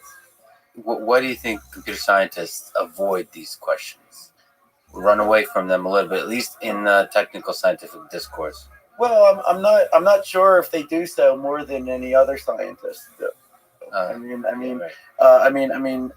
Turing was famously, interested, and his most famous, one of his two most famous papers was in a philosophy journal, Mind. It was the one where he proposed the Turing test. He took Wittgenstein's course at Cambridge, argued with him. I just recently learned that little bit, and it's actually fascinating. I was trying to look for resources in trying to understand where the sources of disagreement and debates between Wittgenstein and Turing were. Mm-hmm. That's interesting that these two minds have somehow met in the arc of history. Yeah, well, the transcript, of their the course, which was in 1939, right, is one of the more fascinating documents that I've ever read, because Wittgenstein is trying to say, well, all of these formal systems are just complete irrelevancies, right? If a formal system is irrelevant, who cares? Why does that matter in real life, right? And Turing is saying, well, look, if you use an inconsistent formal system to design a bridge, the bridge may collapse, right? And so Turing, in some sense, is thinking decades ahead. I think of where Wittgenstein is, to where the formal systems are actually going to be used, in computers, right, to actually do things in the world. And it's interesting that Turing actually dropped the course halfway through. Why? Because he had to go to Bletchley Park and, work on something of more immediate importance. That's fascinating. Yeah. Take a step from philosophy to actual, biggest possible step to actual engineering with actual real impact. Yeah, and I would say more generally, right, a lot of scientists are, interested in philosophy, but they're also busy, right? And they have, a lot on their plate, and there are a lot of sort of very concrete questions that are already, not answered, but, look like they might be answerable, right? And so then you could say, well, then why, break your brain over these, metaphysically unanswerable questions when there are all of these answerable ones instead? So I think, for me, I enjoy talking about philosophy. I even go to philosophy conferences sometimes, such as the FQXI conferences. I enjoy interacting with philosophers. I would not want to be a professional philosopher, because I like being in a field where I feel like if I get too confused about the sort of eternal questions, then I can actually make progress on something. Can you maybe linger on that for just a little longer? Yeah. What do you think is the difference? So, like, the corollary of the criticism that I mentioned previously, that why ask the philosophical questions of the mathematician, is if you want to ask philosophical questions, then invite a real philosopher on and ask them. So what's the difference between the way a computer scientist or mathematician ponders a philosophical question and a philosopher ponders a philosophical question? Well, I mean, a lot of it just depends on the individual, right? It's hard to make generalizations about entire fields, but I think if we tried to stereotype, we would say that scientists very often will be less careful in their use of words. Philosophers are really experts in sort of, like when I talk to them, they will just pounce if I use the wrong phrase for something. Experts is a very nice word. You could say sticklers. Sticklers, yeah. Or they will sort of interrogate my word choices, let's say, to a much greater extent than scientists would, right? And scientists, will often, if you ask them about a philosophical problem, like the hard problem of consciousness or free will or whatever, they will try to relate it back to recent research, right? Research about neurobiology, or the best of all is research that they personally are involved with, right? And of course they will want to talk about that, and it is what they will think of, and of course you could have an argument that maybe, it's all interesting as it goes, but maybe none of it touches the philosophical question, right? But maybe, a science, at least it, as I said, it does tell us concrete things, and, even if like a deep dive into neurobiology will not answer the hard problem of consciousness, maybe it can take us about as far as we can get toward, expanding our minds about it, toward thinking about it in a different way. Well, I think neurobiology can do that, but, with these profound philosophical questions, also art and literature do that, right? They're all different ways of trying to approach these questions that, for which we don't even know really what an answer would look like, but and yet somehow we can't help but keep returning to the questions. And you have a kind of beautiful mathematical way of discussing this with the idea of Q prime. Oh, right. You're right that usually the only way to make progress on the big questions, like the philosophical questions we're talking about now, is to pick off smaller sub-questions. Ideally, sub-questions that you can attack using math, empirical observation, or both. You define the idea of a Q prime. So given an unanswerable philosophical riddle Q, replace it with a merely, in quotes, scientific or mathematical question Q prime, which captures part of what people have wanted to know when they first asked Q. Yes. Then, with luck, one solves Q prime. So you described some examples of such Q prime sub-questions in your long essay titled "Why Philosophers Should Care About Computational Complexity." So you catalog the various Q primes on which you think theoretical computer science has made progress. Can you mention a few favorites, if any pop to mind, or that you remember? Well, yeah. So I would say some of the most famous examples in history of that sort of replacement were, to go back to Alan Turing, right? What he did in his computing machinery and intelligence paper was exactly, he explicitly started with the question, can machines think? Yep. And then he said, sorry, I think that question is too meaningless. But here's a different question. Could you program a computer so that you couldn't tell the difference between it and a human, right? And so in the very first two sentences, he in fact just formulates the Q prime question. He does precisely that. Or we could look at Gödel, right? Where you had these philosophers arguing for centuries about the limits of mathematical reasoning, right? The limits of formal systems, and then by the early 20th century, logicians, starting with Frege, Russell, And then, most spectacularly, Gödel, managed to reframe those questions as, look, we have these formal systems, they have these definite rules. Are there questions that we can phrase within the rules of these systems that are not provable within the rules of the systems? And can we prove that fact? Right. And so that would be another example. I had this essay called "The Ghost in the Quantum Turing Machine."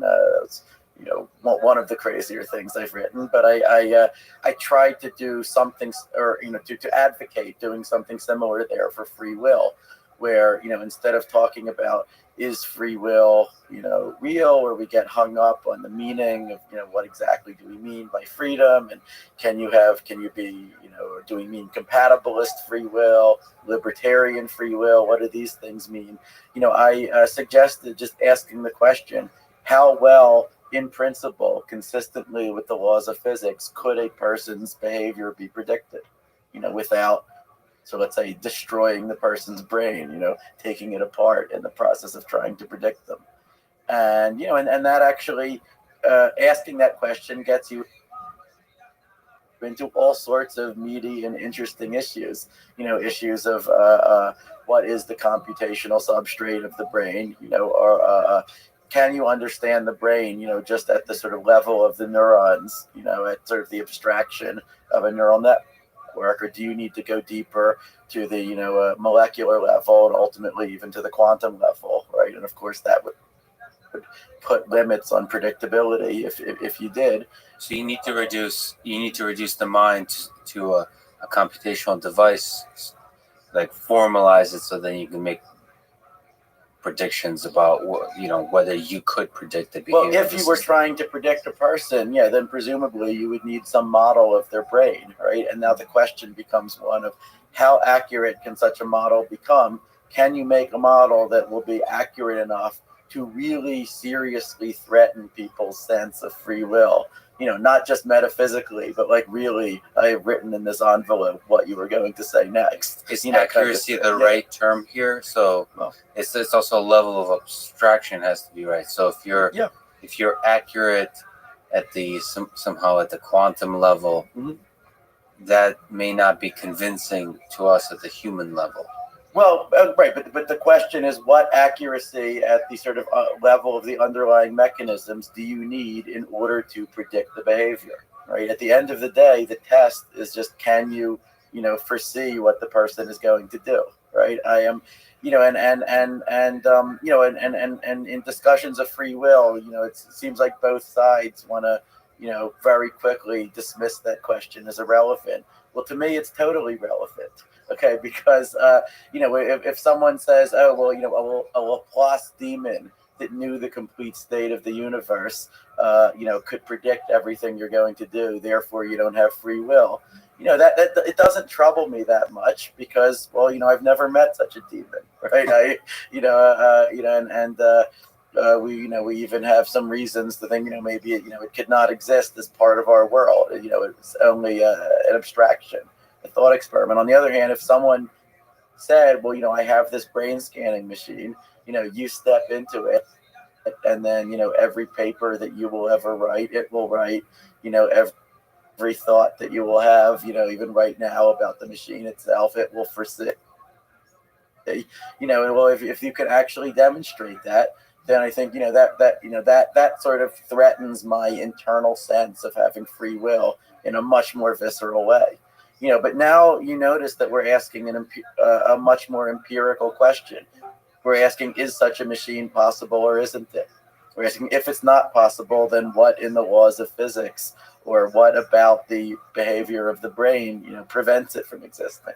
So if you could philosophize a little bit within this empirical question, where do you think would enter by which mechanism would enter the possibility that we can't predict the outcome? So there would be something that would be akin to a free will. Yeah, well, you could say the sort of obvious possibility, which was, recognized by Eddington and many others about as soon as quantum mechanics was discovered in the 1920s, was that if let's say a sodium ion channel, in the brain, right? Its behavior is chaotic, right?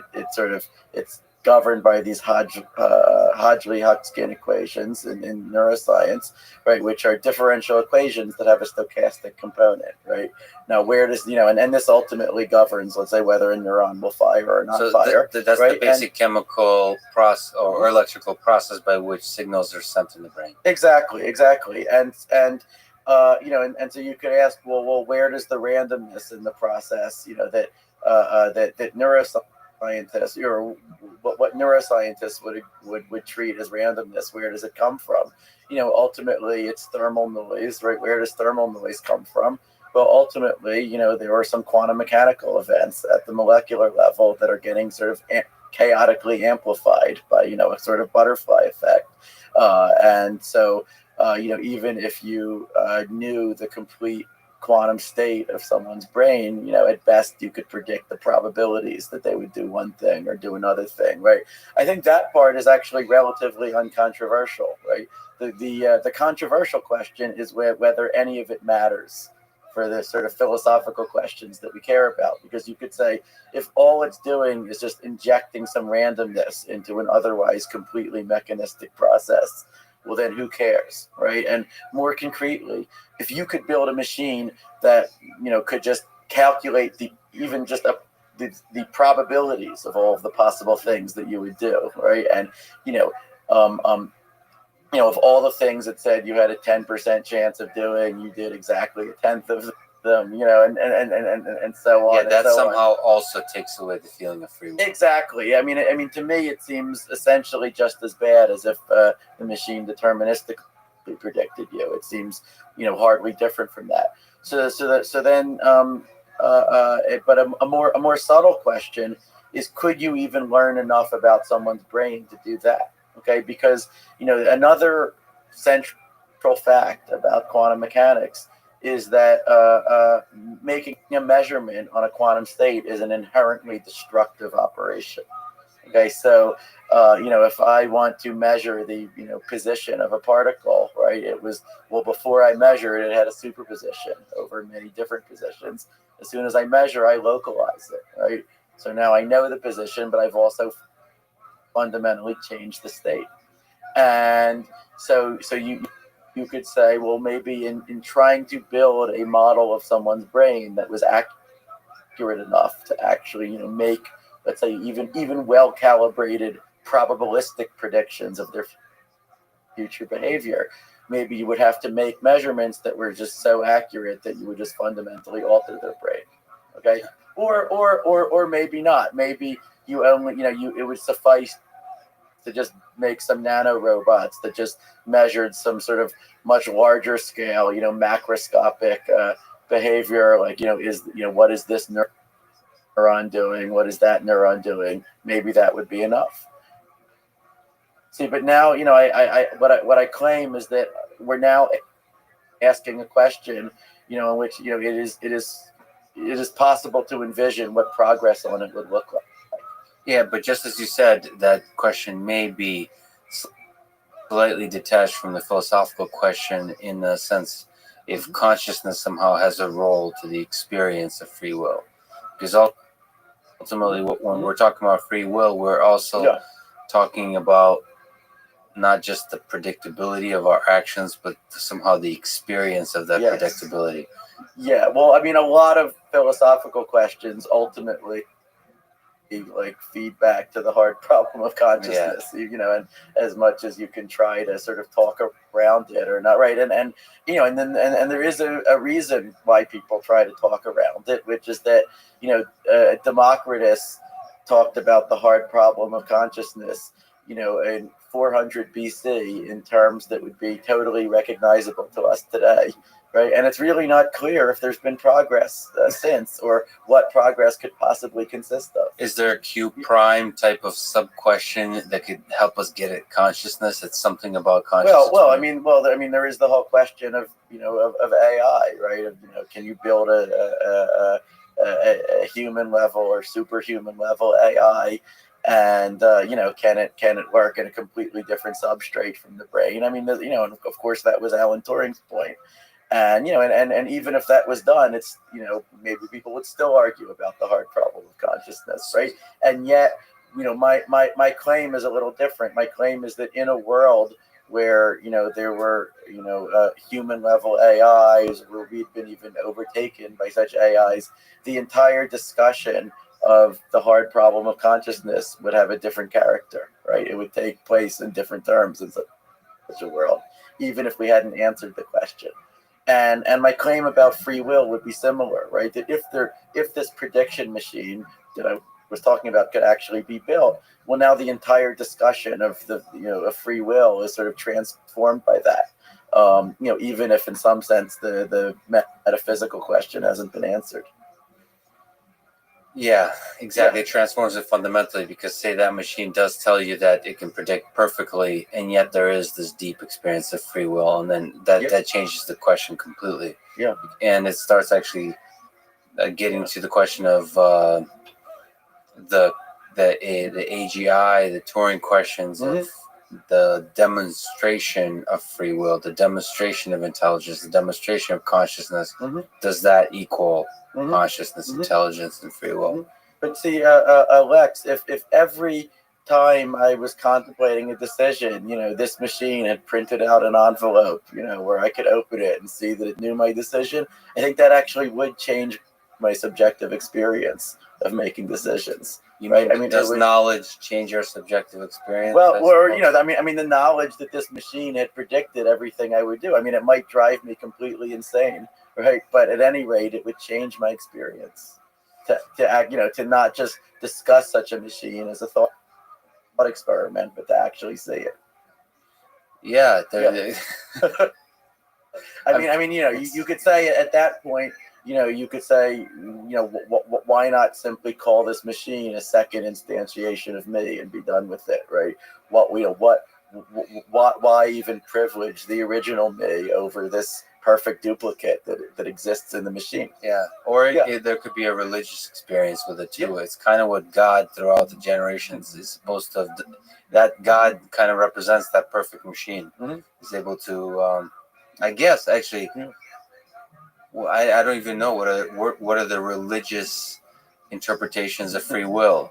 So if God knows perfectly everything in religion, in the various religions, where does free will fit into that? Do you know? That has been one of the big things that theologians have argued about for thousands of years.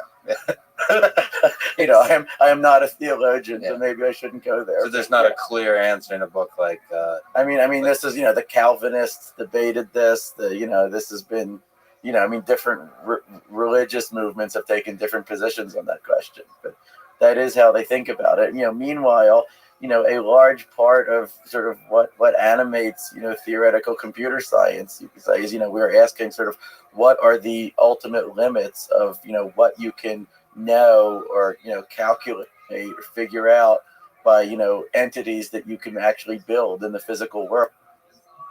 Right. And if I were trying to explain it to a theologian, maybe I would say, we are studying, to what extent gods can be made manifest in the physical world.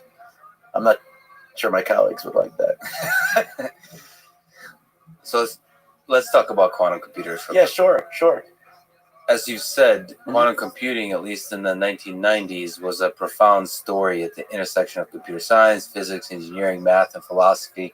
So there's this broad and deep aspect to quantum computing that represents more than just the quantum computer. Yes. But can we start at the very basics? What is quantum computing? Yeah. So it's a proposal for a new type of computation, let's say a new way to harness nature to do computation that is based on the principles of quantum mechanics. Okay, now, the principles of quantum mechanics have been in place since 1926. They haven't changed. What's new is, how we want to use them. Okay, so what does quantum mechanics say about the world? The physicists, I think, over the generations, convinced people that is an unbelievably complicated question, and just give up on trying to understand understand it. I can let you in, not being a physicist, I can let you in on a secret, which is that it becomes a lot simpler if you do what we do in quantum information theory and sort of take the physics out of it. So the way that we think about quantum mechanics is sort of as a generalization of the rules of probability themselves. So, you might say there was a 30% chance that it was going to snow today or something. You would never say that there was a negative 30% chance, right? That would be nonsense. Much less would you say that there was an I% chance, square root of -1% chance. Now, the central discovery that sort of quantum mechanics made is that fundamentally the world is described by the sort of, let's say, the possibilities for what a system could be doing are described using numbers called amplitudes, okay, which are like probabilities in some ways, but they are not probabilities. They can be positive. For one thing, they can be positive or negative. In fact, they can even be complex numbers.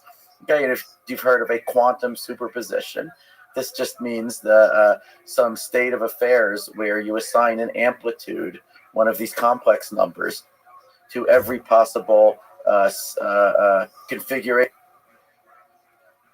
that you could see a system in on measuring it. So, for example, you might say that an electron has some amplitude for being here and some other amplitude for being there, right?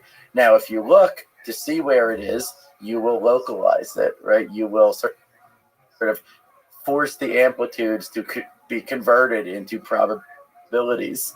That happens by taking their squared absolute value, okay? And then you can say either the electron will be here or it will be there.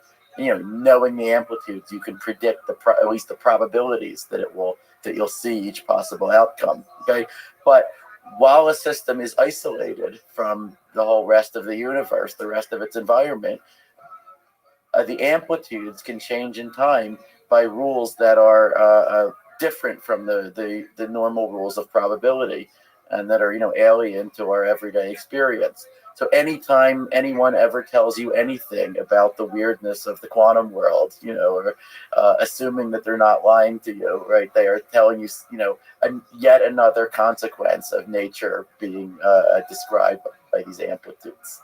So most famously, what amplitudes can do is that they can interfere with each other.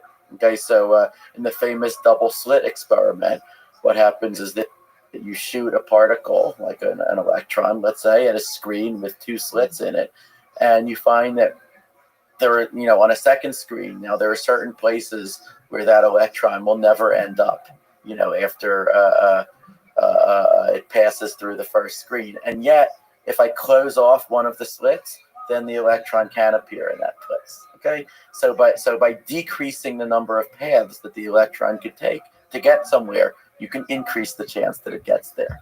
Okay, now how is that possible? Well, it's because, as we would say now, the electron has a superposition state. Okay, it has some amplitude for reaching this point by going through the first slit. It has some other amplitude for reaching it by going through the second slit.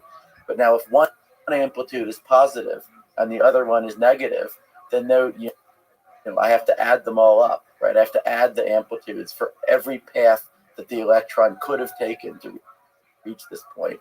And those amplitudes, if they're pointing in different directions, they can cancel each other out.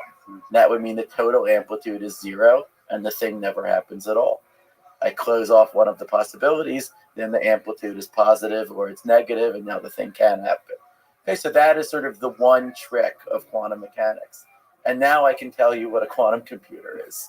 Okay, a quantum computer is a computer that tries to exploit, exactly these phenomena, superposition, amplitudes, and interference, in order to solve certain problems much faster than we know how to solve them otherwise. So the basic building block of a quantum computer is what we call a quantum bit or a qubit. That just means a bit that has some amplitude for being 0 and some other amplitude for being 1. So it's a superposition of 0 and 1 states, right? But now the key point is that if I've got, let's say, 1,000 qubits, the rules of quantum mechanics are completely unequivocal that I do not just need one amplitude, I don't just need amplitudes for each qubit separately. Okay, in general, I need an amplitude for every possible setting of all 1,000 of those bits. Okay, so that what that means is 2 to the 1,000 power amplitudes. Okay, if I had to write those down, let's say in the memory of a conventional computer, if I had to write down 2 to the 1,000 complex numbers, that would not fit within the entire observable universe. Okay, and yet, quantum mechanics is unequivocal that if these qubits can all interact with each other, and in some sense, I need 2 to the 1,000 parameters, amplitudes to describe what is going on. Now, now I can tell where all the popular articles, about quantum computing go off the rails is that they say, they sort of say what I just said, and then they say, oh, so the way a quantum computer works is just by trying every possible answer in parallel. Right. That sounds too good to be true, and unfortunately, it kind of is too good to be true. The problem is I could make a superposition over every possible answer to my problem. Even if there were 2 to the 1,000 of them, right? I can easily do that. The trouble is, for a computer to be useful, at some point you've got to look at it and see an output, right? And if I just measure a superposition over every possible answer, then the rules of quantum mechanics tell me that all I'll see will be a random answer. If I just wanted a random answer, well, I could have picked one myself with a lot less trouble, right? So the entire trick with quantum computing, with every algorithm for a quantum computer, is that you try to choreograph a pattern of interference of amplitudes. And you try to do it so that for each wrong answer, some of the paths leading to that wrong answer have positive amplitudes and others have negative amplitudes. So on the whole, they cancel each other out. Okay, whereas all the paths leading to the right answer should reinforce each other, should have amplitudes pointing the same direction. So the design of algorithms in the space is the choreography of the interferences. Precisely. That's precisely what it is. Can we take a brief step back and Sure. You mentioned information. Yes. So in which part of this beautiful picture that you've painted is information contained? Oh, well, information is at the core of everything that we've been talking about, right? I mean, the bit is, the basic unit of information since, Claude Shannon's paper in 1948, and, of course, people had the concept even before that, he popularized the name, right? But I mean, but a bit is 0 or 1. That's right. A basic element. That's right. And what we would say is that the basic unit of quantum information is the qubit, is, the object, any object that can be maintained in manipulated in a superposition of 0 and 1 states. Now, sometimes people ask, well, but what is a qubit physically, right? And there are all these different, proposals that are being pursued in parallel for how you implement qubits. There is, superconducting quantum computing that was in the news recently because of Google's quantum supremacy experiment, right? Where you would have some little coils where a current can flow through them in 2 different energy states, one representing a 0, another representing a 1. And if you cool these coils to just slightly above absolute 0, like 1/100th of a degree, then they superconduct, and then the current can actually be in a superposition of the 2 different states. So that's one kind of qubit. Another kind would be, just an individual atomic nucleus, right? It has a spin. It could be spinning clockwise. It could be spinning counterclockwise, or it could be in a superposition of the 2 spin states. That is another qubit. But see, just like in the classical world, right, you could be a virtuoso programmer without having any idea of what a transistor is, right, or how the bits are physically represented inside the machine, or even that the machine uses electricity, right? You just care about the logic. It's sort of the same with quantum computing, right? Qubits could be realized by many, many different quantum systems. And yet all of those systems will lead to the same logic, the logic of qubits and how, how you measure them, how you change them over time. And so, the subject of, how qubits behave and what you can do with qubits, that is quantum information. So Yeah. just to linger on that, Sure. so does the physical design implementation of a qubit Mhm. does not interfere with that next level of abstraction that you can program over it. So it truly is, the idea of it is okay. Well, to be honest with you, today they do interfere with each other. That's because all the quantum computers we can build today are very noisy, right? And so sort of the qubits are very far from perfect, and so the lower level sort of does affect the higher levels, and we sort of have to think about all of them at once. Okay, but eventually, where we hope to get is to what are called error-corrected quantum computers, where the qubits really do behave like perfect abstract qubits for as long as we want them to. And in that future, a future that we can already sort of prove theorems about or think about today, but in that future, the logic of it really does become decoupled from the hardware. So if noise is currently like the biggest problem for quantum computing, and then the dream is error correcting quantum computers, can you just maybe describe what does it mean for there to be noise in the system? Absolutely. So so the problem is even a little more specific than noise. So the fundamental problem, if you're trying to actually build a quantum computer, of any appreciable size, is something called decoherence. Okay, and this was recognized from the very beginning, when people first started thinking about this in the 1990s. Now, what decoherence means is sort of the unwanted interaction between, your qubits, the state of your quantum computer, and the external environment. Okay, and why is that such a problem? Well, I talked before about how, when you measure a quantum system, so let's say if I measure a qubit that's in a superposition of 0 and 1 states to ask it, are you 0 or are you 1? Well, now I force it to make up its mind, right? And now probabilistically it chooses one or the other. And now, it's no longer a superposition. There's no longer amplitudes. There's some probability that I get a 0 and there's some that I get a 1.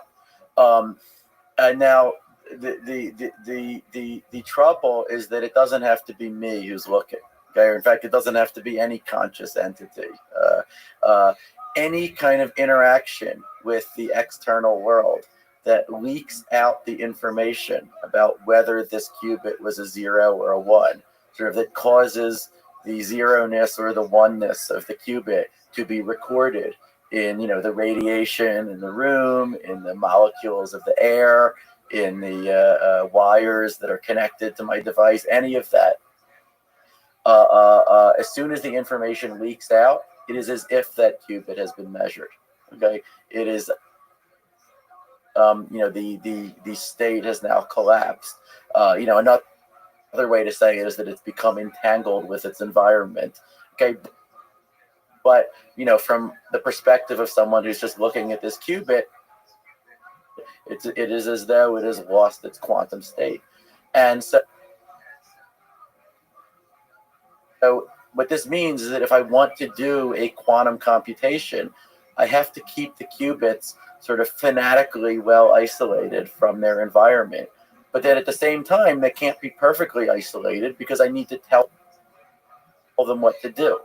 I need to make them interact with each other, for one thing, and not only that, but in a precisely choreographed way. Okay, and that is such a staggering problem, right? How do I isolate these qubits from the whole universe, but then also tell them exactly what to do?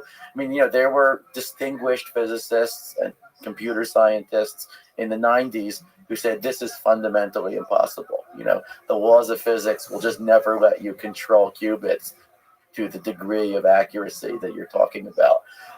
Now, what changed the views of most of us was a profound discovery in the mid to late 90s, which was called the theory of quantum error correction and quantum fault tolerance.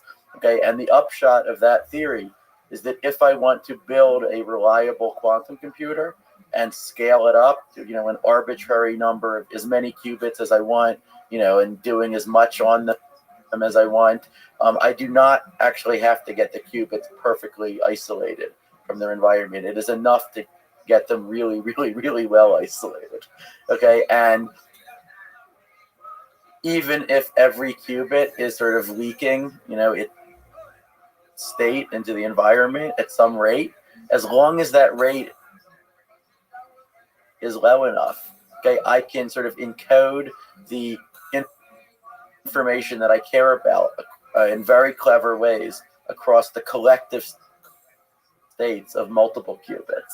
Okay, in such a way that even if a small percentage of my qubits leak, well, I'm constantly monitoring them to see if that leak happened. I can detect it and I can correct it. I can recover the information I care about from the remaining qubits. Okay, and so you can build a reliable quantum computer even out of unreliable parts. Right now, the in some sense, that discovery is what set the engineering agenda for quantum computing research from the 1990s until the present. Okay, the goal has been, engineer qubits that are not perfectly reliable, but reliable enough that you can then use these error correcting codes to have them simulate qubits that are even more reliable than they are. Right? The error correction becomes a net win rather than a net loss, right? And then once you reach that sort of crossover point, then your simulated qubits could in turn simulate qubits that are even more reliable, and so on, until you've just effectively you have arbitrarily reliable qubits.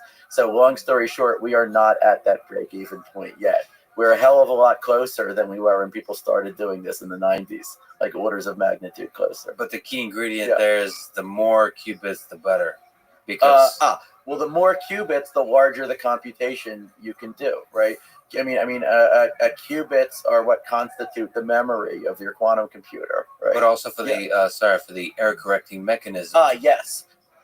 So the way I would say it is that error correction imposes an overhead in the number of qubits, and that is actually one of the biggest practical problems with building a scalable quantum computer.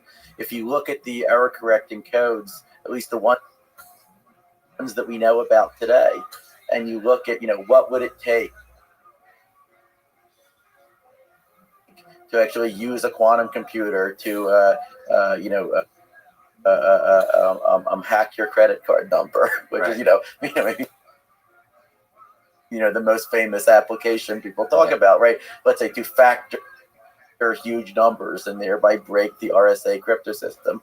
Well, what that would take would be thousands of several thousand logical qubits, but now with the known error correcting codes, each of those logical qubits would need to be encoded itself using thousands of physical qubits.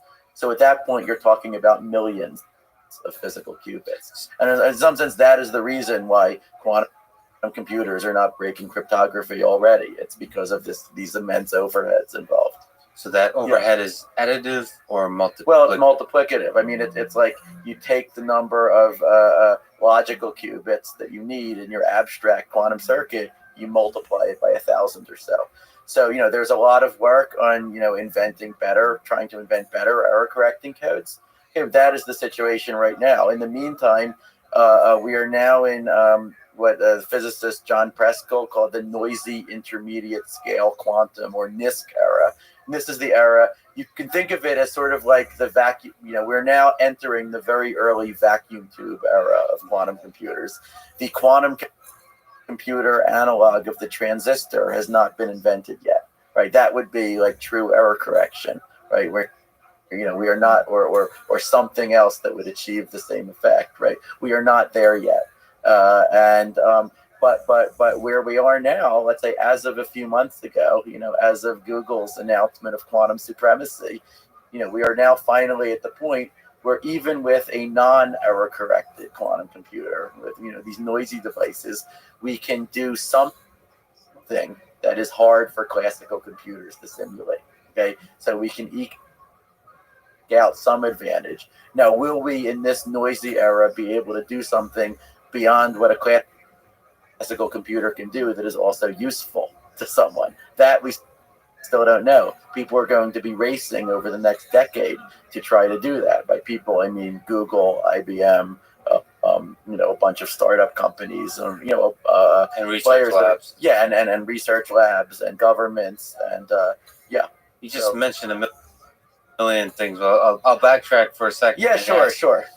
So we're in these vacuum tube days. Yeah, just entering them. And just entering. Wow. Okay. So yeah, how do we escape the vacuum? So how do we get to where we are now with the CPU? Is this a fundamental engineering challenge? Is there breakthroughs on the physics side that they're needed on the computer science side? Is it a financial issue where much larger just sheer investment and excitement is needed? So those are excellent questions. My guess,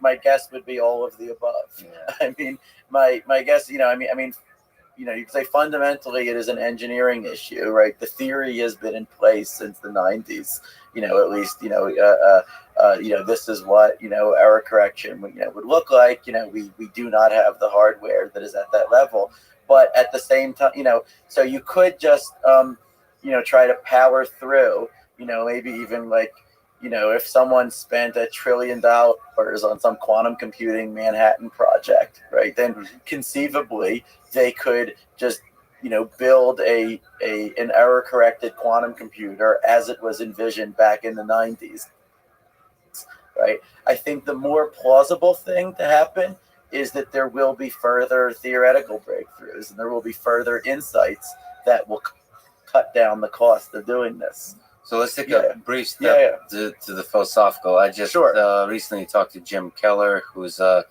of like the famed architect in the microprocessor world. Okay. And he's been told for decades, every year, that the Moore's law is going to die this year. And he tries to argue that the Moore's law is still alive and well, and it'll be alive for quite a long time to come.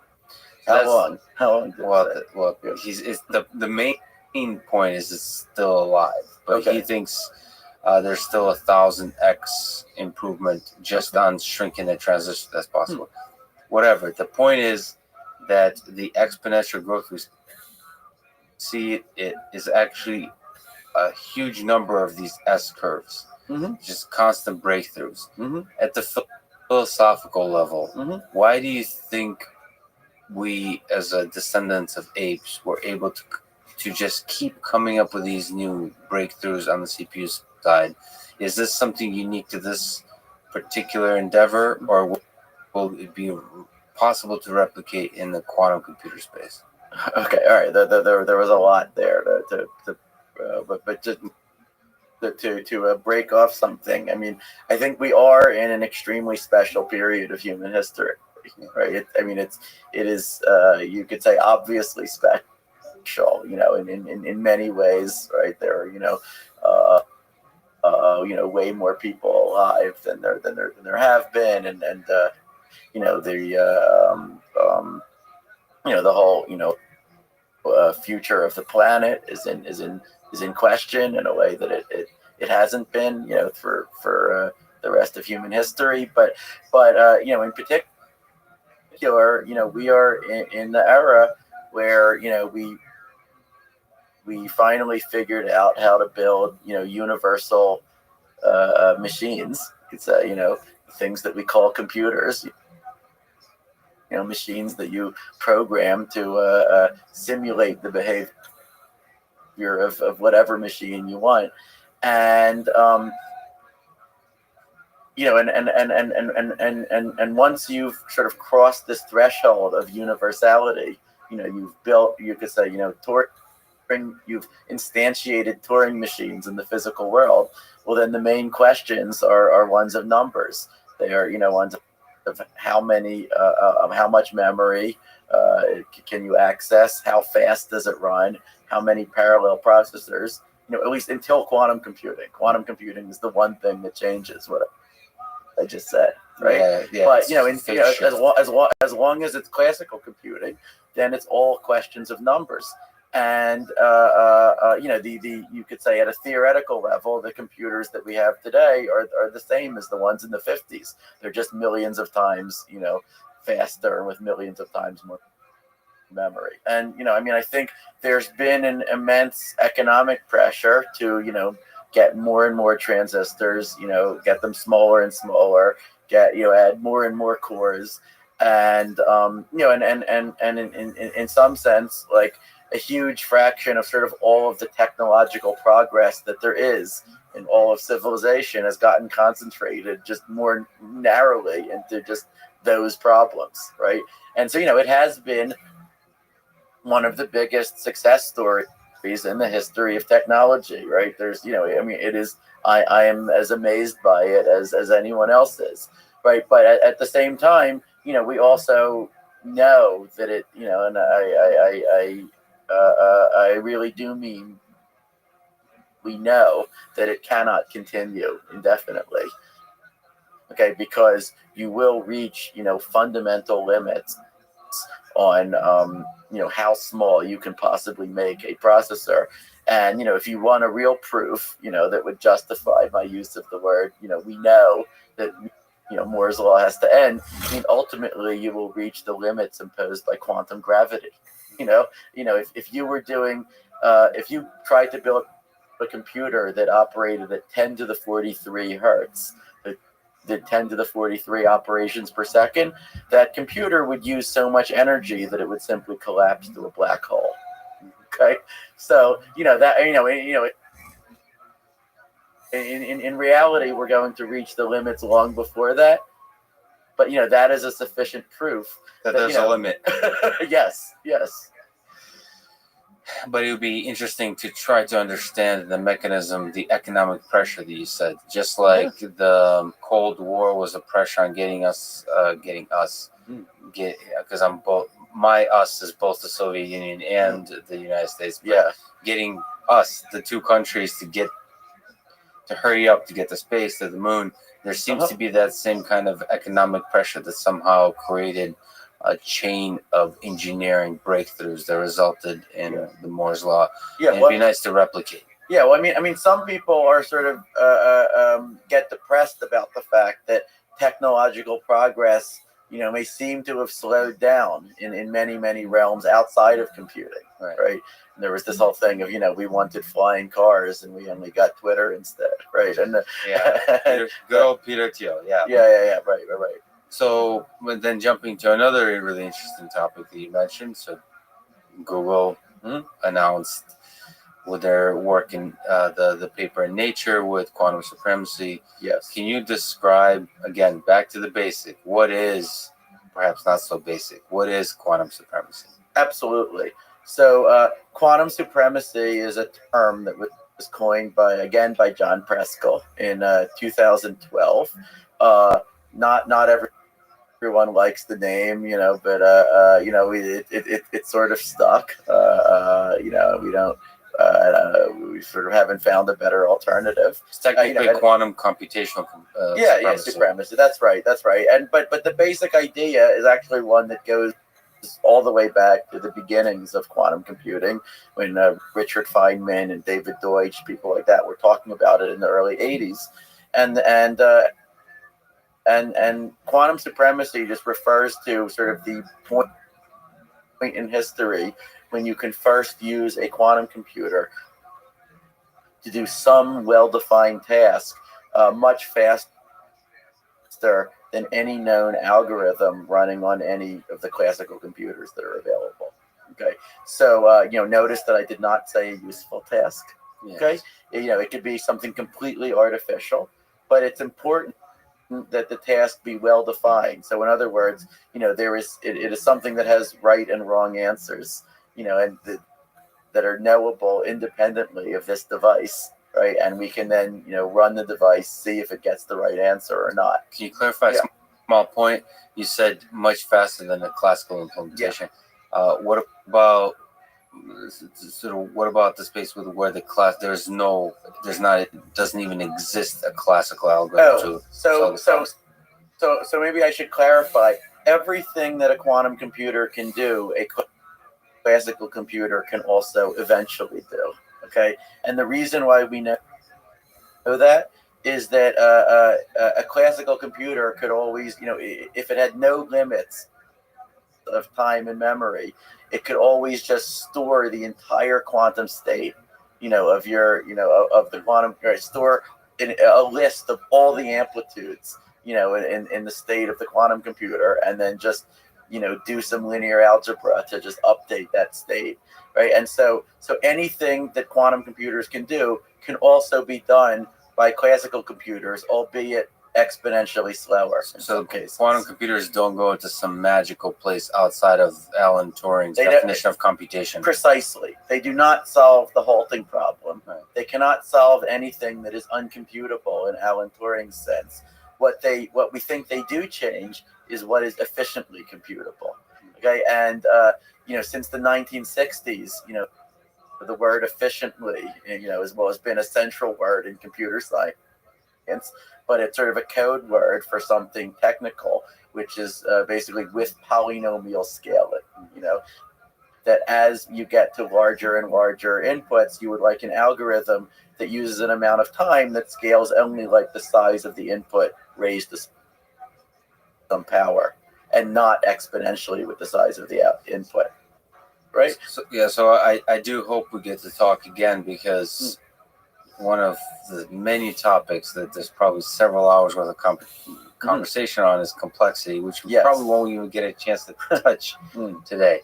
But you briefly mentioned it. But let's maybe try to continue. So you said the definition of quantum supremacy is basically is achieving a place where much faster on a formal that quantum computer is much faster on a formal, well-defined problem. That is or isn't useful. Right. And I would say that we really want three things, right? We want, first of all, the quantum computer to be much faster, just in the literal sense, so like number of seconds, and just solving this, well-defined, problem. Secondly, we want it to be sort of, for a problem where we really believe that a quantum computer has better scaling behavior, right? So it's not just an incidental, matter of hardware, but it's that, as you went to larger and larger inputs, the classical scaling would be exponential, and the scaling for the quantum algorithm would only be polynomial. And then thirdly, we want the first thing, the actual observed speed up, to only be explainable in terms of the scaling behavior, right? So, I want, a real world, a real problem to get solved, let's say by a quantum computer with 50 qubits per second. And for no one to be able to explain that in any way other than, this computer involved a quantum state with 2 to the 50th power for amplitudes, and a classical simulation, at least any that we know today, would require keeping track of 2 to the 50th numbers, and this is the reason why it was faster. So the intuition is that then if you demonstrate on 50 qubits, then once you get to 100 qubits, then it'll be even much more faster. Precisely. Yeah, and quantum supremacy does not require error correction, right? We don't have, you could say, true scalability yet, or true, error correction yet, but you could say quantum supremacy is already enough by itself to refute the skeptics who said a quantum computer will never outperform a classical computer for anything. But one, how do you demonstrate quantum supremacy? And two, what's up with these new news articles I'm reading that Google did so? Yeah, all right. Well, what did they actually do? Great questions, because now you get into actually, a lot of the work that I've I and my students have been doing for the last decade, which was precisely about how do you demonstrate quantum supremacy using technologies that we thought would be available in the near future. And so one of the main things that we realized around 2011, and this was me and my student Alex Arkhipov at MIT at the time, and independently some others, including Bremner, Joza, and Shepard. Okay, and the realization that we came to was that if you just want to prove that a quantum computer is faster, and not do something useful with it, then there are huge advantages to sort of switching your attention from problems like factoring numbers that have a single right answer to what we call sampling problems. So these are problems where the goal is just to output a sample from some probability distribution, let's say over strings of 50 bits. Right, so there are many possible outputs. Your computer will probably never even produce the same output twice. If it's running as even assuming it's running perfectly. Okay, but the key is that some outputs are supposed to be likelier than other ones. So sorry to clarify. Is there a set of outputs that are valid and a set that are not, or is it more that the distribution of a particular kind of output is there's a specific distribution of a particular kind of output? There's a specific distribution that you're trying to hit, right? Or that you're trying to sample from. Now there are a lot of questions about this.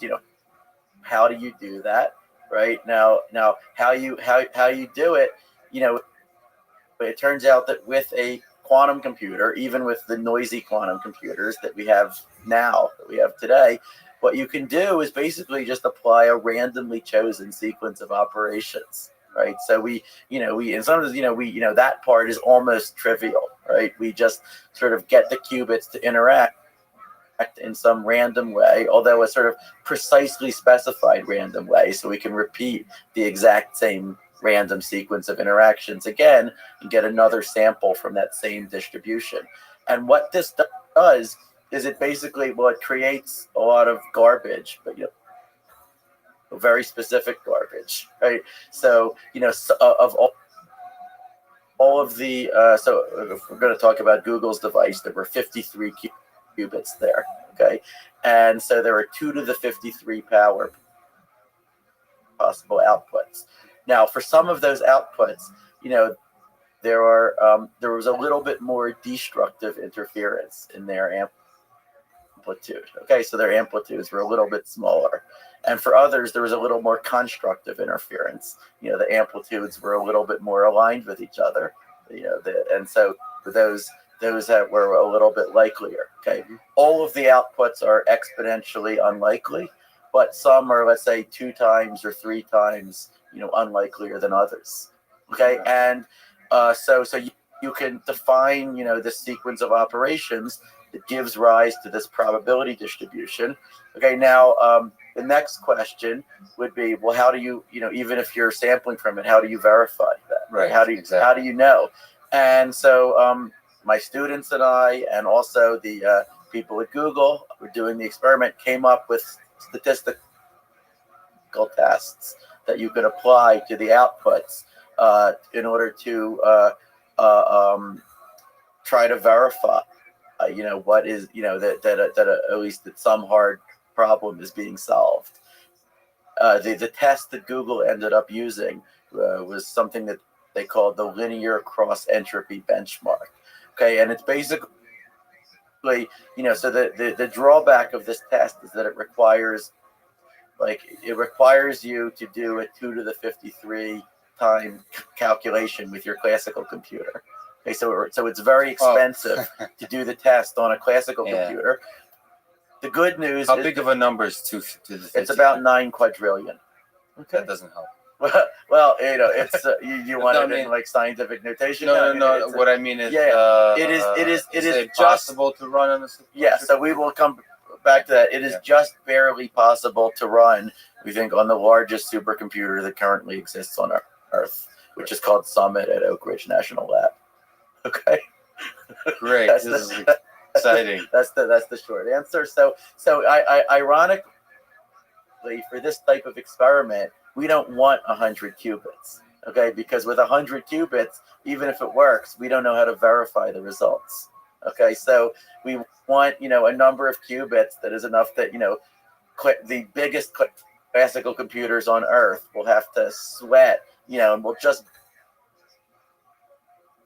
barely be able to keep up with the quantum computer, using much more time, but they will still be able to do it in order that we can verify the results. Which is where the 53 comes from for the basically. number. Well, I mean that's also, so that's sort of that's sort of where they are now in terms of scaling, and then soon that point will be passed, and then when you get to larger numbers of qubits, then these types of sampling experiments will no longer be so interesting, because we won't even be able to verify the results, and we'll have to switch to other types of computation. So with the sampling thing, so the test that Google applied with this linear cross entropy benchmark was basically just take the samples that were generated, which are a very small subset of all the possible samples that there are, but for those you calculate with your classical computer the probabilities that they should have been output, and you see, are those probabilities like larger than the mean? So is the quantum computer biased toward outputting the strings that it's that you want it to be biased toward? Okay, and then finally we come to a very crucial question, which is supposing that it does that. Well, how do we know that a classical computer could not have quickly done the same thing, right? How do we know that this couldn't have been spoofed by a classical computer, right? And so, the first answer is we don't know for sure, because this takes us into questions of complexity theory.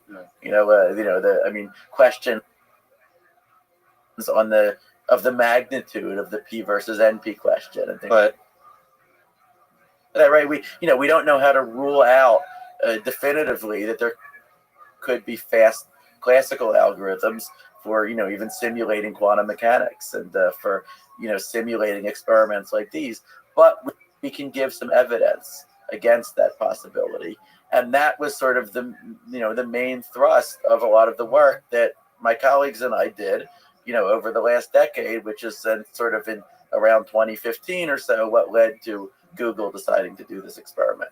So is the kind of evidence here, first of all, the hard P equals NP problem that you mentioned, and the kind of evidence that you're were looking at, is that something you come to on a sheet of paper, or is this something? Are these empirical experiments? It's math for the most part. I mean, it's also we have a bunch of methods that are known for simulating quantum circuits or quantum computations with classical computers, and so we have to try them all out and make sure that they don't work. Right. Make sure that they have exponential scaling on these problems, and not just theoretically, but with the actual range of parameters that are actually arising in Google's experiment. Okay, so there is an empirical component to it, right? But now on the theoretical side,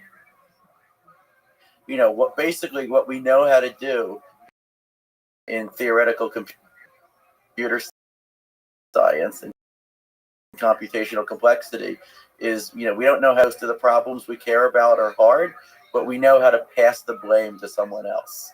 Okay, we know how to say, well, look, I can't prove that this problem is hard, but if it is easy, then all these other things that you probably were much more confident or were hard, then those would be easy as well. Okay, so we can give what are called reductions. And this has been the basic strategy in NP completeness, right? In all of theoretical computer science and cryptography since the 1970s, really. And so we were able to give some reduction evidence for the hardness of simulating these sampling experiments, these sampling-based quantum supremacy experiments. The reduction evidence is not as satisfactory as it should be. One of the biggest open problems in this area is to make it better. But, we can do something. Certainly we can say that, if there is a fast classical algorithm to spoof these experiments, then it has to be very, very unlike any of the algorithms that we know. Which is kind of in the same kind of space of reasoning that people say P not equals NP. Yeah, it's in the same spirit. Yeah, in the same spirit. Okay, so Andrew Yang, a very intelligent and a presidential candidate with a lot of interesting ideas in all kinds of technological fields, tweeted that because of quantum computing, no code is uncrackable. Mm-hmm. Is he wrong or right? He was premature, let's say. Wrong. Okay, so look, I'm a fan of Andrew Yang. I like his I like his ideas. I like his candidacy. I think that he may be ahead of his time with the universal basic income and and so forth, and he may also be ahead of his time in that tweet that you referenced. So regarding using quantum computers to break cryptography, so the situation is this. Okay, so the famous discovery of Peter Shor, 26 years ago, that really started quantum computing, as an autonomous field, was that if you built a full scalable quantum computer, then you could use it to efficiently find the prime factors of huge numbers and calculate discrete logarithms and solve a few other problems that are very, very special in character, right? They're not NP-complete problems. We're pretty sure they're not, okay? But it so happens that most of the public key cryptography that we currently use to protect the internet is based on the belief that these problems are hard. Yeah. Okay, what Shor showed is that once you get scalable quantum computers, then that's no longer true. Okay, but now before people panic, there are two important points to understand here. Okay, the first is that quantum supremacy, the milestone that Google just achieved, is very, very far from the kind of scalable quantum computer that would be needed to actually threaten public key cryptography. Okay, so we touched on this earlier, right? But Google's device has 53 physical qubits, right? To threaten cryptography, you're talking, with any of the known error correction methods, you're talking millions of physical qubits. Because error correction would be required to threaten cryptography. Yes. It certainly would, right? And how much, how great will the overhead be from the error correction? That we don't know yet. But with the known codes, you're talking millions of physical qubits and of a much higher quality than any that we have now. Okay, so I don't think that is coming soon. Although people who have secrets that need to stay secret for 20 years, are already worried about this.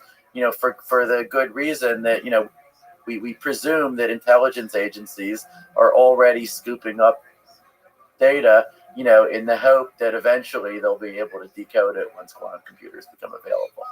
Okay, so this brings me to the second point I wanted to make, which is that there are other public key crypto systems that are known that we don't know how to break even with quantum computers.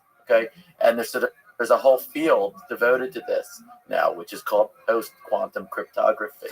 Okay, and so there is already so we have some good candidates now. The best known being what are called lattice-based crypto systems, And there is already some push to try to migrate to these crypto systems. So NIST in the US is holding a competition to create standards for post-quantum cryptography, which will be the first step in trying to get every web browser and every router to upgrade, and use something like SSL that would be based on what we think is quantum secure cryptography. But this will be a long process. But it is something that people are already starting to do, and so Shor's algorithm was sort of a dramatic discovery. It could be a big deal for whatever intelligence agency first gets a scalable quantum computer, if no one else knows that they have it, right? But eventually, we think that we could migrate the internet to the post-quantum cryptography, and then we'd be more or less back where we started. Okay, so this is sort of not the application of quantum computing, I think, that's really going to change the world in a sustainable way, right?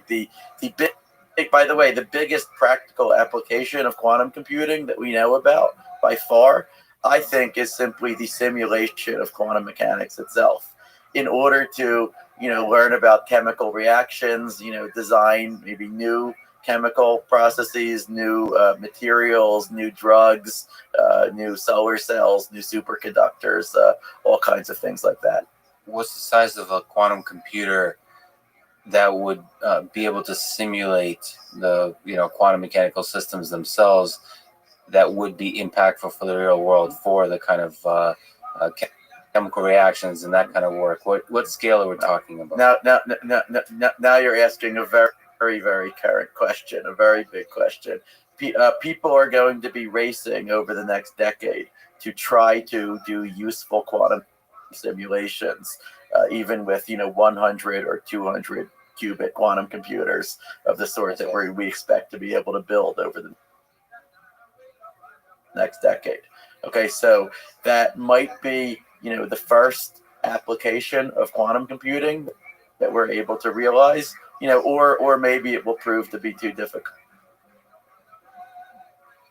And maybe even that will require fault tolerance, or will require error correction. So there's an aggressive race to come up with the one case study, kind of like with Peter Shor, with the idea that would just capture the world's imagination of look, we can actually do something very useful. But I think within the next decade, the best shot we have is certainly not using Shor's algorithm to break cryptography.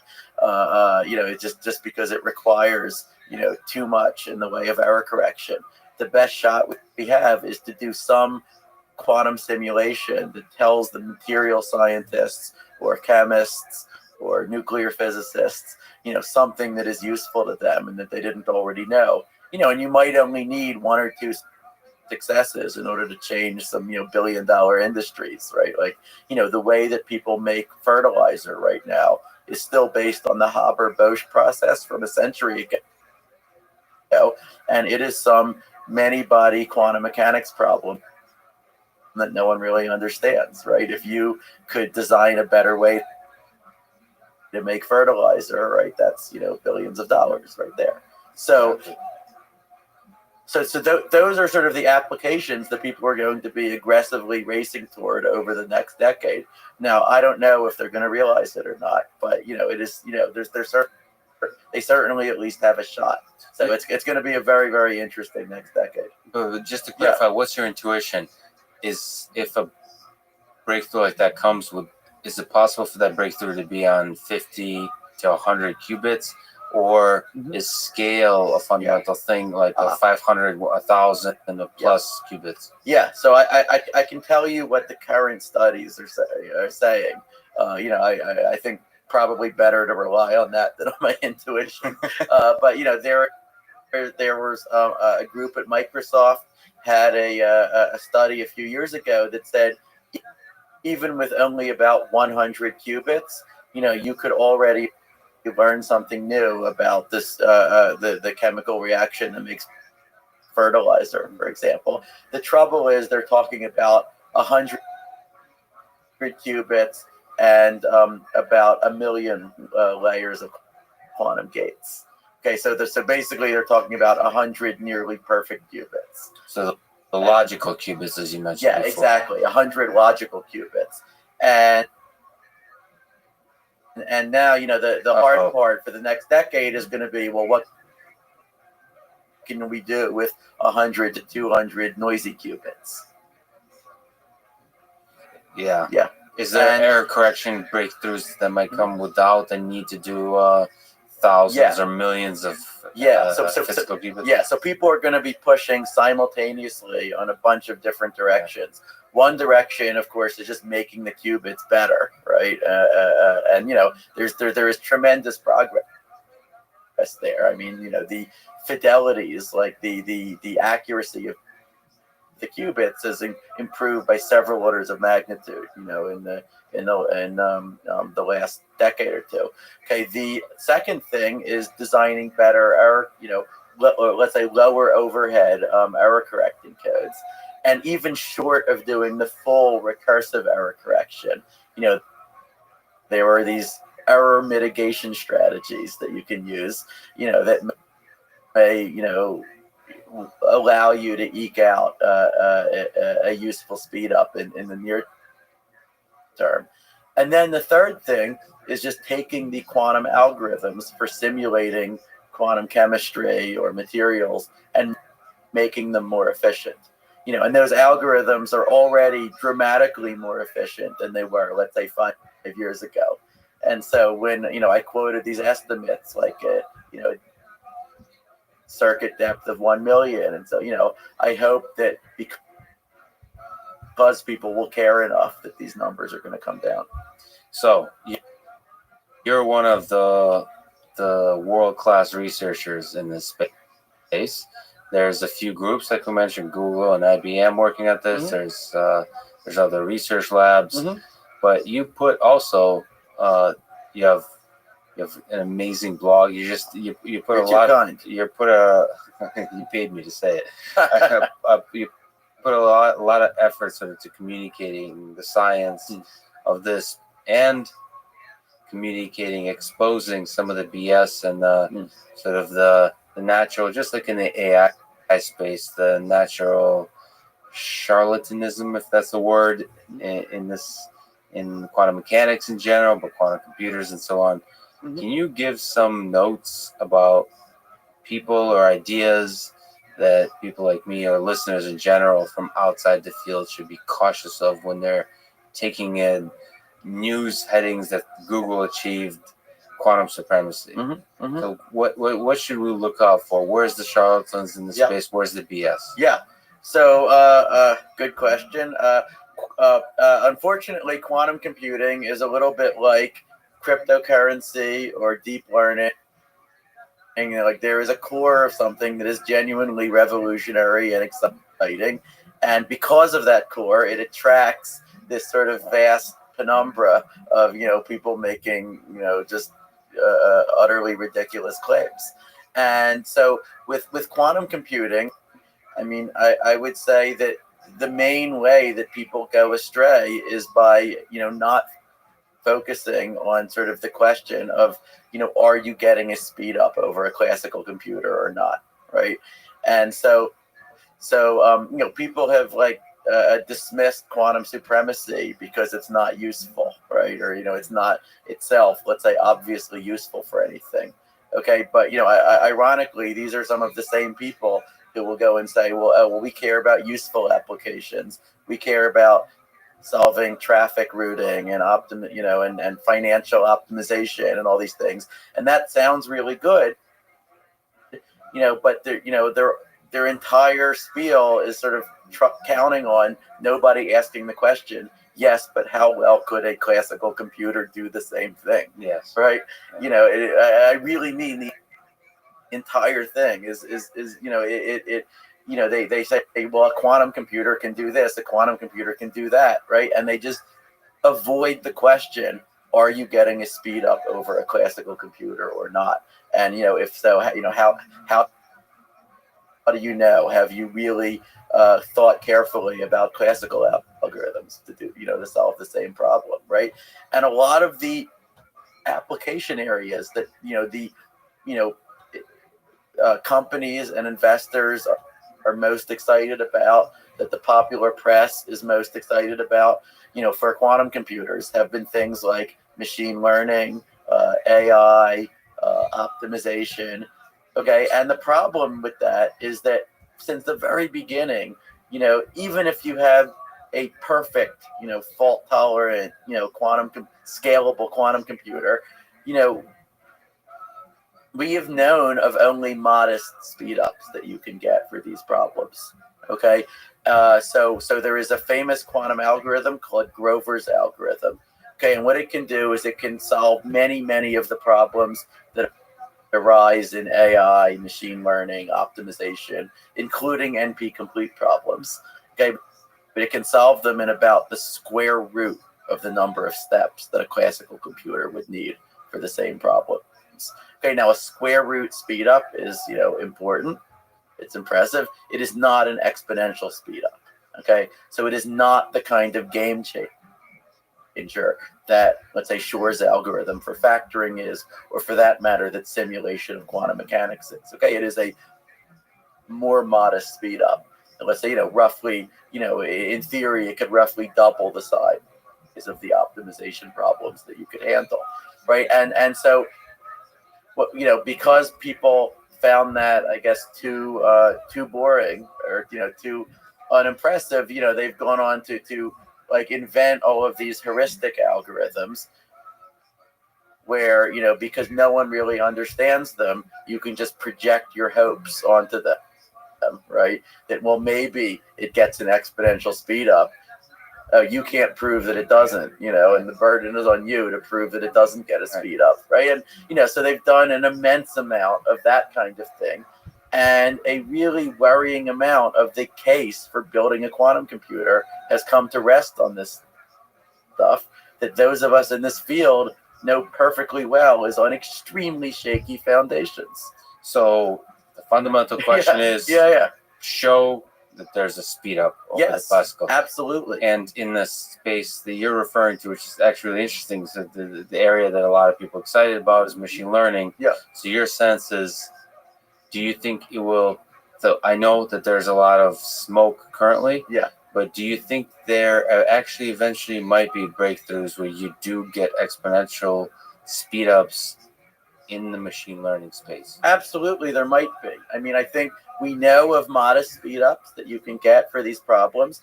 I think, whether you can get bigger speed ups is one of the biggest questions for quantum computing theory, for people like me to be thinking about. Now, we had actually recently a really, a super exciting candidate for an exponential quantum speed up for a machine learning problem that people really care about. This is basically the Netflix problem, the problem of recommending products to users given some sparse data about their preferences. Karanitis and Prakash in 2016 had an algorithm for sampling recommendations that was exponentially faster than any known classical algorithm, right? And so, a lot of people were excited. I was excited about it. I had an 18-year-old undergrad by the name of Ewin Tang, and she was obviously brilliant. She was looking for a project. I gave her as a project, can you prove that this speed up is real? Can you prove that any classical algorithm would need to access exponentially more data, right? And this was a case where, if that was true, this was not like a P versus NP type of question, right? This might well have been provable, but she worked on it for a year. She couldn't do it. Eventually, she figured out why she couldn't do it, and the reason was that was false. There is a classical algorithm with a similar performance to the quantum algorithm. So Ewin succeeded in dequantizing that machine learning algorithm, and then in the last couple of years, building on Ewin's breakthrough, a bunch of the other quantum machine learning algorithms that were proposed have now also been dequantized. Yeah. Okay. And so I would say, kind of an important backward step. yes. Like a yes. or a forward step for science, but a step for quantum machine learning. Yeah. That precedes the big next forward step. Right. Now, if it's possible. Right. Now, some people will say, well, there's a silver lining in this cloud. They say, well, thinking about quantum computing has led to the discovery of potentially useful new classical algorithms. That's true. Right.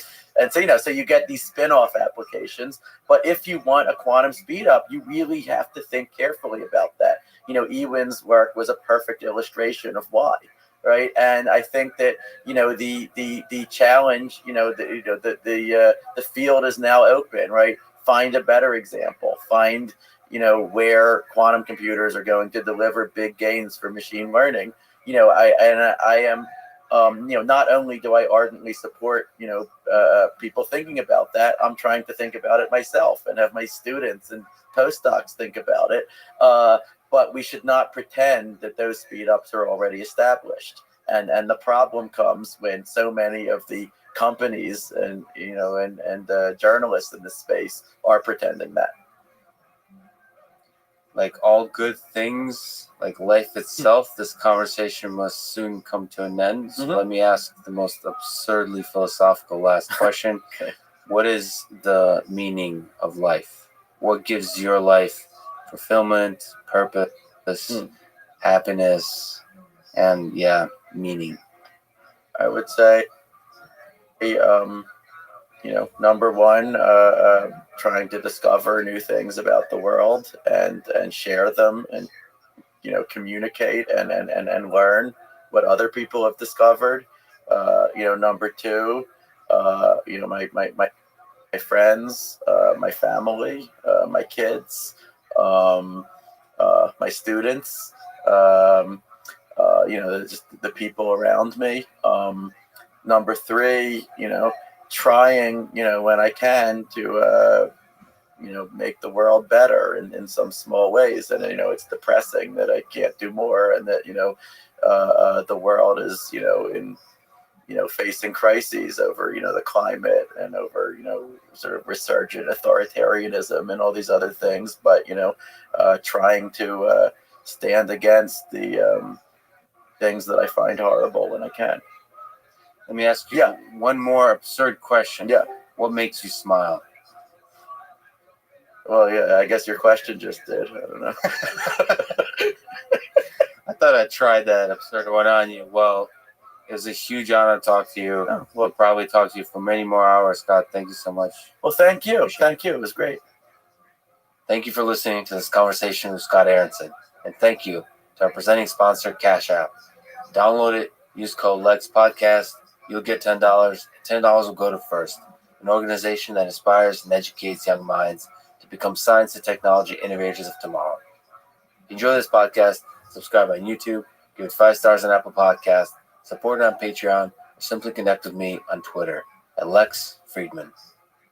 Now, let me leave you with some words from a funny and insightful blog post Scott wrote over 10 years ago on the ever-present Malthusianisms in our daily lives. Quote, again and again, I've undergone the humbling experience of first lamenting how badly something sucks, then, only much later, having the crucial insight that it's not sucking wouldn't have been a Nash equilibrium. Thank you for listening. I hope to see you next time.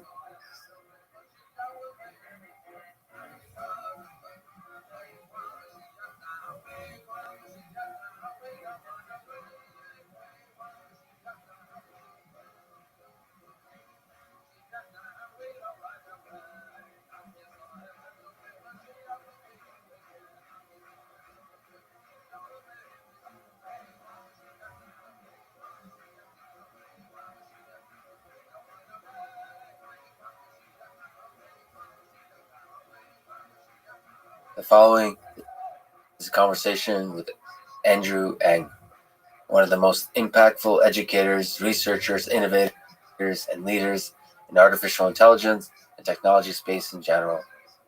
He co-founded Coursera and Google Brain, launched Deep Learning AI, Landing AI, and the AI Fund, and was the chief scientist at Baidu.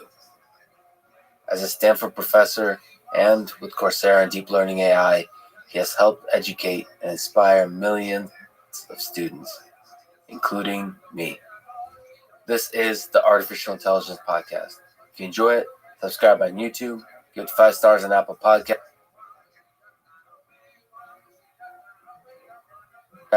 support it on Patreon, or simply connect with me on Twitter at Lex Friedman, spelled Fridman. As usual, I'll do 1 or 2 minutes of ads now, never any ads in the middle. It can break the flow of the conversation. I hope that works for you and doesn't hurt the listening experience. This show is presented by Cash App, the #1 finance app in the App Store. When you get it, use code LEXPODCAST. Cash App lets you send money to friends, buy Bitcoin, and invest in the stock market with as little as $1. Brokerage services are provided by Cash App Investing, a subsidiary of Square, a member SIPC. Since Cash App allows you to buy Bitcoin, let me mention that cryptocurrency in the context of the history of money is fascinating. I recommend A Cent of Money as a great book on this history. Debits and credits on ledgers started over 30,000 years ago. The US dollar was created over 200 years ago, and Bitcoin, the first decentralized cryptocurrency, released just over 10 years ago. So given that history, cryptocurrency is still very much in its early days of development, but is still aiming to, and just might, redefine the nature of money. So again, if you get Cash App from the App Store or Google Play and use the code LEXPODCAST, you'll get $10, and Cash App will also donate $10 to FIRST, one of my favorite organizations that is helping to advance robotics and STEM education for young people around the world. And now, here's my conversation with Andrew Ng.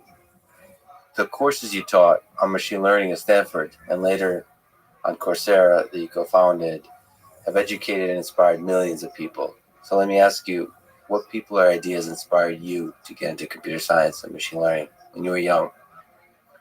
When did you first fall in love with the field? Is another way to put it. Growing up in Hong Kong and Singapore, I started learning to code when I was 5 or 6 years old. At that time, I was learning the basic programming language, and I would take these books, and they'll tell you type this program into your computer. So I type that program to my computer, and as a result of all that typing, I would get to play these very simple shoot 'em up games that I had implemented on my little computer. So I thought it was fascinating as a young kid that I could write this code that was really just copying code from a book into my computer to then play these cool little video games. Another moment for me was when I was a teenager and my father, who's a doctor, was reading about expert systems and about neural networks. So he got me to read some of these books, and I thought it was really cool. You could write a computer that started to exhibit intelligence. Then I remember doing an internship while I was in high school. This was in Singapore, where I remember doing a lot of photocopying, and I was office assistant. And the highlight of my job was when I got to use the shredder. So the teenager me remember thinking, boy, this is a lot of photocopying. If only we could write software, build a robot, something to automate this, maybe I could do something else. So I think a lot of my work since then has centered on the theme of automation. Even the way I think about machine learning today, we're very good at writing learning algorithms that can automate things that people can do, or even launching the first MOOCs, massive open online courses that later led to Coursera. I was trying to automate what could be automatable in how I was teaching on campus. Process of education, tried to automate parts of that to make it more sort of to have more impact from a single teacher, a single educator. Yeah, I felt, teaching at Stanford, I was teaching machine learning to about 400 students a year at the time. And I found myself filming the exact same video every year, telling the same jokes in the same room.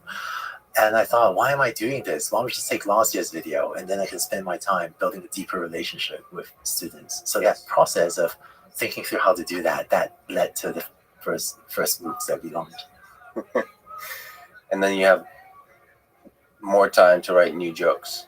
Are there favorite memories from your early days at Stanford, teaching thousands of people in person and then millions of people online? You know, teaching online, what not many people know was that a lot of those videos were shot between the hours of 10 p.m. and 3 a.m.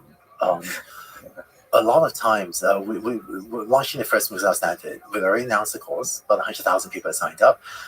We just started to write the code, and we had not yet actually filmed the video. So, a lot of pressure, 100,000 people waiting for us to produce the content.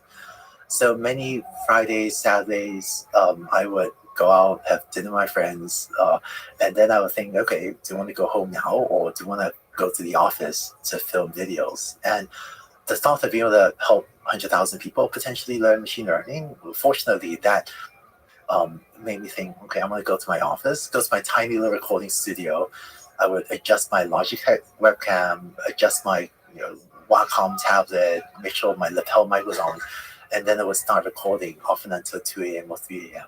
I think I'm fortunate that it doesn't show that it was recorded that late at night, but it was really inspiring, the thought that we could create content to help so many people learn about machine learning. How did that feel? The fact that you're probably somewhat alone, maybe a couple of friends, recording with a Logitech webcam and kind of going home alone at 1 or 2 a.m. at night, and knowing that that's going to reach sort of thousands of people, eventually millions of people.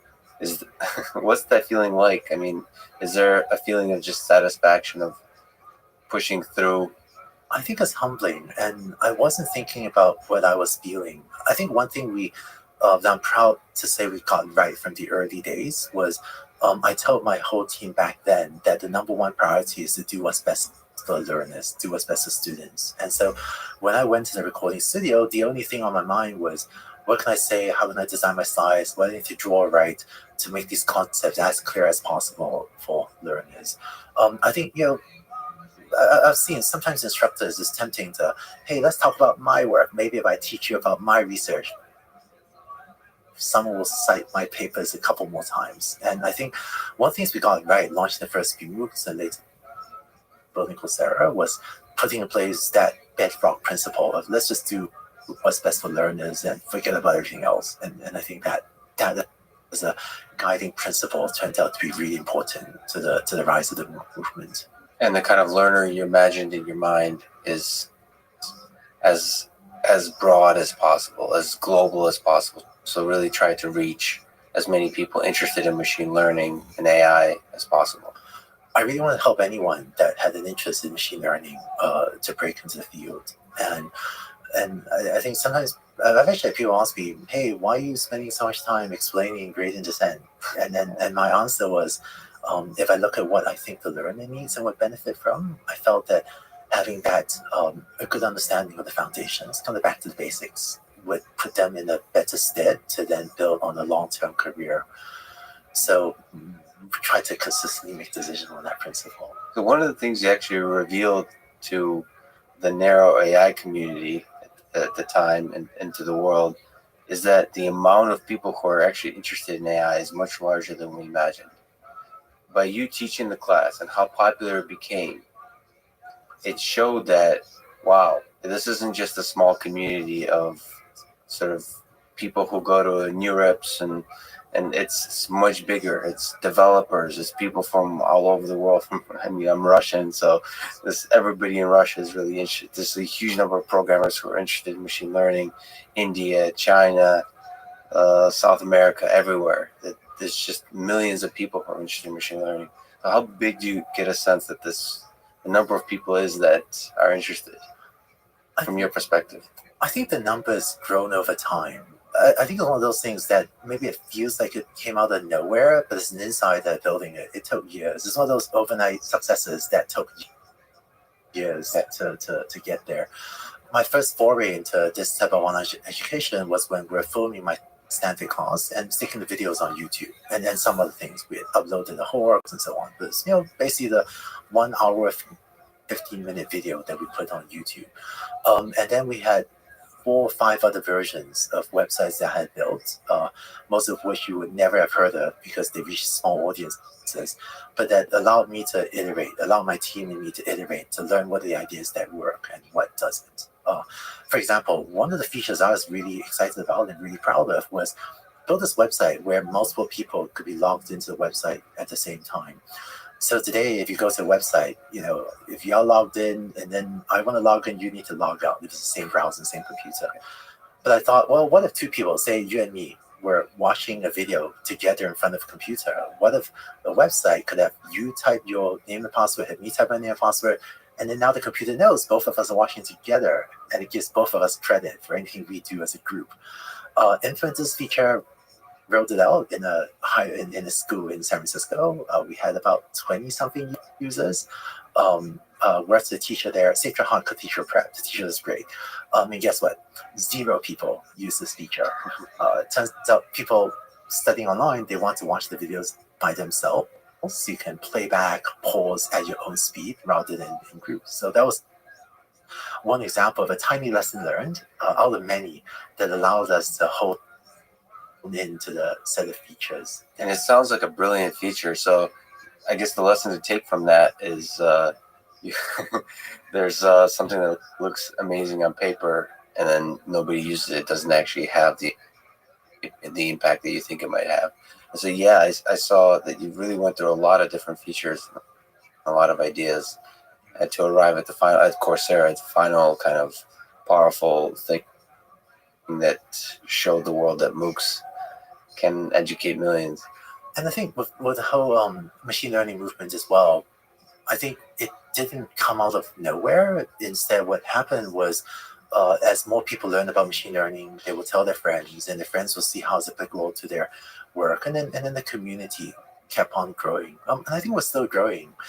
I don't know in the future what percentage of our developers will be AI developers.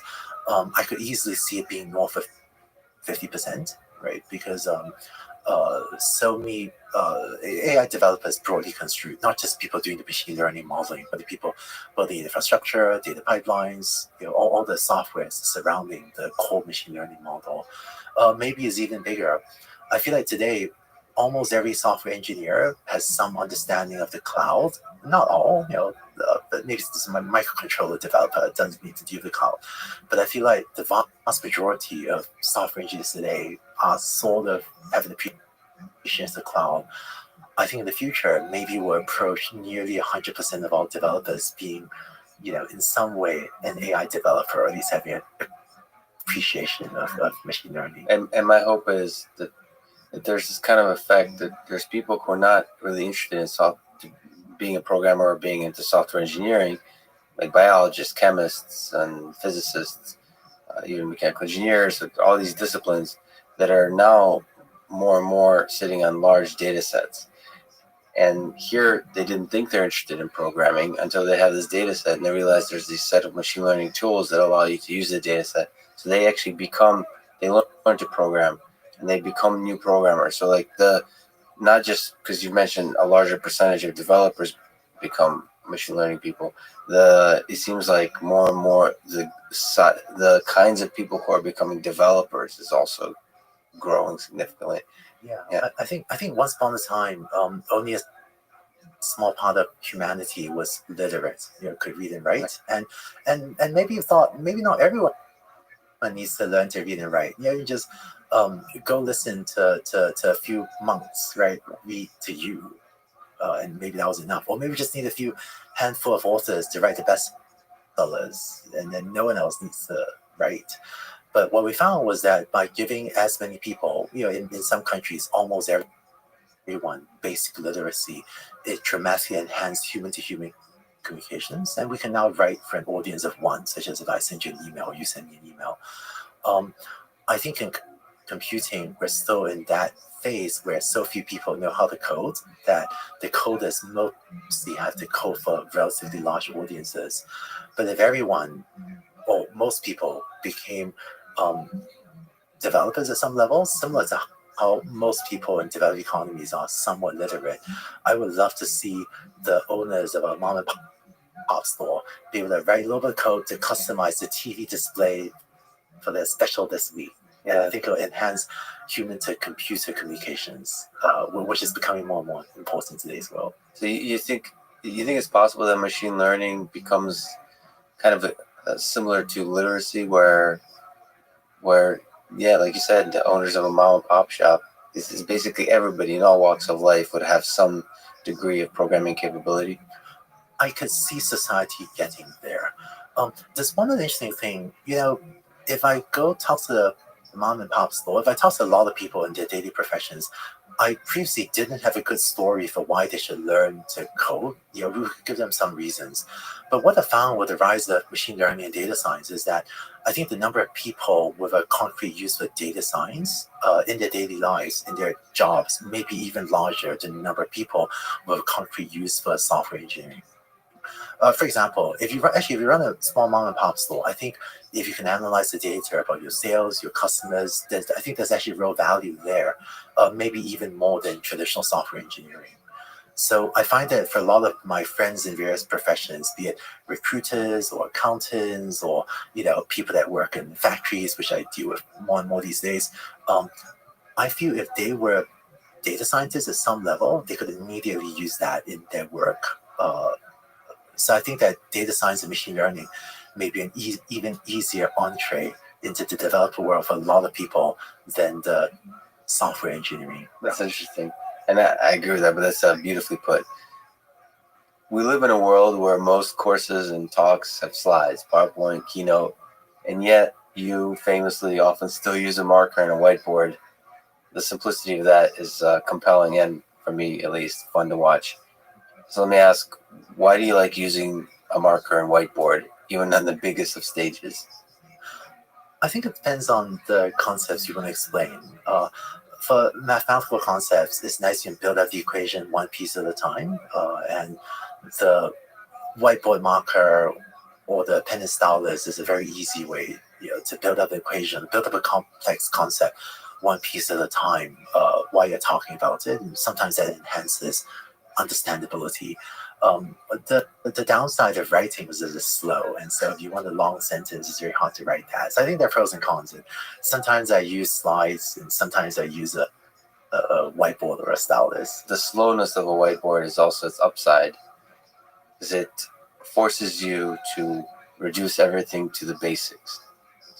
So some of your talks that involve the whiteboard, I mean, there's really not much. You go very slowly and you really focus on the most simple principles, and that's a beautiful, that enforces a kind of a minimalism of ideas that I think is surprising, at least for me, is great for education.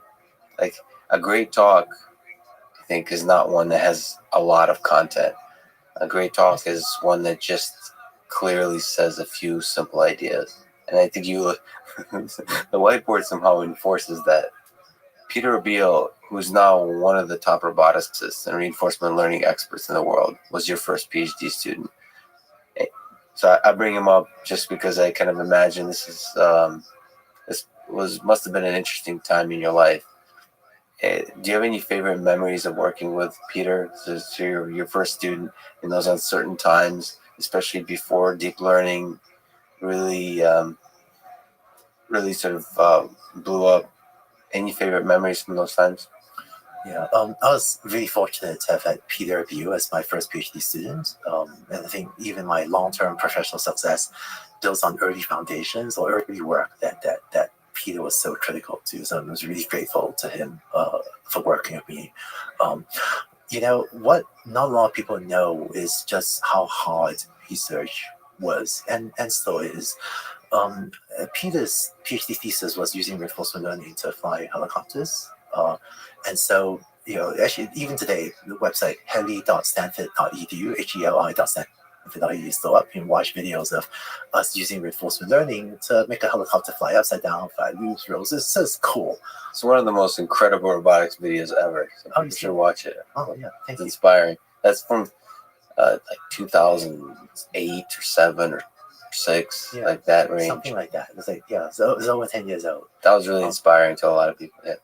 what not many people see is how hard it was. So Peter and Adam Coles and Morgan Quigley and I were working on various versions of the helicopter, and a lot of things did not work. For example, turns out one of the hardest problems we had was when the helicopter's flying around upside down doing stunts. How do you figure out the position? How do you localize a helicopter? So we want to try all sorts of things. Having one GPS unit doesn't work because you're flying upside down. The GPS unit is facing down, so you can't see the satellites. So we tried. We experimented trying to have two GPS units, one facing up, one facing down. So if you flip over, that didn't work because the downward facing one couldn't synchronize if you're flipping quickly.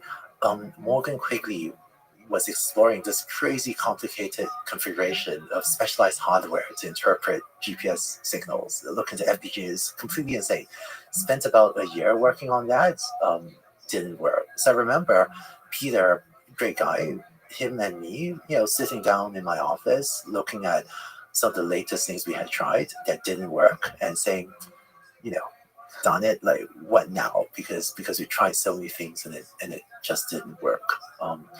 In the end, what we did, and Adam Coles was crucial to this, was put cameras on the ground and use cameras on the ground to localize the helicopter. And that solved the localization problem so that we could then focus on the reinforcement learning and inverse reinforcement learning techniques to then actually make the helicopter fly. And, I'm reminded when I was doing this work at Stanford, around that time, there was a lot of reinforcement learning theoretical papers, but not a lot of practical applications. So the autonomous helicopter work for flying helicopters was one of the few, practical applications of reinforcement learning at the time, which caused it to become pretty well known. I feel like we might have almost come full circle with today. There's so much buzz, so much hype, so much excitement about reinforcement learning. But again, we're hunting for more applications of all of these great ideas that the community's come up with. What was the drive, sort of in the face of the fact that most people are doing theoretical work?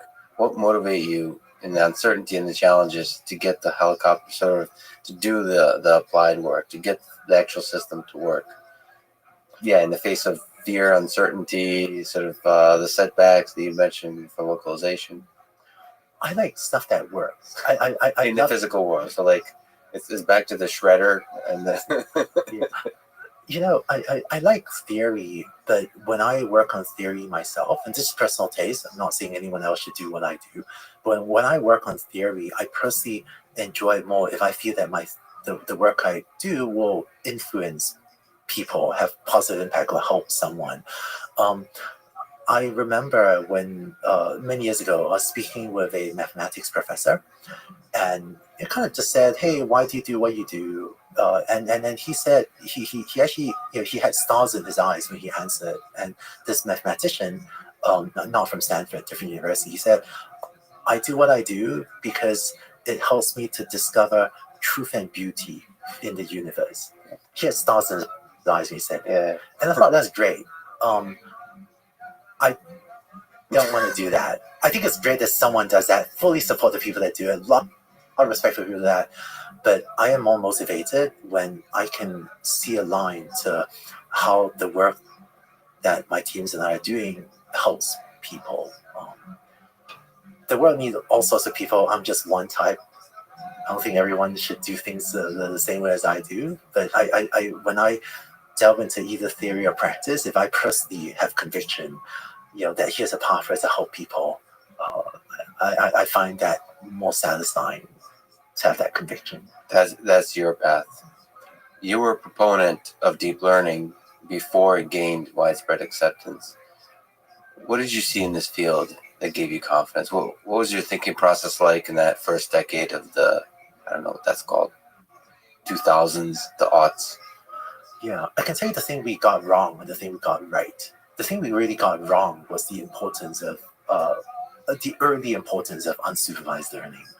So early days of Google Brain, we put a lot of effort into unsupervised learning rather than supervised learning.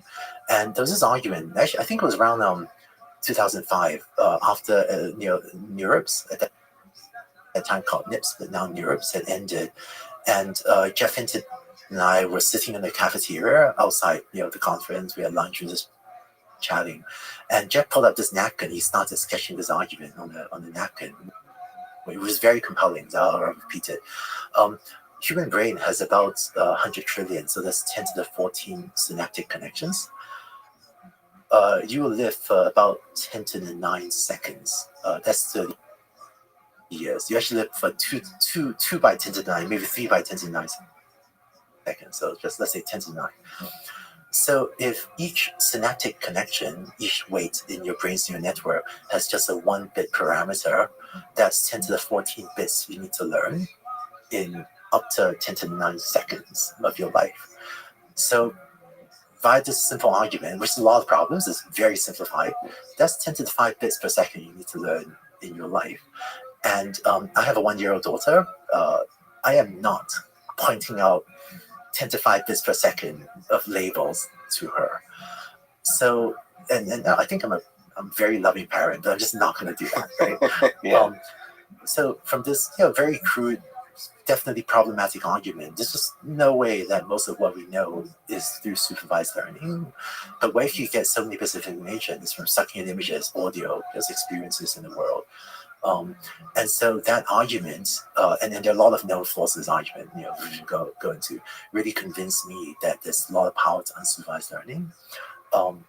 So that was the part that we actually maybe got wrong. I still think unsupervised learning is really important, but but in the early days, 10, 15 years ago, a lot of us thought that was the path forward. Oh, so you're saying that perhaps was the wrong intuition for the time. For the time, that was the part we got wrong. The part we got right was the importance of scale. So Adam Coates, another wonderful person, fortunate to have worked with him, he was in my group at Stanford at the time, and Adam had run these experiments at Stanford showing that the bigger we train a learning algorithm, the better its performance. And it was based on that. There was a graph that Adam generated, where the x-axis, y-axis lines going up and to the right. So the bigger you make this thing, the better its performance. Accuracy is the vertical axis. So it's really based on that chart that Adam generated that it gave me the conviction that we could scale these models way bigger than what we could on the few CPUs, which is what we had at Stanford, that we could get even better results. And it was really based on that one figure that Adam generated that gave me the conviction to go with Sebastian Thrun to pitch, starting a project at Google, which became the Google Brain project. You co-founded Google Brain, and there the intuition was scale will bring performance for the system, so we should chase a larger and larger scale. And I think people don't realize how groundbreaking of it. It's simple, but it's a groundbreaking idea that bigger data sets will result in better performance. It was controversial at the time. Some of my well-meaning friends, senior people in the machine learning community, I won't name, but some of whom we know, my well-meaning friends came and were trying to give me friendly advice, like, "Hey Andrew, why are you doing this? This is crazy. It's in the neural network architecture. Look at these architectures we're building. You just want to go for scale. Like, this is a bad career move." So my well-meaning friends, some of them were trying to talk me out of it. But I find that if you want to make a breakthrough, you sometimes have to have conviction and do something before it's popular, since that lets you have a bigger impact. Let me ask you just a small tangent on that topic. I find myself arguing with people saying that greater scale, especially in the context of active learning, so very carefully selecting the data set, but growing the scale of the data set, is going to lead to even further breakthroughs in deep learning. And there's currently pushback at that idea that larger data sets are no longer that. So you want to increase the efficiency of learning. You want to make better learning mechanisms. And I personally believe that just bigger data sets will with the same learning methods we have now, will result in better performance. What's your intuition at this time on those, this dual side? Do we need to come up with better architectures for learning, or can we just get bigger, better data sets that will improve performance? I think both are important. And it's also problem dependent. So for a few data sets, we may be approaching, Bayes error rate, or approaching or surpassing human level performance. And then there's that theoretical ceiling that we will never surpass, so Bayes error rate. But then I think there are plenty of problems where we're still quite far from either human level performance or from base error rate. And bigger data sets with neural networks without further algorithm innovation will be sufficient to take us further. But on the flip side, if we look at the recent breakthroughs using transformer networks for language models, it was a combination of novel architecture, but also scale had a lot to do with it. If we look at what happened with GP2 and BERT, I think scale was a large part of the story. Yeah, that's not often talked about, is the scale of the data set it was trained on and the quality of the data set, because there's some so it was like Reddit threads that were uprated highly. So there's already some weak supervision on a very large data set that people don't often talk about, right? I find that today we have maturing processes to managing code, things like Git, right, version control. It took us a long time to evolve the good processes. I remember when my friends and I were emailing each other C++ files in email, but then we had, was it CVS version Git, maybe something else in the future. We're very immature in terms of tools for managing data and think about how to clean data and how to solve down very hard, messy data problems. I think there's a lot of innovation there to be had still. I love the idea that you were versioning through email. I'll give you one example. When we work with manufacturing companies, it's not at all uncommon for there to be multiple labelers that disagree with each other, right? And so we would, doing the work in visual inspection, we will, take, say, a plastic part and show it to one inspector, and the inspector, sometimes very opinionated, they'll go, well, clearly that's a defect, this scratch, unacceptable, gotta reject this part. Take the same part to a different inspector, different, very opinionated, clearly this scratch is small, it's fine, don't throw it away, you're gonna make us, And then sometimes you take the same plastic part, show it to the same inspector in the afternoon as opposed to in the morning, and very opinionated go, in the morning they say, clearly this is okay, in the afternoon, equally confident, clearly this is a defect. And so what is an AI team supposed to do if sometimes even one person doesn't agree with himself or herself in the span of a day? So I think these are the types of very practical, very messy data problems that my teams wrestle with. In the case of large consumer internet companies where you have 1 billion users, you have a lot of data, you don't worry about it, just take the average, it kind of works. But in the case of other industry settings, we don't have big data, just a small data, very small data sets, maybe around 100 defective parts, or 100 examples of a defect. If you have only 100 examples, these little labeling errors, if 10 of your 100 labels are wrong, that actually is 10% of your data set, has a big impact. So how do you clean this up? What are you supposed to do? This is an example of the types of things that my teams, this is a landing AI example, are wrestling with to deal with small data, which comes up all the time once you're outside consumer internet. Yeah, that's fascinating. So then you invest more effort and time in thinking about the actual labeling process. What are the labels? How are disagreements resolved, and all those kinds of like pragmatic real world problems. That's a fascinating space. Yeah, I find it actually when I'm teaching at Stanford, I increasingly encourage students at Stanford to try to find their own project for the end of term project, rather than just downloading someone else's nicely clean data set. It's actually much harder. You need to go and define your own problem and find your own data set, rather than go to one of the several good websites, very good websites with clean scope data sets that you could just work on. You're now running 3 efforts: the AI Fund, Landing AI, and Deep Learning.ai. As you've said, the AI Fund is involved in creating new companies from scratch. Landing AI is involved in helping already established companies do AI, and Deep Learning AI is for education of everyone else, or of individuals interested of getting into the field and excelling in it. So let's perhaps talk about each of these areas. First, Deep Learning.ai. The basic question, how does a person interested in deep learning get started in the field?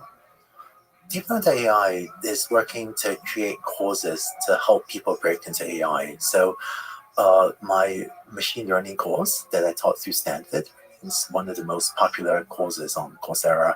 To this day, it's probably one of the courses. Sort of, if I ask somebody, how did you get into machine learning, or how did you fall in love with machine learning, or would get you interested, it always goes back to Andrew Yang at some point. So you've influenced, the amount of people you've influenced is ridiculous. So for that, I'm sure I speak for a lot of people, say big thank you. No, yeah, thank you. You know, I was once reading a news article on, I think it was Tech Review, and I'm going to mess up the statistic, but I remember reading an article that said something like 1/3 of all programmers are self-taught. I may have the number 1/3 wrong, maybe it was 2/3. But when I read that article, I thought, this doesn't make sense. Everyone is self-taught. So, because you teach yourself. I don't teach people. I just... That's well put. So how does one get started in deep learning, and where does deeplearning.ai fit into that?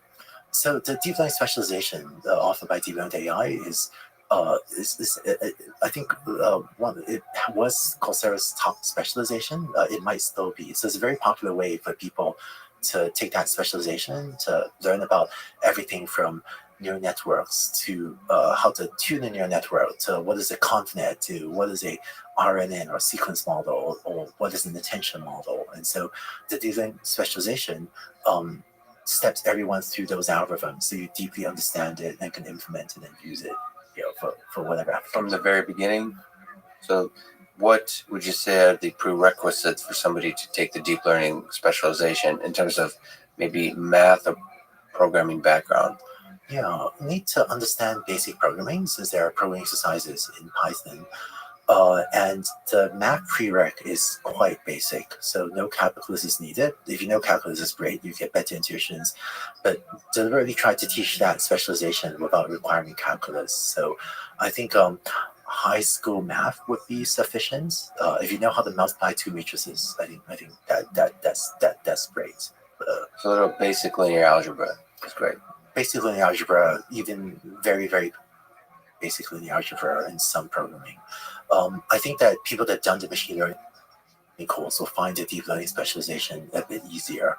But it's also possible to jump into the deep learning specialization directly, but it'll be a little bit harder, since we tend to go over faster concepts like how does gradient descent work and what is an objective function, which is covered more slowly in the machine learning course. Could you briefly mention some of the key concepts in deep learning that students should learn, that you envision them learning in the first few months, in the first year or so? So if you take the deep learning specialization, you learn the foundations of what is a neural network. How do you build up a neural network from a single logistic unit to a stack of layers to different activation functions. You learn how to train the neural networks. One thing I'm very proud of in that specialization is we go through a lot of practical know-how of how to actually make these things work. So what are the differences between different optimization algorithms? What do you do if the algorithm overfits? So how do you tell if the algorithm is overfitting? When do you collect more data? When should you not bother to collect more data? I find that even today, unfortunately, there are engineers that will spend 6 months trying to pursue a particular direction, such as collect more data, because we heard more data is valuable. But sometimes you could run some tests and could have figured out 6 months earlier that for this particular problem, collecting more data isn't going to cut it. So just don't spend 6 months collecting more data. Spend your time modifying the architecture or trying something else. So go through a lot of the practical know-how, so that when you take the deep learning specialization, you have those skills to be very efficient in how you build these networks. So dive right in to play with the network, to train it, to do the inference on a particular data set, to build an intuition about it without building it up too big to where you spend, like you said, 6 months learning, building up your big project without building an intuition of a small aspect of the data that could already tell you everything you need to know about that data. Yes, and also the systematic frameworks of thinking for how to go about building practical machine learning. Maybe to make an analogy, when we learn to code, we have to learn the syntax of some programming language, right? Be it Python or C++ or Octave or whatever. But the equally important, or maybe even more important part of coding is to understand how to string together these lines of code into coherent things. So, when should you put something in the function column? When should you not? How do you think about abstraction? So those frameworks are what makes a programmer efficient, even more than understanding the syntax. I remember when I was an undergrad at Carnegie Mellon, one of my friends would debug their code by first trying to compile it, and then C++ code, and then every line that the syntax error, they want to get rid of the syntax errors as quickly as possible. So how do you do that? Well, they would delete every single line of code with a syntax error. So really efficient for getting rid of syntax errors, but horrible debugging errors. So I think we learned how to debug. And I think in machine learning, the way you debug a machine learning program is very different than the way you like do binary search or whatever, or use a debugger, trace through the code in traditional software engineering. So it's an evolving discipline, but I find that the people that are really good at debugging machine learning algorithms are easily 10x, maybe 100x faster at getting something to work. So, and the basic process of debugging is so the bug in this case, why isn't this thing learning, improving, sort of going into the questions of overfitting and all those kinds of things. That's the logical space that the debugging is happening in with neural networks. Yeah, the often the question is, why doesn't it work yet? Or can I expect it to eventually work? And what are the things I could try? Change the architecture, more data, more regularization, different optimization algorithm, different types of data. So to answer those questions systematically, so that you don't spend 6 months heading down the blind alley before someone comes and says, why should you spend 6 months doing this? What concepts in deep learning do you think students struggle the most with? Or is the biggest challenge for them was to get over that hill? It hooks them and it inspires them and they really get it. Similar to learning mathematics, I think one of the challenges of deep learning is that there are a lot of concepts that build on top of each other. If you ask me what's hard about mathematics, I have a hard time pinpointing one thing. Is it addition, subtraction? Is it carry? Is it multiplication? There's just a lot of stuff.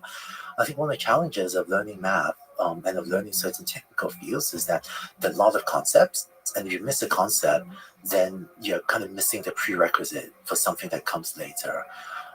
So in the deep learning specialization, try to break down the concepts to maximize the odds of each component being understandable. So when you move on to the more advanced thing, we learn confidence. Hopefully you have enough intuitions from the earlier sections to then understand why we structure confidence in a certain way, and then eventually why we build RNNs and LSTMs or attention model in a certain way, building on top of the earlier concepts. Actually, I'm curious. You do a lot of teaching as well. Do you have a favorite? This is the hard concept moment in your teaching. Well, I don't think anyone's ever turned the interview on me. I'm glad to go first. I think that's a really good question. Yeah, it's really hard to capture the moment when they struggle. I think you put it really eloquently. I do think there's moments that are like aha moments that really inspire people. I think for some reason reinforcement learning, especially deep reinforcement learning, is a really great way to really inspire people and get what the use of neural networks can do. Even though neural networks really are just a part of the deep RL framework, it's a really nice way to paint the entirety of the picture of a neural network being able to learn from scratch, knowing nothing, and explore the world and pick up lessons. I find that a lot of the aha moments happen when you use deep RL to teach people about neural networks, which is counterintuitive. I find like a lot of the inspired sort of fire in people's passion in people's eyes comes from the RL world. Do you find reinforcement learning to be a useful part of the teaching process or no? I still teach reinforcement learning in one of my Stanford classes, and my PhD thesis was on reinforcement learning, so I clearly love the field. I find that if I'm trying to teach students the most useful techniques for them to use today, I end up shrinking the amount of time I talk about reinforcement learning. It's not what's working today. Now, our work changes so fast. Maybe this will be totally different in a couple of years. But I think we need a couple more things for reinforcement learning to get there. To actually get there, yeah. One of my teams is looking to reinforcement learning for some robotic control tasks. So I see the applications, but if you look at it as a percentage of all of the impact of the types of things we do, it's at least today, outside of playing video games, right, in a few other games, the scope. Actually, at New Year's, a bunch of us was standing around saying, "Hey, what's your best example of an actual deployed reinforcement learning application?" And among like senior machine learning researchers, right? And again, there are some emerging ones, but there are not that many great examples. Well, I think you're absolutely right. The sad thing is there hasn't been a big application, impactful real-world application of reinforcement learning. I think its biggest impact to me has been in the toy domain, in the game domain, in a small example. That's what I mean. For educational purpose, it seems to be a fun thing to explore neural networks with.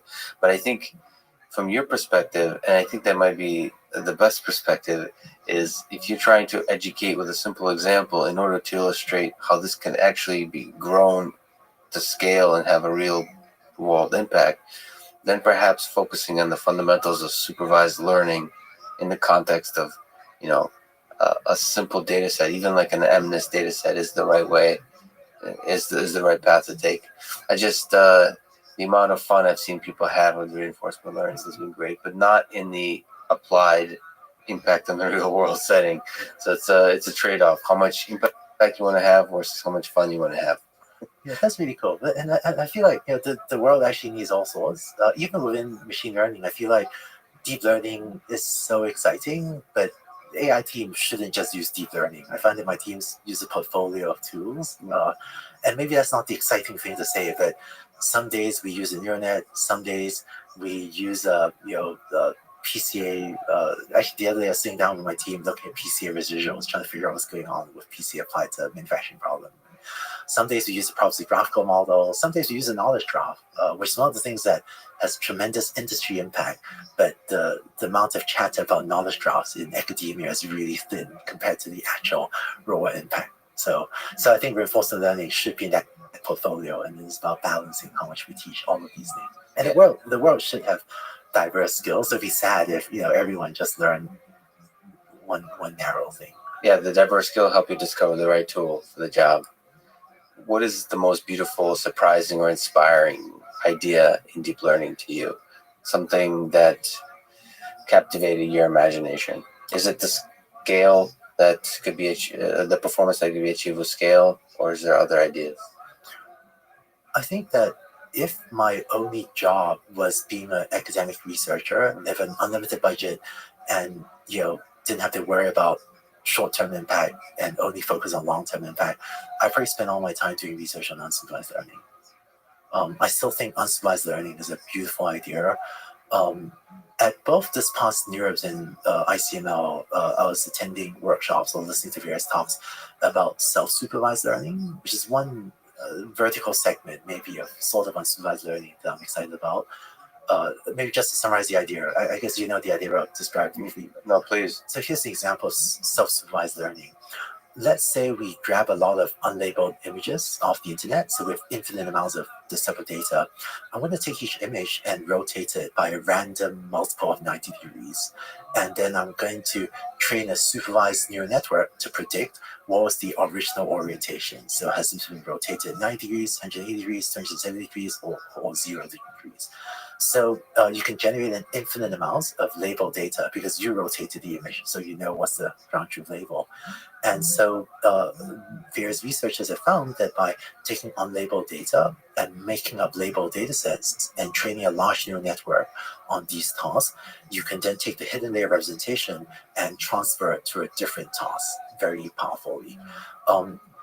Learning word embeddings, where we take a sentence, delete a word, predict the missing word, which is how we learn. One of the ways we learn word embeddings is another example. And I think there's now this portfolio of techniques for generating these made-up tasks. Another one called jigsaw would be if you take an image, cut it up into a 3x3 grid, so like a 3x3 puzzle piece, jump up the 9 pieces and have a neural network predict which of the 9 factorial possible permutations it came from. So many groups, including OpenAI, PDRP has been doing some work on this too. Facebook, Google Brain, I think DeepMind. Aaron Van der Walt has great work on the CPC objective.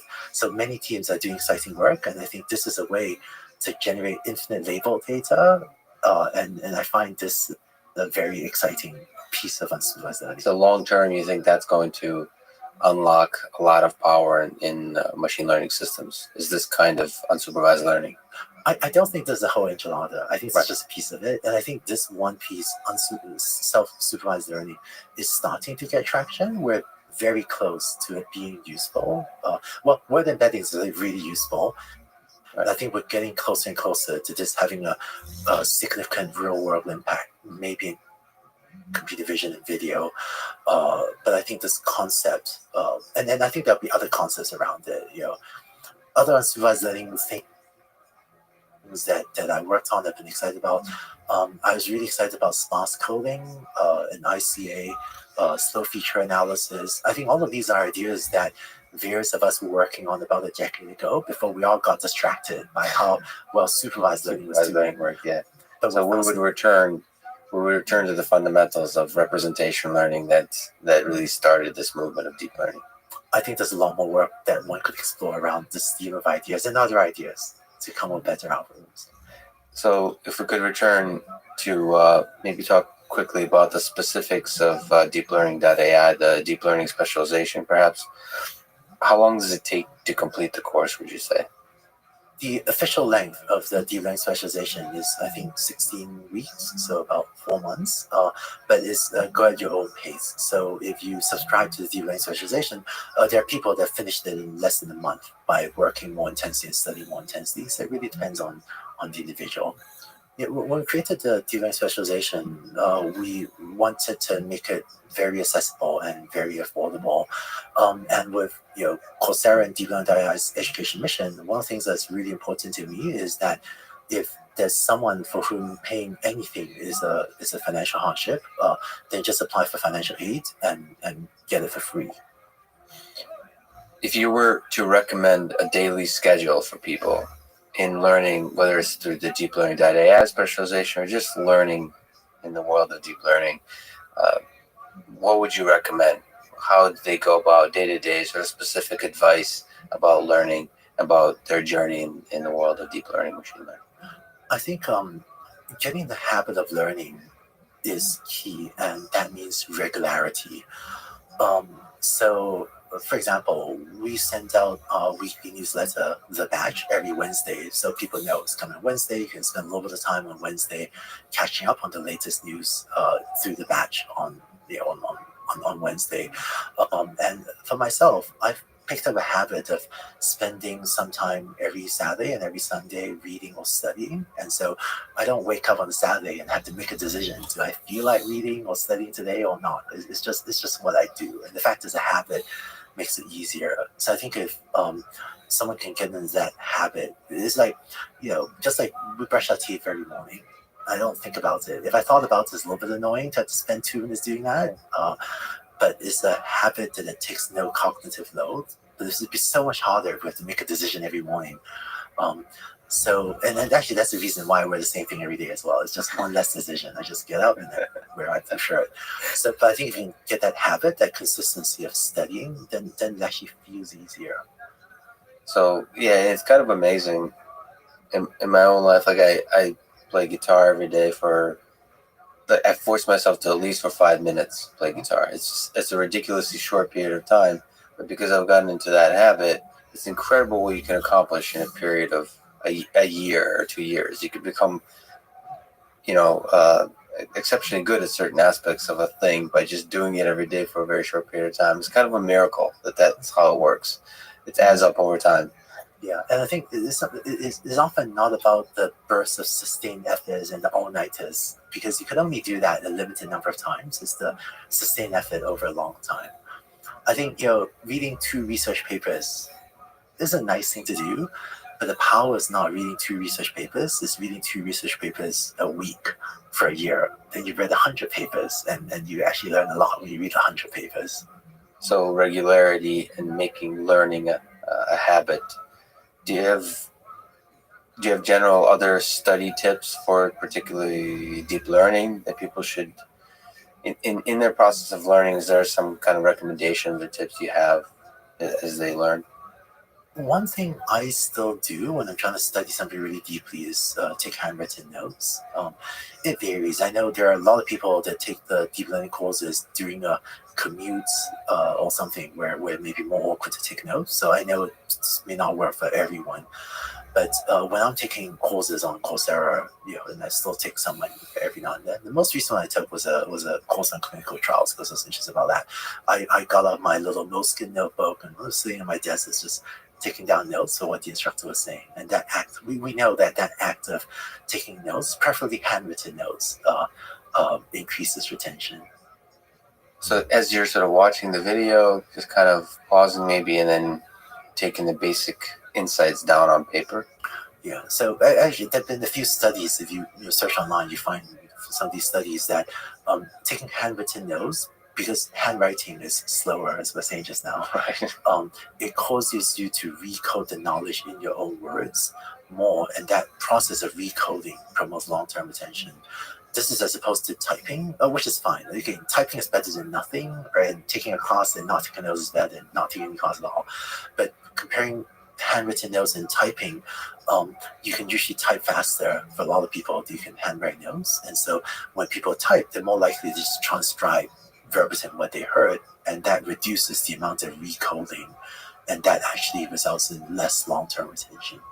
I don't know what the psychological effect there is, but it's so true. There's something fundamentally different about writing handwriting. I wonder what that is. I wonder if it is as simple as just the time it takes to write is slower. Yeah, and because you can't write as many words, you have to take whatever they said and summarize it into fewer words. And that summarization process requires deeper processing of the meaning, which then results in better retention. That's fascinating. Oh, and I think, because of Coursera, I spent so much time studying pedagogy. It's actually one of my passions. I really love learning how to more efficiently help others learn. One of the things I do both in creating videos or when we write the batch is I try to think, is 1 minute spent of us going to be a more efficient learning experience than 1 minute spent anywhere else? And we really try to make it time efficient for the learners, because everyone's busy. So when we're editing, I often tell my teams every word needs to fight for its life. If we can delete a word, let's just delete it and let's not waste the learner's time. It's so amazing that you think that way, because there is millions of people that are impacted by your teaching, and so that 1 minute spent has a ripple effect, right? Through years of time, which is just fascinating to think about. How does one make a career out of an interest in deep learning? Do you have advice for people? We just talked about sort of the beginning, early steps, but if you want to make it an entire life's journey, or at least a journey of a decade or two, how do you do it? So most important thing is to get started, right? And I think in the early parts of a career, coursework, like the deep learning specialization, is a very efficient way to master this material. So because instructors, be it me or someone else, or Lawrence Maroney teaches our TensorFlow specialization or other things we're working on, spend effort to try to make it time efficient for you to learn a new concept. So coursework is actually a very efficient way for people to learn concepts in the beginning parts of breaking into new fields. In fact, one thing I see at Stanford, some of my PhD students want to jump into research right away, and I actually tend to say, look, in your first couple of years as a PhD student, spend time taking courses, because it lays the foundation. It's fine if you're less productive in your first couple of years. You'd be better off in the long term. Beyond a certain point, there's materials that doesn't exist in courses because it's too cutting edge. The course hasn't been created yet. There's some practical experience that we're not yet that good as teaching in a course. And I think after exhausting the efficient coursework, then most people need to go on to either ideally work on projects, and then maybe also continue their learning by reading blog posts and research papers and things like that. Doing projects is really important. And again, I think it's important to start small and just do something. today you read about deep learning, it feels like, oh, all these people are doing such exciting things. What if I'm not building a neural network that changes the world? Then what's the point? Well, the point is sometimes building that tiny neural network, be it MNIST or upgrade to fashion MNIST to whatever. So doing your own fun hobby project. That's how you gain the skills to let you do bigger and bigger projects. I find this to be true at the individual level and also at the organizational level. For a company to become good at machine learning, sometimes the right thing to do is not to tackle the giant project, is instead to do the small project that lets the organization learn and then build up from there. But this is true both for individuals and for companies. Just taking the first step and then taking small steps is the key. Should students pursue a PhD, do you think? You can do so much. That's one of the fascinating things of machine learning. You can have so much impact without ever getting a PhD. So what are your thoughts? Should people go to grad school? Should people get a PhD? I think that there are multiple good options, of which doing a PhD could be one of them. I think that if someone's admitted to a top PhD program, at MIT, Stanford, top schools, I think that's a very good experience. Or someone gets a job at a top organization, at the top AI team, I think that's also a very good experience. There are some things you still need a PhD to do. If someone's aspiration is to be a professor, at the top academic university, you just need a PhD to do that. But if it goes to, start a company, build a company, do great technical work, I think a PhD is a good experience. But I would look at the different options available to someone, where are the places where you can get a job, where are the places you can get in a PhD program, and kind of weigh the pros and cons of those. So just to linger on that for a little bit longer, what final dreams and goals do you think people should have? So what options should they explore? So you can work in industry, so for a large company, like Google, Facebook, Baidu, all these large sort of companies that already have huge teams of machine learning engineers. You can also do within industry sort of more research groups, like kind of like Google Research, Google Brain. Then you can also do, like we said, a professor in academia. And what else? Oh, you can still build your own company. You can do a startup. Is there anything that stands out between those options, or are they all beautiful, different journeys that people should consider? I think the thing that affects your experience more is less, are you in this company versus that company, or academia versus industry. I think the thing that affects your experience most is who are the people you interact with in a daily basis. So even if you look at some of the large companies, the experience of individuals in different teams is very different. And what matters most is not the logo above the door when you walk into the giant building every day. What matters the most is who are the 10 people, who are the 30 people you interact with every day.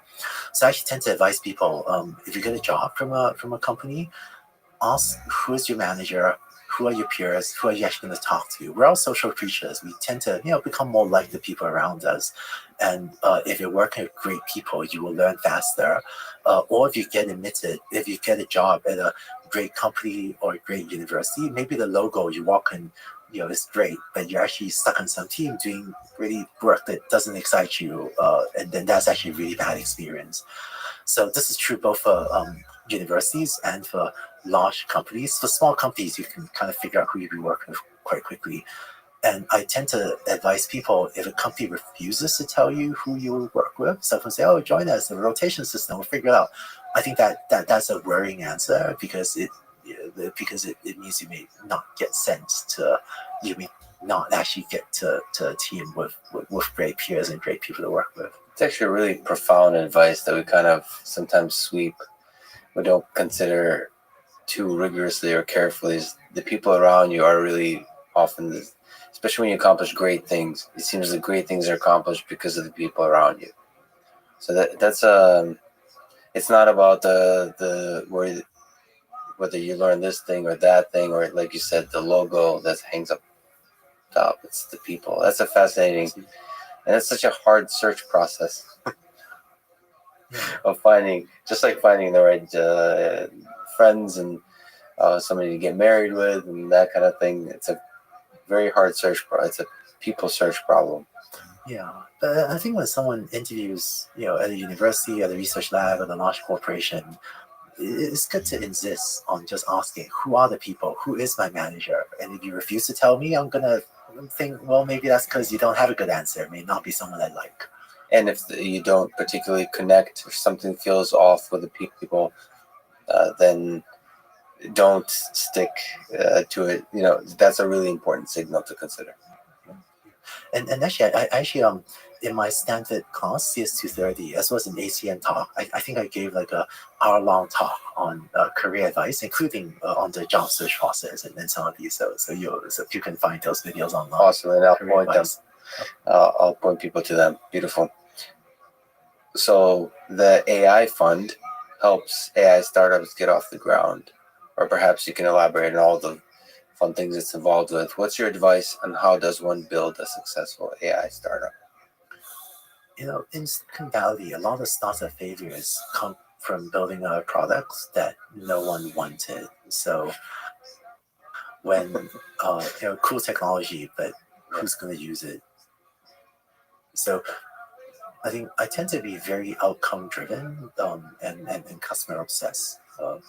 Ultimately, we don't get to vote if we succeed or fail. It's only the customer that they're the only one that gets a thumbs up or thumbs down votes in the long term. In the short term, there are various people that get various votes, but in the long term, that's what really matters.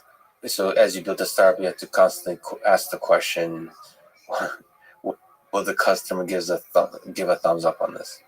I think so. I think startups that are very customer focused, customer obsessed, deeply understand the customer and are oriented to serve the customer are more likely to succeed. With the proviso that I think all of us should only do things that we think create social good and moves the world forward. So I personally don't want to build addictive digital products just to sell a lot of ads. Or, there are things that could be lucrative that I won't do. But if we can find ways to serve people in meaningful ways, I think those can be great things to do, either in the academic setting or in a corporate setting or a startup setting. So can you give me the idea of why you started the AI fund? I remember when I was leading the AI group at Baidu, I had two jobs, two parts of my job. One was to build an AI engine to support the existing businesses, and that was running, just ran, just performed by itself.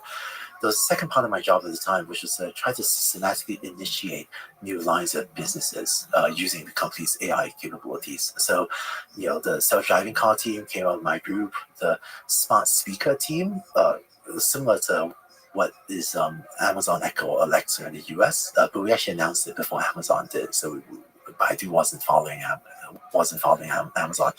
That came out of my group, and I found that to be actually the most fun part of my job. So what I wanted to do was to build AI Fund as a startup studio to systematically create new startups from scratch. With all of the things we can now do with AI, I think the ability to build new teams to go after this rich space of opportunities is a very important mechanism to get these projects done that I think will move the world forward. So I've been fortunate to build a few teams that had a meaningful, positive impact, and I felt that we might be able to do this in a more systematic, repeatable way. So a startup studio is a relatively new concept. There are maybe dozens of startup studios, right now. But I feel like all of us, many teams, are still trying to figure out how do you systematically build companies with a high success rate. So I think even a lot of my venture capital friends seem to be more and more building companies rather than investing in companies. But I find it a fascinating thing to do, to figure out the mechanisms by which we could systematically build successful teams, successful businesses in areas that we find meaningful. So a startup studio is a place and a mechanism for startups to go from zero to success, to try to develop a blueprint. It's actually a place for us to build startups from scratch. So we often bring in founders and work with them, or maybe even have existing ideas that we match founders with, and then this launches, hopefully into successful companies. So how close are you to figuring out a way to automate the process of starting from scratch and building a successful AI startup? Yeah, I think we've been constantly improving and iterating on our processes, how we do that. So things like how many customer calls we need to make in order to get customer validation. How do we make sure that the technology can be built? Quite a lot of our businesses need cutting edge machine learning algorithms. So kind of algorithms are developed in the last 1 or 2 years, and even if it works in a research paper, it turns out taking the production is really hard. There are a lot of issues for making these things work in the real life that are not widely accurate in academia. So how do you validate that this is actually doable? How do you build a team, get the specialized domain knowledge, be it in education or healthcare or whatever sector we're focusing on?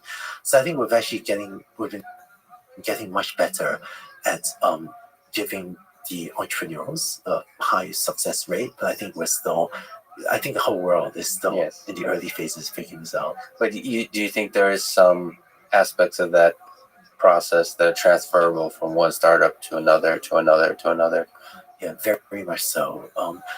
Starting a company to most entrepreneurs is a really lonely thing, and I've seen so many entrepreneurs not know how to make certain decisions. Like when do you need to how do you do B2B sales, right? If you don't know that, this is really hard. Or how do you market this efficiently, other than buying ads, which is really expensive? Are there more efficient tactics than that? Or for a machine learning project, basic decisions can change the course of whether a machine learning product works or not.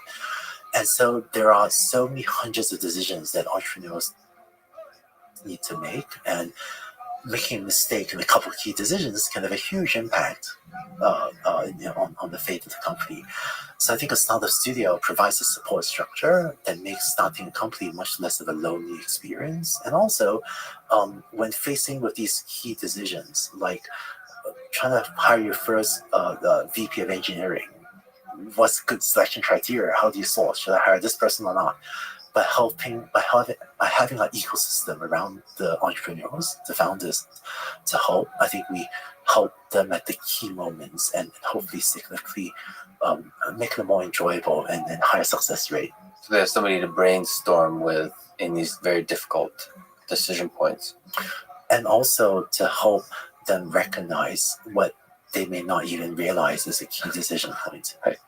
That's the first and probably the most important part, yeah. Actually, I can say one other thing. I think building companies is one thing, but I feel like it's really important that we build companies that move the world forward. For example, within the AI Fund team, there was once an idea for a new company that, if it had succeeded, would have resulted in people watching a lot more videos in a certain narrow vertical type of video.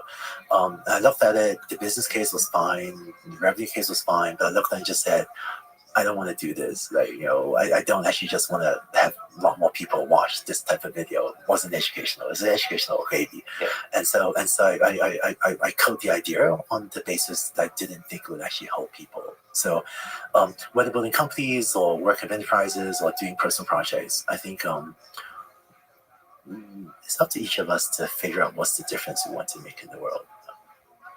With Lending AI, you help already established companies grow their AI and machine learning efforts. How does a large company integrate machine learning into their efforts? AI is a general purpose technology, and I think it will transform every industry.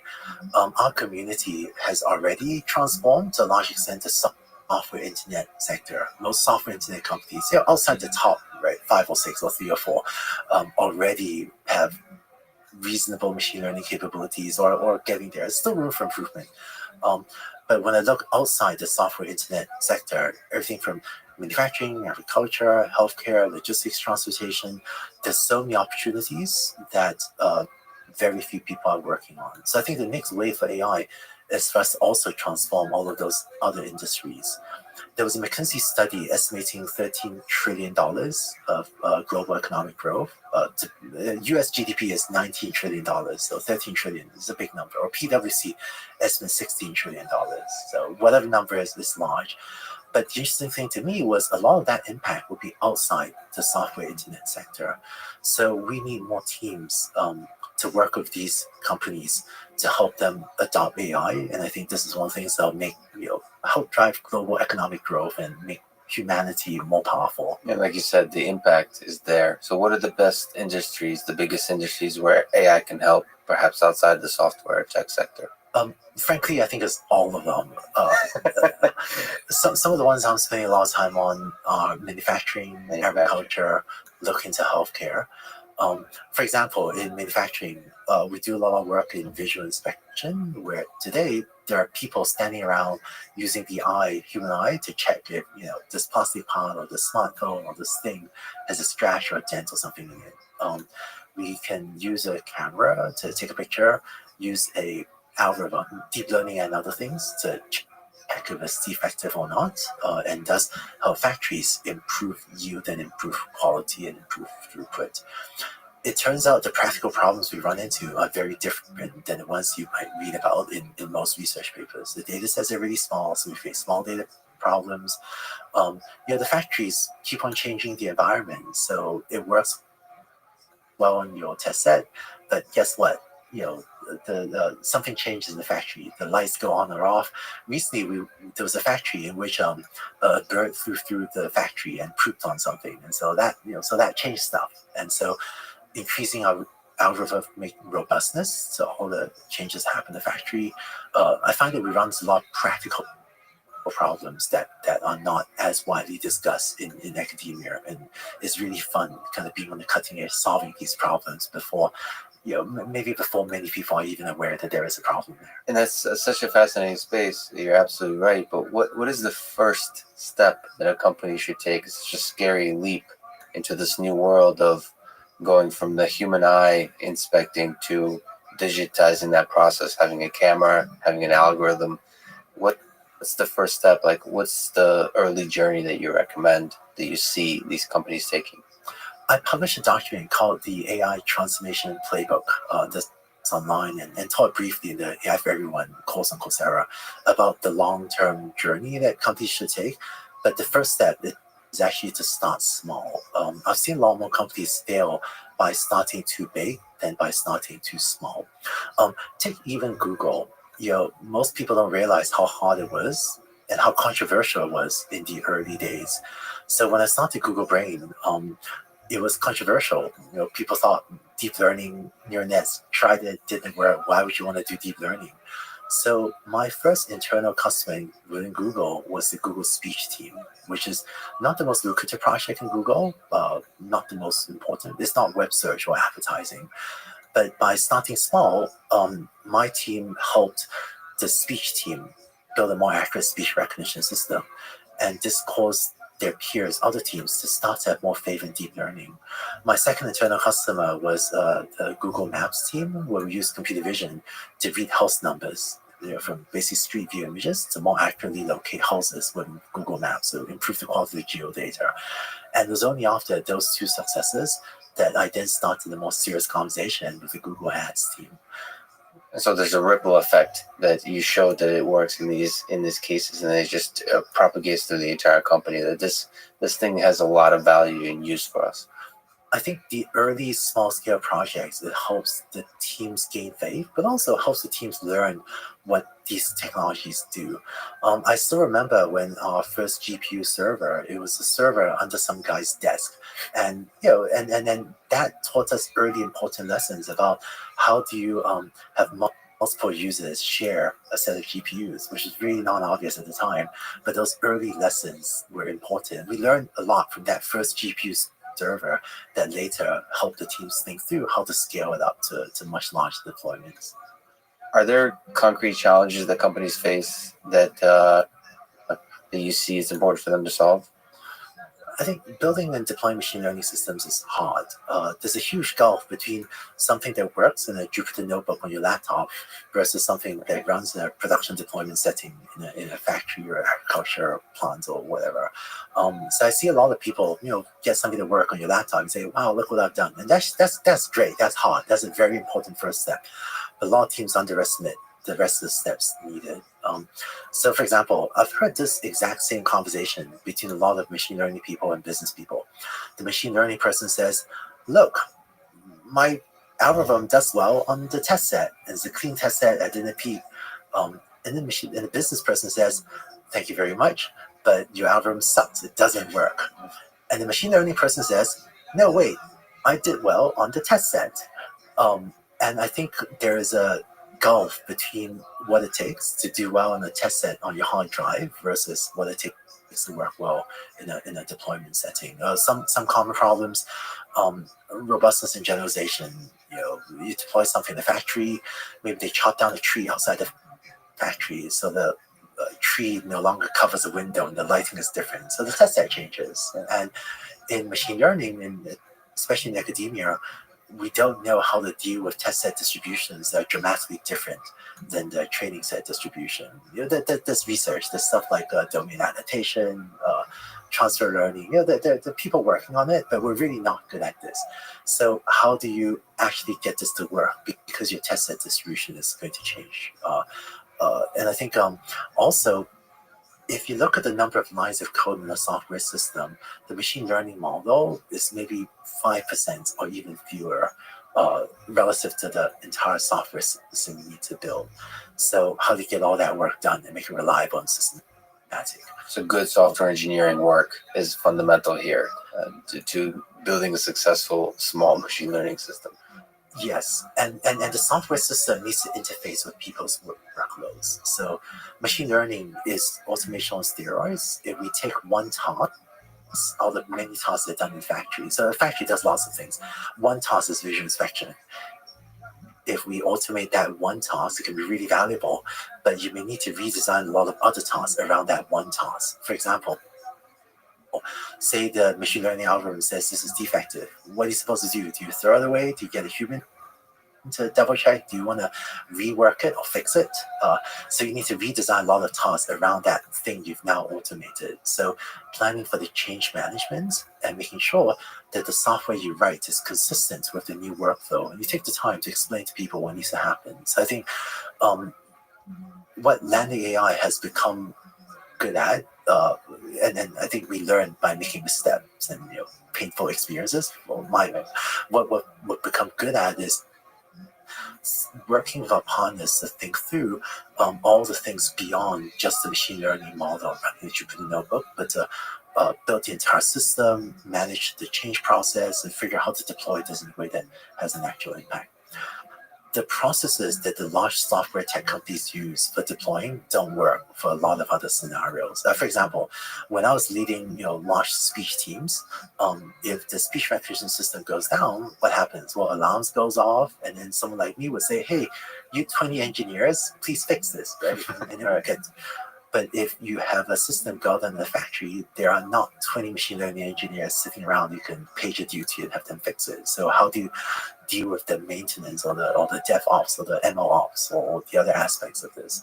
So these are concepts that I think landing AI and a few other teams on the cutting edge are, but we don't even have systematic terminology yet to describe some of the stuff we do, because I think we're inventing it on the fly. So you mentioned some people are interested in discovering mathematical beauty and truth in the universe, and you're interested in having a big positive impact in the world. So let me ask. The two are not inconsistent. No, they're all together. Yeah. I'm only half joking because you're probably interested a little bit in both. But let me ask a romanticized question. So much of the work, your work and our discussion today has been on the applied AI. Maybe you can even call narrow AI, where the goal is to create systems that automate some specific process that adds a lot of value to the world. But there's another branch of AI, starting with Alan Turing, that kind of dreams of creating human level or superhuman level intelligence. Is this something you dream of as well? Do you think we human beings will ever build a human level intelligence or superhuman level intelligence system? I would love to get to AGI, and I think humanity will. But whether it takes 100 years or 500 or 5,000, I find hard to estimate. Do you have, so some folks have worries about the different trajectories that path would take, even existential threats of an AGI system. Do you have such concerns, whether in the short term or the long term? I do worry about the long-term fate of humanity. I do wonder as well. I do worry about overpopulation on the planet Mars. Just not today. I think there will be a day when maybe someday in the future, Mars will be polluted. There are all these children dying, and someone will look back at this video and say, "Andrew, how was Andrew so heartless? He didn't care about all these children dying on the planet Mars." And I apologize to the future viewer. I do care about the children, but I just don't know how to productively work on that today. Your picture will be in the dictionary for people who are ignorant about the overpopulation on Mars. Yes, so it's a long-term problem. Is there something in the short term we should be thinking about in terms of aligning the values of our AI systems with the values of us humans? Sort of something that Stuart Russell and other folks are thinking about as this system develops more and more. We want to make sure that it represents the better angels of our nature, the ethics, the values of our society. You know, if you take self-driving cars, the biggest problem with self-driving cars is not that there's some trolley dilemma, and you teach this, so you know how many times when you're driving your car did you face this moral dilemma as a, who do I crash into? So I think the self-driving cars will run into that problem roughly as often as we do when we drive our cars. The biggest problem with self-driving cars is when there's a big white truck across the road, and what you should do is brake and not crash into it, and the self-driving car fails and it crashes into it. So I think we need to solve that problem first. I think the problem with some of these discussions about AGI, alignment, the paperclip problem, is that is a huge distraction from the much harder problems that we actually need to address today. Some of the hard problems we need to address today, I think bias is a huge issue. I worry about wealth inequality. The AI and internet are causing an acceleration of concentration of power because we can now centralize data, use AI to process it, and so industry after industry, we've affected every industry. So the internet industry has a lot of winner take most or winner take all dynamics. We've infected all these other industries, so we're also giving these other industries winner take most or winner take all flavors. So look at what Uber and Lyft did to the taxi industry. So we're doing this type of thing to a lot. So we're creating tremendous wealth, but how do we make sure that the wealth is fairly shared? I think that, and then how do we help people whose jobs are displaced? I think education is part of it. There may be even more that we need to do than education. I think bias is a serious issue. There are adverse uses of AI like deepfakes being used for various nefarious purposes. So I worry about some teams, maybe accidentally, and I hope not deliberately, making a lot of noise about problems in the distant future, rather than focusing on something much harder problems. Yeah, they overshadow the problems that we have already today that are exceptionally challenging, like those you said, and even the silly ones, but the ones that have a huge impact, which is the lighting variation outside of your factory window. That ultimately is what makes the difference between, like you said, the Jupyter notebook and something that actually transforms an entire industry potentially. Yeah, and I think, and then just to some companies, when a regulator comes to you and says, "Look, your product is messing things up. Fixing it may have a revenue impact." Well, it's much more fun to talk to them about how you promise not to wipe out humanity than to face the actually really hard problems we face. So your life has been a great journey, from teaching to research to entrepreneurship. 2 questions. 1, are there regrets, moments that if you went back, you would do differently?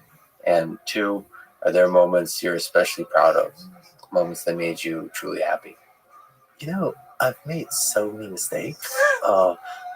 It feels like every time I discover something, I go, why didn't I think of this, 5 years earlier or even 10 years earlier?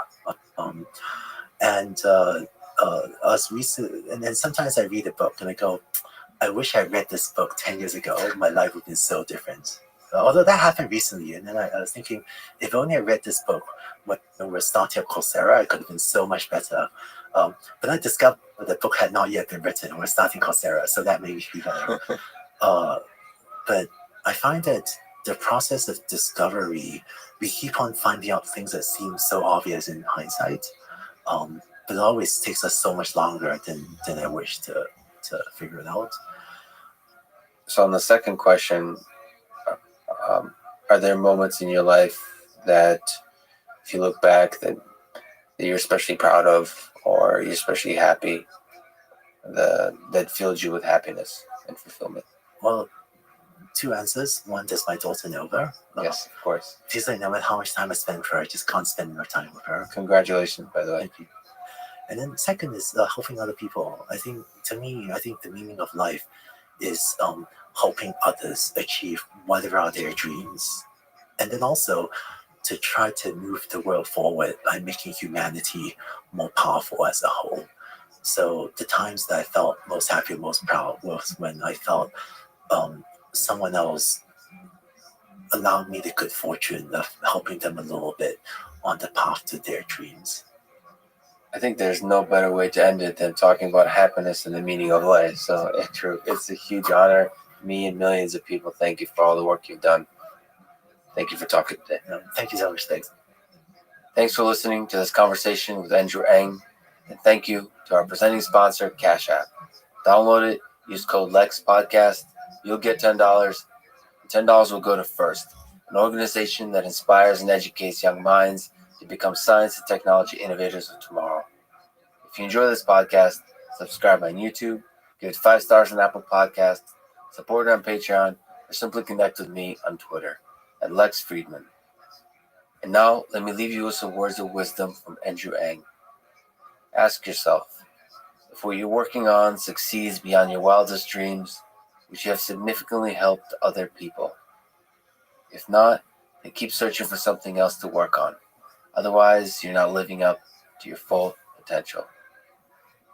Thank you for listening, and hope to see you next time.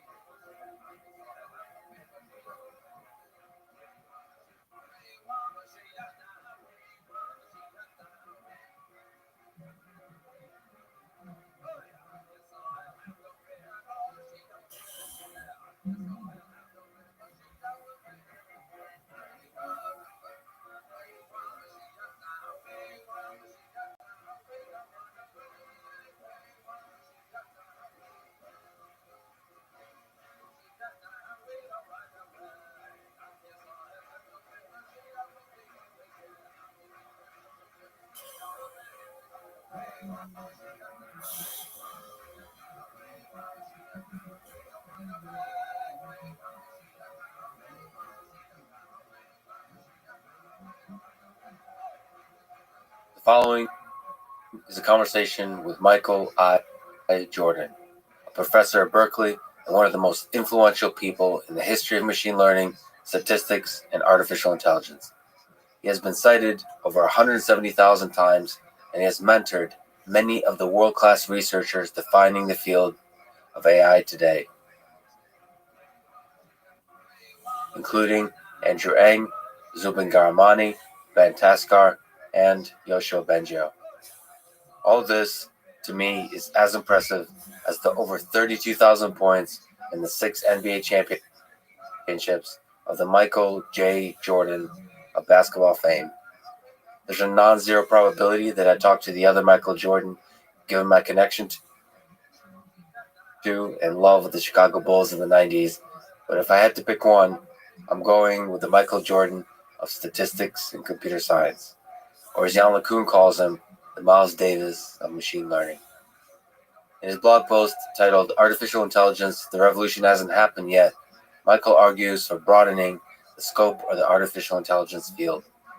In many ways, the underlying spirit of this podcast is the same: to see artificial intelligence as a deeply human endeavor, to not only engineer algorithms and robots, but to understand and empower human beings at all levels of abstraction, from the individual to our civilization as a whole.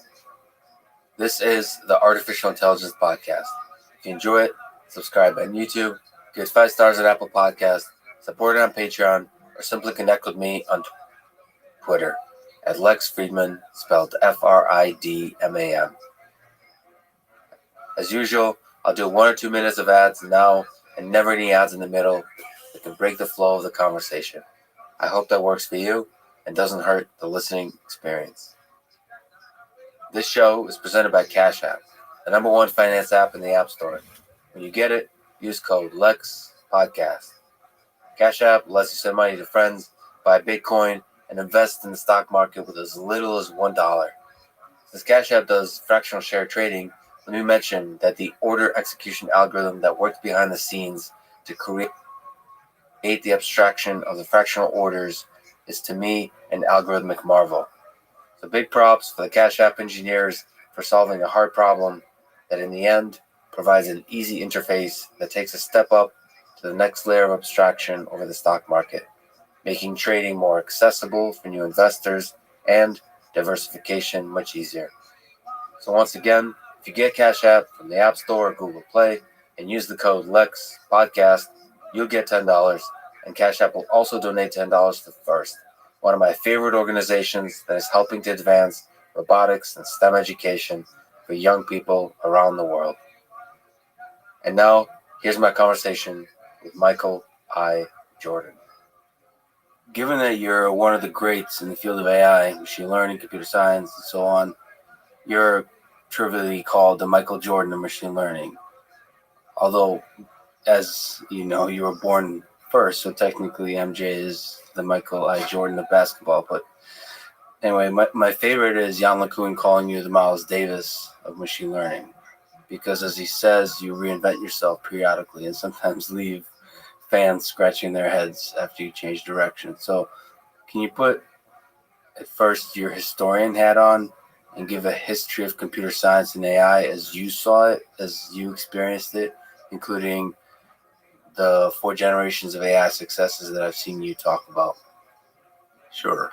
Yeah, first of all, I much prefer Jan's metaphor. Miles Davis was a real explorer in jazz, and he had a coherent story. So I think I have one, but it's not just the one you lived, it's the one you think about later. What a good historian does is they look back and they revisit. I think what's happening right now is not AI. That was an intellectual aspiration. That's still alive today as an aspiration. But I think this is akin to the development of chemical engineering from chemistry, or electrical engineering from electromagnetism. So if you go back to the 30s or 40s, there wasn't yet chemical engineering. There was chemistry, there was fluid flow, there was mechanics, and so on. But people pretty clearly viewed interesting goals, try to build factories that make chemicals products and do it viably, safely, make good ones, do it at scale. So people started to try to do that, of course, and some factories worked, some didn't. Some were not viable, some exploded. But in parallel, developed a whole field called chemical engineering.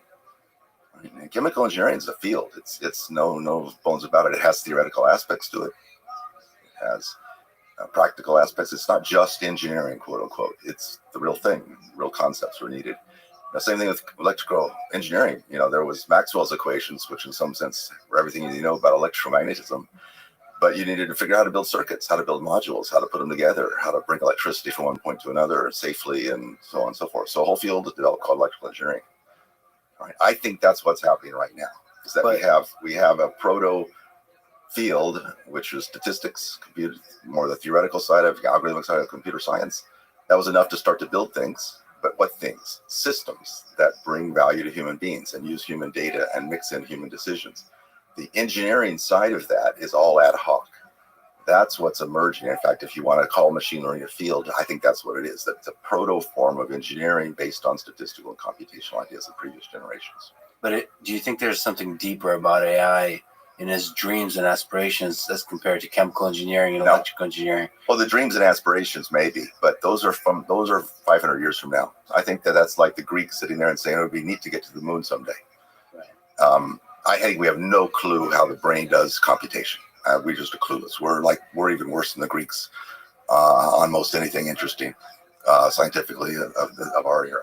Can you linger on that just for a moment, because you stand not completely unique, but a little bit unique in the clarity of that. Can you elaborate your intuition of why where we stand in our understanding of the human brain? And a lot of people say, scientists say, we're not very far in understanding the human brain. Yeah. But you're saying we're in the dark here. Well, I know I'm not unique. I don't even think in the clarity, but if you talk to real neuroscientists that really study real synapses of real neurons, they agree. They agree. It's a hundreds of year task, and they're building it up slowly and surely. What the signal is there is not clear. We think we have all of our metaphors. We think it's electrical, maybe it's chemical. It's a whole soup. It's ions and proteins and it's a cell. And that's even around like a single synapse. If you look at a electron micrograph of a single synapse, it's a city of its own. And that's one little thing on a dendritic tree, which is extremely complicated, electrochemical thing. And it's doing these spikes and voltages are flying around, and then proteins are taking that and taking it down into the DNA and who knows what. So it is the problem of the next few centuries. It is fantastic. But we have our metaphors about it. Is it an economic device? Is it like the immune system? Or is it like a layered, set of, arithmetic computations? We have all these metaphors and they're fun. But that's not real science per se. There is neuroscience. That's not neuroscience.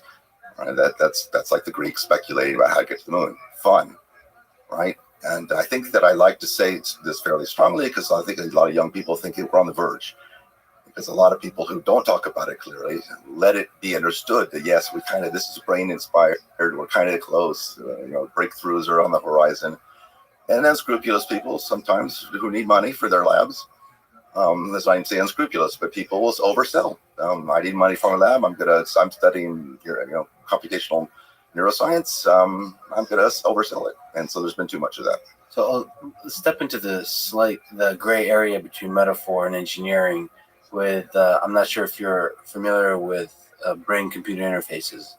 So a company like Elon Musk has Neuralink that's working on putting electrodes into the brain and trying to be able to both read and send electrical signals. Just as you said, even the basic mechanism of communication in the brain is not something we understand. But do you hope, without understanding the fundamental principles of how the brain works, we'll be able to do something interesting at that gray area of metaphor? It's not my area. So I hope in the sense like anybody else hopes for some interesting things to happen from research. I would expect more something like Alzheimer's will get figured out from modern neuroscience. That, there's a lot of human suffering based on brain disease.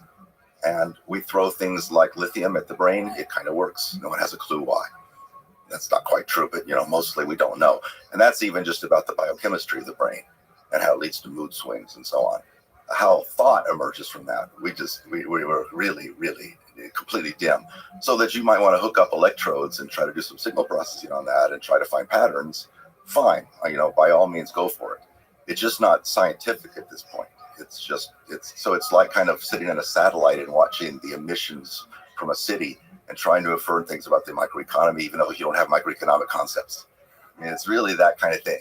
And so, yes, can you find some signals that do something interesting or useful? Can you control a cursor or mouse with your brain? Yeah, absolutely. And then I can imagine business models based on that, and even medical applications of that.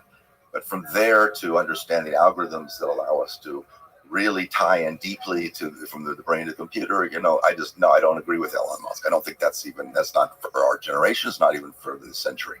So just in the hopes of getting you to dream, you've mentioned Kolmogorov and Turing might pop up. Do you think that there might be breakthroughs that will get you to sit back in 5-10 years and say, wow?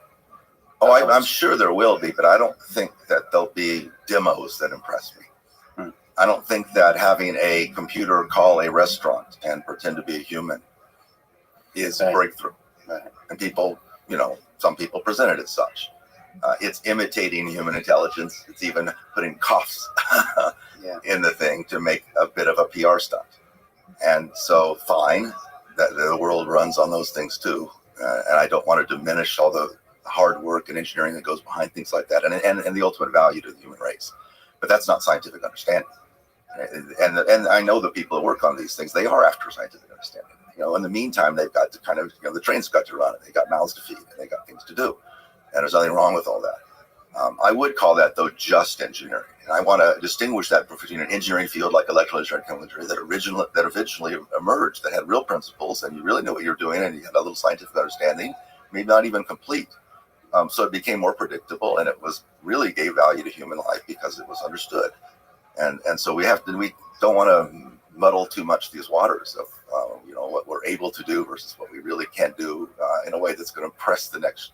So I don't need to be wowed, but I think that someone comes along in 20 years, a younger person who's absorbed all the technology, and for them to be wowed, I think they have to be more deeply impressed. A young Kolmogorov would not be wowed by some of the stunts that you see right now coming from the big companies. The demos, but do you think the breakthroughs from Kolmogorov would be, and give this question a chance, do you think they'll be in the scientific fundamental principles arena, or do you think it's possible to have fundamental breakthroughs in engineering?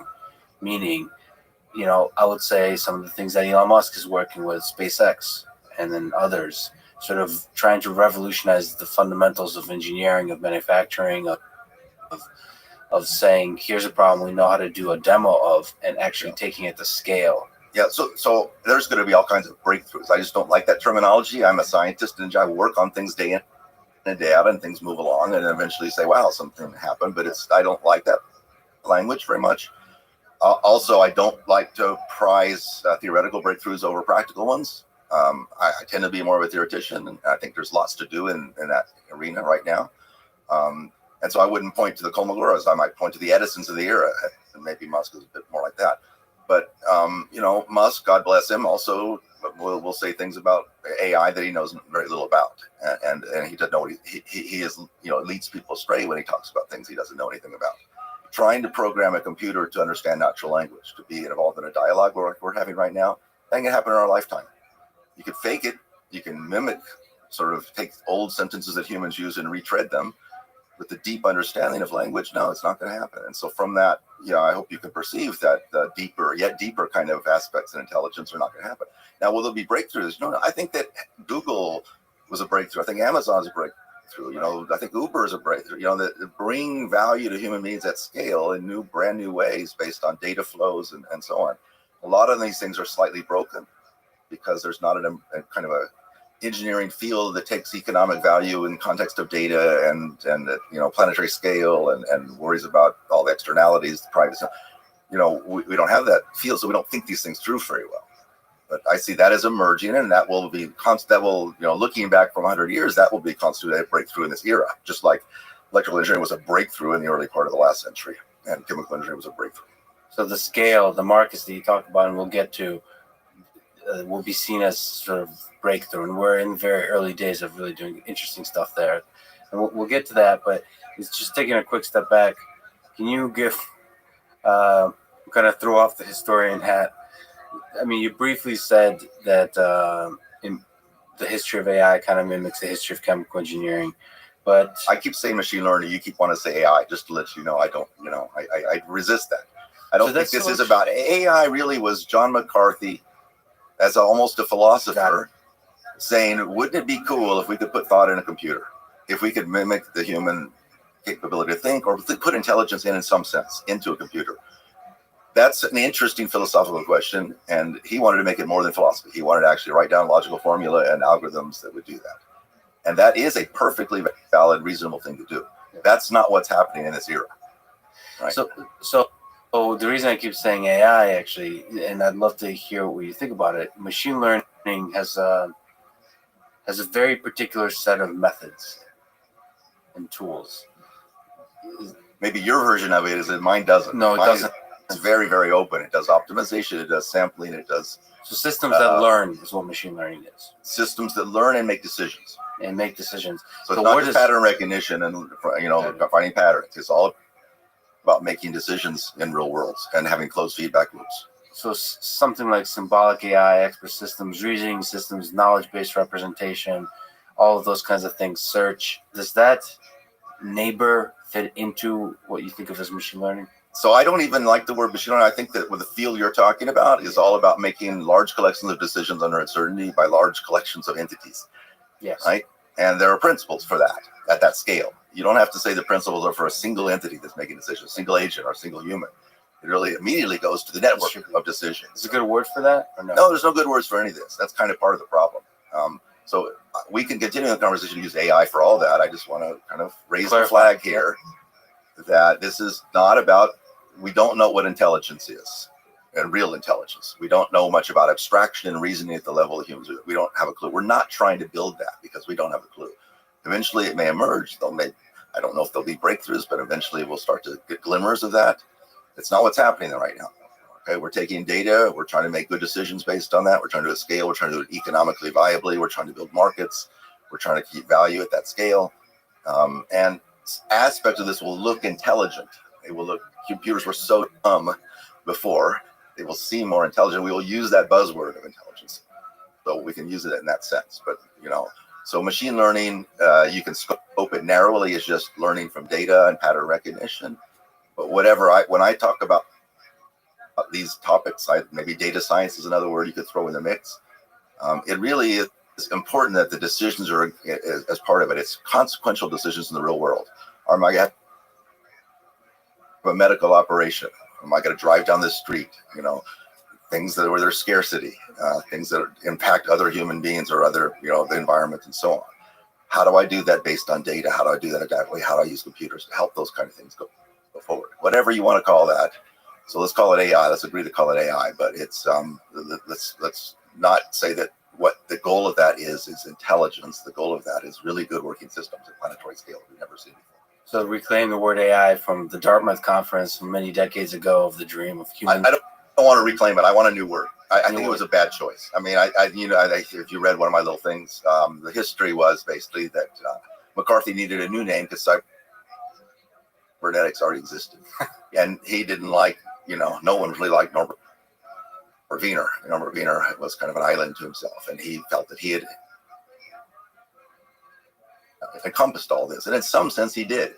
You look at the language of cybernetics, it was everything we're talking about. It was control theory and signal processing and some notions of intelligence and closed feedback loops and data. It was all there. It's just not a word that lived on, partly because of maybe the personalities. But McCarthy needed a new word to say, I'm different from you. I'm not part of your show. I got my own. Invented this word. And again, as a kind of thinking forward about the movies that would be made about it, it was a great choice. But thinking forward about creating a sober academic and real world discipline, it was a terrible choice because it led to promises that are not true. That we understand artificial perhaps, but we don't understand intelligence. It's a small tangent because you're one of the great personalities of machine learning, whatever the heck you call the field.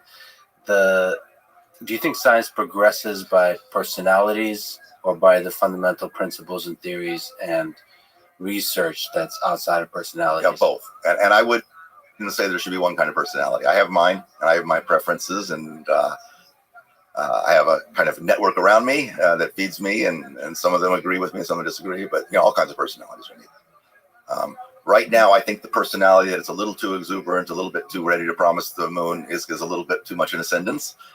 And I do think that there's some good to that. It certainly attracts lots of young people to our field. But a lot of those people come in with strong misconceptions, and they have to then unlearn those and then find something, to do. And so I think there's just got to be some, multiple voices. And I wasn't hearing enough of the more sober voice.